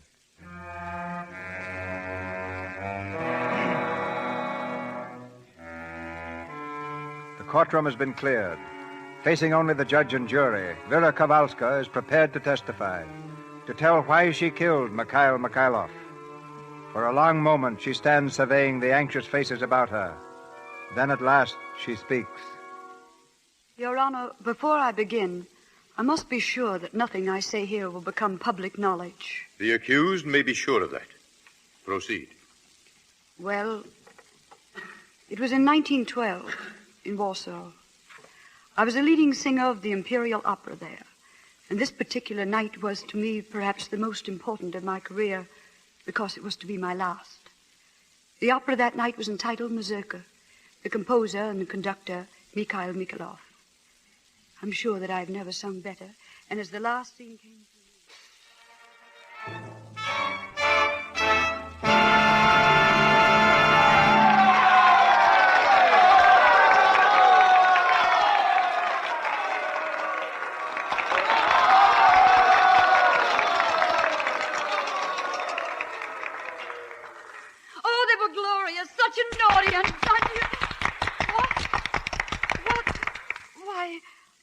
I hope for applause from them out there, but from you, my fellow singers. Stella, you do the honors for all of us, All right. Vera, for all of us, this is goodbye and good luck. We refuse to believe that any man is worthy of you or has a right to take you and your voice away from us, but it's evidently too late to make you see the light now. And so, in your marriage tomorrow to Captain Kirov, we want you to know, Vera, that you take with you the love and the good wishes of us all. Thank you, Stella. And all of you. I know that nothing except my love for Leonid could ever make up to me for losing you and all this. Oh, thank you. Well, I must go and dress. Goodbye. I felt like a climax of the second act. Mikhail. I waited to make my farewell in private. I have no taste for public demonstrations. Mikhail Mikhailov, your gallantry is only exceeded by your vanity. Goodbye, and get out of my dressing room. You sang superbly tonight, Vera. Oh, the real credit belongs to your opera. My opera is but scribbled notes on manuscript. It was your singing that made it great music. Oh. Vera, you can't do it. What can't I do? Come on, give it up. Marriage isn't for you. At least not this kind of marriage. An army captain. No, really. Music is your world, my dear. Now and forever. Wait, this is all terribly serious to me, Mikhail, and I'd rather not joke about it. Joking? But I'm not joking.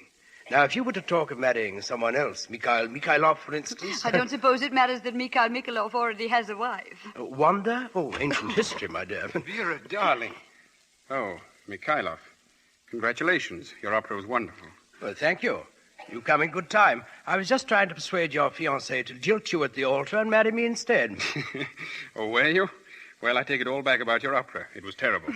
My opinion exactly. Glad you agree with me. Well, I'll run along. The very worst of luck to you both. An intriguing sense of humor some people have. Vera, what did that fellow want in here? Oh, nothing of importance. But I'm glad to see that you're jealous. Would that mean you love the lady, Captain Kirov? It would mean that I adore the lady. Do you, my darling? Are you sure? Very sure. Now and forever. Now and forever. And there's nothing ever that can separate us.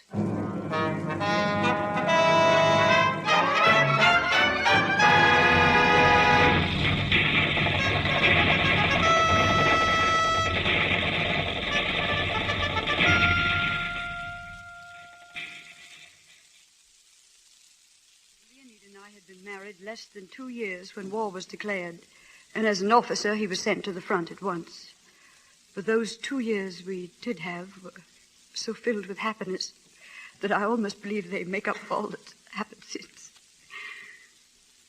I'm sorry. Perhaps the defendant desires a recess. No, I want you to know all of it. As I've said, my husband was at the front. He was even away when our child was born. And I was continually obsessed by a single fear that something might happen to her while he was gone. I suppose I was almost frantic in my care of her. And although I had the best of nurses for her, I went nowhere. My old friends were nearly forgotten. And then one day, Stella Melov came to see me. She was delighted to What an adorable baby, Vera. I'm rather proud of her. And that husband of yours? He's well and as handsome as ever, I suppose. Well, I hardly know. It's been so long since I've seen him. He's really in the thick of things, Stella. But he always writes me not to worry. It seems he has a system. When the shells start to fall, he runs for the nearest general. And you? What about you? Oh, don't answer, I'll tell you. You buried yourself. It's in your face, in your clothes, everything about you. That spark, that je ne sais quoi that was Vera Kowalska. It's gone, and I don't like it. Nonsense, Vera. I'm the happiest person in the world. What if you are? Can't you be happy and have some fun, too? You're mad just as always. But you're not, and that's serious. Oh. So little Stella is going to do something about it. What? There's a benefit ball on Saturday night. All Warsaw is going to be there. Particularly all the people you used to call your friends. And because you miss them and they miss you, you're going. It's Vera Kowalska. You don't know how good it is to see you again, Vera. Stella says you have a baby. Does she sing yet? And how is your husband? Oh, I warn you not to ask her about her husband. She's rabid on the subject. The man is winning the war single-handed. Oh, how I've missed you all. I didn't realize how much until...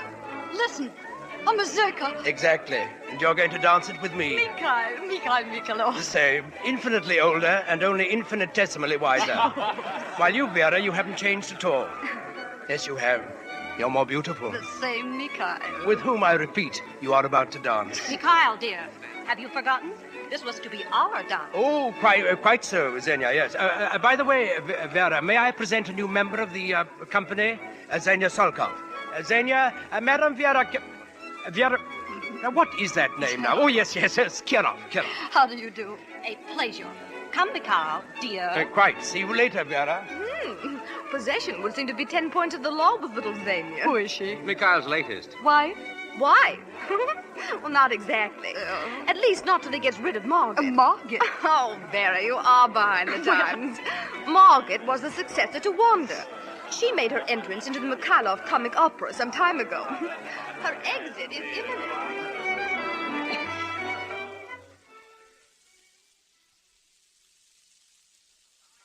Attention! Attention, all of you. There may be those among you who are under the delusion that this ball is ended simply because the other guests have all gone home. Not at all. We, my friends, may remain sans orchestra, it is true, but still we may remain until dawn, if it pleases us. It has been arranged by a scoundrel named Mikhailov. Oh, but it's late, Mikhail. We should go home, all of us. Impossible, Vera. My friends, there is, I confess, a purpose to my keeping you all here. After all, we are good friends. And there is a tribute to an old friend returned that we surely have not forgotten. Edna. A tumbler of vodka. And each of us chanting till she downs it at one gulp. That is our tribute to Vera. And if she is still one of us, she cannot refuse. Mikhail, no, not vodka. I can't. Oh, yes, you can. Here, Xenia. Xenia, you hold the glass while I... Well, that was too good an exit. Must have been rehearsed. You will pardon Xenia's manners, Vera. I suppose it's just that she's young. Another glass. Now, a tray. And the filled glass upon it, and... Mikhail, please. I appreciate your... Better not. Don't do it, Vera. Not that much vodka. Stella, I've got to. I can't insult them. She's going to do it. Good girl. Down to Vera. Who said Vera no longer was one of us? Oh, Vera does. And now I thank you all again. But I must go home. I'm already seeing you all double. And by the time that vodka takes effect... Perhaps you're right, Vera. I'll see you home. That won't be necessary, Mikhail. Why, of course it is. Would you have me let the guest of honor go unescorted? I can go home with her myself. Stella, you amaze me. I actually believe you mistrust me. Come on, Vera. All right. Night, everybody. A grand party. Oh, Mikhail, get me air.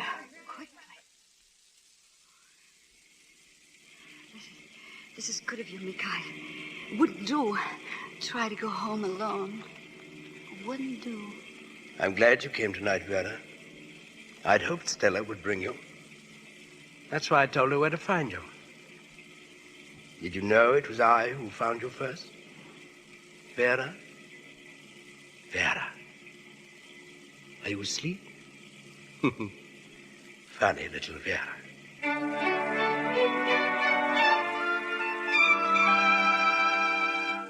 You say she didn't come home all night and she didn't call? No, ma'am. Madame Kirov didn't call all night. I've been so worried, ma'am. What with the baby and all, There she is now. Wait here, please. Vera. Stella. Oh, Stella. Don't cry. Oh, my poor child. The baby. She's all right. Yes, the nurse is with her. Oh, Vera, when I came here and found you hadn't come home, I was nearly crazy. Oh, Vera. It didn't happen. Not to me. It couldn't. It's not possible. It's not... Oh, Stella, why? Why to me? Why? Darling, it was no more your fault than mine. Captain Kirov! Good morning, Sarah. Where's Madame Kirov, Sarah? Why, I'm not quite sure, sir. But the baby is just inside. Would you like to see her now? Of course I would. Will you find Madame Kirov and tell her I'm home? Oh, yes, sir. I imagine it will be a bit of a surprise. I didn't let her know I was coming. Stella, it's Leonid. He's home. He's here now. Quickly, Vera. Go up to your room. He mustn't see you in that dress. No, I've got to tell him, Stella. Are you mad? He's my husband. He has a right to know. He'll understand. But not now. Please, Vera. You can tell him later. Go on, I'll keep him down here. Hurry. Very well. It doesn't matter much whether now or later. Perhaps she went out without telling me, sir. Very well. When she comes in, would you mind telling her? Oh, I beg your pardon. Good morning, Captain Kirov. Good morning.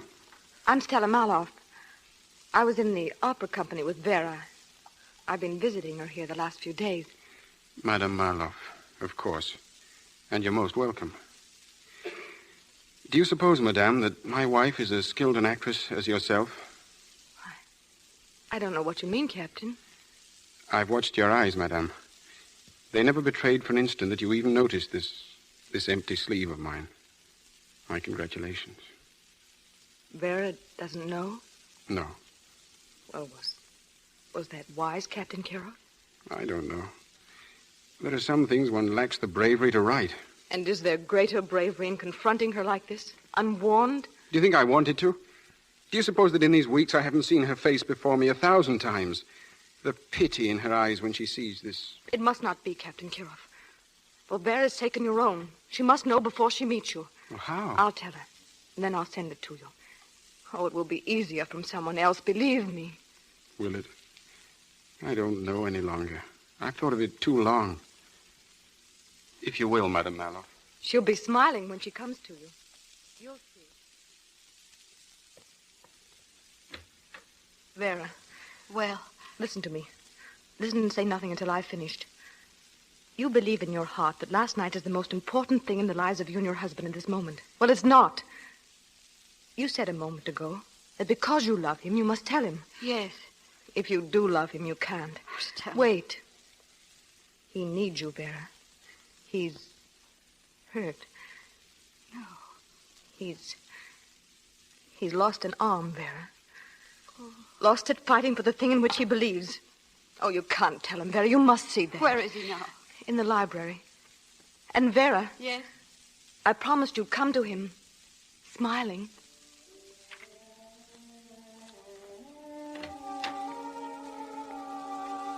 Leonid. Vera. Oh, my darling. My own darling. Let me look at you. Oh. She was right. You are smiling. Then it makes no difference to you, my dear. We're together again, Leonid. That's all that matters. We're together. You and I and our baby. And it was true. What had happened to my husband only made my love for him stronger. And I think there were times when I even blessed that empty sleeve because it meant he wouldn't have to leave us again. And I did make him happy, I'm sure of it. One moment. Do I understand that you still refrain from telling your husband of the incident involving Mikhail Mikhailov? I couldn't tell him, you can understand that, what it would have meant to him under the circumstances. And so I determined for both our sakes to try and forget everything. There was no chance for me to do that. And why not? Mikhail kept trying to see me again. Letters, phone calls, ever more insistent. The man was mad. He said he'd stop at nothing unless I'd consent to see him again. And then there was a day when I received a note from him. He had to see me. He threatened me. Oh, I was frantic. I rushed to the telephone. Mikhail, this is Vera. Mikhail, listen to me. I won't argue with you, Mikhail, but please, in the name of heaven, don't come here. No. All right, I will. I'll come to you. Now. Yes, but don't...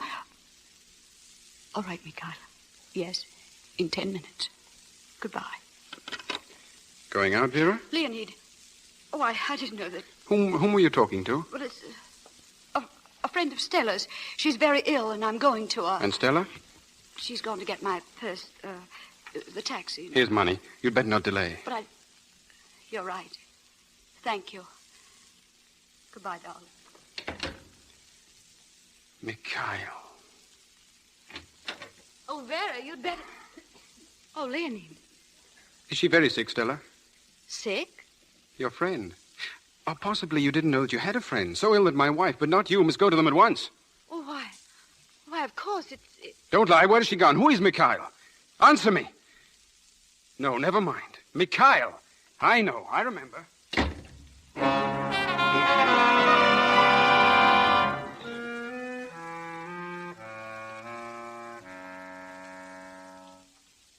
Well, Vera, so you finally decided to come. Sit down, my dear.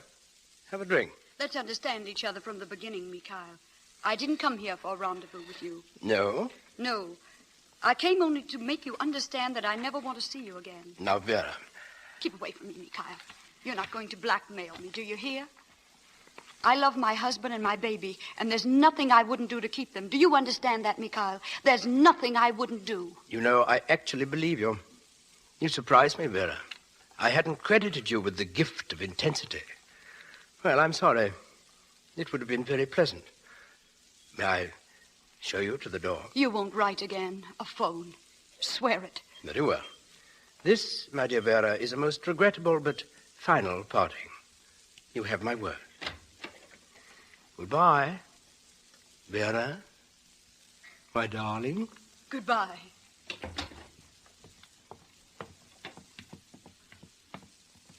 It would seem that Stella's friends recover quickly. Leonid. Yes, I followed you, Vera. Do you mind? Oh, my darling, listen to me. You've got to understand. You've been seeing this man, haven't you? This old friend. Leonid, please. Do you want to deny it? Can you deny it? Leonid, Thanks. And you needn't hurry about following me home. You'll find you're welcome here, perhaps. You won't be there. No, Leonid!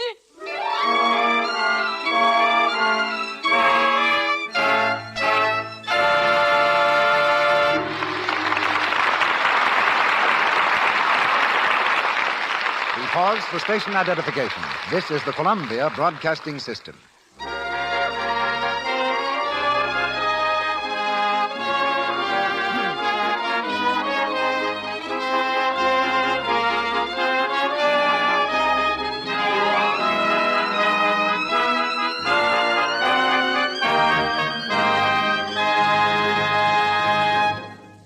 The curtain comes down on the second act of Confession.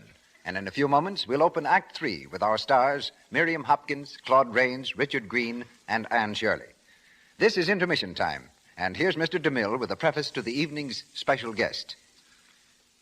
Every Hollywood producer receives many bobbed letters, politely or impolitely pointing out that in his latest epic, he used a Strauss waltz 20 years before the composer was born.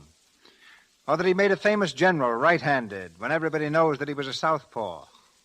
Or that the picture shows a firehouse on a corner of a famous city where actually there's an opera house. To keep such blunders out of pictures, we place our hopes and our reputations in the hands of research experts. With the patience of Job and the ideals of a Diogenes, they get their facts just as the Northwest Mounted Policeman gets his man. Northwest Mounted Policeman? Their correct name, sir, is the Royal Canadian Mounted Police. It was changed to that in 1920. Now, you see what I mean? Well, let me finish introducing you, Doctor, and then I'll give you a free rein. After 16 years in the ministry, Dr. Herman Lasauer is now head of Warner Brothers Research Department, where he worked on the picture Confession. And incidentally, he's director of the Los Angeles Modern Forum. And now, if you knock at our door, Doctor, I'll be very glad to welcome you in. Good evening. I hope you noticed I gave the proper number of knocks. 6. 6? Why not 5 or 7? I learnt door-knocking etiquette while we were making the Great Garrick. By their knocks you shall know them. Who, your critics? No, your callers. Here's how the old London resident knew who was waiting to come in. A messenger rang the bell twice and knocked once. The postman always knocked, not rang, twice. A nobleman gave 8 or 10 vigorous raps, and a gentleman half a dozen dignified knocks. I hope to be classed with the latter. Well, come in, Doctor, and close the door and tell all about Confession. Well, our research problems were primarily concerned with the small items usually considered so unimportant that a record is rarely made of them. We had to reproduce the courtroom faithfully, the relationship of the judge's desk to the witness box, the jury bench, and to the defending and prosecuting attorneys. Now, the art director for Confession was Anton Grote.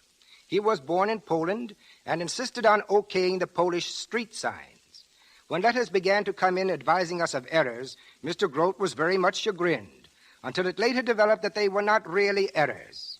It seems that since Grote left Poland, the language had undergone radical changes, and even his own name was so different he didn't recognize it. And now, Mr. DeMille, what have you come across researching for Union Pacific? Well, for one thing, the origin of the word highball. It comes from an old railroad signal consisting of a pole and a ball. If the engineer saw the ball at the top of the pole, it meant he had the right of way. Later on, when the railroad men met off duty, the term highball came to be associated with their friendly meeting. Such meetings, not infrequently, involved having a drink together. And so the word highball came to be identified with a drink. But Union Pacific happens to be in exactly the same period as your new picture, Dodge City. So perhaps you have a few discoveries I might steal? Well, telling you about bathtubs is like carrying the well-known coals. But as civilization went westward, so went the bathtub. Located in barber shops, they were patronized by the cowboys who waited their turns in long lines after a cattle drive. I don't know what kind of soap they used, but it doesn't require a research expert, Mr. DeMille, to know what kind of soap is used these days in Hollywood. Anyone who's visited the studios knows that Lux soap is used by about every star and studio worker in the business. Now, centuries ago, if you'd had a cake of Lux soap, you could have used it instead of money. In Robin Hood's time, a pound of soap bought a bonnet and a cape. But tell us some more about Dodge City. Well, they lived fast and died fast. I took a look at Boot Hill Cemetery there, the resting place of those whose draw was slow or whose aim was bad and were buried with their boots on. One of the epitaphs reads, "Shoot 'em up, Jake. Run for sheriff, 1872. Run from sheriff, 1876. Buried, 1876. But Boot Hill is not reserved exclusively for gentlemen. 5 ladies languish there, also with their boots on. There's an epitaph for Dora Hand, and it says, "Grand opera singer, dance hall queen, killed by a pistol ball intended for her lover." And now, sir, with your permission, I'll retire with my boots on and let you get back to confession. Many thanks. Goodbye, Doctor. Always stick to the facts. Our play, Confession. Our stars, Miriam Hopkins, Claude Rains, Richard Green, and Anne Shirley.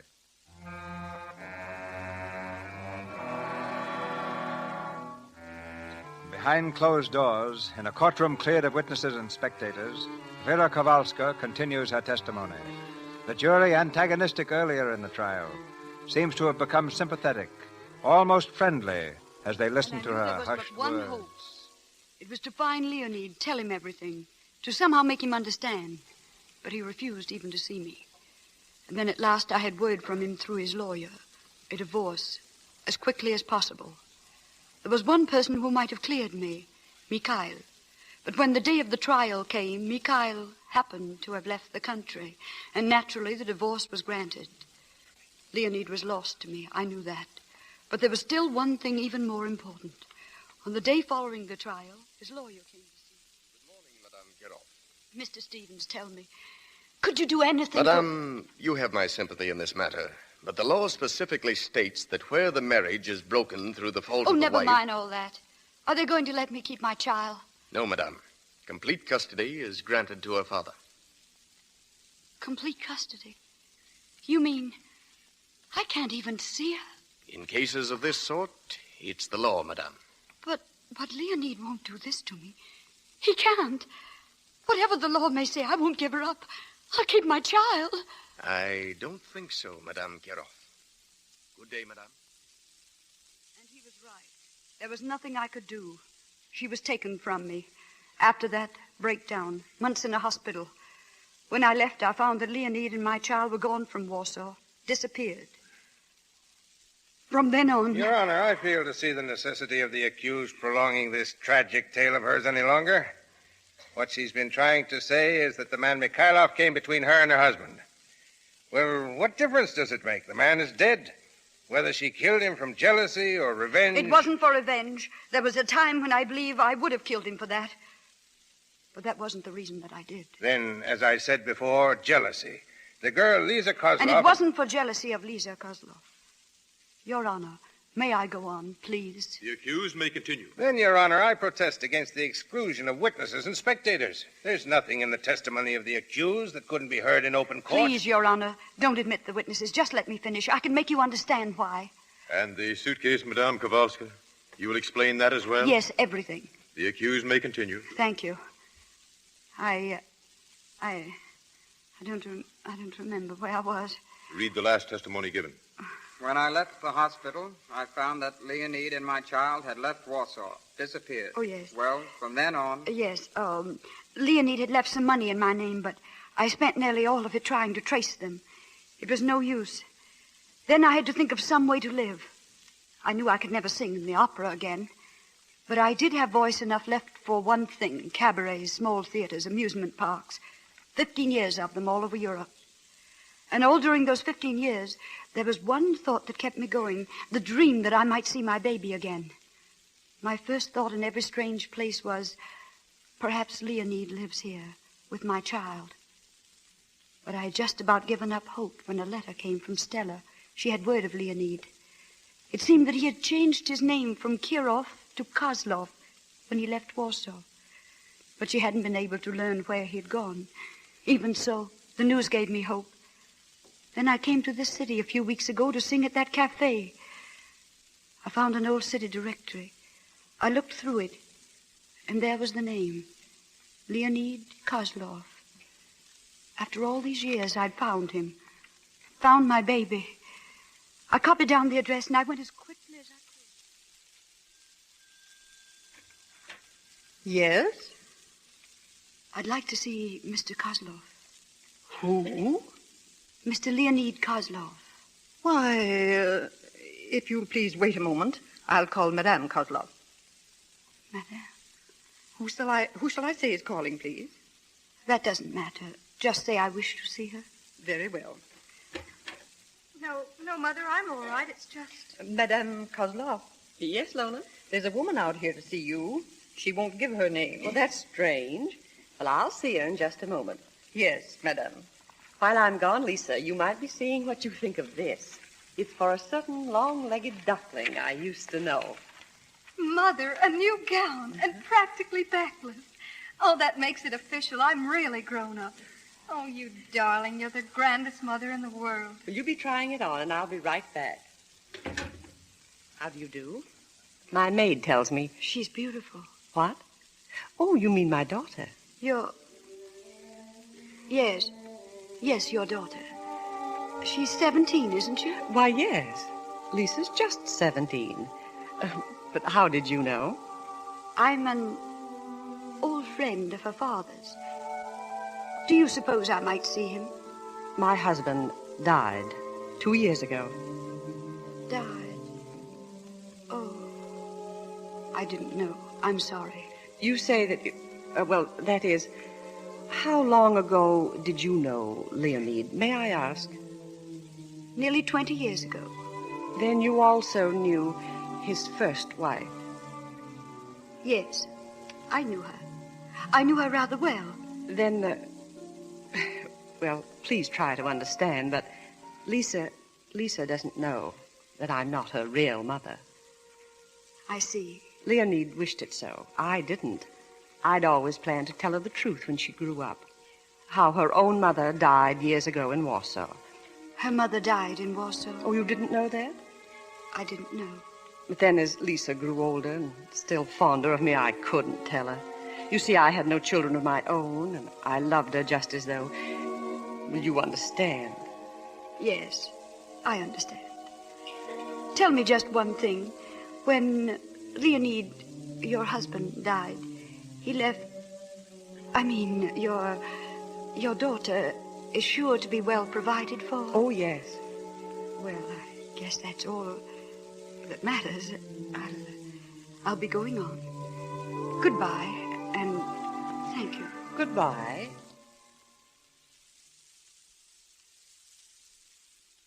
I'd seen my daughter. That was all that mattered. Seen her well and happy and beautiful. Seen her in the kind of home that she deserved, the kind I could never hope to give her. I can't pretend it was easy, but I made up my mind to be content. It was the nearest thing to happiness I'd known for 15 years. I went on to the cafe where I'd been engaged to sing. It was pretty bad as cabarets go, but somehow I didn't seem to care about that now. And then, that same night, I was in the middle of my number. The spotlight followed me about the room. There before me in a booth was Lisa with Mikhail. He was leaning close to her, a wine glass in his hand that she was drinking from. That man was my daughter. Yes, I killed him, and I'd do it again. I swear to heaven I'd do it again. Oh, that's all, Your Honor. That's the whole story. And the suitcase? Oh, it contains papers that will verify all that I've told you. Certificate of marriage to Leonid Kirov, the birth certificate of Lisa, the decree of my divorce, everything. But if those papers had been examined in the open court, Lisa would have known what she must never know. I see. That will do, Madame Kowalska. Mr. Prosecutor? Yes, Your Honor. Your Honor. Gentlemen, by statute, your final arguments to the jury in this case must be given in open court with all witnesses and the public present. But in justice to this woman and to the girl who is her daughter, I instruct you to keep her secret and guard what you shall say accordingly.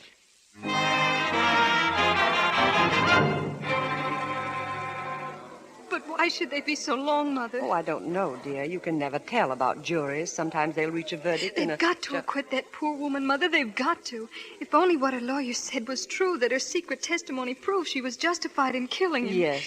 Do you realize, Mother, it's really only because of me that this happened.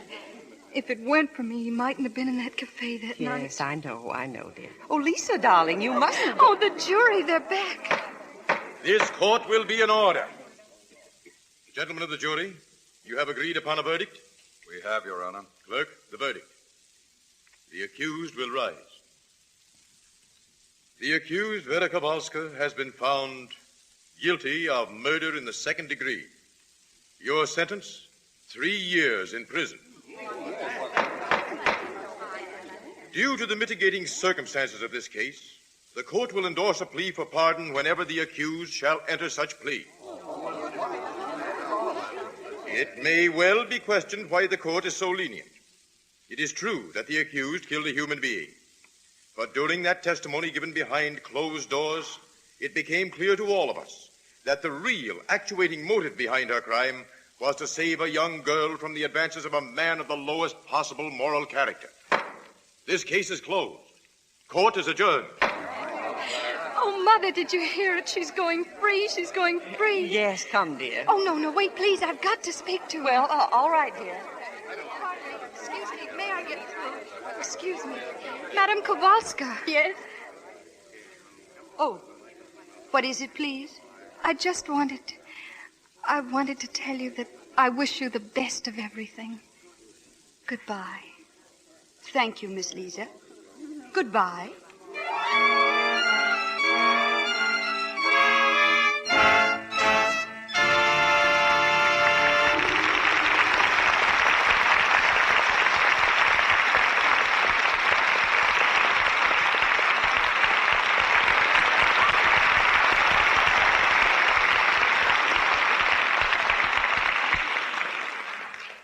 We close our play and open a 4-star conversation with the true confessions of Mr. Raines, Mr. Green, Miss Shirley, and our leading lady, Miriam Hopkins.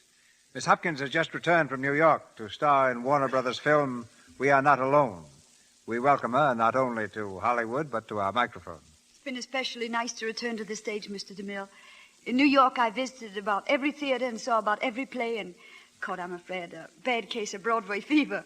There are so many fine plays in New York this season.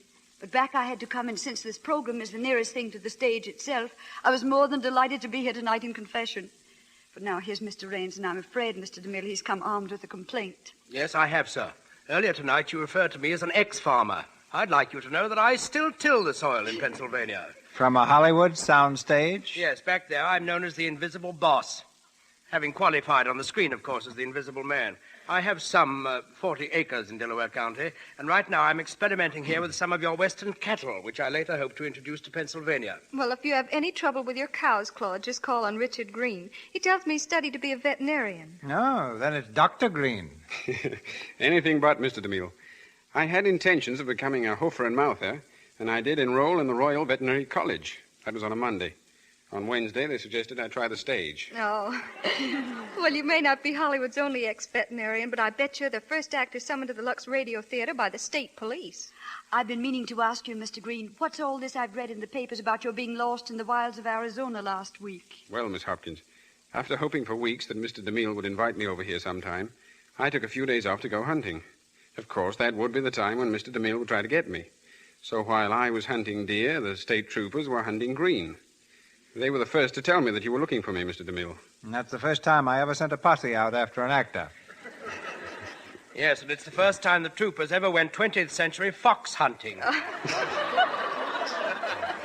They probably brought you down with a well-directed tally-ho. Anyway, next time I go hunting, I'm taking a compass along. You know, you can never appreciate what a big country you have here until you get lost in it. I was all ready to settle down, forget the movies, and turn trapper. Well, you made up for your trials, Mr. Green, if you've enjoyed being here tonight half as much as I did. But before I leave, Mr. DeMille, I'd like to say thank you to Lux Soap, too.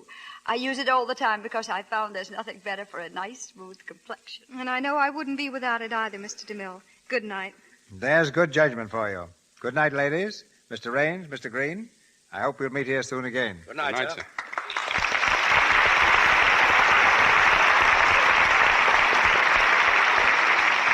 We know you're interested to learn what the play and who the stars will be next Monday night. Well, in just a moment, Mr. DeMille brings you the news.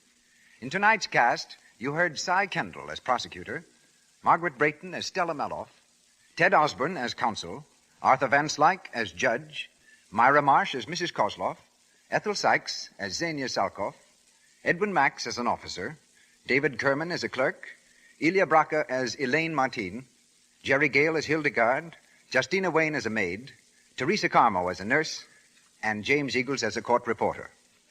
Dr. Herman Lissauer, who was our guest tonight, appeared through the courtesy of Warner Brothers, where he's been working on their latest picture, just released, Angels with Dirty Faces, starring James Cagney and Pat O'Brien.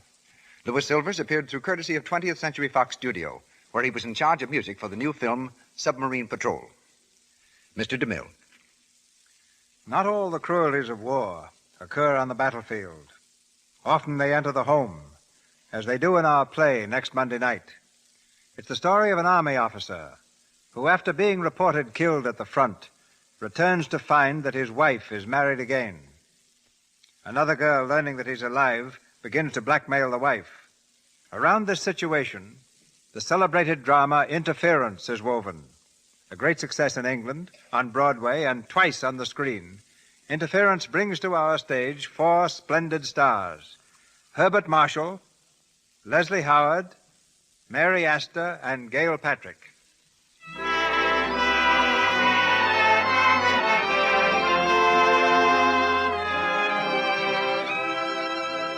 Our sponsors, the makers of Lux Toilet Soap, join me in inviting you to be with us again next Monday night when the Lux Radio Theater presents Leslie Howard and Herbert Marshall in Interference with Gail Patrick and Mary Astor. This is Cecil B. DeMille saying good night to you from Hollywood.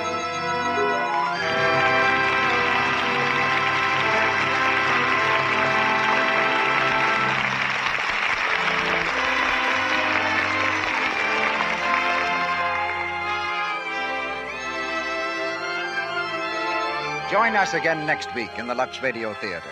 Be part of the large audience that gathers each week to enjoy an hour of dramatic entertainment and a chance to meet Hollywood and its famous people. This is your announcer, Melville Ruick, bidding you good night on behalf of our guests, our cast, and the staff of the Lux Radio Theater. This is the Columbia Broadcasting System.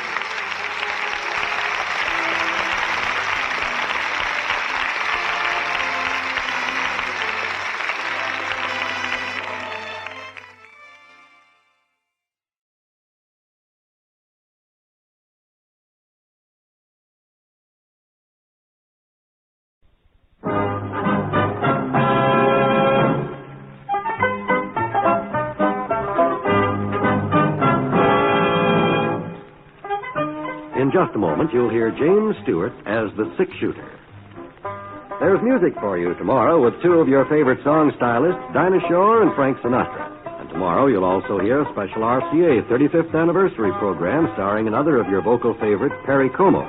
Friday also means comedy on NBC, and the laugh merchants include Fibber, McGee, and Molly, and the experts on Can You Top This? It's a big Friday evening on NBC. James Stewart as the six-shooter.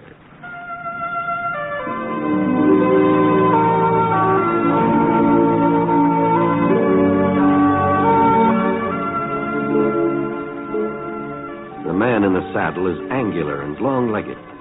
His skin is sun-dyed brown. The gun in his holster is gray steel and rainbow mother of pearl, its handle unmarked. People call them both the six-shooter.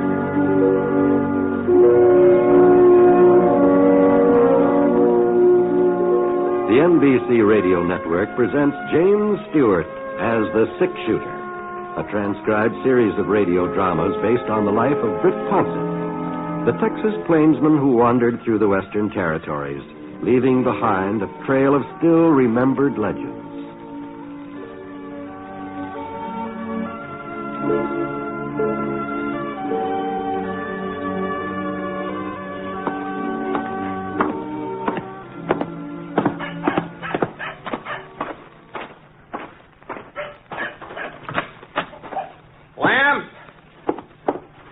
Lamb Trot! Oh. Where are you, Lamb? This stall here, Britt. I'm currying down one of my mares. Thought you said you was going to sleep late this morning. Oh, I just can't seem to get used to a hotel bed. The way you sink down in them, you feel like you're lying in a pile of quicksand. Where's Scar? Huh? Scar? Why, my horse. I thought maybe I'd take a ride out towards Saucer Mountain. Which stall's in, huh? Well, now, Britt, I don't want you to fly off the handle. What? What are you talking about? Well, the fact is, Scar ain't in no stall at the moment. Well, what's happened to him? Now, Britt, you know I wouldn't let anything happen to a horse that was left in my livery stable. You know that, don't you? Lamb, where's Scar? Just tell me where he is. Well, he's out. Out? You remember Jess Alden, who runs the Willow Fork Gazette? Sure. Well, sir, Jess and his wife Zoe has got a young lady visiting him. Myra Barker, her name is. She's Zoe's niece. Well, what in the thunder's all this got to do with my horse? No, there's no need to get your head up, Britt. I'm explaining to you about Scar. Well, you're telling me about some woman named Myra Barker. Well, that's where Scar is at. Myra took him out for a little canter. What? Well, now, you see, she's from back east somewhere, and she ain't got no horse of her own, so every once in a while she rents one of mine. Well, all right, go on, Lamb. Well, she come into the stable this morning about an hour ago, just when I was opening up, and she said she felt like taking a little gallop to work up an appetite for breakfast, and so she is a first-class rider, Britt. I don't care if she... What got into you, Lamb? The idea of letting some woman ride out of here with Scar. Well, now, I tried to argue with her, but Miss Barker is a real forceful young lady. She said she was sure you wouldn't mind since she was only going a short ways, and she told me I was to give you the rental fee, and here it is, Britt, 25 cents. I don't want any money, Lamb. I want my horse. Well, they ought to be back, but now Miss Barker usually never stays out more than 30 minutes. Yeah. Yeah, but now, Britt, don't start fretting about Scar. She'll bring him in all right. I'm not worried about him. He'll come in of his own accord. Of his own accord? What are you talking about? Lamb, I've had that horse since he was a colt. I broke him myself. Sure, Britt, sure. Why, he won't let anybody else ride him but me. Well, the last time anybody tried to mount that horse, he spooked and he threw the fellow a good 20 feet right straight up in the air. 20 feet? Oh, you don't say. Well, I noticed he acted kind of skittish when she started getting on, but I figured that was because he wasn't used to being rode with a side saddle. Oh, of course he's skittish. He's side saddle? You mean she's riding Scar's side saddle? Well, she's a real lady, Britt. Yeah, she's a lady. She won't be much of a lady lying out in a bed of cactus somewheres. Come on, we'd better start looking. Yeah, I guess so. Well, I'll take that gelding, and you can take my... Britt, looky there. This is through the door. See her coming down the street? Well, I'll be darned. Say, I never knew Scar was a trick horse. Neither did I. Well, then where'd he learn that fancy step she's got him doing?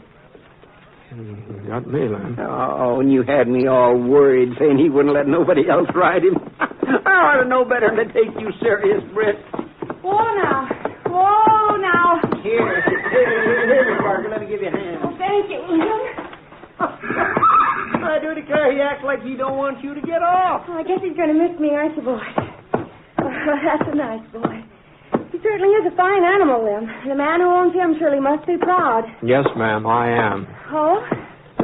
Miss Barker, this is Mr. Ponset. Remember I told you Scar belongs to him? Oh, yes, of course. How are you, Mr. Ponset? Well, I'm pleased to meet you, ma'am. I hope you don't mind my borrowing Scar. Mr. Truitt didn't want me to take him, but I just couldn't resist the way he looked at me. It was almost like he was asking me to go for a trot. Well, yes, ma'am. You take good care of him, Mr. Ponset. You wouldn't want anything to happen to a wonderful animal like that. Oh, no. No, I sure wouldn't. Miss Barker. Yes? If you'd like to ride him again sometime, why, I'll be staying at Willow Fork for a few days. Oh, that's very kind of you, Mr. Ponset. Lamb here, he'll fix you up when I'm not using Scar. Thank you. Thank you very much. Bye. Well, I just don't understand you, Britt Ponset. Here you was raising Cain because I let her borrow Scar, and now you're volunteering to let her ride him any time she pleases. I just don't understand it. Well, I thought seeing as how Scar kind of took a fancy to her, and what I mean is he's a pretty good judge of human nature, and she does seem to be a first-rate rider. I mean, you know something, Lem? I don't understand it either.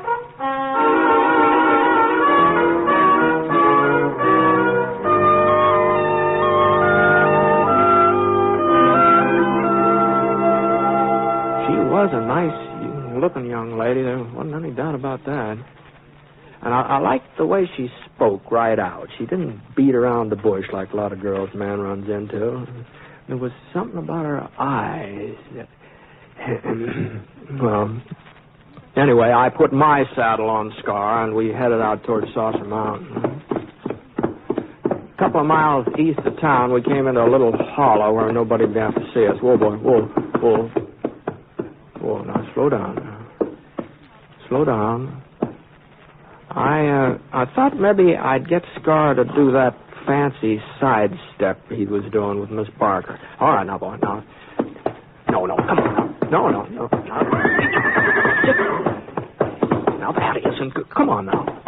Oh, now, Star, come on. Now, you were willing to do it for her. Now, come on. Quit that. Well, he just wouldn't do a thing. Acted like he thought I was taking leave of my senses. Oh, quit. I swung him back onto the trail, let him travel in the style he was accustomed to. Oh. Must have been about noon by the time we got back to town. I pulled up in front of the cafe. Whoa, boy. Whoa, Scar. Whoa. Doggone you. Oh, Mr. Ponset. Oh, Miss Barker. I was hoping I'd run into you again. You were... Oh, you want to borrow Scar? Well, it's about Scar. But I won't be borrowing him anymore. Oh? You see, I found out I was wrong to take him this morning. Uncle Jeff told me that in the West, a man's horse is something he doesn't loan as a rule. I'm terribly sorry. I didn't mean to be so inconsiderate. Oh, you weren't being inconsiderate, Miss Barker. Back east, they probably have different customs, that's all. Then I'm forgiven? Oh, sure, ma'am. You're very generous, Mr. Ponset. Maybe you'll have dinner with us some evening. Well, so that I can prove to Uncle Jeff that I haven't completely disgraced the family name. And so he's a very good cook. Yes, I've always heard about Miss Alden.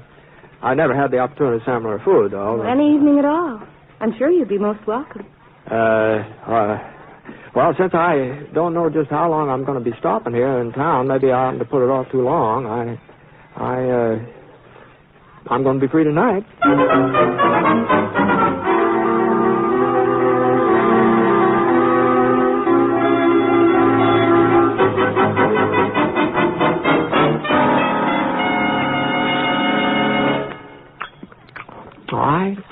I want to tell you, Miss Alden, I've been hearing folks brag about your cooking ever since I can remember, but they haven't done you justice. Well, they just didn't even come close. Oh, Brett. Well, here, have another piece of shortcake. Oh, no, thanks. I just couldn't eat another mouthful. You sure? Oh, no, absolutely positive. Thanks just the same, though. Well, now, for certain. And I'll have another slice, eh? Now, Jesse, you've had more than your share. Besides, if you have another piece, there won't be enough for tomorrow. Shortcake ought to do for 2 meals. Well, you just offered bread. That's different. He's company. Come on, Jesse. Help me with the dishes. Eh? The dishes?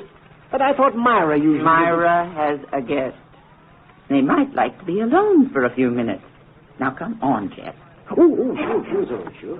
We put the porch swing up this morning, Britt. It's back early for it, I know, but there sure is a feeling of summer in the air. Yes, ma'am. Yes. Would you, care to go out on the porch, Miss Meyer? We don't have to unless you really want to. I mean, just because Aunt Zoe suggested it. No. I think I might enjoy it. All right, then. I'm afraid she isn't very subtle, is she? How's that? You know perfectly well Aunt Zoe was throwing me at you. I knew she would when I invited you. So?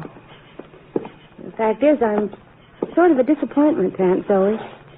She's done everything in her power to marry me off. But so far, she hasn't had any luck. Well, the young men she's introduced me to are all very nice and pleasant. But, well, the truth is, I don't want to get married. Oh, I see. I'm not the least bit interested in settling down and cooking meals. I like a change of scenery. I like to meet new people. Uh-huh. From what Uncle Jess tells me about you, you feel the same way.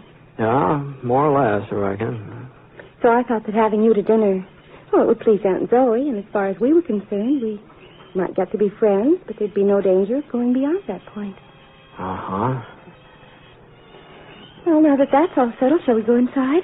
Oh, well, there's no hurry, is there? I mean, as long as there's no danger. Since we have this understanding, it is a nice evening, isn't it?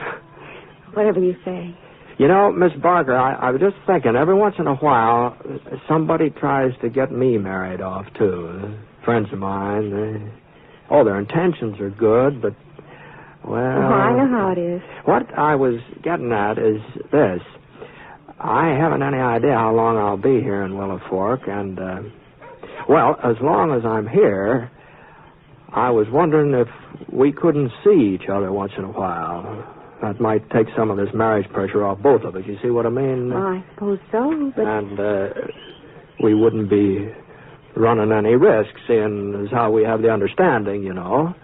And your aunt would be pleased, my friends would be pleased, and... Well, you know, you're awful good company, Miss Barker. Why, thank you. Well, how about it? Well, all in all, I think it's a very practical idea, Mr. Ponset.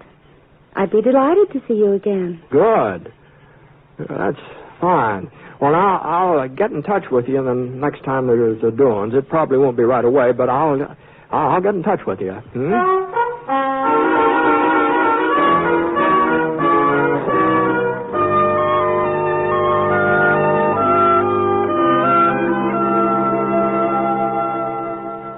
You are listening to the last program in our series called The Six Shooter, starring James Stewart as Britt Ponset, the Texas plainsman whose name is legend in the Western Territories.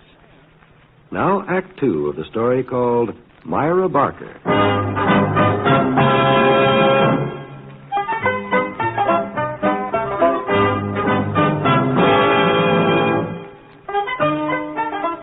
Well, as it turned out, there was a doings the very next night. Box supper over at the church. And since I'd sort of promised Myra that the next time there was anything going on, Well, anyway, we went to supper together, and the time seemed to pass by real pleasant. The next night, she was invited to a party at the Peterson House, and Well, now that I look back on it, there sure was a lot of social activity in Willowfork during the next couple of weeks. We were going one place or another almost every night, and I was enjoying myself, too. I really was. And I was enjoying being with Myra. I didn't realize how much until that evening when I was walking her home from the hayride. Well, Britt? Huh? You haven't said a word since we left the wagon. Well, there doesn't seem to be much to talk about. Oh. Well, here we are. It's pretty late. I won't ask you in. Sure. Good night. Britt, what's wrong? You're cross as an old bear. Well, I just don't see why you had to spend the whole doggone evening with Dave Carstairs. Oh? And what were you two giggling all the time about? I don't know. Dave's very amusing. Well, I just don't happen to agree with you on that. Anyway, I brought you to the hayride, didn't I? And if he can't find himself a girlfriend, we ought to stay home. Well, now, just a minute, Britt. Well? Aren't you taking a little too much for granted? We have an understanding. Remember, we're not interested in each other. Romantically. How do you know we're not interested? Leastways, how do you know I'm not? Why, Britt? Well, I guess this is as good a time to tell you as any other. I don't know how it happened. I never thought it could... I don't see... That is, Myra, will you marry me? Oh, Britt. I know you don't care for the idea, but I'm probably the last man in the world you'd ever... But even so, I've got to ask you. You'd better be careful, Britt. I might say yes. I wish you would, Myra. I'd give anything in the world if you would. You're serious, aren't you? I'm just as serious as I can be. But we both said that we didn't want to settle down, that we weren't interested in love or marriage. A man can change his mind, can't he? Myra? I guess if a man can change his mind, a woman can, too. Myra, is that you out there? Yes, Uncle Jess. Time you were coming in, ain't it? It's almost 11 o'clock. I'll be right along. Can't you let him alone for a minute, Jess? I've got to get up in the morning, Zoe, and I need my sleep. I know I haven't got much to offer you, Myra, but I saved up a little money, enough to get started. I thought maybe I could buy us a ranch. That is, if you'd like ranch life. Well, I haven't said I'd marry you, Britt. But I thought, well, you said you felt the same way I do, didn't you? I'm in love with you, Britt. I'll admit it. Well, but then... we're not children. We're used to living our own lives, and we've never put down roots, either one of us. Well, it's high time we did. I've got to think it over. Just let me sleep on it. Tomorrow night, I'll tell you then. Oh, you'll say yes, Myra. You've just got to. I don't know, Britt. I don't know.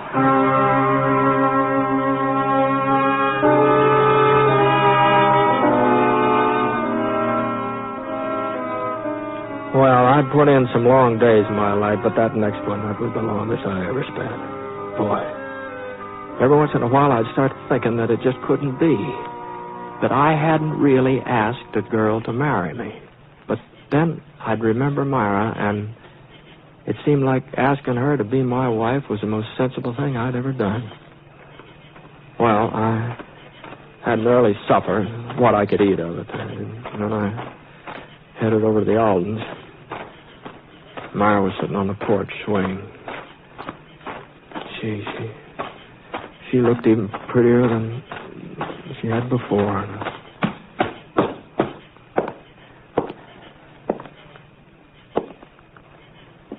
Hello, Myra. You're early, Britt. Yeah, I guess I am. I thought maybe you'd be late, or maybe you wouldn't come at all once you'd had a chance to think things over. Well, it wasn't me who had the thinking to do. Well, Myra... I'll marry you, Britt. Oh. I couldn't turn you down even if I thought it was best. Even if I knew it was. Oh, this is the best. Are you sure the day won't come when you're sorry you're tied down, when you're sorry you can't go off on a cattle drive to Kansas, or you can't head over to a new mining camp in Nevada, or you You can't just be by yourself when you want to? You know, I've had my share of cattle drives and mining camps, more than my share. And I don't want to be alone anymore, Myra. And besides, settling down will be just as hard for you as it is for me, you know. Your life will be changed, too. It won't be as hard. A woman has roots even if she doesn't realize it. They're there all the time, waiting to take hold. And when if she has a home and a family, forgetting everything else is easy. She does her traveling and her dreaming and her wanting through her children. No, Britt, it's harder for a man. But I'll manage And it. the day won't come when you'll want to get in the saddle and ride up as far as the snow on the mountains. The day won't come when somebody will ask you for help, you and your six-shooter, a friend maybe, a friend who needs you. You'll just have to do without. Well, maybe someone like Sheriff Jennings at Eagle Falls, a friend like him. What makes you mention Sam Jennings? You don't even know him, do you? A man came into the Gazette office this morning while I was there. He was from Eagle Falls. He'd had some trouble there over a month ago. A shooting. Well, if it was a month ago... The sheriff was wounded, and the man who did the shooting has a grudge against you. He was looking for you. That's why he came to Eagle Falls. Prescott, I think that was the name the man mentioned. Bide Prescott? Yes, that was it. Does he have a grudge against you, Britt? He did have. If the sheriff's wounded and wants you to come over to Eagle Falls to help him... Does Sheriff Jennings want me? The man in the office said he did. There's nobody else to go after Prescott, is there? I don't know. You'd like to go after him, wouldn't you? No. But you feel you should, don't you? But Prescott isn't here. Eagle Falls is over 100 miles away. You haven't answered me, Brett. Do you feel you ought to go after him? Well, if what you say is so, if Sheriff Jennings got wounded on my account, if there's nobody else... Go ahead, Brett. Go on. To Eagle Falls. Do you want me to go? Yes. I want you to. But it shouldn't take long. I'll come back. No. What? Don't come back, please. But I don't understand. There'll always be a Bide Prescott or a Sheriff Jennings. There'll always be someone or something calling to you, taking you away from me. Or you'd turn them down, you'd shut your ears, but you'd still hear it, Britt. And inside you'd feel that it was me that was holding you, and it would be me. No, Myra, I wouldn't blame you. I'd blame myself. And I wouldn't like myself very much for doing it to you. Don't you see, Britt, we're lucky this happened tonight, that we found out in time. No, Myra, Please, Britt, don't come back. Don't. Please don't.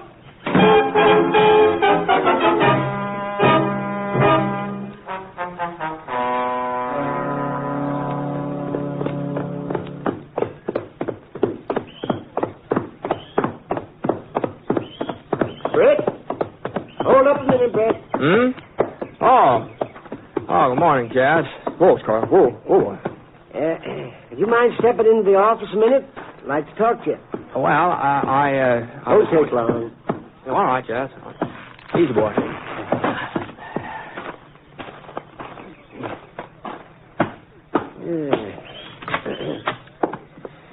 Sit down, Brett. No, I'm kind of restless today, Jazz. Thanks, anyway. You sure have a fiddlefoot, don't you? Yeah, guess so. And you're on your way out of town, huh? Yeah. See, what about Myra? She's a fine girl, Jess. Really a fine girl. Mm-hmm. Britt, you're leaving on account of Sheriff Jennings over to Eagle Falls sent for you. Ain't that your reason? You might say so, in a way. Well, now, I don't want you to think that I meant to eavesdrop last night when you was talking to Myra, but somehow Zoe forgot to shut the parlor window, and we just couldn't help hearing a certain amount of what you said. Mm-hmm. Sure, yeah. Well, it ain't true what Myra told you. Leastways, the part about Sheriff Jennings sending for you, that ain't true. The fellow from Eagle Falls didn't even mention your name. Jennings ain't asked for your help, Britt. Yeah, I know, Jess. Huh? Well, you see, I ran into Bide Prescott 3-4 weeks ago, and, well, there's no reason for anybody to be going after him now. Well, if you knew that, if you knew you didn't have to leave Willow Fork, why in the name of common sense didn't you say so to Myra? Well, I figured she had her reasons for making up that story about Sheriff Jennings. I I figured she was trying to turn me down without hurting my feelings. Oh, Britt, she didn't want to turn you down. She was just trying to make sure you wouldn't feel you'd made a mistake if you married her. No, she couldn't really care for me very much, Jess. Then why did she spend all night crying her eyes out? And why was Zoe up till all hours commiserating with her? Well, thanks for telling me that, Jess. Then you ain't leaving. Well, I'm leaving. But I'm real proud to know that Myra is somewhat fond of me. Oh, Britt, if you love her and she loves you... Oh, it's enough that she cried over me for one night, Jess. You know, I remember when I was a kid, my pa was like me in a lot of ways. Always on the move, always off somewhere, getting a new start, taking a new job, hunting a new frontier. He loved my ma, and she loved him, but she spent a lot of nights crying. A lot of nights. I just wouldn't want that to happen to Myra. There's no reason it should. Yeah? Yes. Yes, there is. When she was telling me that story about Sheriff Jennings wanting me to come over to Eagle Falls, I looked at myself real hard, and I knew that if it had been true, if Sheriff Jennings really had sent for me, well, it had been pretty hard for me to turn him down. Even for Myra's sake, it had been pretty hard. And someday I reckon I wouldn't be able to turn him down or anybody else like him, and Myra'd spend another night crying, you see. One of these days you'll change, Britt. Maybe I will. Maybe I will. Well, can I tell Myra that you might come back to Willow Fork? No, Jess, I don't think you better. Of course, if I do come back and she's still... Well, maybe we just better wait and see what happens. So long, Britt. Good luck. Thanks, Jess. I'll probably be seeing you again before too long. Let's go, Scar.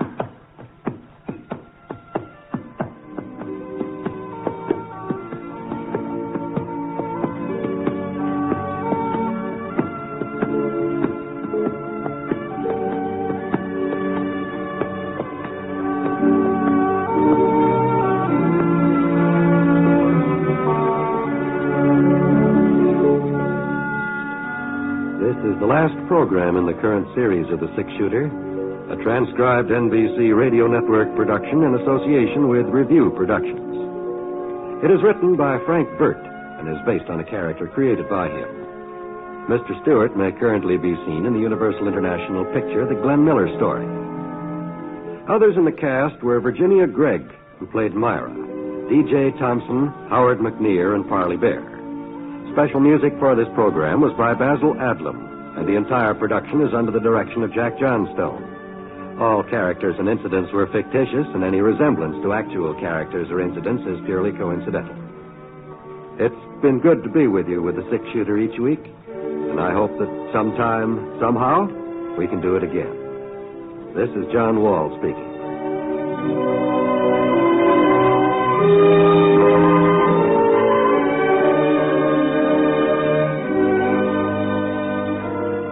Hear MacDonald Carey and Jason and the Golden Fleece tonight on the NBC Radio Network.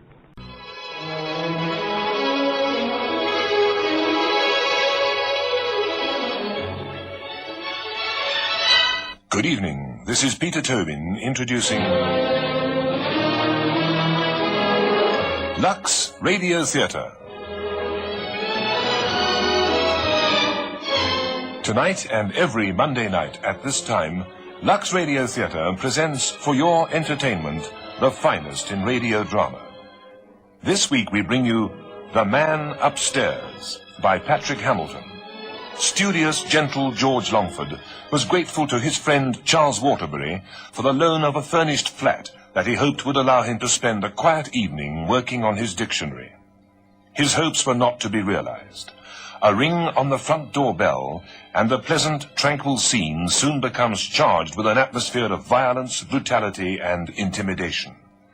Who was the strange Mr. Armstrong who appeared framed in the doorway, And why, once he was admitted, did he begin to adopt such a sinister, menacing attitude?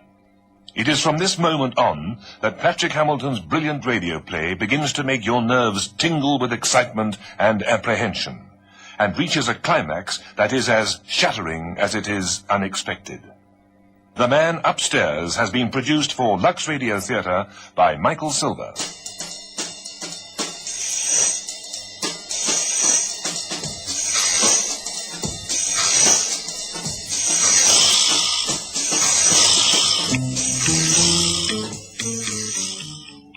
Understood that the belt of rain coming from the Faroes and arriving in the North Sea will not be welcomed by the North Sea. The North Sea dislikes belts of any kind.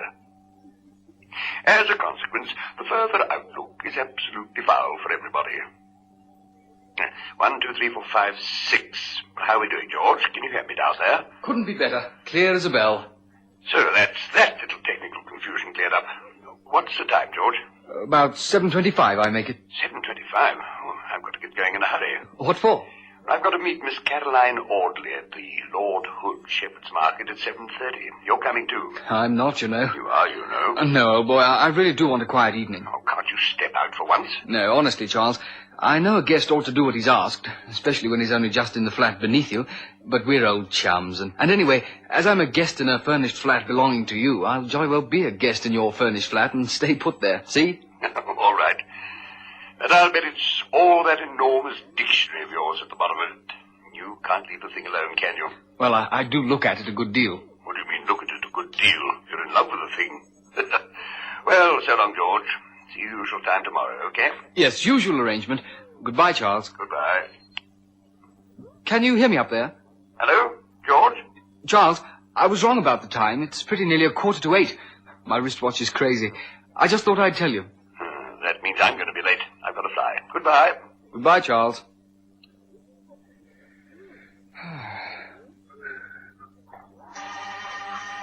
Oh, no. Wonder who that is.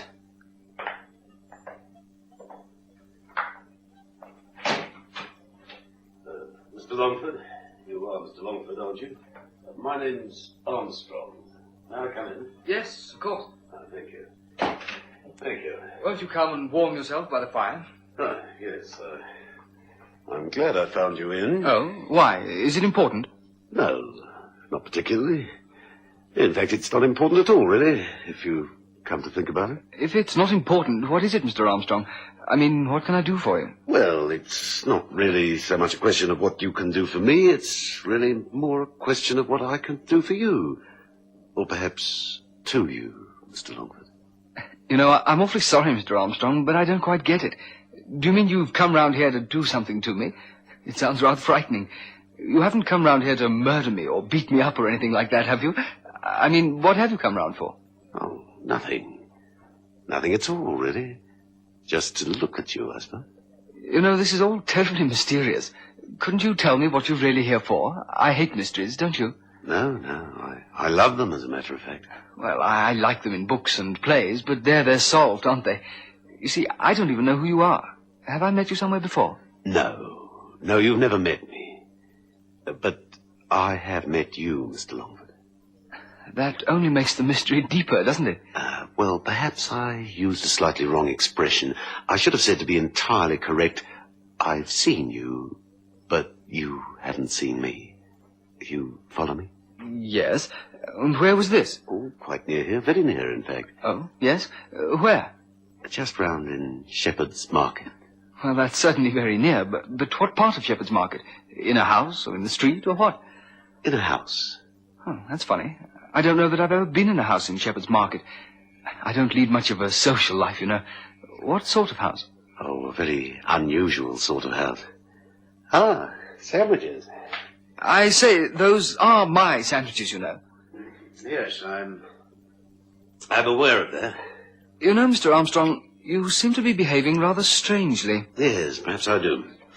But there you are. I mean, one must take it or leave it, mustn't one? Yes, apparently one must. However, we were talking about the house where you saw me, and I didn't see you. You said, I think, that it was a very unusual sort of house. Quite correct, yes. Then will you please tell me what house? This is getting extremely tiresome, you know. Certainly I will. But don't get angry, Mr. Longford. Well, what about this unusual house? Well, what I should have said is that it's not a private house. That's all that's unusual about it. Not a private house? What could that be, then? A public house, Mr. Longford. That's simple enough, isn't it? A public house? Ah, the Black Miller. Yes, it is. You know, Mr. Armstrong, I don't want to be difficult in any way, but why couldn't you have said straight out that you'd seen me in the Black Miller? Why you've had to go all that roundabout way of telling me, I simply don't understand. Oh, well, I suppose I'm naturally a roundabout sort of man. I'm sorry if I puzzled you. No, not at all. But now it's all over, can't we come to the point? What point, exactly? Well, I mean, why are you here? Is it important or not? I mean, what does it matter if you saw me and I didn't see you round at the Black Miller? Well, I'll explain. Shall I? Please. I will. Don't hurry me. You see, it's not so much a question of my seeing you, it's a question of the person I saw you with. Oh, who was that? A very important person. To me, at any rate. Yes, but who? Who was he? He or she. Oh, you mean a girl or a woman? I do, yes, a girl. I see. Oh, now let me think. What girls have I met in the Black Miller? Oh, I can't think of any at the moment.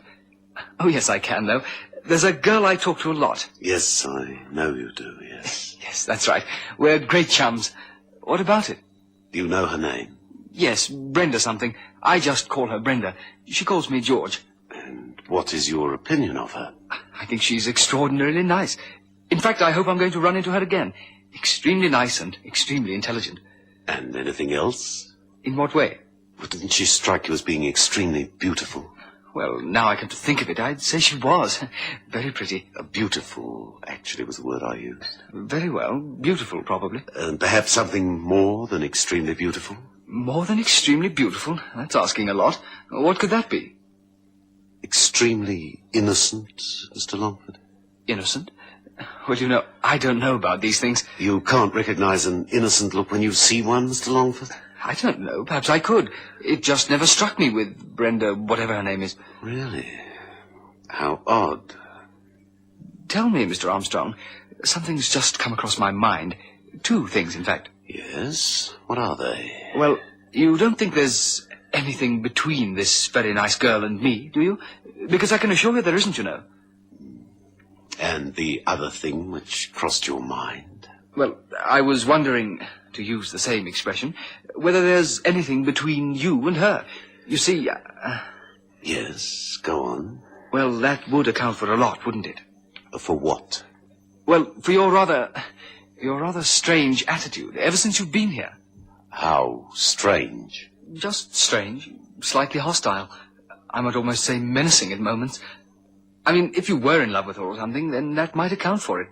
Are you in love with her? I should be guilty of a great crime if I were, Mr. Longford.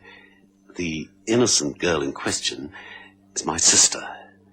As you seem not to know it, I may tell you that her surname is Armstrong. Oh, I see. And I see you use the word innocent again, and that, as her brother, you might have a suspicion of some sort. Explain yourself. Well, you might in some way suspect that someone is attempting to deprive her of her innocence, and more than that. What more? That it's I who am attempting, or have attempted, to do the depriving. And if that's so, may I here and now assure you you're mistaken? Oh, yes, you can assure me, yes. That sounds as though you doubt my word. So may I here and now repeat that nothing of the sort has taken place, or will take place. And if that's all you've come round to talk to me about, the conversation can close here. I wanted a quiet evening. Don't you think it'd be better if you had a quiet evening, too, and went home? I mean, it's all so silly, isn't it? You know, I think I will change my mind and join you in a drink after all. Oh, all right, certainly. I'll get you one. No. What? I'll get it myself. Now, have you any whiskey here? Oh, yes. Yes, indeed. And soda's excellent. Yes, this is what I need. Mr. Armstrong. Yes? Do you know that good whiskey is very expensive these days? Oh, yes.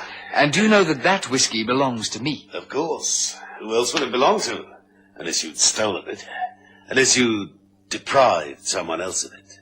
Unless you were, after all, A depriver, Mr. Longford? Oh, dear. Now you seem to be harping back to that. What are you talking about, Mr. Longford? You're one ahead of me. Your sister. I gather you're reverting to that matter. Now, what on earth should make you think that? You used the words deprived, Mr. Armstrong. Depriver. A moment ago, that word was used in connection with your sister. Ah, yes, delicious. No, you're imagining things, Mr. Longford. Why shouldn't I use the word deprived twice? It's a very nice word. Mr. Armstrong. Yes? Would you like to finish off that drink as soon as possible and then go home? Well, I shall certainly finish off the drink, if I may. Why, what a good-looking little man you are. I'm not surprised at the girls falling for you. Yes, a remarkably good-looking little man. Little, of course, is the operative word. Yeah, Mr. Armstrong, do you know I don't like having my cheeks pinched? A cheek, Mr. Longford, not cheeks. Let us be precise. I only pinched one of your cheeks. And why should you resent it? It's a sign of affection. Napoleon used to pinch his soldiers' cheeks, you know. Mr. Armstrong, have you come round here just to talk about Napoleon? What more interesting topic could there be? What is wrong with an interesting and disinterested and peaceful conversation? Let's have a peaceful conversation. Why don't you have another drink?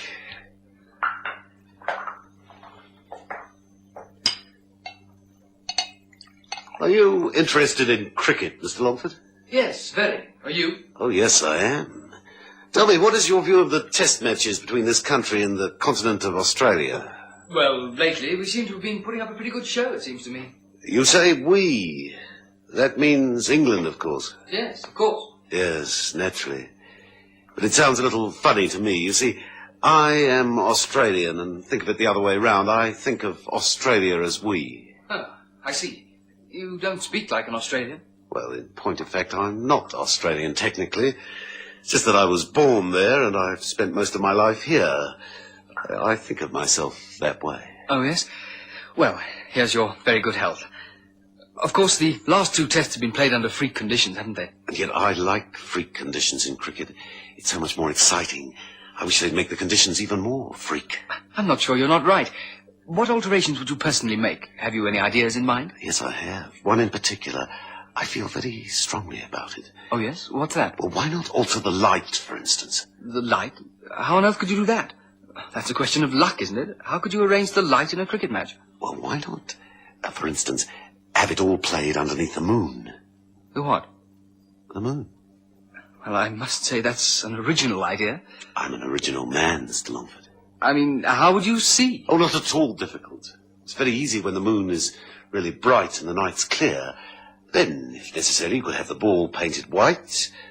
Then you could have white stumps and white balls and white scoring boards with the figures in black and so on and so forth. Well, if it comes to that, one might have all the spectators painted white, mightn't one? You know, that's not at all a bad idea. It never struck me. I have an impression, however, that you're not taking me seriously. Why? Mr. Armstrong. Mr. Longford. Tell me something. You said you were a very peaceful man. No one more so. Go on. Well, it's rather hard to put. But have you been suffering from any sort of nervous upset lately? Something you might see a doctor about. Something which just required rest. Oughtn't you to go home and have a good rest now? I see what you mean. You're suggesting that I'm out of my mind. Aren't you? No, but I think you may be, purely for the time being, a little upset. In other words, raving mad. Don't mince matters, Mr. Longford. I know every thought that goes on in your head. And I can assure you that I'm certainly not a madman. I'm afraid you took my perhaps rather silly little joke about playing cricket under the moon quite seriously. Oh, was it a joke? I'm sorry. I'm losing my sense of humor, I'm afraid. You certainly are. And I can promise you that in addition to being sane generally, I've never been saner in my life than at this moment. Perhaps a little too sane and shrewd for you. About what? My sister. Oh, dear. Have we got to go back to that again? No, not just at the moment. At the moment we're just conversing, aren't we? I like conversing with you. It's useful, too. It enables me to go on looking at you, to sum you up. Listen to me, Mr. Armstrong. I do not like strangers coming into my flat to look at me and to sum me up. I still do not know whether you are a maniac or whether you really have something to say to me. If you have, will you please say it quickly and then clear out? If you don't, I shall have to take other measures. And what would they be, pray? I shall telephone for the police and have you slung out. They come very quickly nowadays, you know. Yes, but you strike a major difficulty there, don't you? What? How would you get to the telephone? And if you should manage to scramble to it in time, how would you manage to dial 999 before being beaten to a pulp by your present guest? Very well, Mr. Armstrong. There's another, more peaceful alternative. I'll just leave you to it. I shall walk out of my flat and let you stew in your own juice. Yes, but how would you get to the door? I may be large, but I'm remarkably quick, you know. No, Mr. Longford, the session will continue as before. No, on second thoughts, not quite as before. You can get me, my dear good-looking man, another whiskey. Come along now, here's the glass. I will not get you another whiskey. You heard my words. You heard mine. Very well.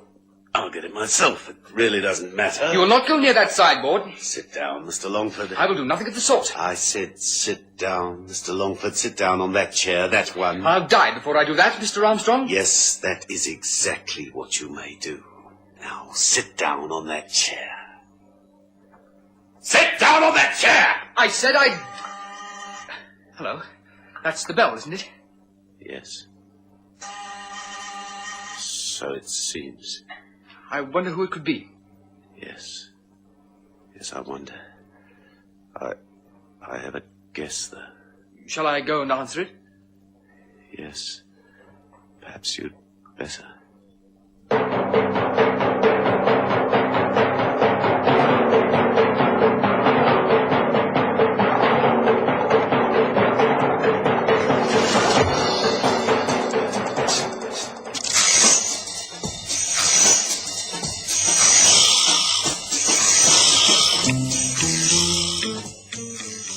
Where is he? You said my boy wasn't here, Mr. Longford. So he was. He's probably gone through that door. It leads to the kitchen. You're Mrs. Armstrong, I take it. Yes, but please don't let's bother about names at the moment, Mr. Longford. Cyrus? Cyrus? Cyrus? My son, come out from the kitchen. Don't pretend to yourself that you can hide from me. If you don't obey me, you know what will happen to you. Now come out to your mother. I shall give you 15 seconds. I'm beginning to count. 1, 2, 3, 4. Ah, here you are at last. Don't stand like that. Hold yourself up. Yes, Mother. Now put your hands behind your back. Yes, Mother. What are you doing here? I don't know, Mother. Don't tell me you don't know. What are you doing here? I came to see Mr. Longford. Didn't I tell you to stay in your room tonight until I came back? Yes, Mother. Then why didn't you? I don't know, Mother. Hold yourself up. Yes, Mother. And when you go to your room, you will do your usual exercises. Only tonight, you will do them 6 times. Thoroughly. Do you understand? Thoroughly. Yes. Yes, I understand, Mother. Very well. You may go now. But first of all, you will apologize to Mr. Longford. How do I apologize, Mother? Look at him straight in the eyes and say, I'm sorry, Mr. Longford. I'm sorry, Mr. Longford. That's quite all right. Good. Very well. Now go. And on the way, you are not to look back. Not once. You understand? Yes, Mother. Very well. Go on. Quickly. I shall come to your room later tonight. If you've obeyed me in every particular, you may be forgiven. Now go.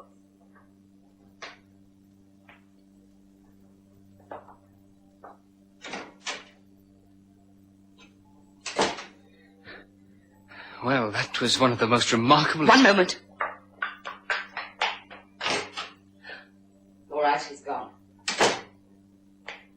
Now, Mr. Longford, do you mind just for a minute if we have all the lights out in here? The lights out? Yes. Well, you know, it seems to me that I'm in a sort of madhouse. Must we have all the lights out? Yes, you are in a sort of madhouse, Mr. Longford, and a very dangerous one. And I am here to save you from it, to save everybody concerned. I'll explain everything in a minute. And in the meantime, will you do as I ask? And quickly, will you? Very well.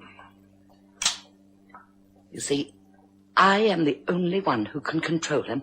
I am the only one who knows his mind, and I must use my own methods. You see, I want to watch him from the window without him seeing me, to see if he obeys me and does not look back as I told him. And if he does look back and sees me watching, he'll think I'm afraid, and I might lose half the battle. I have to make him think that I think he obeys me absolutely without question. Yes. There he goes. Yes, it's all right. I can tell by his walk. Come here and watch him. You see? He's like a soldier on parade. There. Yes. That's all right. You can put on the light again now, will you? Now, Mrs. Armstrong, could you explain all this? It's all very confusing, you know. One moment, Mr. Longford. I'm not feeling very well. I'm feeling faint. You don't know what a strain it is. You feel worse when it's just over. Yes, I understand. I'm sorry. Now, come and sit down by the fire, won't you? You can explain later. Thank you. Oh, dear. It's only the shock. Only the strain. I'll be all right in a moment. I'll get you a drink. A little brandy. Thank you, Mr. Longford. Very small one. Good. Fine. What did he do and talk to you about, Mr. Longford? Oh, a lot of things. Did he talk about the moon? Why, yes, he did, as a matter of fact. How do you know? I'll explain later. And did he talk about his sister? Yes, he talked a lot about her. Yes, so I thought. Oh, thank you. I'm quite myself again now. Good. I can't say that I am. You know, I'm a bit shaken still, I must say. Now, Mrs. Armstrong, do you feel up to explaining? Yes, Mr. Longford. May I ask you a question? After what you've just been through, it may seem a nonsensical one, as nonsensical as anything he said, but it isn't, and I must ask it. Yes? Mr. Longford, do you believe in the moon? I'm awfully sorry, but I don't follow you, Mrs. Armstrong. The moon? Believe in it? Of course I do. It's just there. It exists. No, I don't really mean that. I mean its powers. You see, unless you do, I can't really begin to explain. I mean, it affects the tides and all that, doesn't it? Yes. But it's other powers, Mr. Longford. It's other, much more dreadful powers. It's powers on the mind. Mr. Longford, do you believe in the moon? Oh, say you believe in it. Mr. Longford, say you believe in the moon. Say you believe in the moon. Oh, Mr. Longford, I'm ashamed of myself. I never dreamt I could break down in that way. I was taught never to break down, ever. Well, everybody has to break down sometime, don't they? It's a very normal thing. Not in my family. We were what people used to call a family of soldiers. However, I mustn't talk of the past. We are in the present, and a very real and urgent present for both of us. Yes. You said you were going to explain. Just tell me quietly, in your own time. He talked of his sister? Yes. And her innocence? Yes. And did he mention Napoleon? Why, yes, he did. And then he talked about the moon? Yes. Tell me, Mr. Longford, do you know anything about psychiatry? What do you mean? Freud, Jung, all that? Do you know it's an established fact that certain people are affected sometimes in a violent and dangerous way by certain phases of the moon? No, I wouldn't say established. I should say it's quite likely, but not a certainty. I know it's a fact. I have reason to know. Mr. Longford, do you know what psychiatrists call a fixation? Why, yes, a fixed idea, an idée fixe. It's a form of mania. Yes, it is. And sometimes extremely dangerous to another person. Yes, I suppose. Yes. Do go on. This is what is not easy for me to say to you, Mr. Longford. Never mind. Go on. My son has a fixation, Mr. Longford. A very violent and dangerous one. And what's it about? About yourself, Mr. Longford. Oh, I must say that's not frightfully pleasant news, is it? No, and I'm afraid that's not the worst. Really? Tell me, what form does his fixation take? He thinks you've stolen something, Mr. Longford. So I rather gathered. It's all getting clearer now. In other words, Mrs. Armstrong, we must put things bluntly, mustn't we? In other words, your son's completely out of his mind and thinks I've robbed your daughter of her innocence. No, he's not out of his mind, he's not. It's only the moon, don't you see? Now, please, don't get upset again, Mrs. Armstrong. It's really for me to be upset. You've just said that you haven't told me the worst. The moon is everything. These phases come in cycles every 7 years. Normally, he's harmless, good. I know his history, you see. Very well, then. Tell me his history, Mrs. Armstrong. Cyrus was born in Australia, Mr. Longford, one of twins. I'll tell you about the other boy, Harry, later. He is absolutely normal, thank heavens. But Cyrus... Yes? It began when he was 8. He was an enormous boy. Even at that age, you'd hardly believe his size. It was freakish. And what happened when he was 8? There was an episode, Mr. Longford. Oh, yes? An episode with an animal of atrocious cruelty, a cat. I can't go into it. My husband beat him for it, beat him fearfully. It was a mistake. Such things cannot be treated that way. Then, for 7 years, he was normal. A good, gentle boy. But then, he began to talk of the moon again, to go out and look at it for hours, and... Oh, I can hardly bear to speak of it. Do try, Mrs. Armstrong. There was another episode. We had to move from Sydney.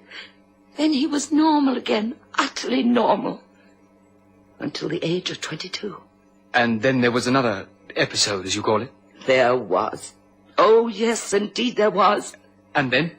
Normal again, until he was 29. Then he began to talk of the moon again, and this time it was definitely connected in his mind with his sister. It was only then that I began to realize that there was some connection between these incidents and the moon, to realize that they took place every 7 years. Well, that is all, really. Then he joined the commandos. He has a record of great bravery and distinction. And now he is 36. And 29 from 36 leaves 7. Yes. Every 7 years, you say? Yes. This is a funny thing to happen to anybody trying to have a really peaceful evening by himself, isn't it? It's horrible, Mr. Longford. It's horrible. Yet, Mrs. Armstrong? Yes. You spoke of certain episodes. What sort of episodes? What does he do? Oh, no. Please don't make me go into that. But, Mrs. Armstrong, after all, it's not fair to me, is it? I mean, the unknown's worse than the known, isn't it? Does your son carry a revolver or anything? No. It's much more horrible than that, Mr. Longford. Your son was a commando? He was, yes. That means an expert in unarmed combat? Yes, Mr. Longford. An extreme and excruciating expert. Will you leave it at that? Mrs. Armstrong, are you trying to be cruel? All this dreadful hinting. Mr. Longford, let me put it this way. You are in danger of awful disfigurement. disfigurement which will cause you physical agony such as few men on this earth have ever had to suffer, and which will leave you with no further desire to live. Now, will you let that suffice? Oh, well, I suppose I'll have to. You've made things fairly plain on the whole, I think. Have you consulted a doctor or the police about your son's condition? No, I haven't. But why not? That seems rather unfair to society at large and to me in particular. Oh, Mr. Longford, I have 1,000 excuses. I'm his mother, and I deceived myself after each incident that he was mentally well. I see.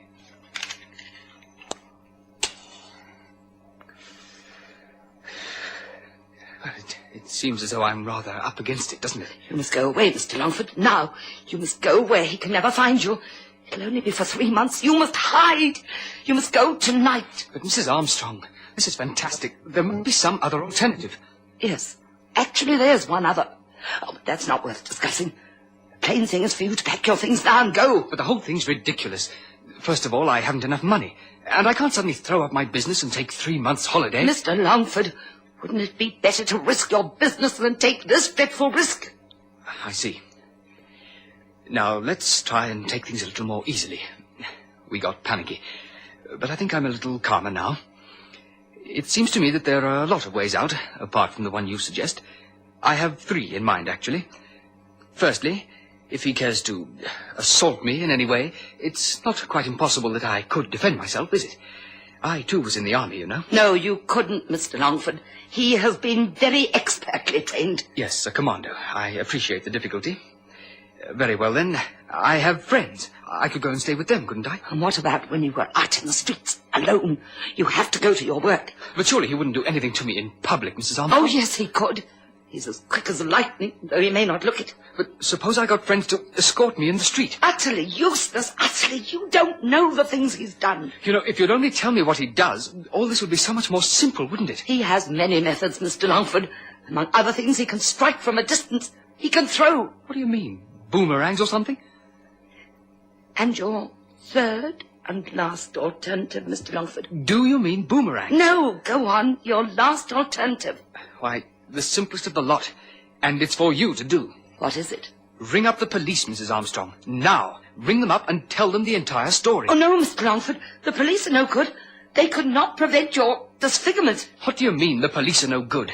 I've got to have protection, and that is what the police are for, isn't it? Come to think of it, I can ring the police myself. No. Why? The police are practical men. The police do not believe in the moon. Besides, I am a mother, Mr. Longford, and my unhappy boy, cursed by the moon, is not going to end his last few years in any sort of dark prison. If you telephone the police, I should deny everything. His last few years, you said? Yes. Why? Do you imagine he's going to die before long? I know he is. How? My son, strong as he is, suffers with his heart, Mr. Longford, fatally.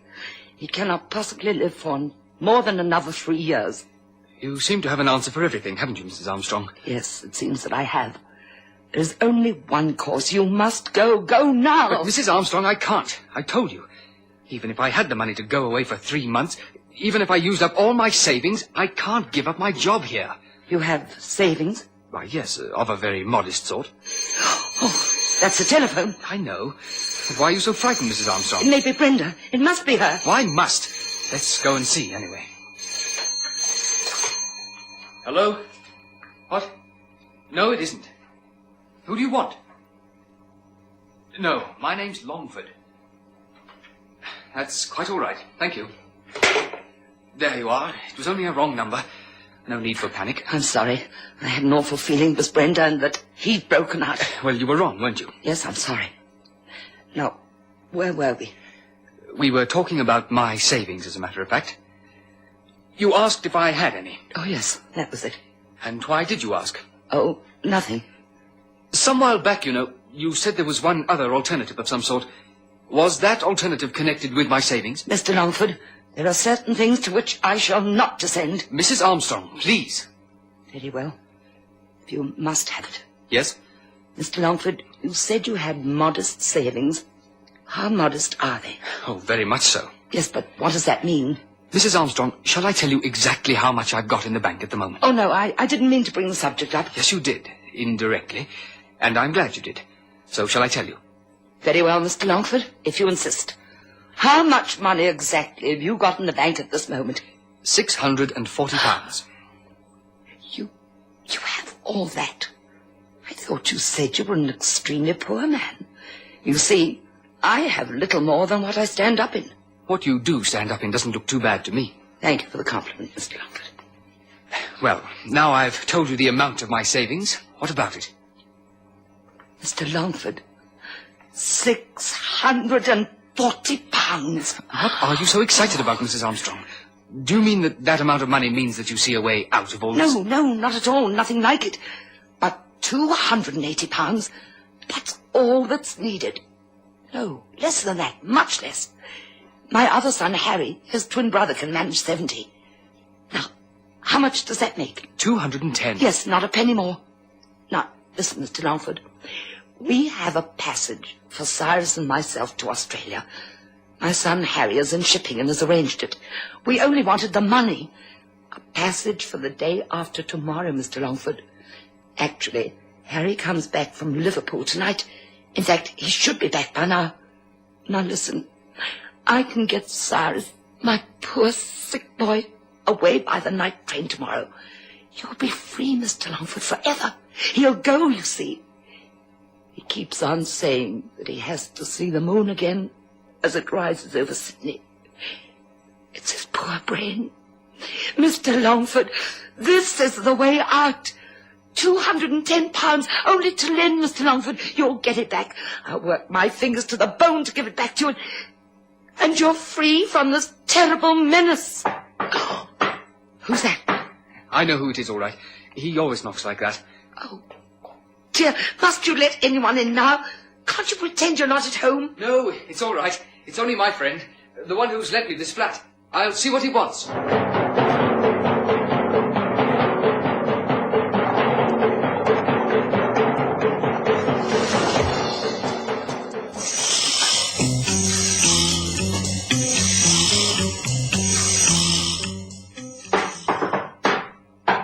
I'm coming.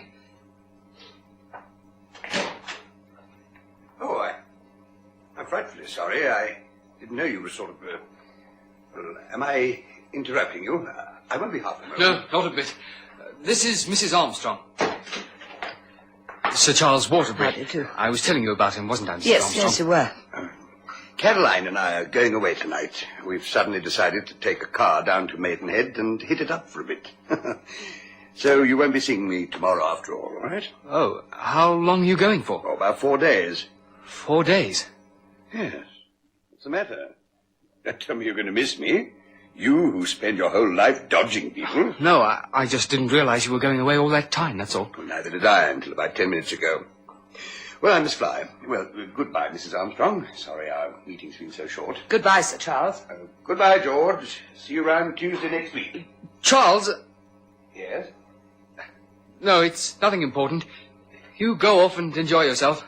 Well, goodbye, all. Goodbye, Sir Charles. Mr. Longford? Yes? Why did you call Sir Charles back just then? It was an impulse to confide in him. Now I sort of feel my last prop's gone. But, Mr. Longford, didn't I tell you that help of that sort was of no use whatsoever? Yes, I'm sorry. You shouldn't have done that, you know, Mr. Longford. It looks as though you don't trust me. Mr. Longford, look at me, will you? Do you trust me? Oh, say you do. Mrs. Armstrong, I not only trust you, I'm going to prove it in a very concrete way. How soon do you want the money? To tell the truth, Mrs. Armstrong, I want to get this over pretty quickly. I'm afraid it sounds a rather harsh thing to say, but the sooner I see the last of you, the better.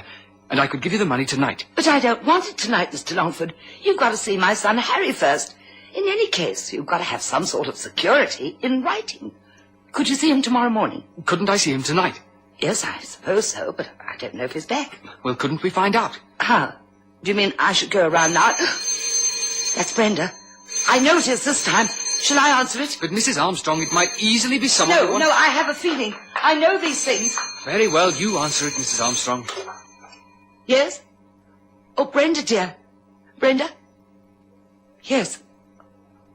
Brenda, what are you saying? Yes, go on. Yes. I know, my dear. Yes. I see. Now, Brenda, keep your head and listen to me. It'll be all right. It'll take him 4 minutes to get to Brook Street. I shall be there to intercept him and send him back. Have absolutely no fear. Do you understand? Now, we must ring off. Every moment counts. Yes, goodbye, darling, goodbye. It has happened. What? He's disobeyed me. I've lost my authority. He's broken out. He's on his way round here now. So he's on his way now? There's no time to lose, Mr. Longford. We're both in great danger. I must go and intercept him. Mr. Longford, will you do exactly as I say, please? Why, yes, of course. Very well. Bolt the front door and lock that one. It has a lock, hasn't it? Yes. And that one? Yes. Very well. Now, Mr. Longford, do not go near the window. Go nowhere near the window. And keep your lights low. Once he's safely home, I shall come back and ring in a special way. I shall give 3 rings, then silence, then 3 rings again. You follow? Yes. 3 rings, then the silence, then 3. That's it. We're too late. That was in the kitchen. Your kitchen window? Tell me, is it possible to climb up from the street to your kitchen? By the drain pipe? No. Good. Now to think quickly. He'll be lurking in the doorway. I'll find him, have no fear. I'll find him and send him back. You do just what I said before. Barricade yourself. I shall return in 10 minutes, if all goes well. Now I must go. But he may be outside your front door by now, so lock this door when I've left. You understand? Yes.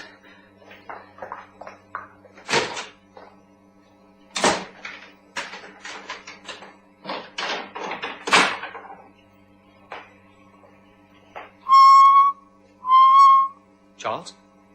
Is that you, Charles? Yes, my boy, it is. I thought you'd gone to Maidenhead. Never mind about that. You're a very silly boy, you know. What do you mean?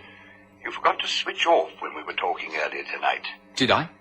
You laid yourself open to being eavesdropped upon from here. I think you're going to be very grateful. Oh, I'm in a pretty blue funk, I can tell you. Wouldn't you be, Charles? Yes, I certainly would. Well? I mean, I would if I really believed in it. What do you mean? Did it never occur to you during the evening that there was something bogus about it all? Oh, well, perhaps just once or twice. Oh, when? When she first began to mention money, and I didn't like the family of soldiers. No, I didn't like that either. She's pretty convincing. Yes, I could hear that. That's why I couldn't resist coming down to have a look at her. I've read about them and this very ugly blackmailing trick they work. If my memory's right, they've done a lot of it and they're wanted for it. Mind you, I'm only working from a hunch, but I've been working very hard on it. Oh? What have you been doing? Ringing up all my high-up friends in the police. Hello. She's back early. Now, look, I'll telephone you. I'll pretend I'm drunk. And you pretend you can't get rid of me. And I'll really be giving you your instructions. Got it? Right. Yeah, the lady's getting impatient. Now, you'd better go. Goodbye and good luck.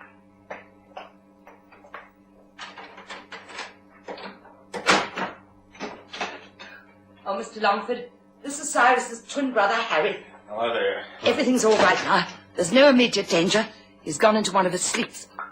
It's as though he's almost dead, isn't it, Harry? It certainly is. So he's in one of those again, eh? Yes, so we're safe now, for 6 hours at least, if not more. Oh, Mr. Longford, whichever you choose, thank you. But whichever you decide, thank you truly and deeply from the depth of a very unhappy woman's heart. Goodbye. I can't trust myself to speak anymore. I'm leaving. Oh, no, let me, just in case. He mustn't know you're here. Just in case. May I? Yes, of course, if you think so. Yes? Yes, he is. Who is it, please? Yes, just a moment, please. Just a moment. It's a Mr. Farquharson. Farquharson?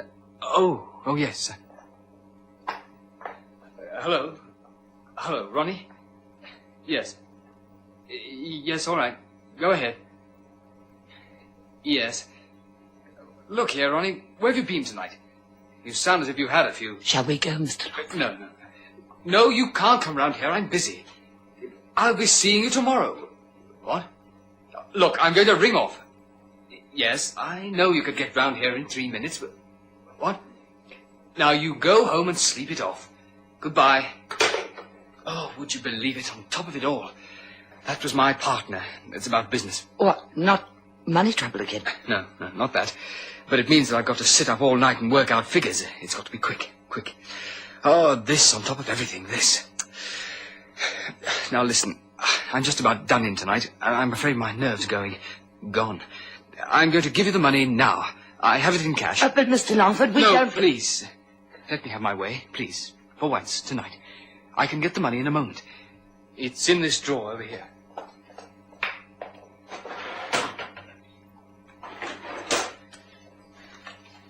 Here now. There you are. Now, will you go away and take him to Sydney or wherever it is and promise you'll never come back? Never. Go on, promise. Oh, I don't take on so, Mr. Longford. Never mind. But will you promise? Will you promise? Oh, yes, of course. Come along now, Harry. Goodbye, Mr. Longford. You're all right, aren't you? I hate to see you looking like that. You're not ill, are you? Oh, we can't help you in any way, can we?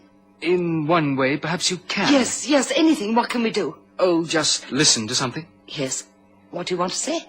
No, I don't mean listen to me. Not you? Who then? Yourself, Mrs. Armstrong. Your earlier self.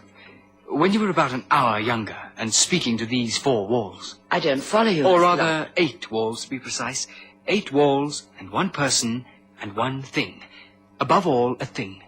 Shall we listen? Yes, do let's.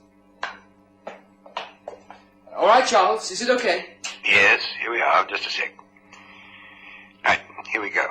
Listen, here we are. With a cat. I can't go into it. My husband beat him for it. Beat him fearfully. It was a mistake. Such things cannot be treated that way. Then, for 7 years, he was utterly normal again. A good, sweet, gentle boy. But then, when the 7 years had passed, he began to talk of the moon again. No! Will you stop that noise? Will you stop it? Who is up there? How can I speak of it? Oh, surely you know, Mrs. Armstrong. I'm just the man upstairs. We've met, don't you remember? But I didn't go to Maidenhead. I stayed and got down every word you said. All right, I'll tell them, Charles. He telephoned the police. Police? Do something, Josiah! Do something, Jim! The game's up anyway, so do something! Oh, yes, Vera, that's not a bad idea. I may not be the big commando advertised, but I'm certainly big enough for this little gentleman, I fancy. Hello, what goes on down there? A great deal, Sir Charles, and the door's locked, and there's nothing you can do about it. Go on, Sally, do something to him. Tear him to little pieces. Yes, I like the idea of that. You won't get anywhere that way, you know, either of you. It'll only make things worse. In fact... Shut up there! Go on, Sally. Yes, don't hurry me. It's just a question of what it's going to be. Now, come here, Mr. Longford. I said, come here, Mr. Longford. I said, come here! So, you've obeyed me, I see. Yes, only too glad to obey you. So Harry and his twin are one and the same person. Right, Cyrus? Don't call me Cyrus. Cyrus. The commando who wasn't one. You know, Cyrus, when I thought you were one, I was afraid of you. But now I've got to grips with the real Cyrus, I'm not a bit frightened. Cyrus is a very large man, but he was not a commando. Whereas George Longford, never actually a commando, learned a lot about judo.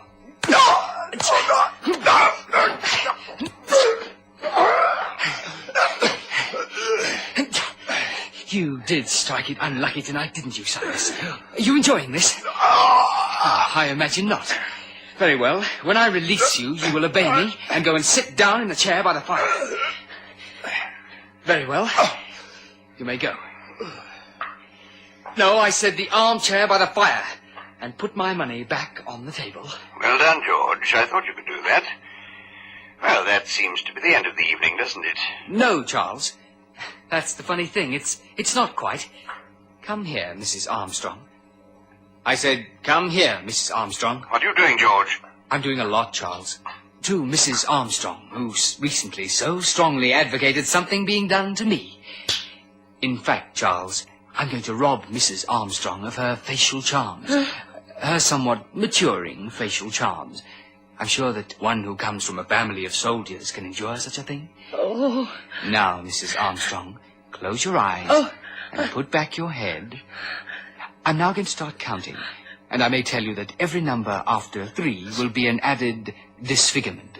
Your own words, Mrs. Armstrong, to your face.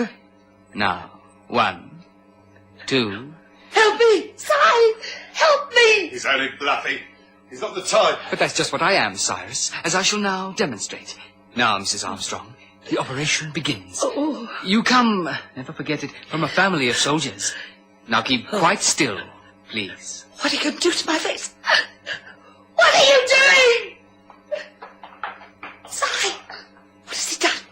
Tell me! Tell me! Nothing. I told you he was only bluffing. I don't know why you yelled. I don't know what he was using on you. I was using H2O, Cyrus, water, iced. Your charming colleague seems to have got the impression that I was using a knife. Charles, are you still listening up there? Did I fool you too? Yes, you did, George.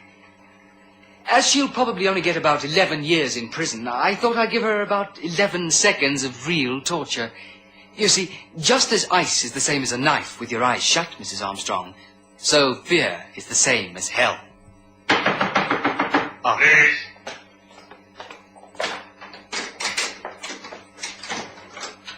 All right, sir. We'll take care of him. Come on, then. Get your hands off me! I'll get your possession. Charles?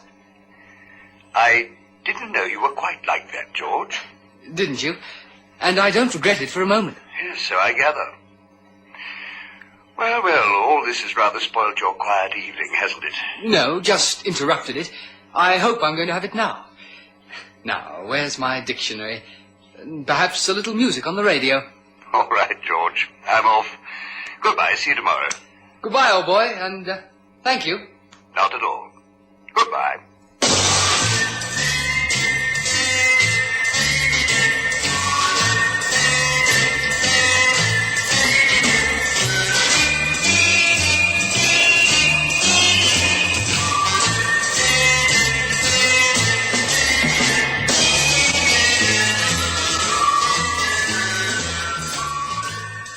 In tonight's presentation of The Man Upstairs, you heard Bruce Miller as George Longford. Cyrus Armstrong was played by Donald Monat, and Marjorie Gordon took the part of his mother. Stuart Brown was Sir Charles Waterbury. The Man Upstairs by Patrick Hamilton was produced for Lux Radio Theatre by Michael Silver.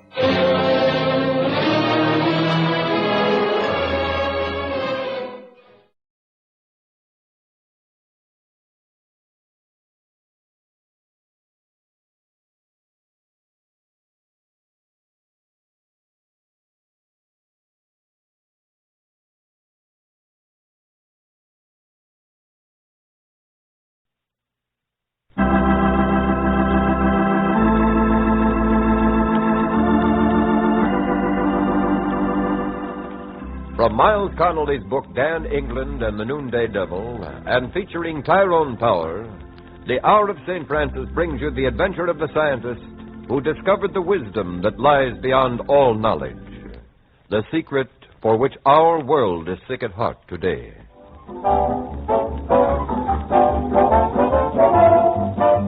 Ladies and gentlemen of the radio audience, we interrupt this program to bring you a special bulletin from the Spaceship Division of the Interplanetary Flight Research Station. The United States spaceship X-37D2 has landed on the recently discovered planet Venetius. Flight Headquarters has just received the first rocket communique from Professor Dennis Conroy, the one-man crew of the ship. Here is the report received only a few moments ago by Professor Edward Briggs. Report number 1. Landed safely on planet Venetius, 2:17 p.m. That's our time. Ship intact, but space radio does not reach you. Will report via rocket communique. Signed, Dennis Conroy.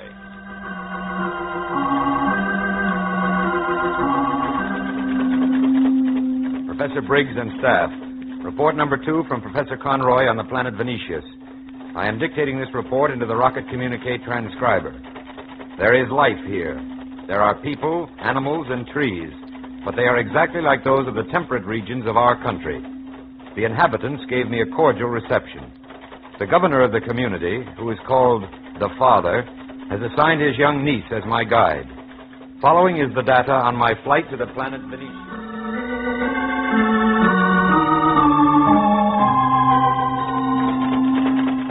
Professor Briggs and staff. Report number 7 from Professor Conroy. The people here are primarily agricultural and rural. There are no cities. Transportation is poor and communication is primitive, by messenger or carrier pigeon. The inhabitants do not use money, as all trade is conducted by barter. When I described some phases of our advanced civilization, the inhabitants manifested a peculiar lack of interest. This morning I inspected the local community on foot with Eva, the governor's niece. Mr. Conroy, this is the house of my uncle, who is now the father. Father? That's a peculiar name for a ruler. Oh, he doesn't rule. He takes care of us. But how did your uncle get the post of the father? Well, all the people gathered in the town square, and they chose my uncle because he'd shown the greatest kindness to his neighbors during the past year. You see, the father of each community sees that every family has a good house, and all the food they need, and time for singing and dancing. Our street is having a dance this evening. Won't you come? Oh, I'm sorry, Eva, but I have no time to waste. I have to hurry back to the ship and make my reports. I see. You can't imagine how inconvenient it is to be without a telephone or an automobile. Mr. Conroy. Oh, you may call me Dennis.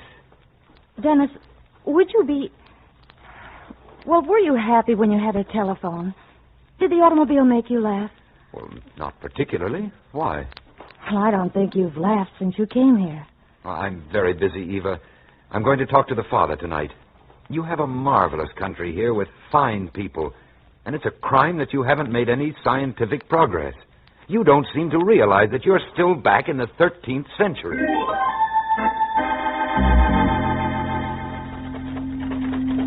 Professor Briggs and staff. Report number 12 from Professor Conroy on the planet Venetius. The potentialities here are unlimited, but the attitude of the inhabitants is a challenging mystery which I mean to solve. For example, I tried to demonstrate to the father a few of the miracles of science on the spaceship, such as the telephone. These telephones, they can ring in your house or your office at any hour of the day or night? Yes, you are always in contact with the outside world. You mean you have no privacy? Any man is free to break in upon your work or your thoughts? But it saves time. And think of all the time you would save if you had automobiles. Oh, from the way you've described them, I know they're the last things we'd want. Why should we have great metal objects on wheels dashing through our quiet streets and across our meadows? Because you could travel faster. Why should we travel faster? Well, because it saves time. We have time for everything we want to do. A few hours of work gives us our living for the day. We enjoy the rest of the hours. But you aren't making any progress. What is progress? Well, it's getting ahead, changing things. There is nothing we wish to change. We're happy the way we are. Would you care to take a walk through the rose garden? My niece Eva has developed a new variety of scarlet climber.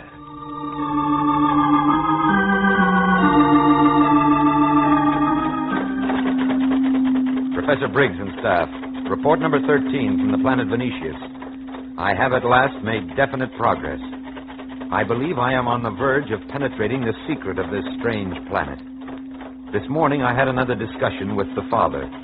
I proposed the establishment of a school of science on this planet to be staffed from our leading universities. Thank you for the offer, Professor Conroy, but that is the last thing we would permit to be established here. But why? Why is everyone here opposed to progress and science? You can't imagine the miracles science has performed. Why, in the past 50 years, we have developed machines that think for us. Radio-guided missiles that can destroy targets halfway across the world. Through atomic fission, we have already developed the hydrogen bomb that can level an entire city. It is good that we no longer care to watch you. Watch us? There is a device for that in our Museum of Science. Museum of Science? Yes. You do not understand us, Professor Conroy. I am the only man on this planet who has the key to the mystery. I shall show you tomorrow.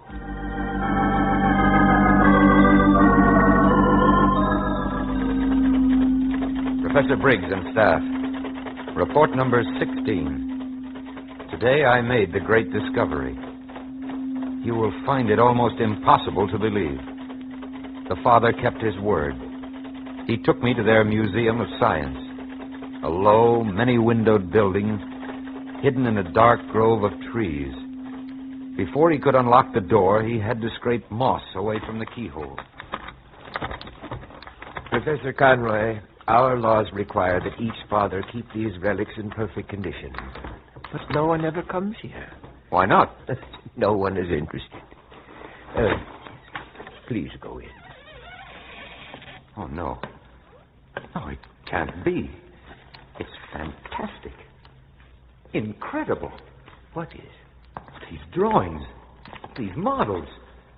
Your research is centuries ahead of ours. But you have everything here. Everything? Dreams we never dared dream are realized in this room. Look at this model. What is it? It's a spaceship. Compared to this, my spaceship is like one of the wooden carts in your village. What is this exhibit? Oh, no. No, this is miraculous. What are these things? These are completed plans for a weapon that makes our hydrogen bomb look like a firecracker. You have discovered the secret of complete and final fission, the disintegration of matter itself, the destruction of the universe. I don't know much about what's in here, nor, I must confess, am I much interested. Not interested? In all this priceless knowledge, all this incredible power? The triumphs possible for you approach the infinite. You can rule the universe. Would that make us happier? Years ago, when we possessed knowledge of the things you see here, we discovered that they did not bring peace. Our people were constantly at war with their environment and with themselves, and too often with their neighbors. Yet, in those foolish days, we used to feel sorry for you on Earth, because we could see that you were not as advanced as we in the pursuit of knowledge. You could see? We had an instrument. There's a model of it here somewhere. Oh, over there in the corner, I think. Let me look. Television. Interplanetary television. The concentrated pursuit of knowledge seemed usually to lead to unhappiness. Even in the matter of medicine, it was discovered that for old diseases cured, new ones appeared, sprung usually from conflict with the false artificial environment of our scientific world. But that was not the worst result of our progress. How can progress have bad results? The more we studied, the more we produced new instruments of death. Instruments that could destroy in one day more lives than all the plagues and famines had destroyed in the ages before science. Finally, we reached the point where in one blast we could have wiped out our planet. At this point, we abandoned science. You abandoned it completely? We forbade its study and its practice. For we have established a new principle of education. And what is that? Our principle of education is knowledge without wisdom is ruin, and knowledge without character is death.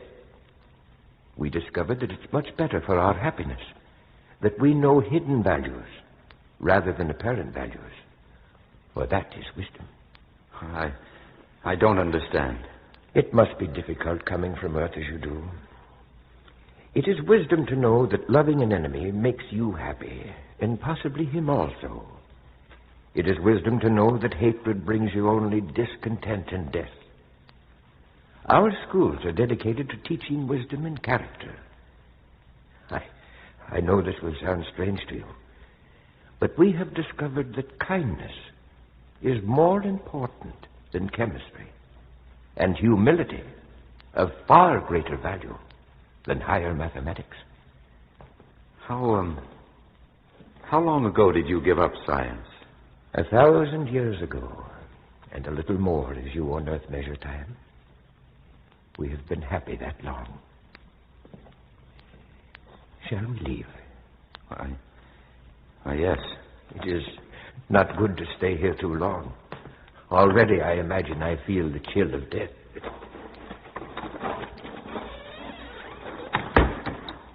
And you could have controlled the universe. Would we have been happy? I brought you here only because I have seen in Eva's eyes her love for you.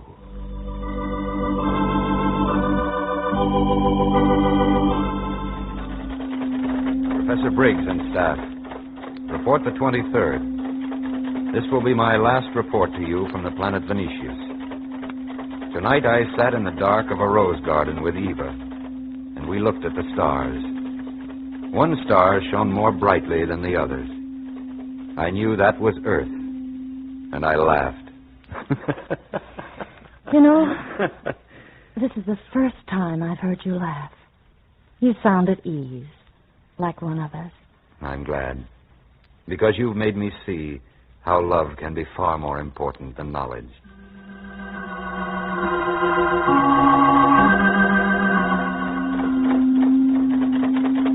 Professor Briggs, as soon as I have finished this report, I will launch the spaceship. It will roar wildly into the heavens, going nowhere until it burns itself out and vanishes, for I will not be on it. Before I destroy this rocket communique equipment, I will tell you the most important secret of this planet Venetius. Knowledge without wisdom is ruin. Knowledge without character is death.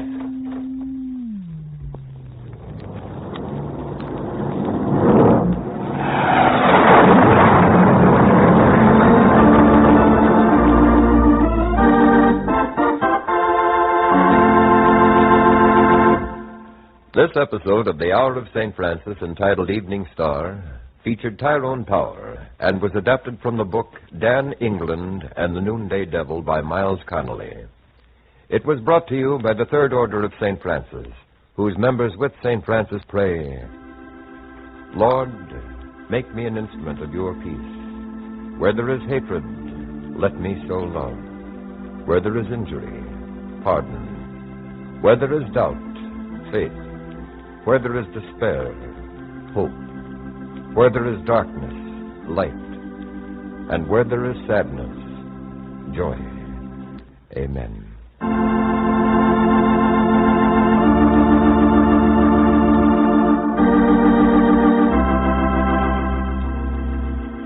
For a copy of this program, Evening Star, or of the Peace Prayer of St. Francis, write to the Hour of St. Francis in care of this station.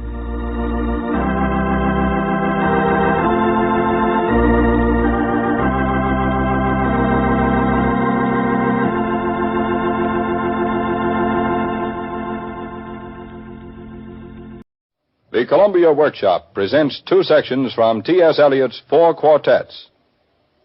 Mr. John Hall Wheelock, American poet and editor, will read Burnt Norton, and Mr. James Johnson Sweeney, director of the Department of Painting and Sculpture at the Museum of Modern Art in New York, will read Little Gidding.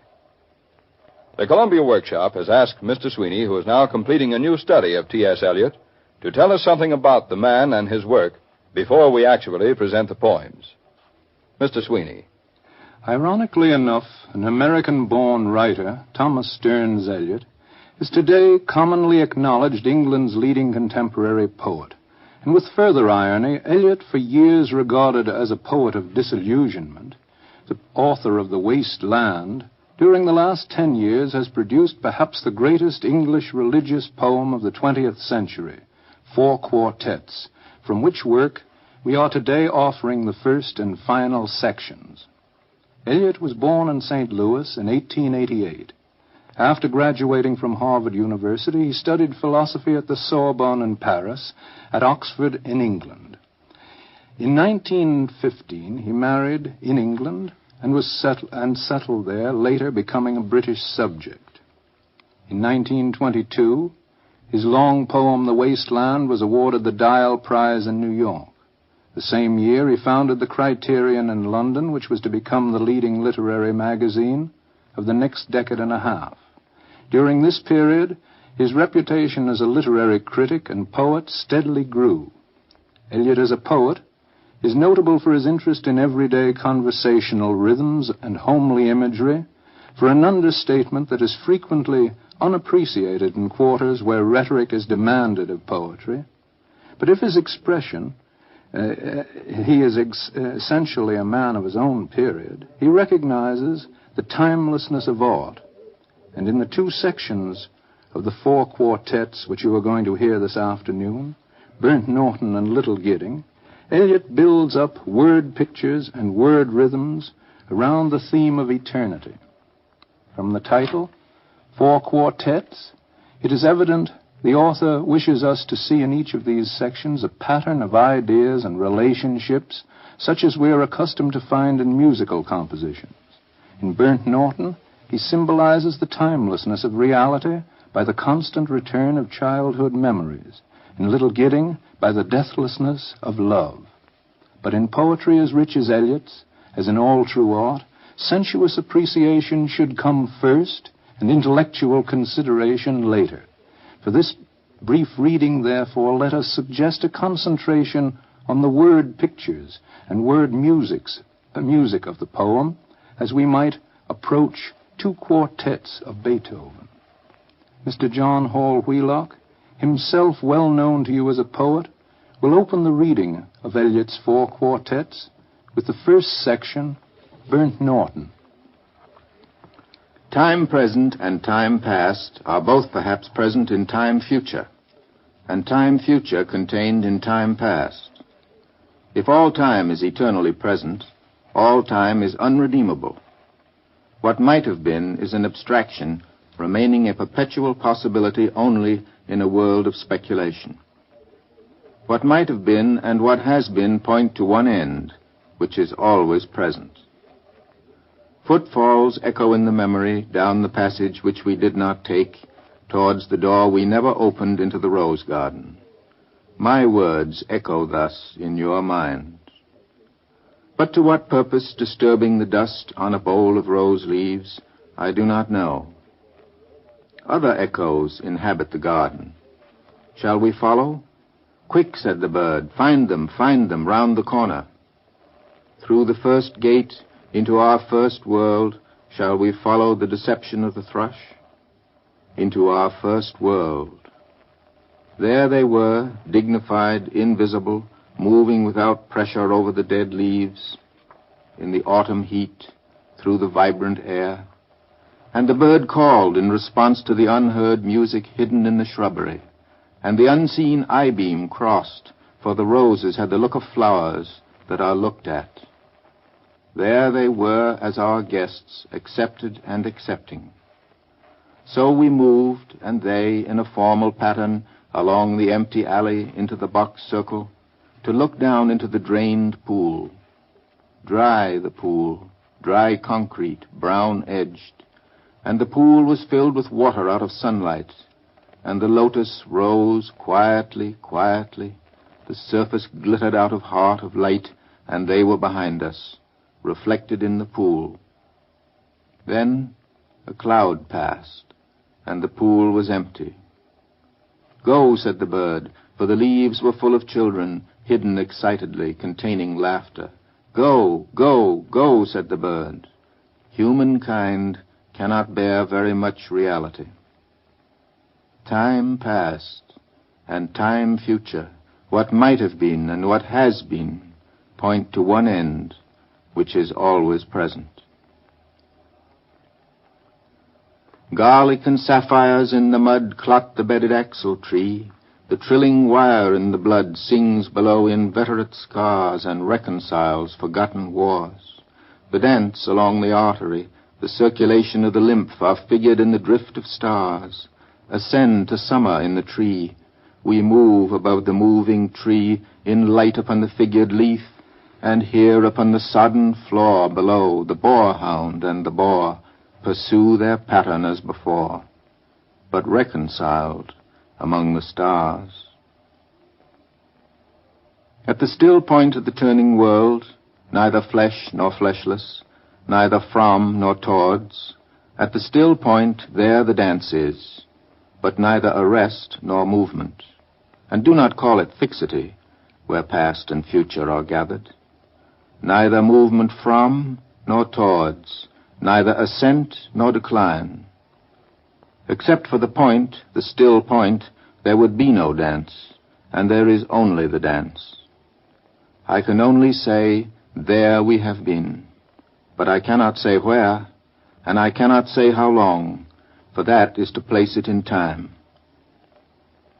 The inner freedom from the practical desire, the release from action and suffering, release from the inner and the outer compulsion, yet surrounded by a grace of sense, a white light still and moving, Erhebung without motion, concentration without elimination, both a new world and the old made explicit, understood in the completion of its partial ecstasy, the resolution of its partial horror. Yet the enchainment of past and future, woven in the weakness of the changing body, protects mankind from heaven and damnation, which flesh cannot endure. Time past and time future allow but a little consciousness. To be conscious is not to be in time. But only in time can the moment in the rose garden, the moment in the arbor where the rain beat, the moment in the drafty church at Smokefall be remembered, involved with past and future.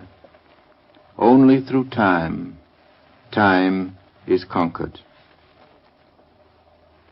Here is a place of disaffection, time before and time after in a dim light, neither daylight, investing form with lucid stillness, turning shadow into transient beauty, with slow rotation suggesting permanence, nor darkness to purify the soul, emptying the sensual with deprivation, cleansing affection from the temporal. Neither plenitude nor vacancy, only a flicker over the strained, time-ridden faces, distracted from distraction by distraction, filled with fancies and empty of meaning, tumid apathy, with no concentration, men and bits of paper whirled by the cold wind that blows before and after time, wind in and out of unwholesome lungs, time before and time after.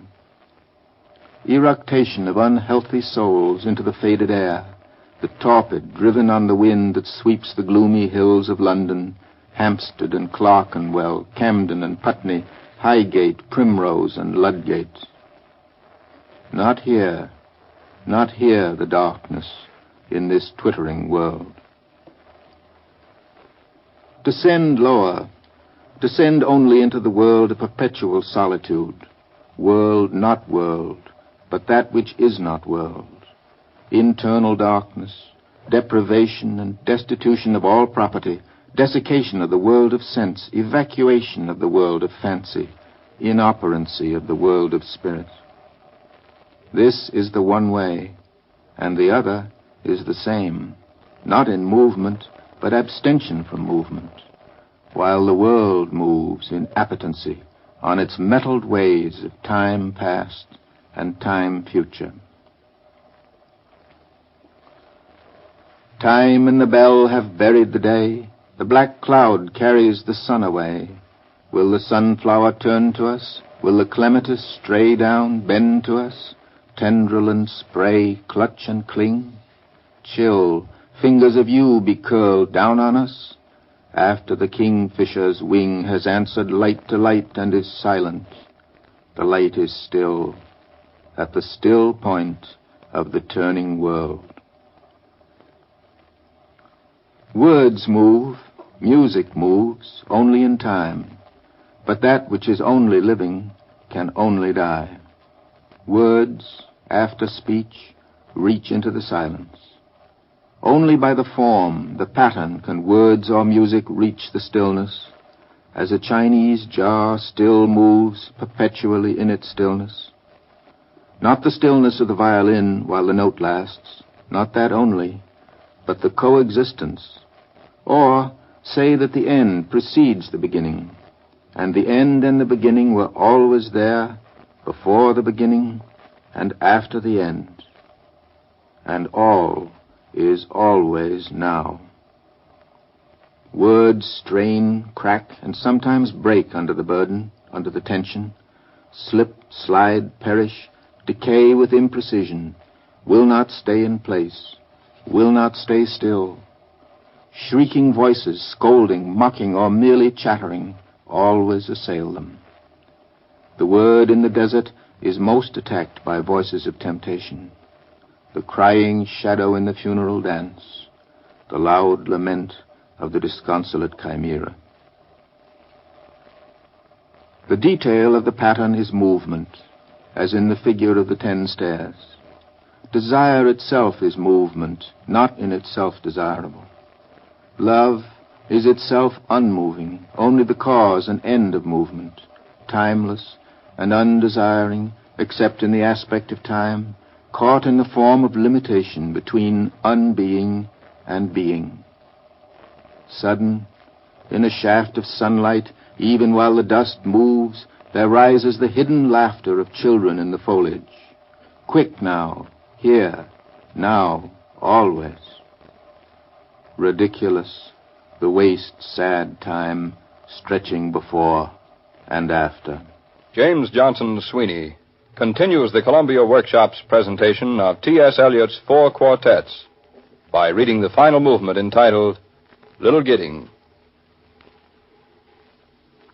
Midwinter's spring is its own season, sempiternal though sodden towards sundown, suspended in time between pole and tropic. When the short day is brightest with frost and fire, the brief sun flames the ice on pond and ditches in windless cold that is the heart's heat, reflecting in a watery mirror, a glare that is blindness in the early afternoon. And a glow more intense than blaze of branch or brazier stirs the dumb spirit. No wind, but Pentecostal fire in the dark time of the year. Between melting and freezing, the soul's sap quivers. There is no earth smell or smell of living thing. This is the springtime, but not in time's covenant. Now the hedgerow is blanched for an hour with transitory blossom of snow, a bloom more sudden than that of summer, neither budding nor fading, nor in the scheme of generation. Where is the summer, the unimaginable zero summer? If you came this way, taking the route you would be likely to take, from the place you would be likely to come from, if you came this way in Maytime, you would find the hedges white again in May, with voluptuary whiteness. It would be the same at the end of the journey. If you came at night like a broken king, if you came at day, not knowing what you came for, it would be the same. When you leave the rough road and turn behind the pigsty to the dull facade and the tombstone, and what you thought you came for is only a shell, a husk of meaning from which the purpose breaks only when it is fulfilled, if at all. Either you had no purpose, or the purpose is beyond the end you figured and is altered in fulfillment.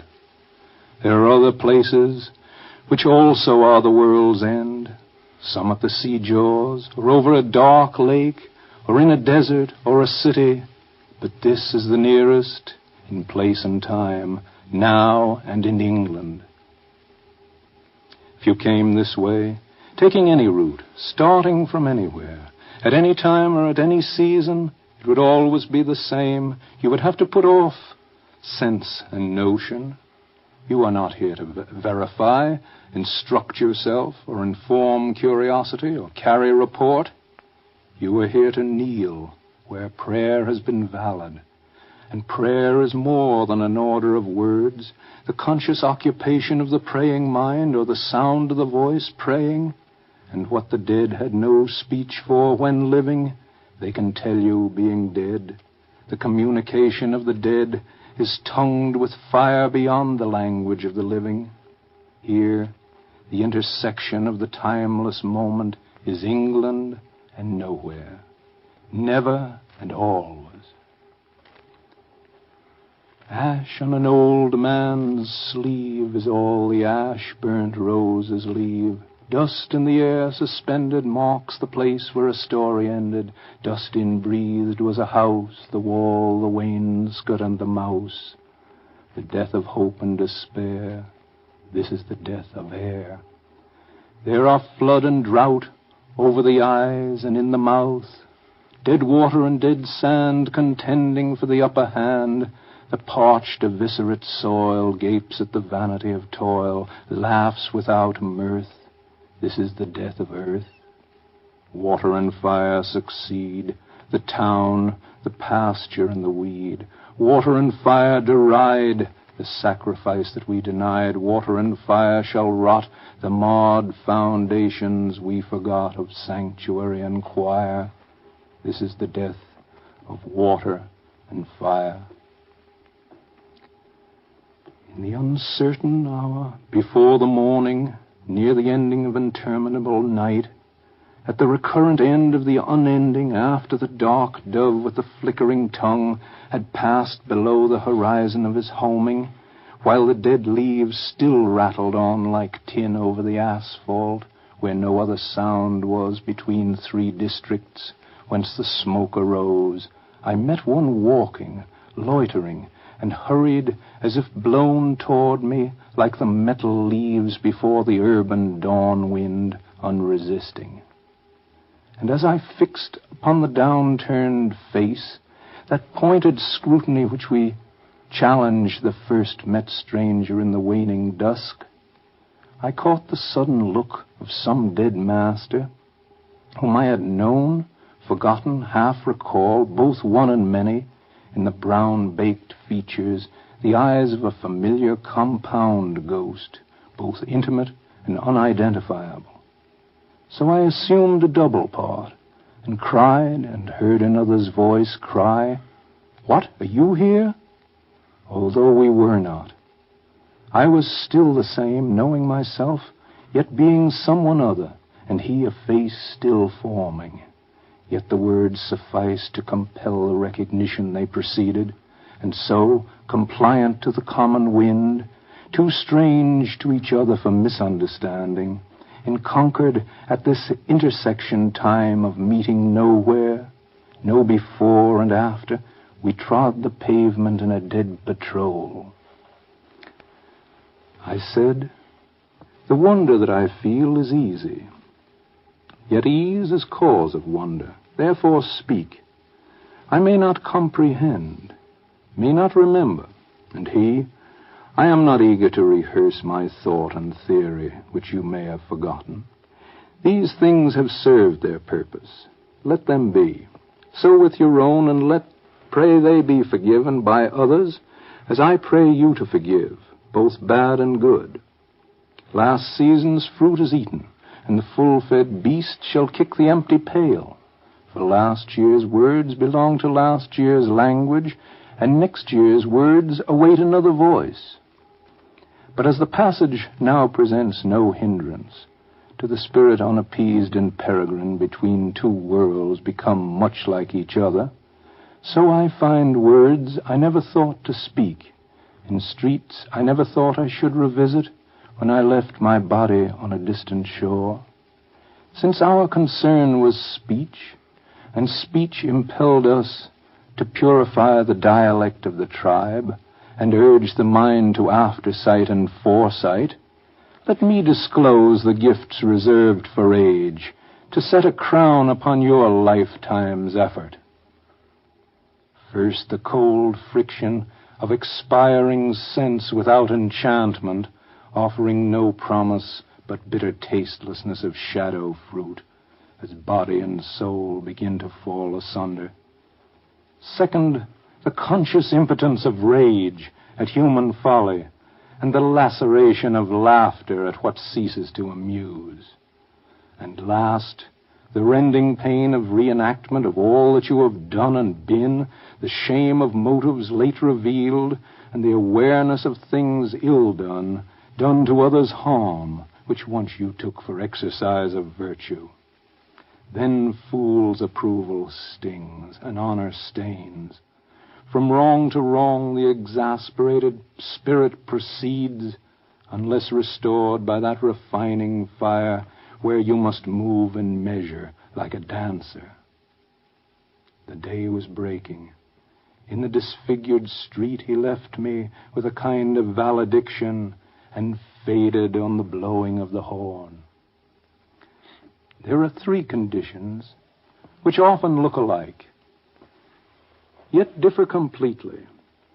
Flourish in the same hedgerow, attachment to self and to things and to persons, detachment from self and from things and from persons, and growing between them indifference, which resembles the other as death resembles life, being between two lives, unflowering, between the live and the dead nettle. This is the use of memory for liberation, not less of love, but expanding of love beyond desire, and so liberation from the future as well as from the past. Thus, love of a country begins as attachment to our own field of action and comes to find that action of little importance, though never indifferent. History may be servitude, history may be freedom. See now they vanish, the faces and places, the self which, as it could, loved them, to become renewed, transfigured in another pattern. Sin is behovely, but all shall be well, and all manner of things shall be well. If I think again of this place and of people, not wholly commendable, of no immediate kin or kindness, but some of peculiar genius, all touched by a common genius, united in the strife which divided them, if I think of a king at nightfall, of 3 men and more on the scaffold, and a few who died forgotten in other places here and abroad, and of one who died blind and quiet, why should we celebrate these dead men more than the dying? It is not to ring the bell backward, nor is it an incantation to summon the specter of a rose. We cannot revive old factions. We cannot restore old policies or follow an antique drum. These men and those who opposed them, and those whom they opposed, accept the constitution of silence and are folded in a single party. Whatever we inherit from the fortunate, we have taken from the defeated. What they had to leave us, a symbol perfected in death. And all shall be well, and all manner of things shall be well by the purification of the motive in the ground of our beseeching. The dove descending breaks the air with flame of incandescent terror, of which the tongues declare the one discharge from sin and error. The only hope, or else despair, lies in the choice of pyre or pyre, to be redeemed from fire by fire. Who then devised the torment? Love. Love is the unfamiliar name behind the hands that wove the intolerable shirt of flame which human power cannot remove. We only live, only suspire, consumed by either fire or fire. What we call the beginning is often the end, and to make an end is to make a beginning. The end is where we start from, and every phrase and every sentence that is right, where every word is at home, taking its place to support the others, the word neither diffident nor ostentatious, an easy commerce of the old and the new, the common word exact without vulgarity, the formal word precise but not pedantic, the complete concert dancing together. Every phrase and every sentence is an end and a beginning, every poem an epitaph. And any action is a step to the block, to the fire, down the sea's throat, or to an illegible stone. And that is where we start. We die with the dying. See, they depart. We go with them. We are born with the dead. See, they return and bring us with them. The moment of the rose and the moment of the yew tree are of equal duration. A people without history is not redeemed from time, for history is a pattern of timeless moments.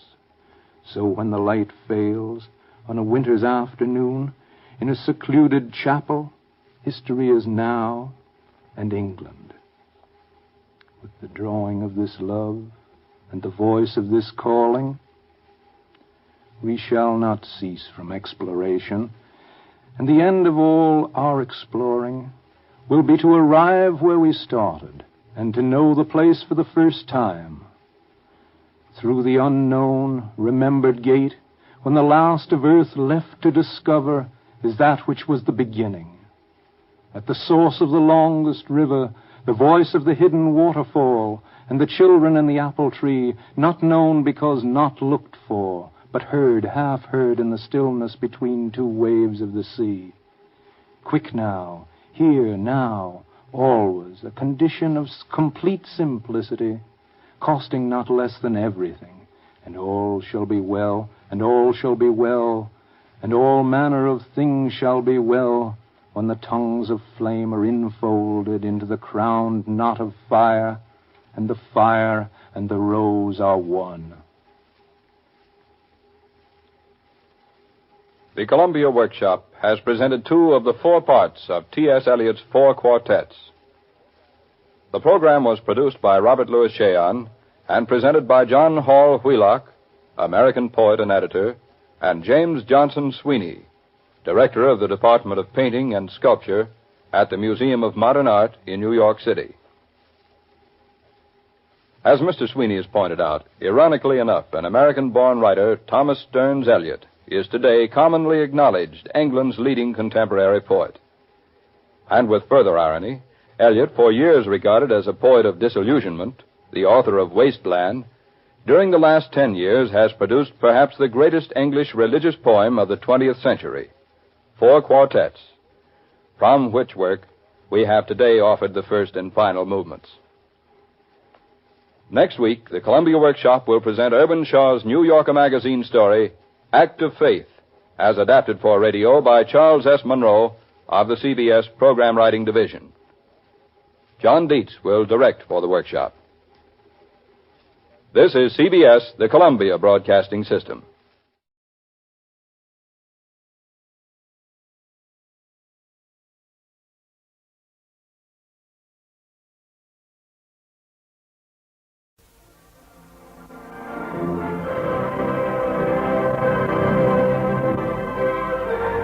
We present Geoffrey Matthews in Landfall, adapted by Stephen Grenfell from the novel by Neville Shute. Landfall.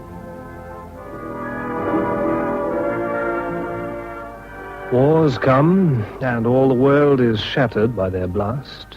But life goes on, and through it all, young people meet and marry. Small people of no great significance who are caught up and swept together in the great whirlwind of war.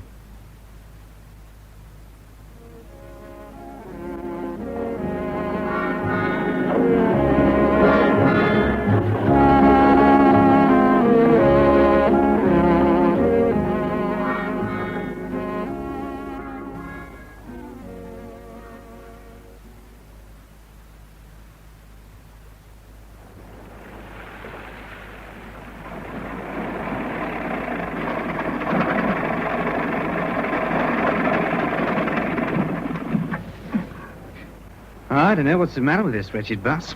Won't go anymore. Oh, yes, it will. Start it up again. Well, try if you like, but I don't think it'll go. Go on and start it.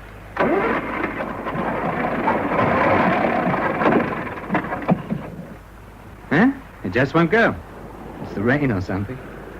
Oh, well, I can get a bus from the corner. No, don't go. There's a horse coming in a minute. What horse? A horse that's coming to tow us home.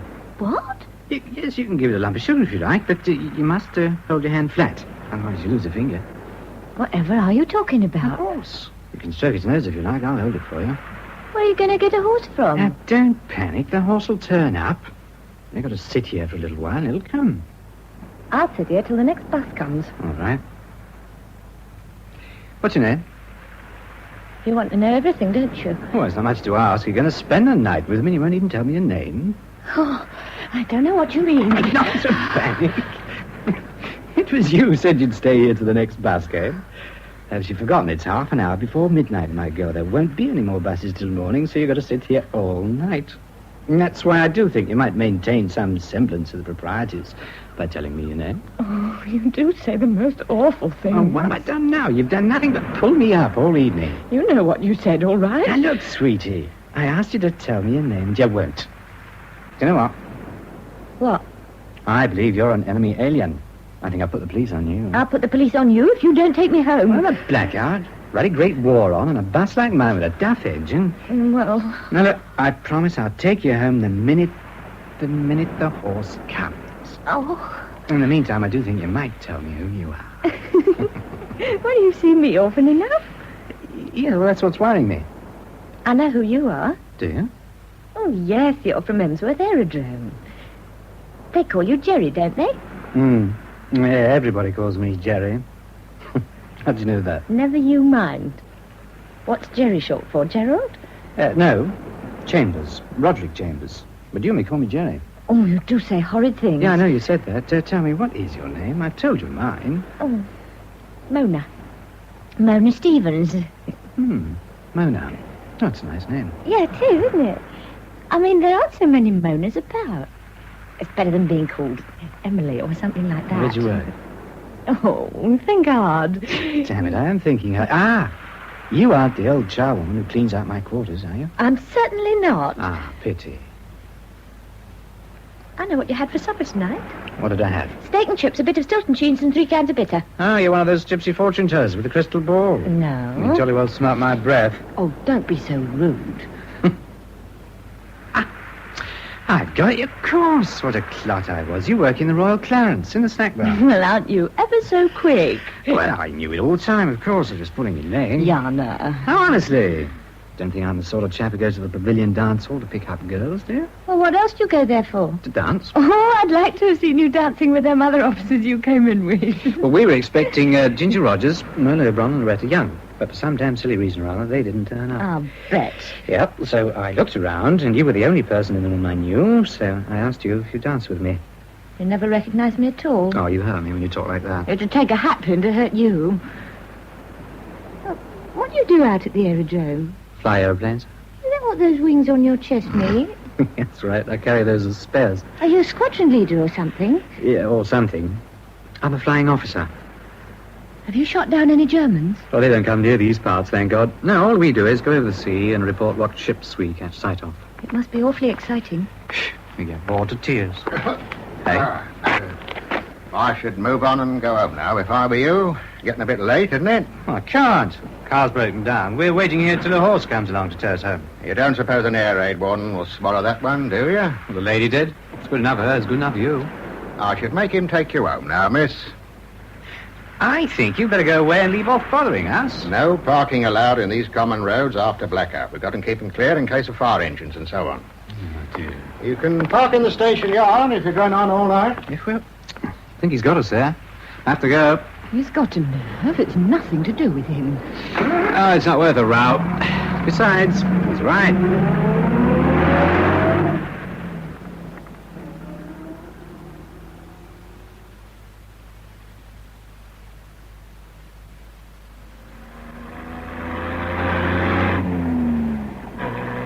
I had a lovely evening.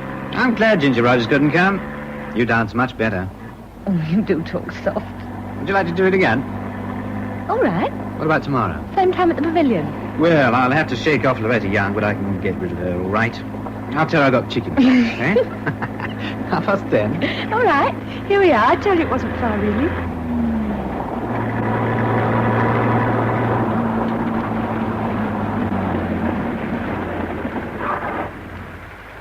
Is this where I kiss you? No, it is not. You're wrong now. Oh. Be careful tomorrow when you go looking for ships. You bet your sweet life I will.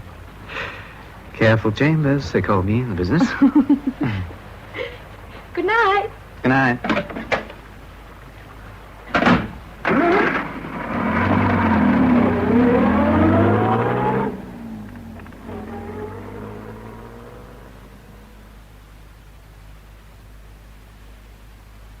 Sergeant Reader Peterson. Sir? Who was the last pilot out on patrol this morning? Chambers, sir. Did you see anything? Well, nothing out of the ordinary, sir. Damn. Didn't any of the pilots see the LaKenty? The LaKenty? Well, there's a blazing row going on about a ship called the LaKenty. She's been torpedoed somewhere off St. Catherine's. This morning? This morning. Is that what the Navy are raising hell about? That's it. And this, unless I'm very much mistaken, is it. Yes? Captain Burnaby on the line, sir. All right, put him on. Wing Commander Dickens? Yes? About the LaKenty. Ah. I have a signal from the trawler that's bringing the survivors in. The ship was definitely torpedoed 10 miles from St. Catherine's, bearing 192. They're quite sure it was a torpedo, are they? Certainly, the track was seen. happened at 10:05. The vessel disappeared at 10:17, leaving some wreckage and a boat which my trawler got at 11:18. Will you please tell me what reports you have from your aircraft? Well, so far, the reports to hand are negative. So far? Have all your machines got back? The last one has just come in. Is his report negative too? Yes, the visibility was very bad. This action took place in the area covered by your morning patrol. Do you mean that none of your aircraft saw anything at all? Apparently not. The visibility was such that a machine could pass within a couple of miles and see nothing, you know. I don't know anything of the sort. My trawlers found the place all right. Well, it's often clearer right down on the water. I quite agree with you. That's exactly what I say whenever the usefulness of air patrol comes up in discussion. What organization have you got to ensure that your pilots do patrol the areas they're supposed to? We'll get on better if we keep this civil, Captain Burnaby. I'll be as civil as the facts permit. I have to make a report upon this matter to the Commander-in-Chief, and I want the facts. Yes, I understand that. I'm glad. So far, I know that a valuable ship has been torpedoed right under my nose. I know there are 13 survivors, and that nearly 100 people have been killed, including several women. I know that my trawler saved the 13 lives. I know that my applications for more trawlers have always been turned down because it was said that air patrol could do the work more efficiently. Now, have you got any more facts upon this matter that you can give me? No, I'm afraid I haven't. All right, Wing Commander. I shall put in my report upon those lines. Good day. Damn the blasted Navy. We never got that signal, you know. Huh? No, I got it from Purvis in T-87. He flashed to me by lamp about 1 o'clock. We ought to carry more life-saving equipment. I'd have got more of them if I'd had a couple of collie floats. Well, couldn't the boats have got them? There were only 2 proper seamen in the boat. They had their work cut out to keep her head to sea, of course. The ones in the water were just drifted away. It was a stinking bloody mess. I've never seen anything like it. Much fuel oil about? God, yes. They were covered with it, the ones that were in the water. Just choked with the bloody stuff. I'd have picked up a few more if it hadn't been for that. I suppose they were practically gone when you got them. Just floating in the life jackets, you know. To all intents and purposes, they were dead. Bill, I don't understand why they only got 1 boat away. They weren't shelled, were they? Not that I know of. We'd have heard it anyway. But she went down, still steaming ahead at about 6 or 7 knots, as far as I could make out from what they said. They never got her stopped to get the boats down. She just went on till she went under? That's right. Oh, hell. Who owned her? I've got no idea. Sanderson and Moore, I think, Sunderland. They had the LeCenty and the Glen Tay and the Glen Ormond. I'm sorry, I've been listening to what you types have been saying. I heard you mention the LeCenty. I'm Coastal Command Patrol in your sector. In an Anson? Yeah, that's right. Tell me, was it a submarine? Must have been. Too deep for a mine. There's 30 fathoms of water out there. Did you see anything of the sound? Not a smell of the basket. Did a spot of listening, but she'd been gone an hour. Nothing to go by. She'd slip away 10 miles and then lie quiet on the bottom till nightfall. Ruddy thing might be anywhere. Can't you get her when she surfaces? Well, it's tricky. We've got a couple of drifters out there now on listening patrol. Just a chance they'll contact her in the dark. What are you drinking? I don't really see why you should. Oh, well, gin and it, thanks. Gin and it, please, miss. Righto. I was on the morning patrol, you know. Were you now? Only my zone was to the east of you. Filthy visibility, could hardly see your own ruddy aeroplane. I'm afraid the boy who had that zone missed the ship altogether. Here's your gin. Thank you. I know, an aircraft flew near us twice while we were picking up the boat. We heard it, but we couldn't see it. It's a wonder you came out at all in this sort of weather. Bill Stammers picked one of your Ansons out of the ocean on a day just like this about a month ago. I know. Cheers. Cheers. A chap called Smithers was the pilot. Flew right in. He and the wireless operator just about ruined themselves. A bit too cold for that sort of thing in this weather. Yeah, you're dead right. For December, it's not as cold as it might be. No. It'd certainly do without all the rain. Well, thanks a lot for the drink. Don't mention it. Got to push off now. I've got a date. Anyway, I'll keep my eyes skinned for your little friend when I'm out tomorrow. Yes, do. And if you see the bloody thing, give it everything you've got. Okay, I'll do that. With your love.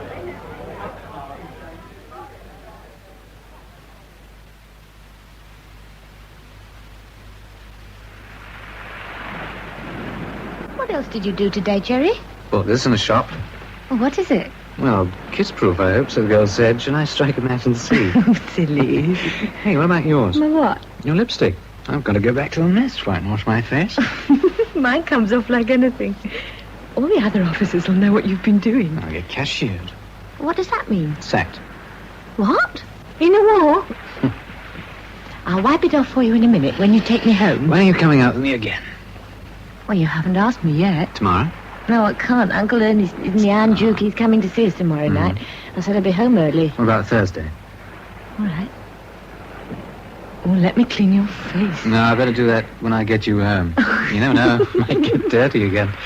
I'm on early patrol tomorrow, so I really ought to get just a modicum of sleep.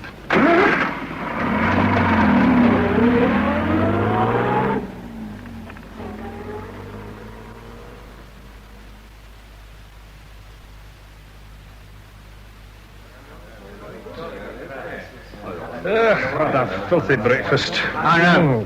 Price we heroes have to pay for eventual victory, my lad. Aye, well, that cook, the price is too high. Anything new? Haven't you seen the Winco's latest? No. Oh, well, there it is in his board. Affects your zone, too, so you better copy it into your wee notebook. Ah, where is it? No submarine, repeat, no submarine is to be attacked today, December 3rd, in area SL between 1200 and 1500 hours. In area SM between 1400 and 1530, and in area TM between 1430 and nightfall. Air Stiggins, Wing Commander. Well. Yeah, it makes you think, eh? What about the Lekenti? Let the bloody thing get away. Just like them. Old Hitler makes rings round us. Ah, love, could thou and I with fate conspire to grasp the sorry scheme of things entire, would we not shatter it to bits and then remould it nearer to the heart's desire? I tell we would. Ah, here's Hooper. He looks a bit strained. Hello, Jerry. Hi. Sergeant Hutchinson's gone hospital. What about it? Good job, too. He's been breathing influenza germs all over me for the last 2 days. Who can I have instead? Nobody. Well, that's a magnificent show, I must say. Am I supposed to go without a second pilot? I don't know who there is to send with you. Do you? That means I've got to take the thing alone. Send Corporal Jones with you if you like. No, thanks. I've got Corporal Lambert for the rear gun and the wireless operator. He can pass me up the charts. Okay, Jerry. If you go on patrol alone this afternoon, I'll let you have Sergeant Abel for tomorrow. Better have a round of perky dye for it after mess. Anyway, thank God it's better visibility today. Yes. Don't want any more Lekentis. Well, sea might be stiff with Lekentis and submarines for all it matters to us. Not allowed to bomb the ruddy things till we see them.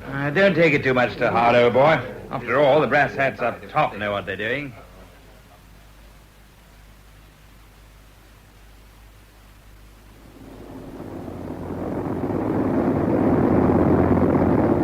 What time do you reckon we'll land, sir? What's it now? 3:38, sir. Yeah, about 4:15 then. It's got probably overcast, hasn't it? Yes. Not much future in this job. I'll take it down a bit, fly about 1,600 feet, just below Cloud City. That's the best thing, sir.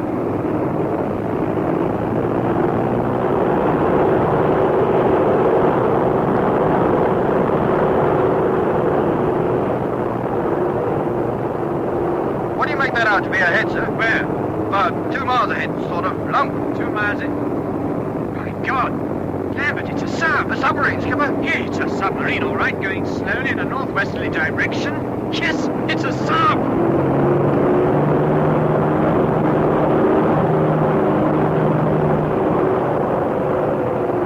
Radio operator, submarine up at the surface about 2 miles dead ahead of us. I've got her, skipper. Where's that blasted notebook? Let's have a look. Area SM up to 1530, and it's now 1539. You're going into attack, sir? Just a minute.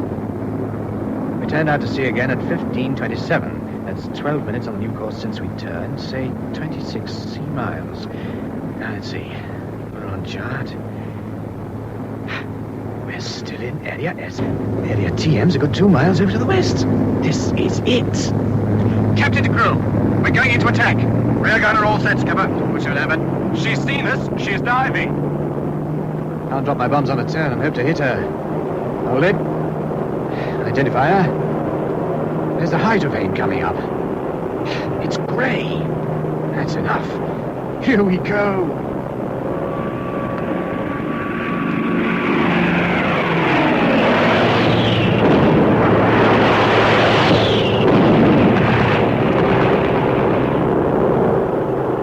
Got her, skipper. Good show. That's for the Lekenti.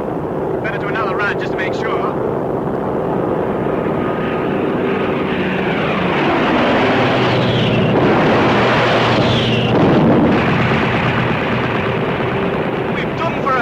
She's going. Good show, really good show. It's finished. Oh, good show, sir.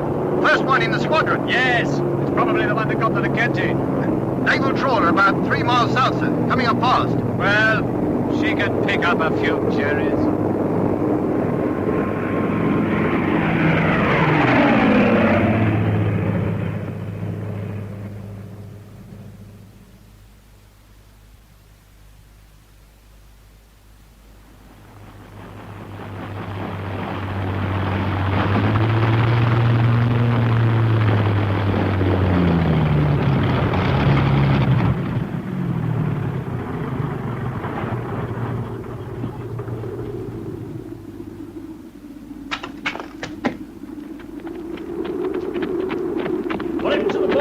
Fell on a ruddy submarine, my lad. Proper place for them, too. Did you sink it, Corp? Well, ship's about it. Yeah. Did any other aircraft have an hand? Well, I'm trying to tell you.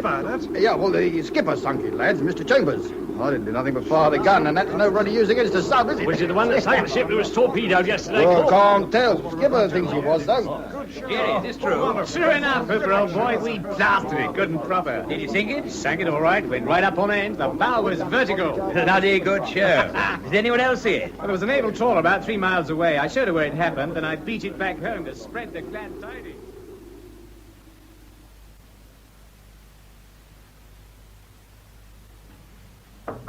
Come in. Good evening. Evening, sir. I understand, Chambers, that you sank a submarine on patrol this afternoon. I attacked one, sir. I'm damn certain she sank all right. This signal has just come in. I want you to read it, Chambers, out loud. Here you are. From trawler T-383. Submarine destroyed by Anson aircraft 1541, area SMTM. Recovered floating 2 British naval caps, 1 British naval jumper, 2 empty packets of British cigarettes. Returning to port immediately, position buoyed. I'm afraid one of our own submarines is overdue. HMS Caranx isn't answering any signals. Yes? Captain Burnaby on the line, sir. I'll put him on now. I telephoned you gentlemen to meet me here because the sooner we get to the bottom of this afternoon's regrettable occurrence, the better for everyone concerned. I agree. Wing Commander Dickens, this is Lieutenant Commander Rutherford from Fort Blockhouse. How do you do? How do you do? Now, this is Flying Officer Chambers. Well, now, gentlemen. We're here to get at the facts. Before we decide what action we must take, Rutherford, will you tell us first what orders Caranx had? She had orders to proceed here from Harwich, sir.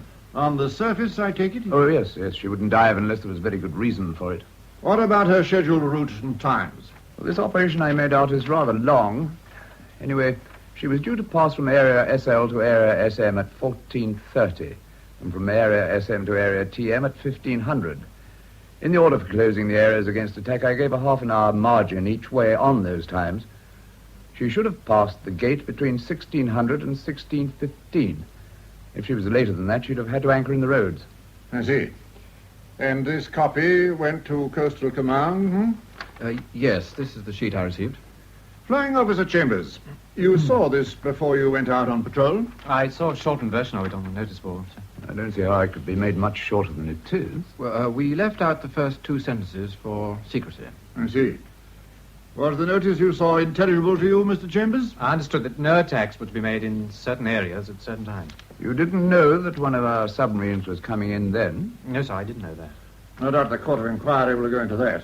Now, the signal from trawler 383 gives 1541 hours as the time of attack in area SMTM. It was definitely in area SM, sir. If the submarine was in area SM, you were clearly within your rights in attacking, subject to reasonable care. In area TM, you could not attack at all. No, sir, but she was in area SM, all right. Well, the trawler buoyed the place, so we shall know before long what had actually happened. Now, Mr. Chambers, when did you see the submarine? Well, I saw her first, sir, about 2 miles away. It was beginning to get dark. Couldn't make out any detail, just that there was a submarine there. I take it then you never saw the letters on the conning tower at all? No, sir, I didn't. I never bothered about them. Once I saw that there was no identification marking on the hydroplanes. I did look for them once, but there was smoke all round the conning tower. Didn't you think it was worthwhile to make certain? I was certain, sir. It never entered my head that it could be a British submarine. We usually tell when our own submarines are in the channel. That's what I'd suppose. I'm quite sure this one was a German. There was definitely nothing on the hydroplanes. It was getting dark, wasn't it? There was enough light to see the colour of the plane. Did she have 1 or 2 jumping wires? You mean the wire that runs from bow to stern over the conning tower? Yes, that's right. 1 or 2. I can't say. I didn't notice. One last question. What colour was this submarine that you sank? Was she light grey or dark grey? She looked very much like any of our own submarines. About the same colour. Sort of medium grey. On top, that is. She was all rusty underneath. She was what, rusty? Yes, sir. When she put her nose up, just before she sank, the bottom was black paint all streaked with rust. Caranx was only docked 6 weeks ago, sir. She shouldn't have been rusty after 6 weeks. Are you quite sure of that, Mr. Chambers? She was definitely rusty underneath, sir. May I raise a point, sir? Certainly. It seems Carring's didn't answer any signals after 1400 hours. So you must have been worried about her before 1541. We thought it was a temporary wireless failure. It's a point to remember, sir. Certainly. I think there's no doubt that she was late on her schedule. It looks to me as if she'd had some accident or mechanical failure which delayed her and cut off the power from her wireless. Come in. Where will you have all these things, sir? They're all over oil and water still. Put them down here. Right. There's 2 sodden packets of cigarettes, 1 seaman's jumper, British, 1 seaman's cap, another seaman's cap, also British. I can't see how they got so soaked in oil. It's funny. Looks as if they'd been blown into a fuel tank by the explosions. Is this all there was, Mitchison? All we could see. As soon as I saw these, I put a spar buoy down, right in the middle where the air was coming up. What's the depth? Oh, 50 to 60 fathoms at low springs. God, we'll never get a diver down to her. Well, gentlemen, I shan't keep you much longer. I shall report to the Commander-in-Chief, and he, of course, will order a court of inquiry to be convened. I don't know what your view is, Wing Commander. In my mind, there's no doubt that Carring's was sunk by this young gentleman with you, who does not seem to me to be sufficiently responsible to carry out the duties you entrust him with. A court of inquiry will settle where the blame should lie for the accident, whether with the captain of Carring's or with the pilot of your Anson. Is there anything else before we disperse, Wing Commander? I don't think so. From what I've heard, I feel that the blame does not rest solely on Mr. Chambers for this accident. The other thing I'm sure you must know already, that we in the Air Force regret what has happened most deeply. Thank you, Wing Commander. I'd like to say one thing. If I did make a mistake, I'm extremely sorry. Sometimes a bit difficult when you've got to act quickly. No doubt, Mr. Chambers, but when you act quickly, you've got to be right.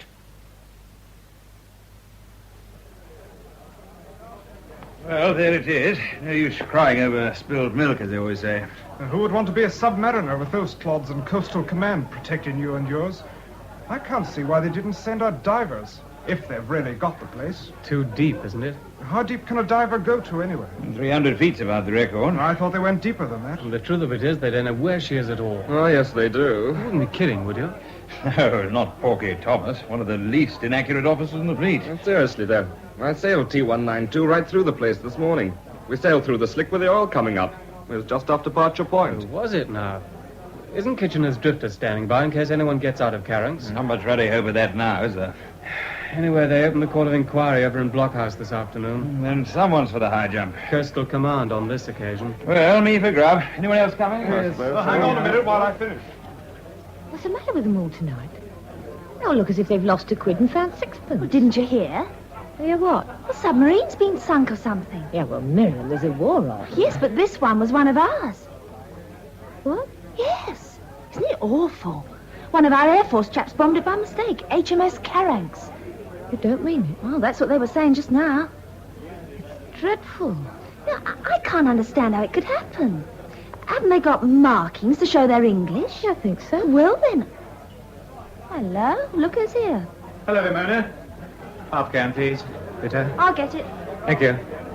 Look, Mona, I can't go dancing tonight. Oh. I'm frightfully sorry, but I can't make it. So am I. Is there any way we could go and have supper instead? Oh, well, I suppose so, Jerry. I want to have a talk with you. Well, why can't we go dancing then? I don't want to do that. Look, I'll tell you afterwards. Jerry, you're not in any trouble, are you? Oh, good Lord, no. What made you think that? We could go to the Ace of Diamonds. Okay. Where shall I meet you? Well, you know the back entrance round in Clarence Lane? I'll find it. What time? 10:05? I'll be there. Bye. Hey, what about your beer? Oh, I'll scrub round it now. In a bit of a hurry. Well.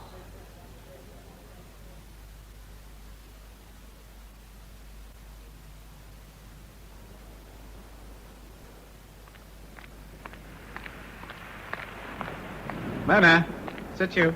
Jerry, I can't see you. It's ever so dark. I'm here. Well, aren't we going to the Ace of Diamonds? Give us a kiss first. A kiss? Yeah, kiss. You've heard of them, haven't you? Ma, aren't we being Clark Gable tonight? Look, Mona, there's something you ought to know about... Well, I mean, you might not want to come out with me when you know. So I better tell you straight away. Whatever are you talking about? Do you know anything about submarines? Well, the Wavy Navy lads were talking about one in a bar tonight. There was one that was sunk. Caranx or something like that. Mona, I sank it. Oh, Jerry. You poor thing. Now I know why you wanted to kiss me. Yeah, Was it an accident? sort of. You can understand now why I didn't want to go to the pavilion. In case people saw me. But they said there was a court of inquiry on. Yes, well, that's over. Well, what happened? I can recite the findings to you by heart. Poor Jerry. Oh, my poor Jerry. HMS Caranx was sunk with all hands at 15:41.